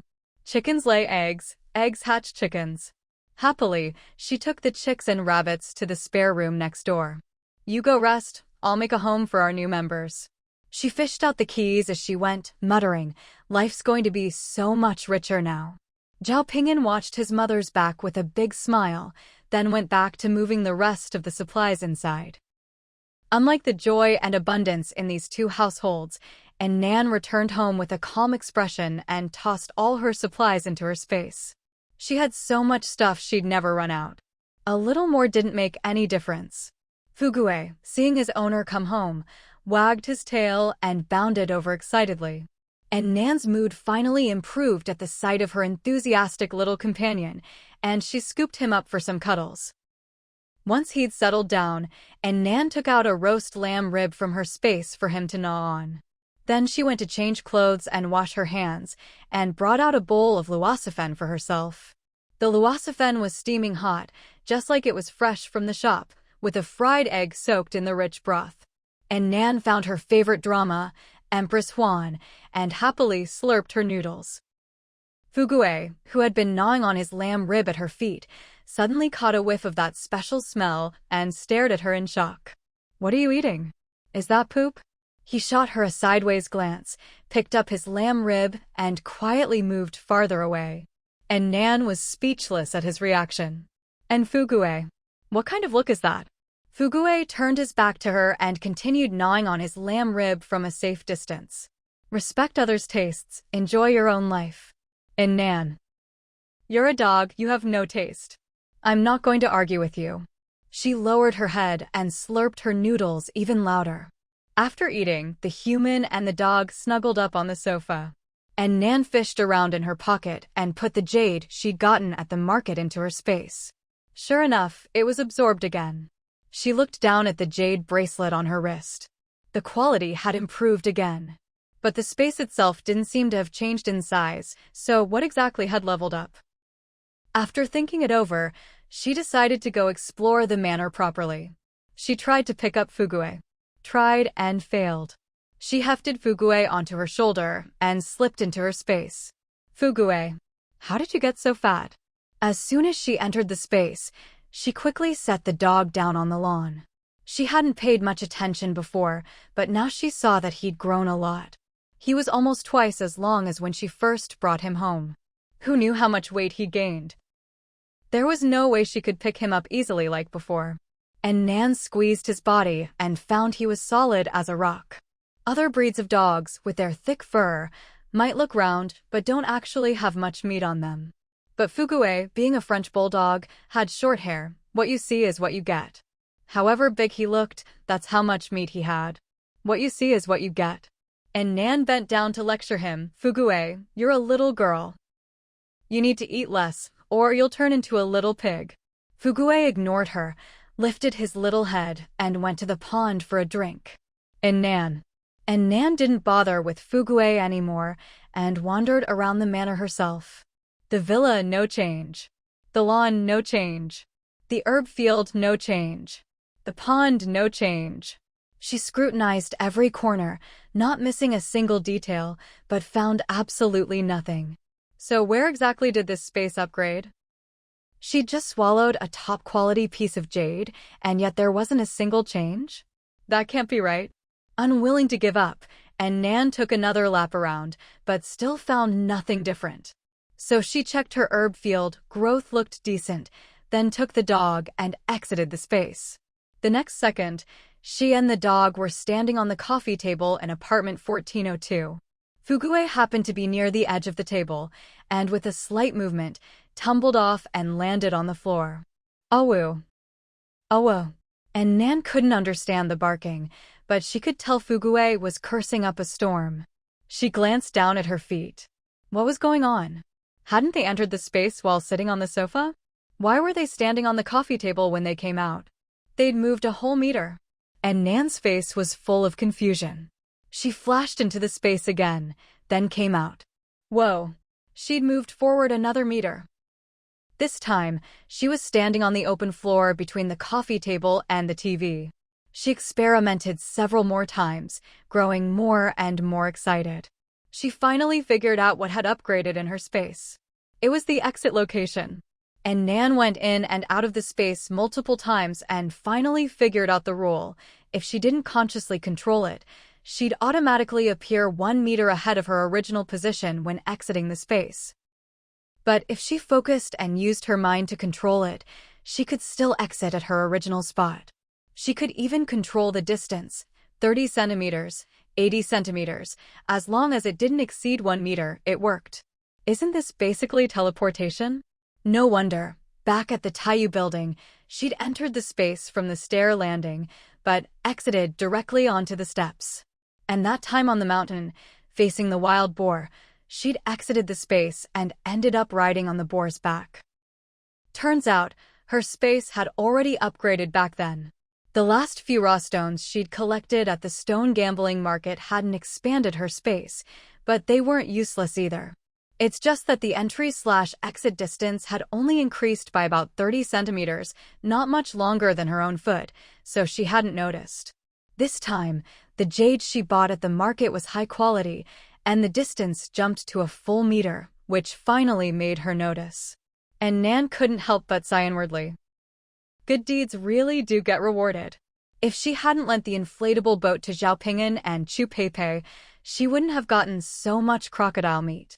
Without all that extra crocodile meat, she wouldn't have thought to trade for fertilizer at the market. And that jade was basically a freebie. And Nan did some quick and dirty math. I lent out one inflatable boat and unlocked the superpower of teleportation. She was still basking in her happiness when a sudden thought struck her. Heart pounding, she went to the wall between the living room and the bedroom and entered the space. When she came out, sure enough, she was standing in the bedroom. How is this any different from walking through walls? As long as the wall wasn't thicker than a meter, she could just bug her way through, enter the space on one side, exit on the other, and walk right through. And Nan was so excited she could barely breathe. In her previous life, she'd only used the space as a storage room and emergency shelter, never imagining it could upgrade and unlock such a fantastic function. 1 meter teleportation, walking through walls. If she used this in a fight, most people would think she'd awakened some kind of superpower. Who would guess she was using a portable space? She used to worry that she could only stay in the space for a short time each day. Like that time with the wild boar. She could only hide in the space for an hour at most. If the enemy waited longer than that, she'd have to come out and face the danger. But now, it was different.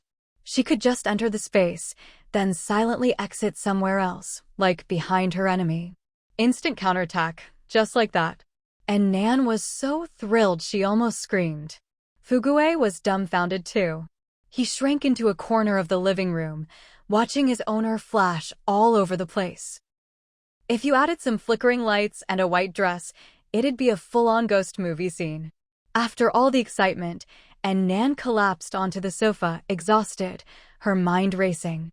The current entry/exit distance was 1 meter. If she kept collecting jade, could she increase that distance even more? How far could it go? 5 meters? 10 meters? 100 meters? Surely she couldn't just pop out of the space and find herself in another country, right? And Nan stroked her chin, deep in thought. Probably not. Most likely, it'd be like the space's area. Once it reached a certain level, it would stop upgrading. Even having a 1 meter range was more than enough for her. She couldn't even imagine how much happier her life would be if it upgraded further. At this moment, she felt even more confident about her future.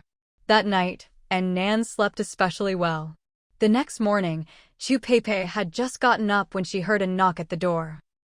She opened it to find An Nan standing outside, looking radiant. Peipei Jie. Good morning. Chu Peipei stared at her glowing face, utterly surprised. What happened? She'd never seen An Nan this happy before. Morning, An Nan. You look great today. Of course, An Nan wasn't about to tell Chu Peipei about the space. She blinked and said breezily, "Oh, it's nothing. I just had a spring dream last night, so I feel especially refreshed today." Chu Peipei looked at her, face full of disbelief. Did you just say something that bold? An Nan remained perfectly calm. Are you ready? If you're packed, let's head out. Chu Peipei nodded blankly, and An Nan immediately went upstairs to call Zhao Ping'an. Time to go. Let's see if there's any more jade at the market.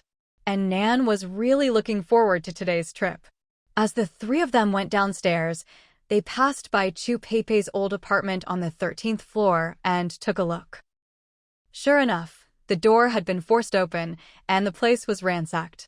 Chu Peipei shuddered. Thank goodness she'd listened to An Nan and moved up to the 14th floor ahead of time. Today, An Nan was once again driving the inflatable boat, loaded to the brim with crocodile meat. Zhao Ping'an sat on the boat, watching An Nan's expression, and asked Chu Peipei beside him, "Did you two eat something good last night without me?" An Nan seems to be in a really good mood today. Chu Peipei's face turned bright red. Hey, you big guy, don't ask what you shouldn't. How was she supposed to answer? Say that An Nan had an unspeakable dream last night? So embarrassing. Zhao Ping'an was baffled. What's not to ask? An Nan was usually someone who kept her emotions hidden, rarely showing her mood so openly. But this was teleportation. Walking through walls. How is this any different from Wang Duyu suddenly inheriting 30 billion? 30 billion is just paper now. Could it buy me a superpower? She was already being low-key by just smiling a little more than usual. But seeing Zhao Ping'an's curiosity, she grinned and explained, "It's nothing. I just dreamed last night that 5 handsome guys with 8-pack abs showed up at my house." Zhao Ping'an. Wow, I never knew you were so bold. Chu Pepe, I told you not to ask. The three of them quickly returned to the floating market. This time, An Nan had a clear goal: to find jade. I'm buying up all the jade on the street. Your big sister here has to try what it feels like to teleport 10 meters in an instant. But after circling the market once, she didn't find a single stall selling jade. On the other hand, Zhao Ping'an and Chu Peipei managed to trade for quite a few things in no time. Their needs were much simpler. Mechanic Zhao Ping'an liked to collect all sorts of odd bits of scrap metal, iron rods, forks, you name it, he wanted to haul it home. And then there were all kinds of snacks and seasonings. He always remembered his mom's complaints. Last time, he hadn't stocked up on hot pot base. So whenever he saw anyone trading seasonings, hot pot base, marinade, spicy stir-fry mix, he'd swap meat for them. Anyway, they already had plenty of fish and meat at home. The rest was for trading. As long as it could improve their quality of life, he'd make the deal. Chu Peipei's needs were even simpler, just the most practical supplies. Shelf-stable dry food, salt and sugar cubes, basic seasonings, fuel for cooking. Although, as the market became saturated with aquatic products, crocodile meat wasn't as valuable as it had been at first, but luckily, they still had plenty in stock and managed to trade for a lot of good stuff. As An Nan helped them load supplies onto the boat, she subconsciously scanned her surroundings. She didn't spot any jade, but she did make a surprising discovery. The fertilizer she'd been thinking about all day yesterday. On a bustling vegetable stall, there were 2 big bags of fertilizer on display. She quickly steered her boat over to the vendor. The market was full of kayaks, bathtubs, and plastic basins, but a motorized inflatable boat was a rare sight. Not to mention, this one was loaded with fresh vegetables. Chives, spinach, bok choy, cucumbers, tomatoes, and peppers. Looking around, they were almost all fast-growing crops. Things you could harvest in a month or two.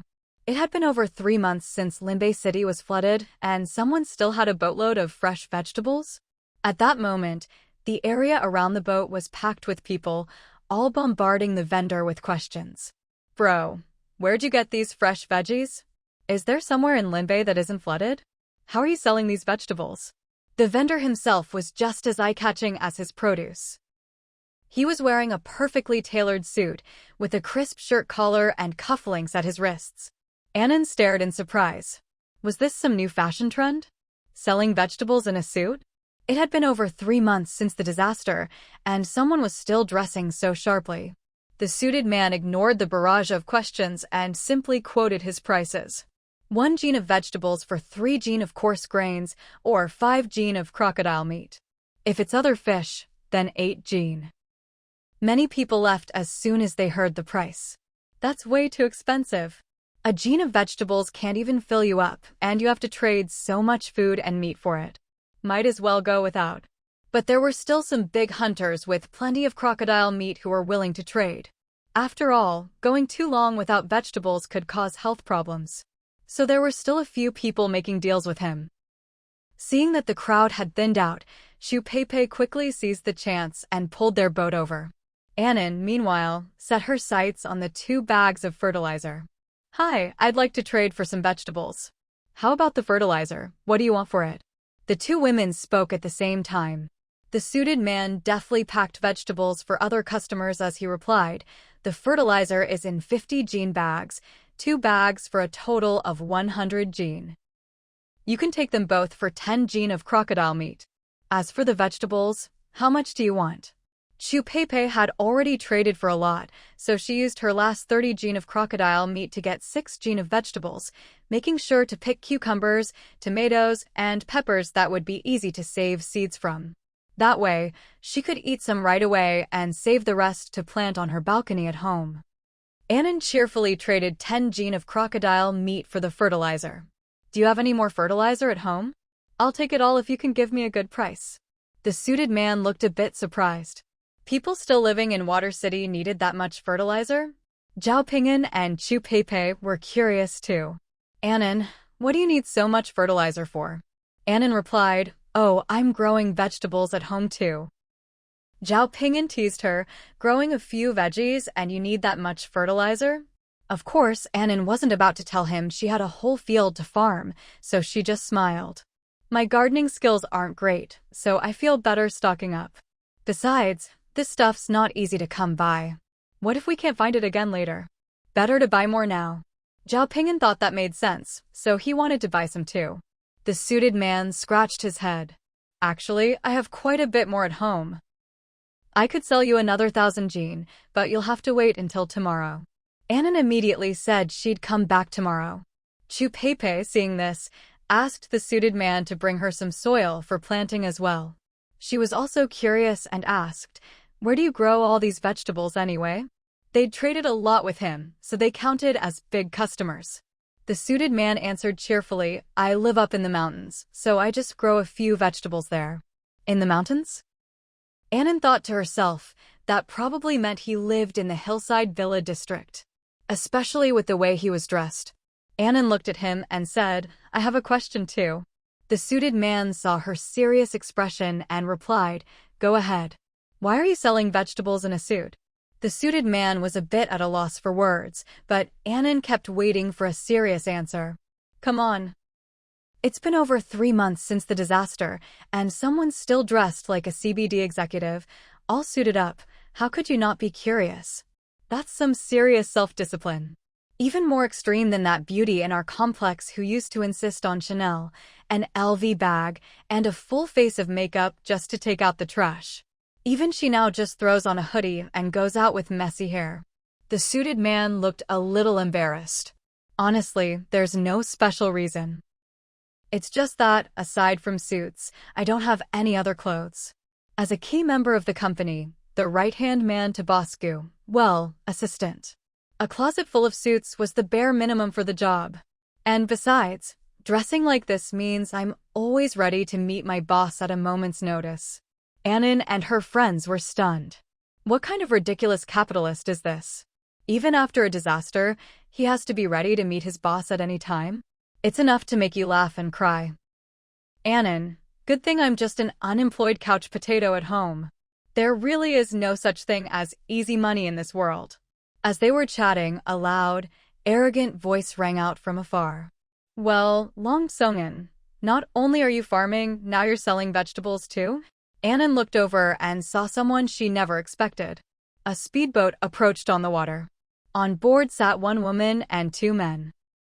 The woman wore sunglasses and the latest designer suit from a luxury brand, holding a half-finished bottle of Perrier in her hand.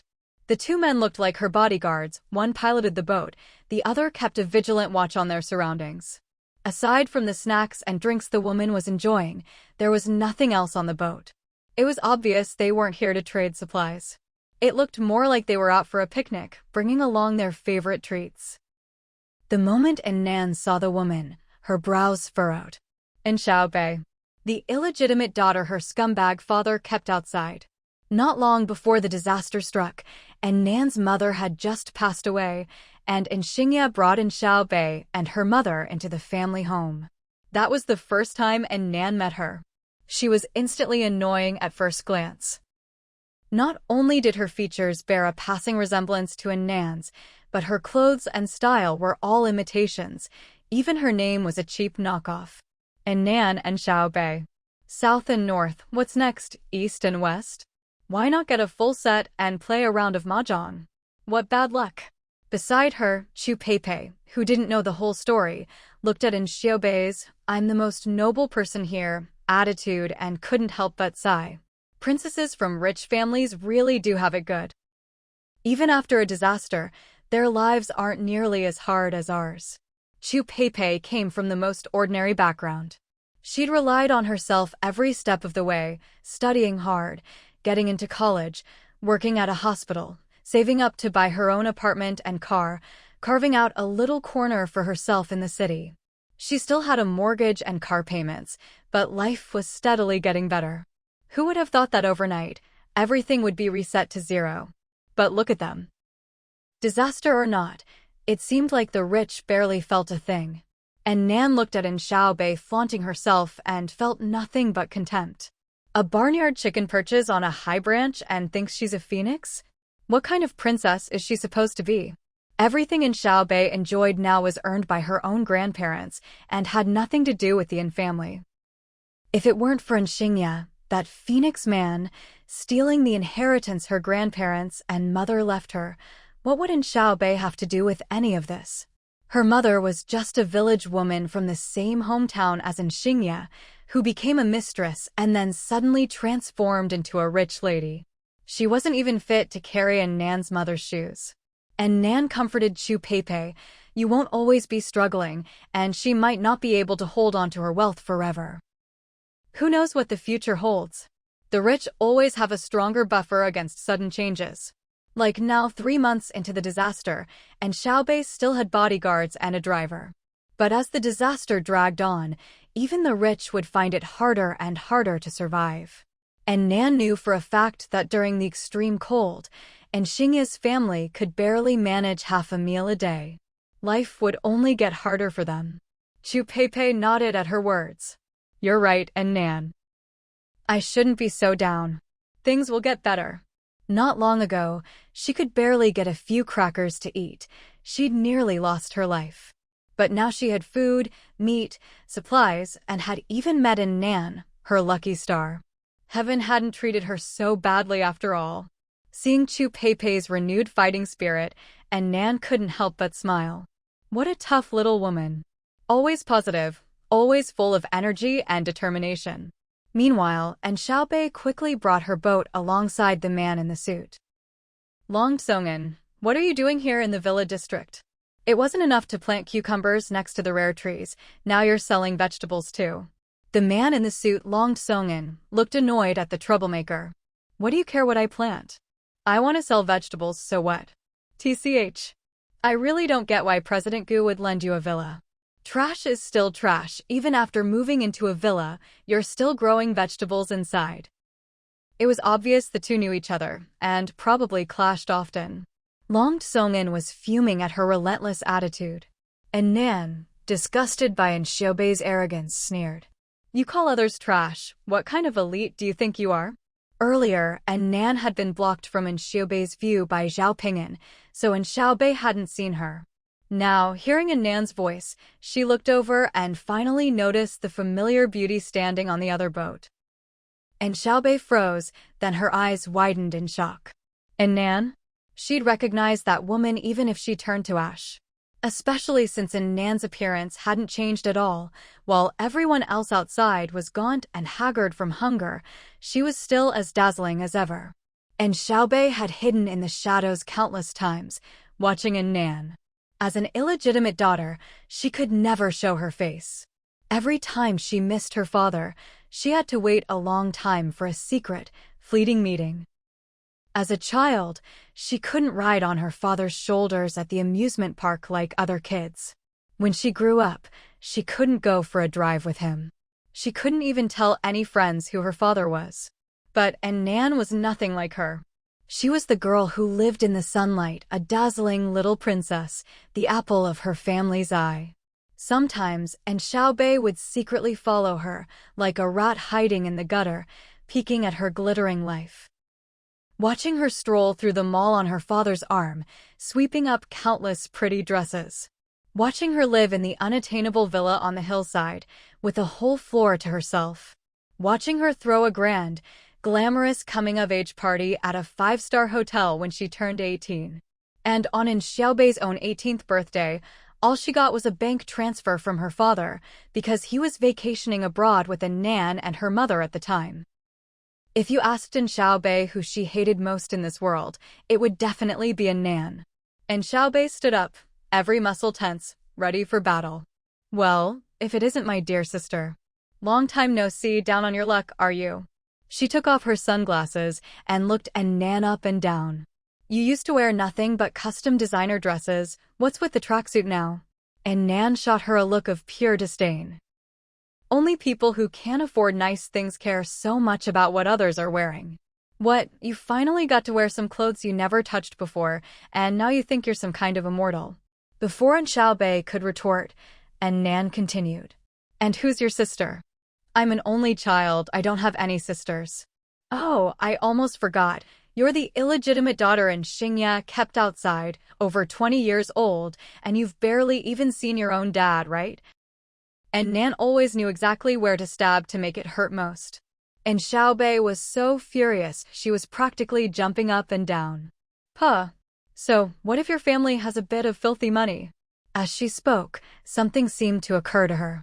She covered her mouth and laughed, but now all that money of yours is mine. Father wants me, not you. And Nan's expression didn't change in the slightest. She wasn't provoked at all.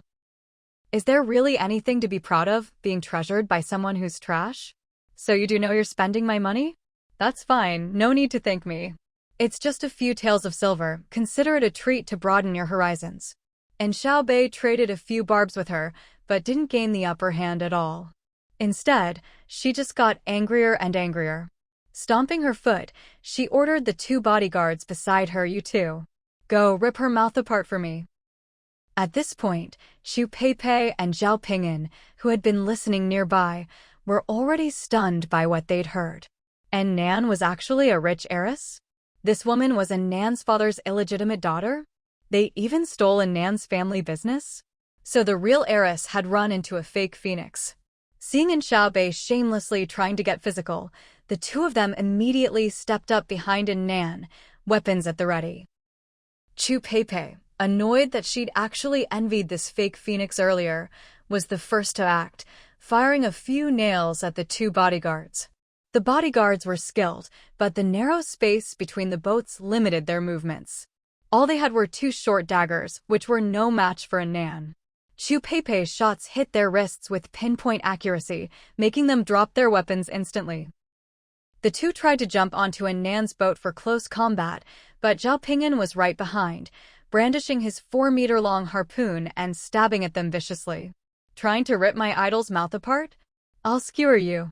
With the limited space on the inflatable boat and needing to protect An Xiaobei, the 2 men had nowhere to dodge. Zhao Ping'an's harpoon struck home, leaving gaping wounds. The harpoon was coated with a potent sedative. No matter how tough the bodyguards were, they were no match for a crocodile, let alone this. Their eyes rolled back, and they fell into the water, quickly going still. And Xiaobei watched in disbelief as her 2 bodyguards were taken out so easily. She clung to the side of the boat, screaming in anger. What's wrong with you two? Xu Peipei holstered her gun and shot her a disdainful look. Yesterday, we took down 20 people. Why would we be scared of your measly 2 bodyguards? In less than a minute, An Xiaobei watched, dumbfounded, as her bodyguards were dispatched. Meanwhile, An Nan stood there calmly, not even lifting a finger. Trembling all over, An Xiaobei shrieked, "An Nan, how could you attack people like that? You've broken the law. I'm going to have you all thrown in jail." An Nan acted as if she'd just heard a joke. "Oh? Then come and arrest me." And Xiaobei shrank back, retreating a step. "You're bullying me. I'm telling Daddy." Xu Peipei looked at her coldly and whispered to An Nan, "Want me to take care of her?" And Xiaobei was horrified. "What did you say?" "I heard that. You vicious woman. I'm her half-sister, you know." And Nan didn't acknowledge this so-called sister in her heart, but she wasn't some bloodthirsty villain either. She stepped forward, grabbed An Xiaobei by the collar, and slapped her hard twice. "If you're spending my money, you'd better show some respect when you see me. That's the rule I'm teaching you." Then she leaned in and whispered in her ear, "But believe me, you won't get to enjoy that money for long. Soon, you won't be able to spend it at all." What An Nan meant was that when disaster struck, all that wealth would become meaningless, and An Xiaobei wouldn't be able to enjoy it anyway. But An Xiaobei thought An Nan was threatening to kill her, and was so terrified she wet her pants. Seeing this, An Nan sneered coldly. "Go back and tell your dear daddy, I'm sparing your life today as repayment for his 20 years of raising me. From now on, we go our separate ways. I, An Nan, will never respect him again." And Xiaobei collapsed onto the boat as An Nan let her go, her legs giving out. After a moment's daze, she scrambled to start the boat, not even caring about her 2 unconscious bodyguards in the water. There were crocodiles in the water, she wouldn't dare go in. For all she knew, those 2 might already be dead. Watching her flee in panic, An Nan called after her, all dressed up like that, out here in the wild, you'd better be careful, or you might run into someone who'll really do you harm. And Xiaobei was seething with anger, but didn't dare say a word. She knew how chaotic things were these days. Robberies and assaults on young women were everywhere. If she hadn't been so bored at home and brought 2 bodyguards, she wouldn't have dared come out at all. Shaking, she started the boat and sped away in tears, a stark contrast to her earlier arrogance and swagger. Long Song-in, the man in the suit, watched her flee and felt a wave of satisfaction. The enemy of my enemy is my friend. Grinning, he gave An Nan and her group the last of the vegetables he had on his boat. Miss, your name is An Nan, right? I could tell from the start you were extraordinary, a real heroine. Let me introduce myself. I'm Long Song-in. Same time tomorrow, I'll bring you the fertilizer as promised. An Nan nodded and took the vegetables from him, but suddenly noticed a thumb ring on his hand. She stared at it for a moment. That's jade, isn't it? Long Song-in nodded. Yeah. An Nan's eyes lit up. Willing to sell it? Long Song-in hesitated. Someone still wants to trade food for jewelry these days? Looks like this girl's got some real resources, even if she's fallen on hard times. But he shook his head. Sorry, can't sell it. My boss gave it to me as a reward for completing my first job. It means a lot to me. An Nan held up 2 fingers. 20 jin of crocodile meat. Long Song-in shook his head. An Nan added another finger. 30 jin. He still shook his head. An Nan frowned. The bracelet she'd gotten last time was much better quality than this, and she'd only paid 4 jin of crocodile meat for it. If it weren't for the fact that he'd made a killing selling vegetables and wouldn't settle for less, she wouldn't have offered such a high price. 50 jin. That's my final offer. Any more would draw too much attention. Long Song-in still shook his head. Missin, I have to go home. I really can't sell this ring. If my boss found out, it'd be bad. And Nan had no choice but to give up. She thought to herself, this guy clearly hasn't gone hungry yet. If it were anyone else, they'd have traded it already. But she wasn't discouraged. Jade doesn't rot or burn, she'd get her hands on some eventually. After 2 trips to the trading market, she'd already scored a jade bracelet and fertilizer, a huge win. After all, the crocodile meat she used for barter was all caught by Zhao Ping'an and Chu Peipei. All she'd done was provide the boat. After agreeing on the time for tomorrow's trade, An Nan and her 2 companions started up their boat and left. Today, the 3 of them had even more supplies on their boat than yesterday. Just the pile of scrap metal Zhao Ping'an had collected took up a lot of space.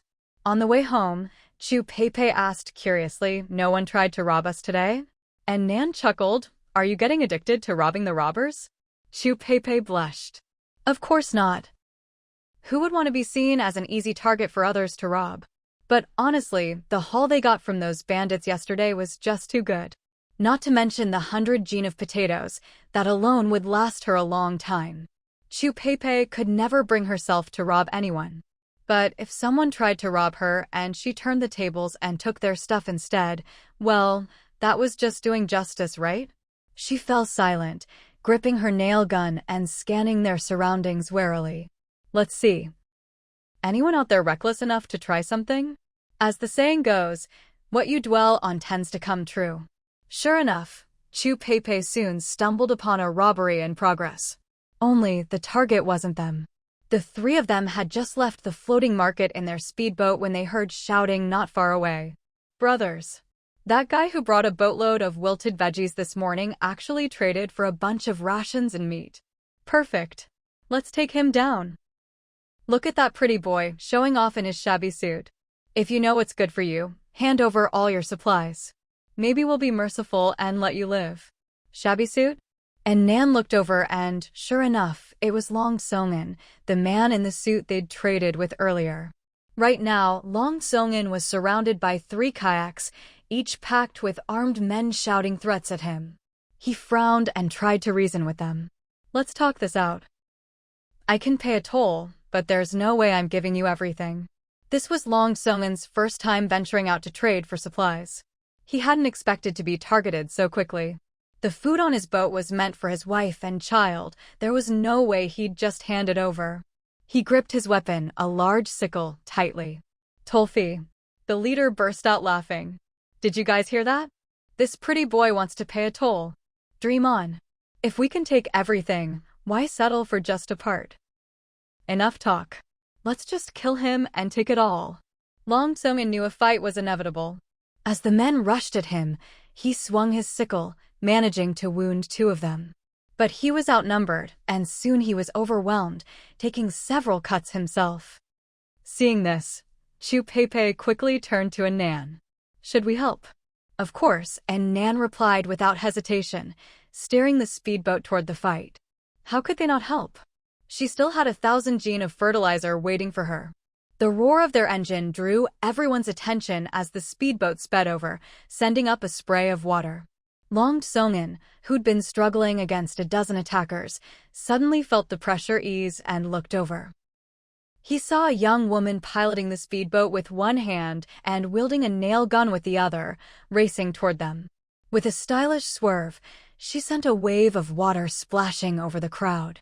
Then came a hail of nails, taking down all 4 attackers who had boarded Long Sung-in's boat. Long Sung-in, battered and bleeding, let out a sigh of relief and looked gratefully at An Nan. Chu Pei quickly followed up, firing at the attackers' kayaks and puncturing them in just a few shots. The bandits, startled by the unexpected newcomers, immediately shifted their focus. Quick! Take out those 3. They've got a nail gun. But the trio weren't about to give them the chance. Using the same formation as yesterday, An Nan guarded the front with her chainsaw. Chu Pei took aim and fired, and Zhao Ping'an filled in wherever needed. The fight was over in no time. Chu Pei and Zhao Ping'an finished off the ones floundering in the water, while An Nan jumped onto Long Sung-in's boat and helped him up. You okay? Long Sung-in was covered in blood, but finally managed to catch his breath. Thank you so much. An Nan saw that he was bleeding heavily from several deep wounds. He'd lost so much blood that his lips were turning pale. We need to stop the bleeding right away, or it'll be dangerous. As she spoke, she used her backpack as cover and secretly pulled a hemostatic bandage from her storage space, then started bandaging his wounds. Hang in there, my 1,000 gene of fertilizer. Don't you dare die on me. Long Sung-in gritted his teeth as An Nan roughly tied off his wounds. After a while, he finally started to recover. These guys were ruthless. They didn't just want my stuff, they wanted my life. An Nan gave him a look that said, well, duh. This kind of ambush happens every day. If you're carrying this much stuff, you'd better bring a partner next time. Long Sung-in nodded. I can never repay you for saving my life. He took off the jade thumb ring he was wearing and handed it to An Nan. I saw you liked this ring. Please take it as a token of my gratitude. An Nan raised an eyebrow. Aren't you worried your boss will be upset? Long Sung-in smiled. Not at all. You saved my life. My boss will understand. An Nan didn't stand on ceremony and accepted the jade ring. I can't just take it for nothing, let's trade it for some crocodile meat. Long Sung-in quickly shook his head. No. I said I wouldn't sell this ring. I'm giving it to you as a gift, to thank you for saving my life. He was surprisingly stubborn. An Nan didn't argue, just slipped the ring into her pocket. No way I'm turning this down. I earned it, I worked for it, so it's not like I'm taking it for free. Once Long Sung-in had recovered, they said their goodbyes and headed home. Halfway up the mountain, in the villa district, Long Sung-in returned home exhausted. His wife, who was cooking, rushed out when she heard him. When she saw him covered in blood, she was terrified. Sung-in, are you okay? I'm fine, just ran into some bandits. I was lucky a kind soul saved me. Li Shihan's eyes immediately filled with tears. Thank goodness you're all right. If I'd known, I would have gone with you. Seeing her so upset, Long Sung-in quickly pulled her into his arms. Don't cry, honey. I'm fine, really. I promise to take care of you for the rest of my life, and I mean it. He took her hand. Come on, help me bring in the supplies. We got so much, I can't carry it all myself. Li Shihan followed him down the hill and saw their speedboat and the boatload of supplies hidden in a thicket. Her eyes widened. You traded just those vegetables for all this? Of course. My wife is smart and beautiful. Her vegetables are definitely something special. I bet we can trade them for even more meat and dry goods. Li Shihan couldn't help but laugh through her tears. You smooth talker. As she spoke, she shooed him off to rest. This doesn't need you anymore. I'll call Xiao Bao over to help me move things in a bit. You go back and take care of yourself. Don't do any more work. The villa on the mountainside was still relatively safe for now, so Long Tsongin didn't insist. All right, I'll leave this to you. I'll take some of the goods and pick some fresh vegetables to bring to President Gu. If President Gu hadn't lent him a villa to stay in and given him so much support, he wouldn't be where he was today. Even though President Gu didn't really need these meager offerings, it was only right to show some appreciation. The mountainside villa complex was built along the slope of the mountain. Long Tsongin's place was the second-to-last villa from the bottom. To get to his boss's villa, you had to walk all the way up to the very top. It was not only the highest, but also the most luxurious villa in the area. In the past, there were always plenty of servants and security guards around, but now they'd all been sent home, leaving the villa quiet and still. Long Tsongin scanned his face at the grand entrance and walked inside, thinking of An Xiaobei's smug expression. TCH, what's she gotta be so proud of?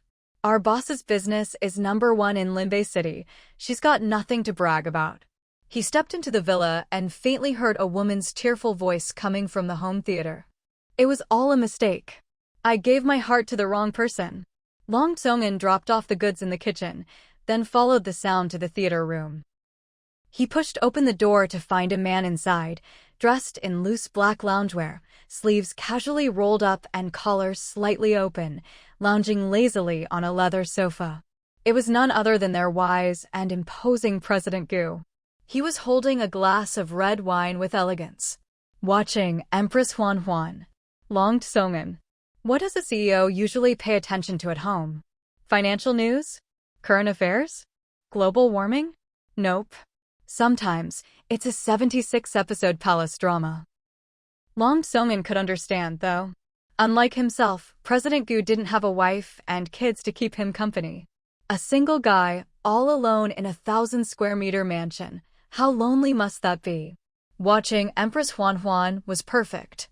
One concubine after another parading across the screen, scheming and fighting so lively. Long Tsongin stood there for a while, but seeing how absorbed his boss was, he had to interrupt. President Gu, I brought you some things. Gu Jiyu glanced up and saw Long Tsongin standing at the door, covered in blood and looking a mess. He paused the show and frowned. What happened to you? Long Tsongin grinned. I'm fine, President Gu. I just went out to sell some vegetables and ran into a few robbers. Sell vegetables? Gu Jiyu's frown deepened. Did you take on a side job? No, President Gu. My wife grew some vegetables at home, so I took them out to trade for fresh meat and dry goods. It feels safer to have more supplies on hand. I brought some for you too. Gu Jiyu said, no need to give me any. Keep it for yourself. After a moment, he asked, what's the situation outside now? Long Tsongin answered honestly, it's a mess. It's like a different world compared to our side of Luoan Mountain. He pointed to his wounds. Robbery and murder are everyday occurrences now. If I hadn't run into someone who saved me today, I wouldn't have made it back. A savior? Yes, my lifesaver. She took out 4 guys in an instant. Talking about An Nan, Long Tsongin's face was full of admiration. She's beautiful and kind. She helped me out at the market, then saved me from a dozen bandits. You might have met her before. Her name's An Nan. She used to live here in the Villa District. An Nan. Gu Jiu repeated the name softly. Never heard of her. Long Tsongin said, there are a lot of people in the Villa District, and she's already moved away. It's normal if you don't know her. Anyway, I really owe her and her friends today. Whenever Long Tsongin mentioned An Nan now, his face was full of respect. Gu Jiu was a little surprised to see him so impressed. After all, in the past, Long Tsongin only looked at his boss this way. By the way, boss, Long Tsongin said carefully, Watching his expression, I also gave that thumb ring you gave me to Miss An Nan. She really liked it. If I gave it to you, it's yours. No need to report to me. Long Sung-in nodded, relieved. He knew his boss was generous and wouldn't care about something so small. Gu Jiu didn't mind, but he was a little curious. Long Sung-in used to treat that thumb ring like a treasure, showing it off to everyone, saying it was a sign of his boss's approval. He even wore it to sleep and wouldn't let anyone touch it. Now he'd given it away so willingly. You said that woman took down 4 people in an instant. That's pretty impressive.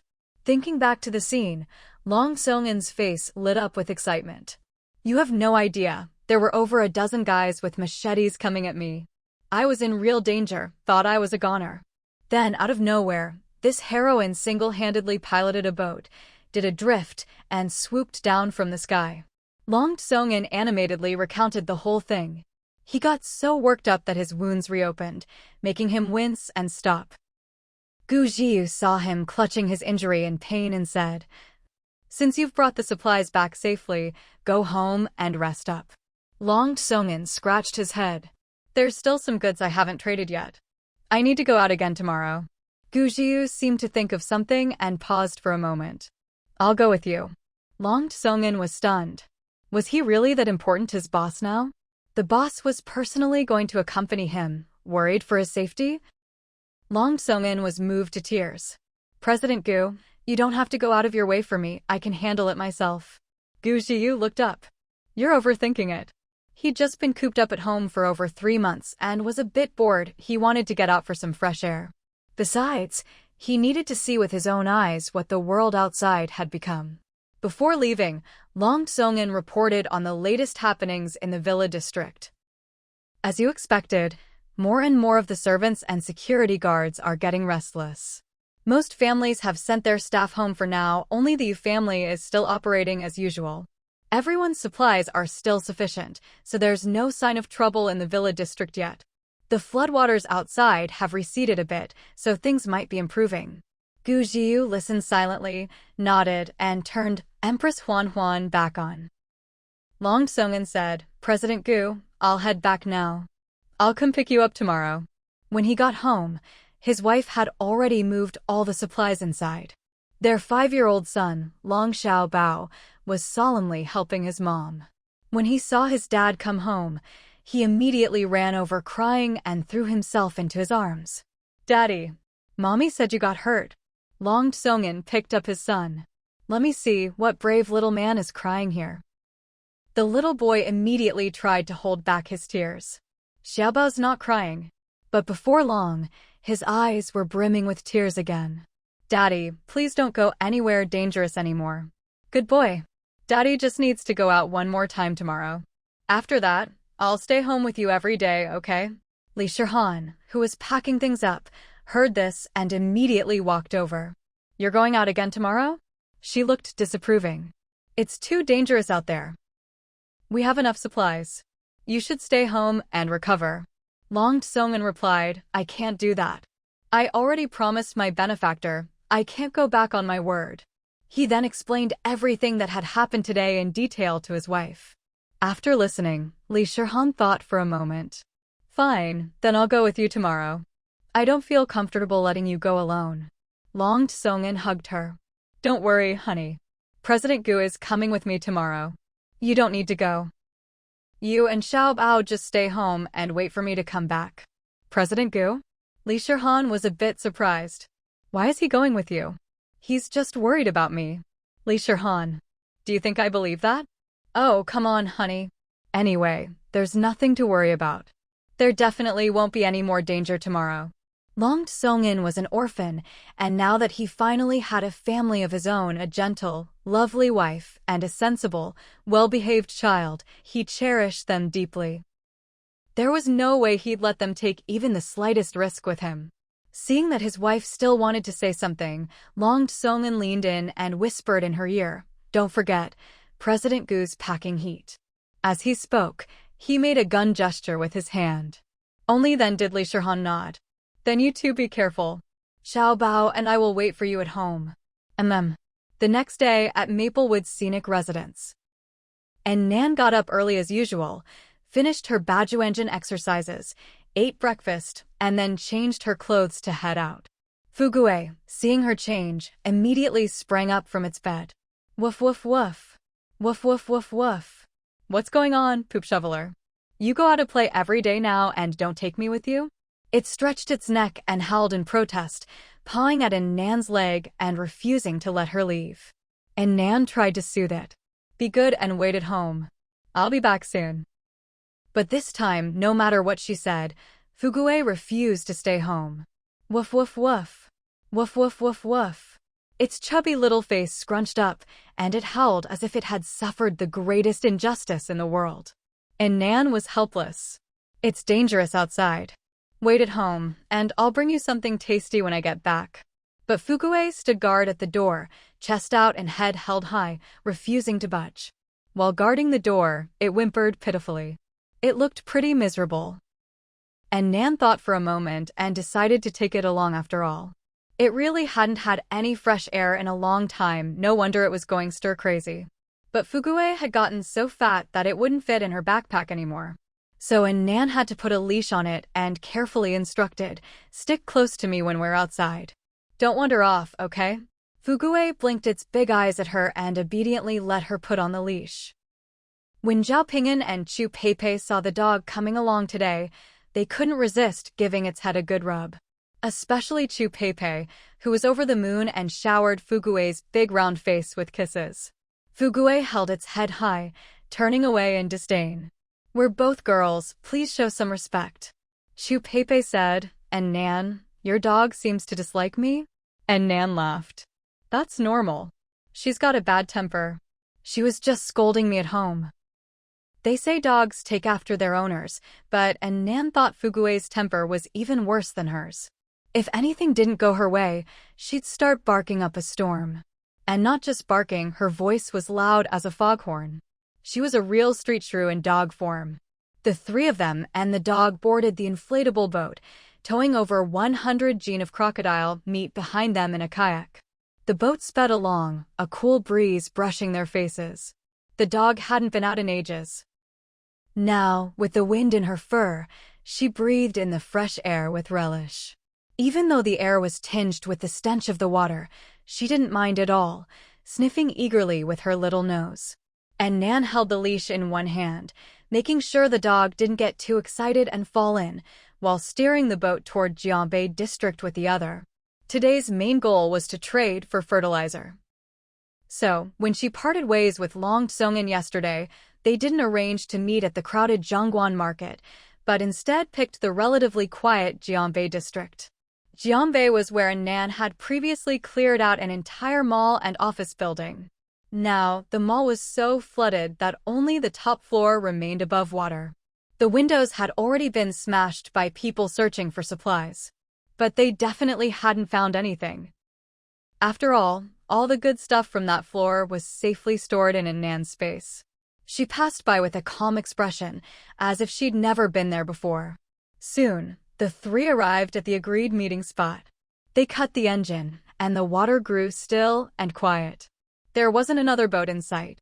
Most boats these days were gathered at the floating market in Zhongguan, and any robbers were concentrated there too. So, even though they were towing a lot of crocodile meat, they didn't run into any trouble. They waited quietly. Before long, another engine sounded. The three and the dog immediately looked over, alert. Another inflatable boat approached, also towing a kayak. There were only 2 people on board, but they were too far away to make out their faces. Soon, though, a familiar voice called out, "Benefactor." "I'm here." The man waved excitedly with one hand while steering the boat with the other. It was Long Tsongan. He quickly brought the boat over. And Nan thought to herself, looks like he really listened this time. He didn't come alone. He even brought a companion. "You're looking good. Doesn't your wound hurt anymore?" She greeted him while instinctively glancing at his companion.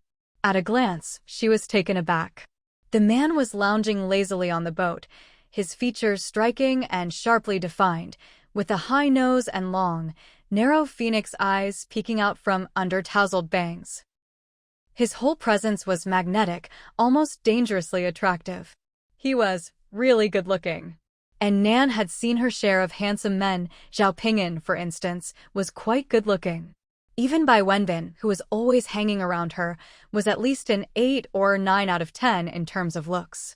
But this was the first time she'd ever found herself so captivated by a man's appearance. He was just that striking. At that moment, as if sensing her gaze, the man looked up slightly. His long, narrow phoenix eyes met An Nan's. Busted. And Nan immediately felt a little awkward. She coughed and looked away. Chu Peipei and Zhao Ping'an were also staring wide-eyed at the man, still in a daze. Only Long Tsong'an seemed unfazed. He was already used to his boss's striking looks. He replied to An Nan as if nothing was amiss. Thanks to you saving me in time, I'm totally fine now. An Nan nodded, about to say something. Just then, something unexpected happened.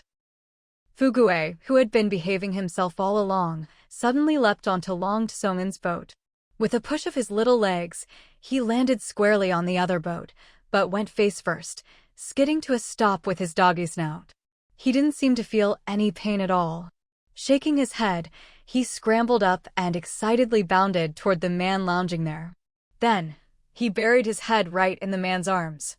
Fugui's dog food hadn't been wasted. He was a solid, chunky little thing. Gu Jiu grunted as Fugui crashed into him. He stared blankly at the little creature in his arms, clearly not expecting the pup to charge at him like that. But Fugui didn't care if he was being presumptuous. Squinting his eyes, he nuzzled his head all over Gu Jiu's chest, paws scrabbling excitedly, tail wagging like mad. Everyone was stunned by Fugui's sudden display. And Nan was still holding the other end of the leash, frozen in place. Since she'd adopted Fugui, she'd never seen him so enthusiastic about anyone. Could dogs really judge people by their looks too? Fugui's big eyes sparkled as he gazed at the man, whining and whimpering for attention. If you want to know what a lapdog looks like, this is it. Gu Jiu couldn't help but laugh. He picked Fugui up by the armpits, looking into his eyes. Little guy, what are you up to? Fugui's eyes widened, tail wagging even harder. A string of drool slowly dripped from his mouth. Gu Jiu, Long Tsong'an, Chu Peipei, Zhao Ping'an, and Nan, how embarrassing. Gui, get back here. And Nan's voice now carried a hint of anger. Fugui immediately wriggled free from Gu Jiu's hands and ran back toward his owner. After a couple steps, he looked back longingly. Alas, you can't have both a handsome guy and your owner. Fugui jumped back onto An Nan's boat, looking dejected. Long Tsong'an, watching Fugui's expressive little face, couldn't help but twitch his lips. Benefactor, is this your dog? An Nan. I don't want to admit it. Long Tsong'an was quick to read the room and swiftly changed the subject. This is my boss, President Gu. President Gu, this is my lifesaver, Miss An Nan. Still embarrassed by her love-struck dog, An Nan nodded awkwardly. The man, who had been sitting still, now stood up calmly. He walked to the bow and extended his hand to An Nan. Gu Jiu.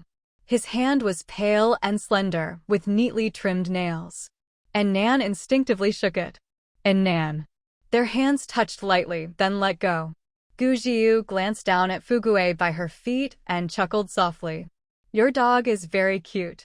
His voice was low and magnetic. Woof woof woof. Fugui barked excitedly again. Fugui. My name isn't Fugui. And Nan gritted her teeth.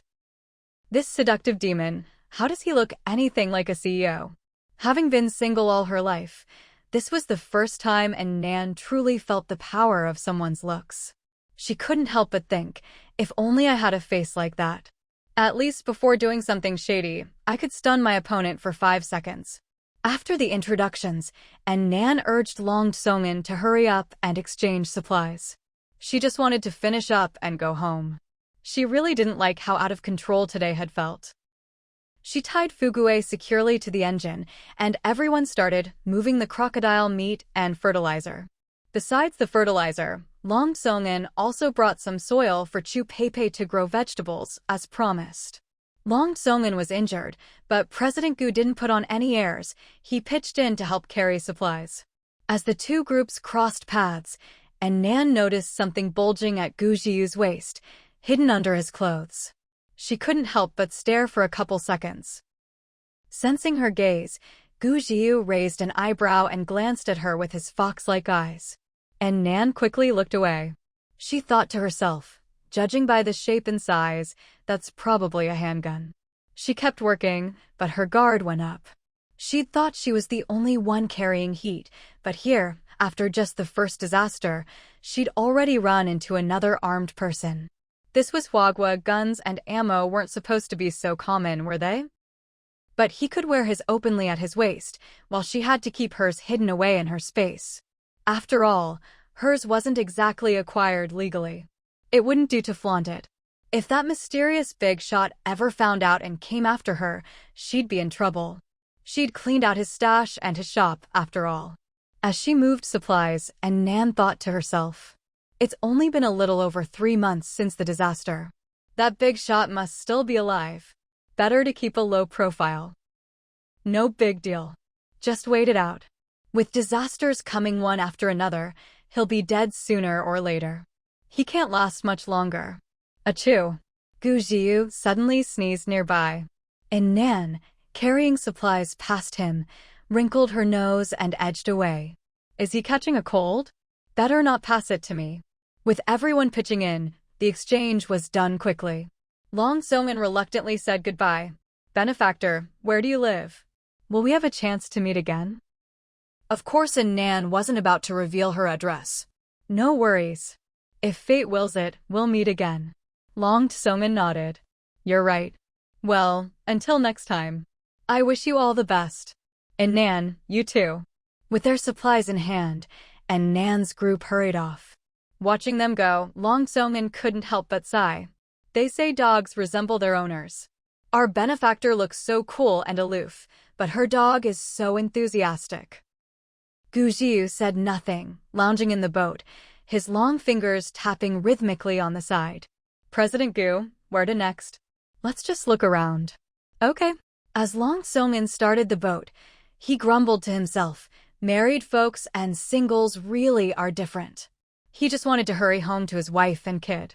His wife was home alone with the baby, tending the garden. It must be exhausting. Meanwhile, President Gu was all alone, not even wanting to go home. Well, what's the point of going back to that cold, empty mansion? Not even anyone to talk to. So pitiful. I'll keep him company. Gu Jiu had no idea his assistant had just crowned him the world's most pitiful man in his mind. He lounged comfortably in the boat, watching the scenery drift by. Not long after leaving Jianbei district, the once deserted waters suddenly became lively. Up ahead, not far away, 7 boats had gathered together. 5 inflatable kayaks were surrounding a motorized assault boat and another kayak. Damn it, are you nuts? Thought the whole boat was loaded with supplies. Turns out it's all fertilizer. The only thing useful on the whole boat is a dog, and it's a tiny one. Not even enough for us to fill the gaps between our teeth. Bro, I want that woman. She's hot. The one next to her's not bad either. I like that guy.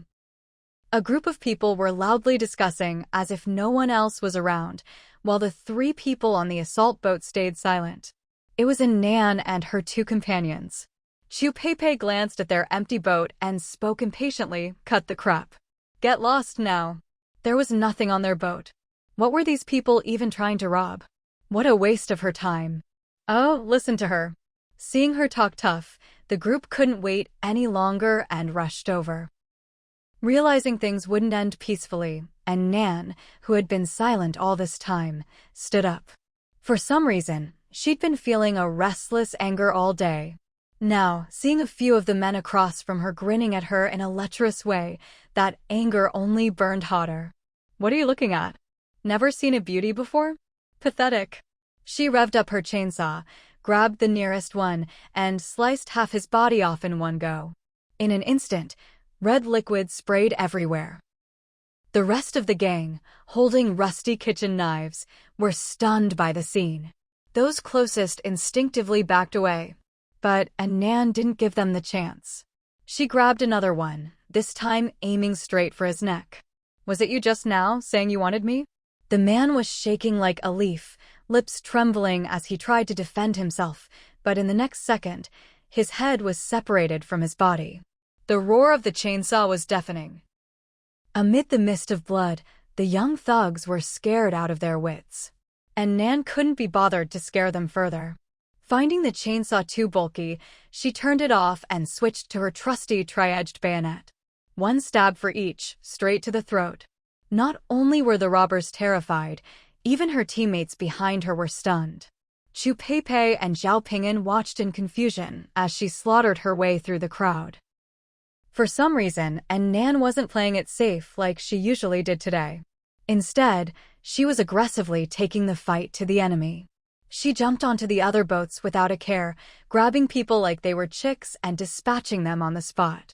Now, wielding her bayonet, she darted around, stabbing left and right, her movements so fast she was almost a blur. Chu Peipei barely had to do anything. She fired her nail gun a few times out of boredom, then just watched An Nan do her thing. Her eyes unconsciously filled with envy. Zhao Ping'an, doesn't An Nan look just like one of those martial arts masters from TV dramas? Did you see how she dodged just now? Do you think she knows lightness skill?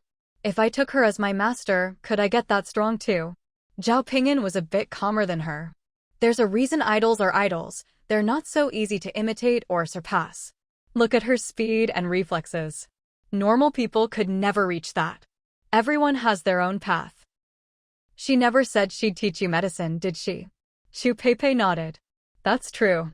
I'd better focus on improving my medical skills. On another boat, Long Tsong'an recognized An Nan and her group and immediately steered his boat over.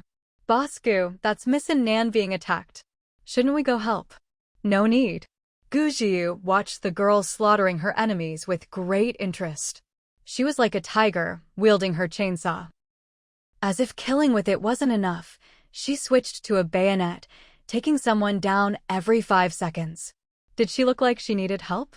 In the midst of the fight, the girl's hair tie snapped, and her long, silky hair flew in the wind. She spun around and kicked the last man into the water. Standing there, a few drops of bright red blood on her pale skin made her look both beautiful and deadly. Gu Jiu's Adam's apple bobbed. For a moment, he couldn't look away. He'd seen plenty of beautiful women before. Gentle, elegant, sexy, sweet. He was long used to it. But a decisive, ruthless, living king of hell, this was a first. Seeing An Nan finish off the group so cleanly, Long Tsong'an cheered as he steered the boat closer. Savior, you're amazing! An Nan had just caught her breath when she heard Long Tsong'an shouting. She looked up and saw the familiar assault boat heading their way. The boat quickly pulled up. Just as everyone was about to greet each other, the dog, Fugue, suddenly started barking again. Woof woof woof. Woof woof woof woof. Handsome brother, are you here to save the damsel in distress? Excited, the dog jumped onto the other boat again. As soon as it landed, it dashed straight to Gu Jiu, buried its head in his arms, and whimpered pitifully. So many bad guys just now. I was so scared. Gu Jiu chuckled, hugging the dog and stroking its back to comfort it. The dog basked in the attention, still putting on a pitiful act. An Nan. Shameless dog. That's enough. She didn't even know where to put her face. Noticing her discomfort, Gu Jiu looked up at her. His eyelashes were long, half-shadowing his eyes, so she couldn't read his expression. An Nan's heart suddenly tightened. Damn it, that strange, out-of-control feeling was back. It must be because the dog was too naughty. She looked down at the 10-meter retractable leash in her hand and silently decided to switch to a short, non-retractable one next time. This dumb dog used to get winded after 2 steps, and now it could sprint into a stranger's arms to act cute? So annoying. Long Tsong'an found Fugue's antics adorable and reached out to pet him. The dog immediately turned its head away haughtily. Go away. Don't interrupt my reunion with the handsome guy. Chu Peipei saw him get snubbed by the dog and burst out laughing. I was just jealous earlier. Fugue barely paid attention to me this morning, but he's all over you guys. Turns out I get the same treatment as you. Haha, what a little flirt. An Nan, feeling like she'd failed as a dog owner, called out in a low voice, "And Fugue, time to go home." Despite being a little pervert, Fugue was still loyal to his owner. At her call, he reluctantly left Gu Jiu's arms, drooping his head as he returned to his own boat and sat by An Nan's feet, looking up at her. "Big sis Nan, aren't we taking that handsome guy home with us?" An Nan ignored his hopeful puppy eyes and calmly said goodbye to Long Songin and Gu Jiu. After they left, Long Songin clicked his tongue at the pile of bodies floating in the water. "Boss Gu, didn't I say she's not just beautiful and kind, but also a real fighter? MHM. She's very beautiful." Long Songin. "You old perv. Was that really the point of what I just said?" The two of them wandered around the area again. Gu Jiu had been staying on Mount Luoan all this time, so this was his first time truly experiencing how much the outside world had changed. They even ran into a group of roadside bandits. Gu Jiu didn't bother with any nonsense, he simply dealt with them with a few bullets. Everywhere in the city, people looked sallow and emaciated. Having grown up in an era of abundance, Gu Jiu was used to seeing chubby kids with greasy faces stuffed full of oily takeout. But he had never seen people starving to such an extent. The streets were filled with walking skeletons. Not the kind of skinny beauties who'd overdone their dieting, but people who were literally skin and bones, just a thin layer of skin stretched over their skeletons. Those who had been a bit plumper before were faring slightly better, but the ones who'd always been thin now looked like living skulls. He frowned and couldn't help but picture An Nan's plump, radiant face in his mind. Her skin was like creamy jade, her eyes bright and lively, lips full and healthy, and her long hair smooth as silk. Though she was slender, her body was strong and toned. When she flexed her arms, you could clearly see the muscle definition. She must be living quite well. Looking around, Gu Jiu suddenly lost interest. "Let's go back." An Nan and her group returned to their apartment complex and found that the water level had dropped a bit more. It wasn't a huge difference, but now that the water was almost down to the 6th floor windows, they had to grab onto the 7th floor window ledge to climb inside the building. It was a lot more effort than before, but any drop in the water level was good news. They struggled to carry bags of fertilizer into the building, then hauled them up to the 14th floor in batches. As they passed the 8th floor, they heard some rather suggestive noises coming from inside one of the apartments. "Shout by louder. Don't be shy, I love hearing it." This was followed by a series of obscene sounds. The group was carrying the second batch of fertilizer past the door when the noises startled them so much they almost dropped everything. Hearing Bai Wenbin's familiar voice from inside, An Nan's stomach churned with disgust. Fugue, who had never seen much of the world, was drawn to the door of apartment 801 by the sounds, standing there to listen intently. An Nan's face turned green. "And Fugue, don't eavesdrop. Get back here." She called the dog back, thinking she'd have to give Fugue a thorough bath when they got home. Standing that close to the door, it felt like he'd been tainted by those noises. They made several more trips up and down, and the sounds inside never stopped. Finally, 3 minutes later, the noise abruptly ceased. As An Nan and the others were carrying the last batch of fertilizer past the 8th floor, the door to 801 suddenly swung open. Xian Inger, looking dazed and silly, ran out. "Hee hee. Going out to play, going out to play." Instinctively, everyone glanced inside the apartment. They saw Bai Wenbin, stark naked, sprawled over the dining table, while behind him stood a burly, bearded man weighing over 200 pounds, buckling his belt. It was truly an eye-burning sight. And Nan thought to herself, "Am I going to get a sty from this?" At that moment, Bai Wenbin, panting heavily, looked up and met the 3 pairs of eyes at the door. He froze. Then, realizing what had happened, he was overwhelmed with shame. He let out a shrill scream, scrambling to grab his pants from the floor, his hands shaking as he tried to pull them on. The bearded man also noticed the people at the door, but he didn't care. Instead, he grinned and gave Bai Wenbin's but a loud slap. The smack echoed through the room. To Bai Wenbin, that slap felt like it landed right on his face, striking him to the core. Blushing furiously, He pulled on his pants, tears welling in his eyes. The bearded man, having finished buckling his belt, left with a satisfied grin. As he walked out, he licked his lips and muttered, "Brother Zhang was right, he's pretty good." And Nan didn't care who this Brother Zhang was. She just felt that Bai Wenbin's image in her mind had become even more disgusting. She'd known for a while that he was selling himself to survive, but hearing about it and seeing it with her own eyes were two very different things. It was even more revolting than she'd imagined. But at the same time, she felt a surge of satisfaction, as if she'd gotten her revenge. She curled her lips into a smirk, deciding to pour a little more salt on his wounded pride. "Bai Wenbin, your skills aren't bad. That guy seemed pretty satisfied with you just now." Bai Wenbin was mortified, wishing he could crawl into a hole and disappear. He was a PhD student, admired by countless female college students, with a bright future ahead of him. And now he was like a stray dog, being bullied by some uneducated brute just for a bite to eat. Worst of all, the person he least wanted to know about this had witnessed everything. At that moment, he felt worse than if he'd been killed. He let out a wail from deep in his chest, scrambled to the door, and slammed it shut. Then he slid to the floor and broke down in helpless sobs. Hearing the crying from inside, Zhao Ping'an and Chu Peipei both rubbed their arms, feeling a wave of goosebumps. For some reason, after witnessing that eye-burning scene, every time they heard his voice now, they couldn't help but think of those eunuchs in palace dramas.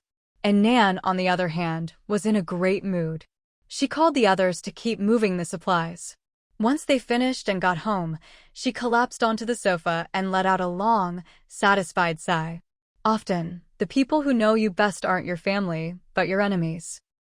Having lived through 2 lifetimes, An Nan understood Bai Wenbin all too well. He was greedy, vain, and scrupulous, but also very good at pretending otherwise. At the end of the day, what he cared about most was his pride. His good looks and academic background gave him a false sense of superiority. He thought he was destined to be above everyone else. Even when he pursued An Nan, he never truly respected her. He just saw her as a stepping stone on his path to success. For someone so vain and arrogant, being stripped of all his dignity and forced to expose his weakness and incompetence in front of others was like having his heart cut out. Nothing could be more painful for him. Thinking back on his breakdown, An Nan happily opened a bottle of red wine for herself. Then she took out an filet steak, French escargot, tomato pasta, and black truffle ham salad from her storage space. She hummed a tune as she dug in. Fugue tilted his head, watching his owner. "The boss is in such a good mood today. Is it because she met that handsome guy?" Fugue recalled Gujiu's face and stomped his feet in excitement. "I really hope Sister Nan is so happy that she brings the handsome guy home to live with us." Meanwhile, Bai Wenbin, after crying his heart out for a while, suddenly remembered something. He looked up, eyes swollen. "Qian. Ing. Er." He gritted his teeth, clenching his fists. The silly Qian Inger ran around the hallway for a while before finally coming home. As soon as she walked in, she saw Bai Wenbin glaring at her, eyes bloodshot. She instinctively took 2 steps back, forcing a nervous smile, but his expression only grew angrier. Bai Wenbin let out a furious roar and suddenly lunged forward, his eyes bloodshot as he grabbed Qian Yinger by the hair and dragged her into the room. Qian Yinger cried out in pain, bursting into tears. Bai Wenbin ignored her completely, raining down blows on her without mercy. "I told you to open the door. I told you to open the door. Didn't I say not to run around? It's all your fault. You bitch." He showed no restraint, venting all the frustration that had built up in his heart over the past 3 months in this one violent outburst. An Nan's cold betrayal. The senseless natural disasters. Supplies that never filled his stomach. That pervert, Brother Zhang. And those beast-like men. With every punch, it was as if he was pummeling this damned world itself. He beat Qian Yinger for a full half-hour, only stopping when he was completely spent and collapsed from exhaustion. By then, Qian Yinger was curled up on the floor, barely clinging to life. Bai Wenbin gave her another kick for good measure before finally slumping onto the sofa to rest. His face was numb, his eyes empty as he stared at the person on the floor. It was as if the bloodied figure lying there wasn't the little sister he once cherished.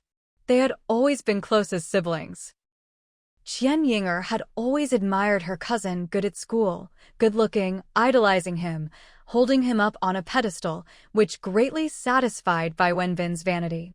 So their relationship had always been strong since childhood. When they grew up, they became even closer, living as neighbors and plotting together how to use An Nan to climb into high society. Although the disasters had disrupted their plans, for the past few months, they had supported each other, splitting every piece of bread in half just to survive. No one expected that today, Bai Wenbin would suddenly turn on her with fists and kicks. And not only that, he seemed to have discovered a whole new world. From then on, whenever Bai Wenbin was unhappy, he would beat Qian Yinger, treating her as nothing more than a tool to vent his frustrations. After all, she was already a fool. How could an idiot feel pain? From that day on, terrifying sounds of abuse echoed daily from Building 6, accompanied by the agonized screams of a woman. Everyone knew that the pretty boy in 801, Building 6, had gone mad. If he wasn't bringing men home to sell flowers, he was beating his idiot sister. Just listening to the sounds, you could tell how miserable it was. At first, it was just fists, but later, judging by the noises, he seemed to be burning her with something. It just kept getting more twisted. People couldn't help but sigh, poor thing. Such a beautiful girl, now tortured by her own brother until she was unrecognizable. An Nan had heard about it too. But she felt no sympathy for Qian Yinger. No matter what happened to those two siblings, they both deserved it. She couldn't even be bothered to feel schadenfreude anymore. An Nan's only focus now was preparing for the coming extreme heat. The water level was dropping day by day, and before long, it had already fallen to the 5th floor. People cheered, thinking life would soon return to normal. But only An Nan knew that an even more terrifying disaster was on the way. Once all the floodwater was gone, the extreme heat would follow. When that happened, temperatures could soar as high as 60 degrees Celsius, trapping everyone in a suffocating heat wave. Unlike the flood, where you could adapt to living in a waterlogged city and find ways to survive, the extreme heat would offer no such options. There would be no fish or crocodiles to eat, no dirty water to force down despite the taste. What awaited everyone was relentless, inescapable heat and a dire shortage of water. It would be like being thrown into a scorching desert with no oasis in sight. An Nan urged Chu Peipei and Zhao Ping'an to keep fishing and trading for supplies. After all, the more food they had, the better their chances of trading for precious water and staying alive. Of course, she never told them about her ability to foresee disasters. Her tragic experiences in her previous life meant that, no matter how much she trusted her friends, she would never reveal the secrets of her space or her rebirth. So An Nan simply prodded the two of them to be more ambitious. How come your combat skills haven't improved after all this time? Want to go out and train some more? That fired them up, and they went out to vent their frustrations by fighting crocodiles. They killed so many crocodiles they had nowhere to store them, and it seemed a waste to throw them away, so they took them to the market to trade for supplies. With the water level dropping, many people thought the disaster was nearly over and no longer hoarded food like treasure. Instead, they were more willing to trade it for crocodile meat to improve their meals. For a while, the value of crocodile meat soared, and Chu Peipei and Zhao Ping'an traded for a huge amount of supplies. Zhao Ping'an's family already had plenty of supplies, so when they ran out of space, he just gave the rest to Chu Peipei. Chu Peipei soon became the proud owner of a room packed to the ceiling with goods. Only when their rooms could hold no more and the crocodiles were nearly wiped out did they finally stop and rest at home. Meanwhile, An Nan spent her days at home learning to sew. That's right, sewing. Her home had electricity and air conditioning, and she had plenty of food and water. The only inconvenience the extreme heat would bring was going outside. Luckily, she had the temperature-regulating fabric Zhao Ping'an had given her. As long as she could turn it into clothes, The extreme heat would no longer be a threat. Since the fabric was so precious and limited, An Nan practiced over and over with ordinary cloth, following video tutorials. After ruining countless pieces of fabric, she finally learned to make clothes that fit. Only then did she carefully take out the temperature-regulating fabric. In the blink of an eye, more than 10 days passed, the water level dropped to the second floor, and An Nan finally finished making her clothes. The flesh-colored fabric was as thin as a cicada's wing. When she put it on, it felt so soft and comfortable it was like wearing nothing at all. She looked in the mirror, nodded in satisfaction, and decided to make one for Fugue as well. French bulldogs have short noses and lots of folds, making them prone to heat stroke. Especially her own little one, spoiled by a life of luxury. She couldn't let her little darling suffer. She took out a soft tape measure and carefully measured Fugue. Dog clothes are made differently from people's, so she studied the pet clothes she'd bought before and then started making one for him. Fugue watched his owner, who used to practice boxing every day, now sitting at home sewing, and found it all very novel. The world outside was getting livelier, with the sounds of people drifting in every day. He sensed that something was changing. That day, An Nan finally finished the dog clothes and was about to put them on Fugue when a sudden burst of cheering erupted from outside the window. An Nan followed the sound to the window. She saw that the last bit of standing water downstairs had finally disappeared. The ground was still damp in places, but there was no more flooding. People were pouring out of their homes in groups, stumbling and running around, paying no mind to the garbage and rotting corpses scattered everywhere. They shouted excitedly, "This is a moment in history. The disaster is finally over. We made it through." People rushed to share the news, hugging each other in tears, friends and strangers alike. Even former enemies who had once fought over supplies and drawn weapons on each other put aside their grudges, linking arms to celebrate this new beginning. An Nan's door was knocked. She walked over and opened it. It was Chu Peipei. Her eyes were brimming with tears as she threw her arms around An Nan. "An Nan, the disaster is over." An Nan froze for a moment, then gently hugged her back, feeling a mix of emotions. Chu Peipei must be overwhelmed right now. She thought the days of living in constant fear and hunger were finally over, that the nightmare was ending. But she didn't know that this was all just a fleeting joy. At that moment, Zhao Pingyan came down from upstairs. Unlike Chu Peipei, he didn't look excited. Instead, his face was clouded with worry. "Don't you think the water receded too quickly? I just have a bad feeling about this." Chu Peipei quickly interrupted him. "Don't jinx it. Don't say things like that." Zhao Pingyan scratched his head and laughed. All right. I'll stop." No matter what, the floodwaters receding was something to be happy about. But An Nan poured cold water on the mood. "I think Zhao Pingyan has a point." Chu Peipei frowned. "Oh, come on, An Nan, are you trying to scare us too?" An Nan said seriously, "Isn't there an old saying? After a great disaster comes a great plague." Chu Peipei was taken aback. "That's right." With the floodwaters gone, the streets were full of rotting corpses and garbage that had been soaking for 4 months. It was the perfect breeding ground for disease. As a doctor, she understood better than anyone how terrifying viruses and bacteria could be. Chu Peipei's brow furrowed as she suddenly recalled that historic epidemic decades ago. There hadn't been any floods or disasters, no violence or chaos, just a sudden outbreak of a virus, and countless lives were lost that year. And that was when the healthcare system was still functioning. Now, all the medical equipment and medicine had been submerged for 4 months. If an epidemic broke out now, Chu Peipei's face grew grim. Seeing her reaction, An Nan knew she'd gotten through to her and continued, "So for now, let's not rush outside. We should stay home for a while and see how things develop, just in case." Chu Peipei and Zhao Pingyan both nodded. An Nan breathed a sigh of relief. In truth, the so-called Great Plague was just a pretext. The reality was that the coming extreme heat would arrive so quickly and be so intense that most bacteria wouldn't have time to multiply before being killed off by the high temperatures.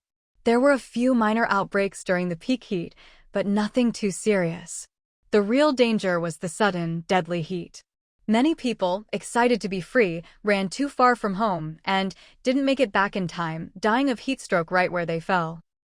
An Nan's warning to Chu Pei was to keep her from dying outside without understanding why. After saying their goodbyes, everyone returned to their homes.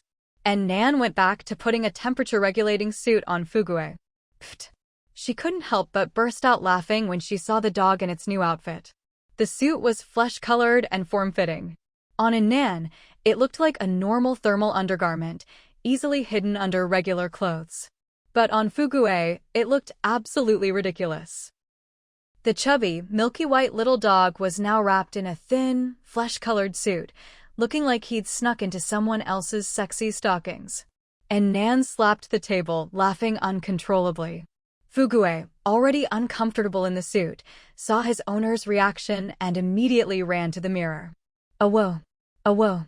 The moment he saw his reflection, his fur stood on end, and he started barking furiously. What kind of perverted little dog is that? After a while, he realized that was himself. Fugue snorted angrily, glaring at An Nan out of the corner of his eye. Awoe! Awoe! Take this ugly thing off me. Right now. An Nan was still laughing so hard she could barely breathe, but seeing how upset he was, she quickly helped him out of the suit.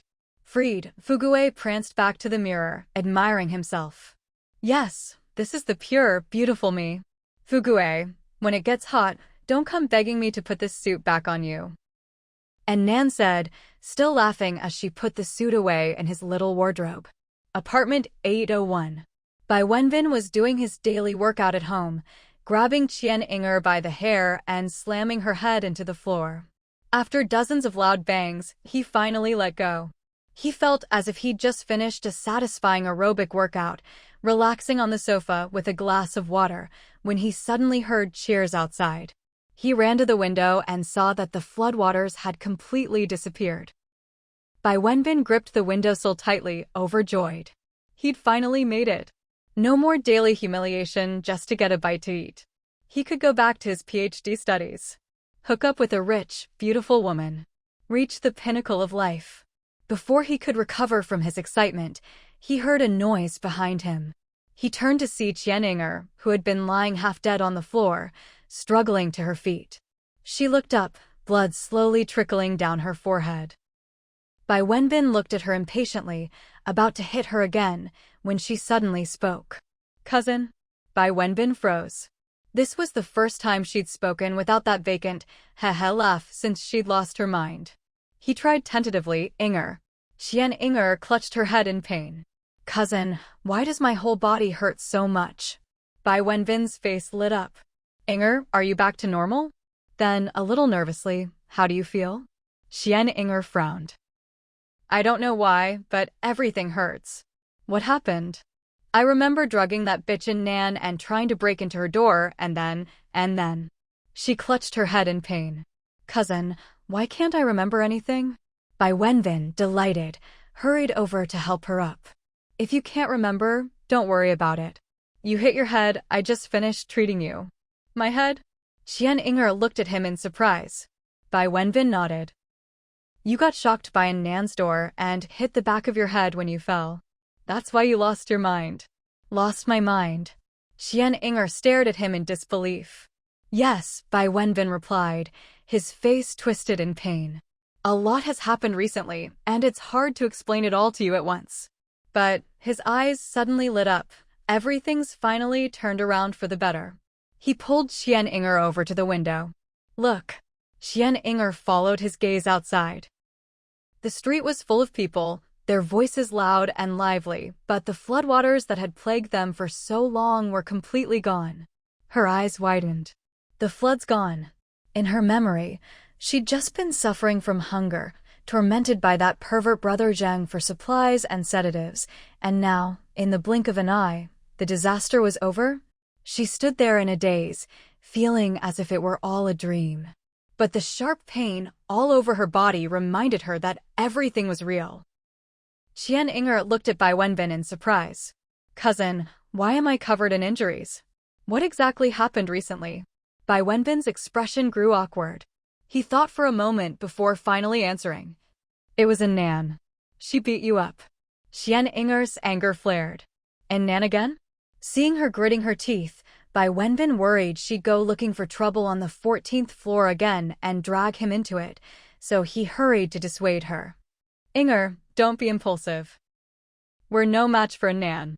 Even after using such a strong sedative last time, we didn't gain anything. She ended up beating us badly instead. Thinking back on their recent experiences, Bai Wenbin couldn't help but shudder. In any case, just don't mess with her for now. The disaster is over. Once order is restored, we'll go straight to the police. She's killed so many people, and all the neighbors saw it. She'll definitely rot in prison for the rest of her life. Xian Inger nodded in agreement.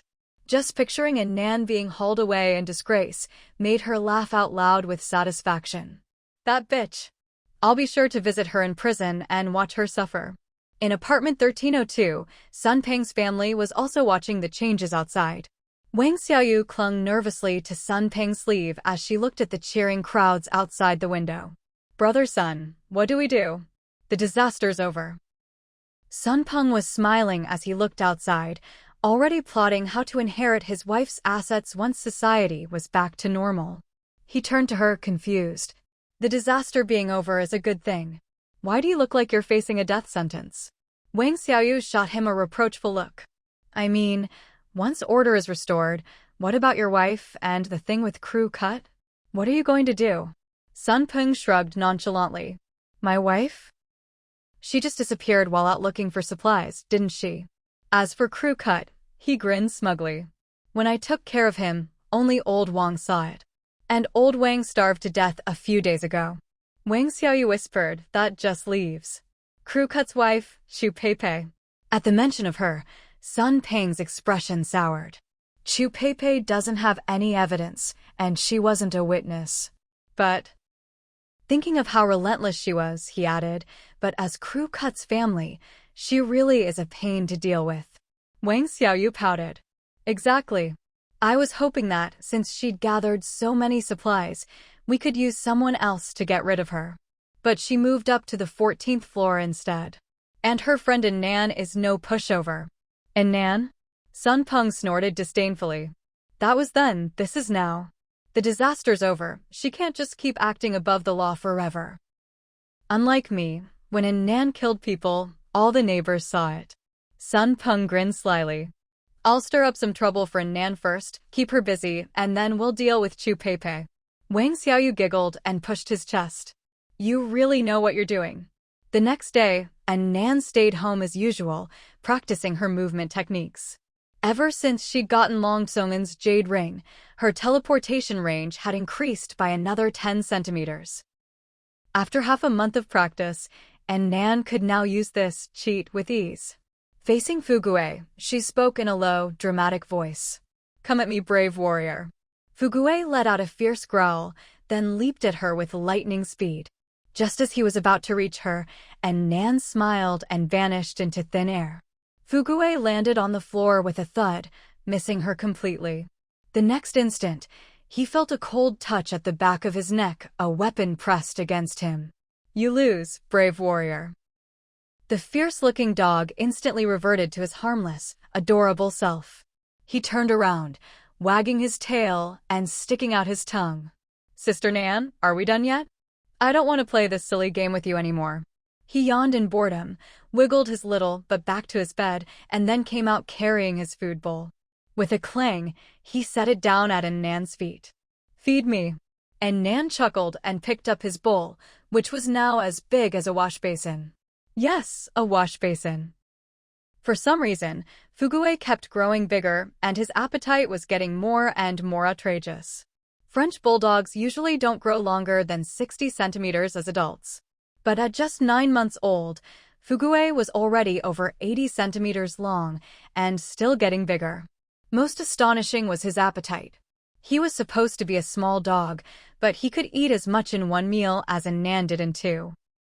At first, An Nan tried to control his portions, worried he'd get too fat and develop health problems. But every day he'd look so pitiful, acting like he was starving, lying weakly in his bed as if he'd been abused. In the end, An Nan gave in and started feeding him more, letting him grow as he pleased. Instead of getting fat or unhealthy, he just got stronger and more energetic. So his food bowl kept getting bigger and bigger.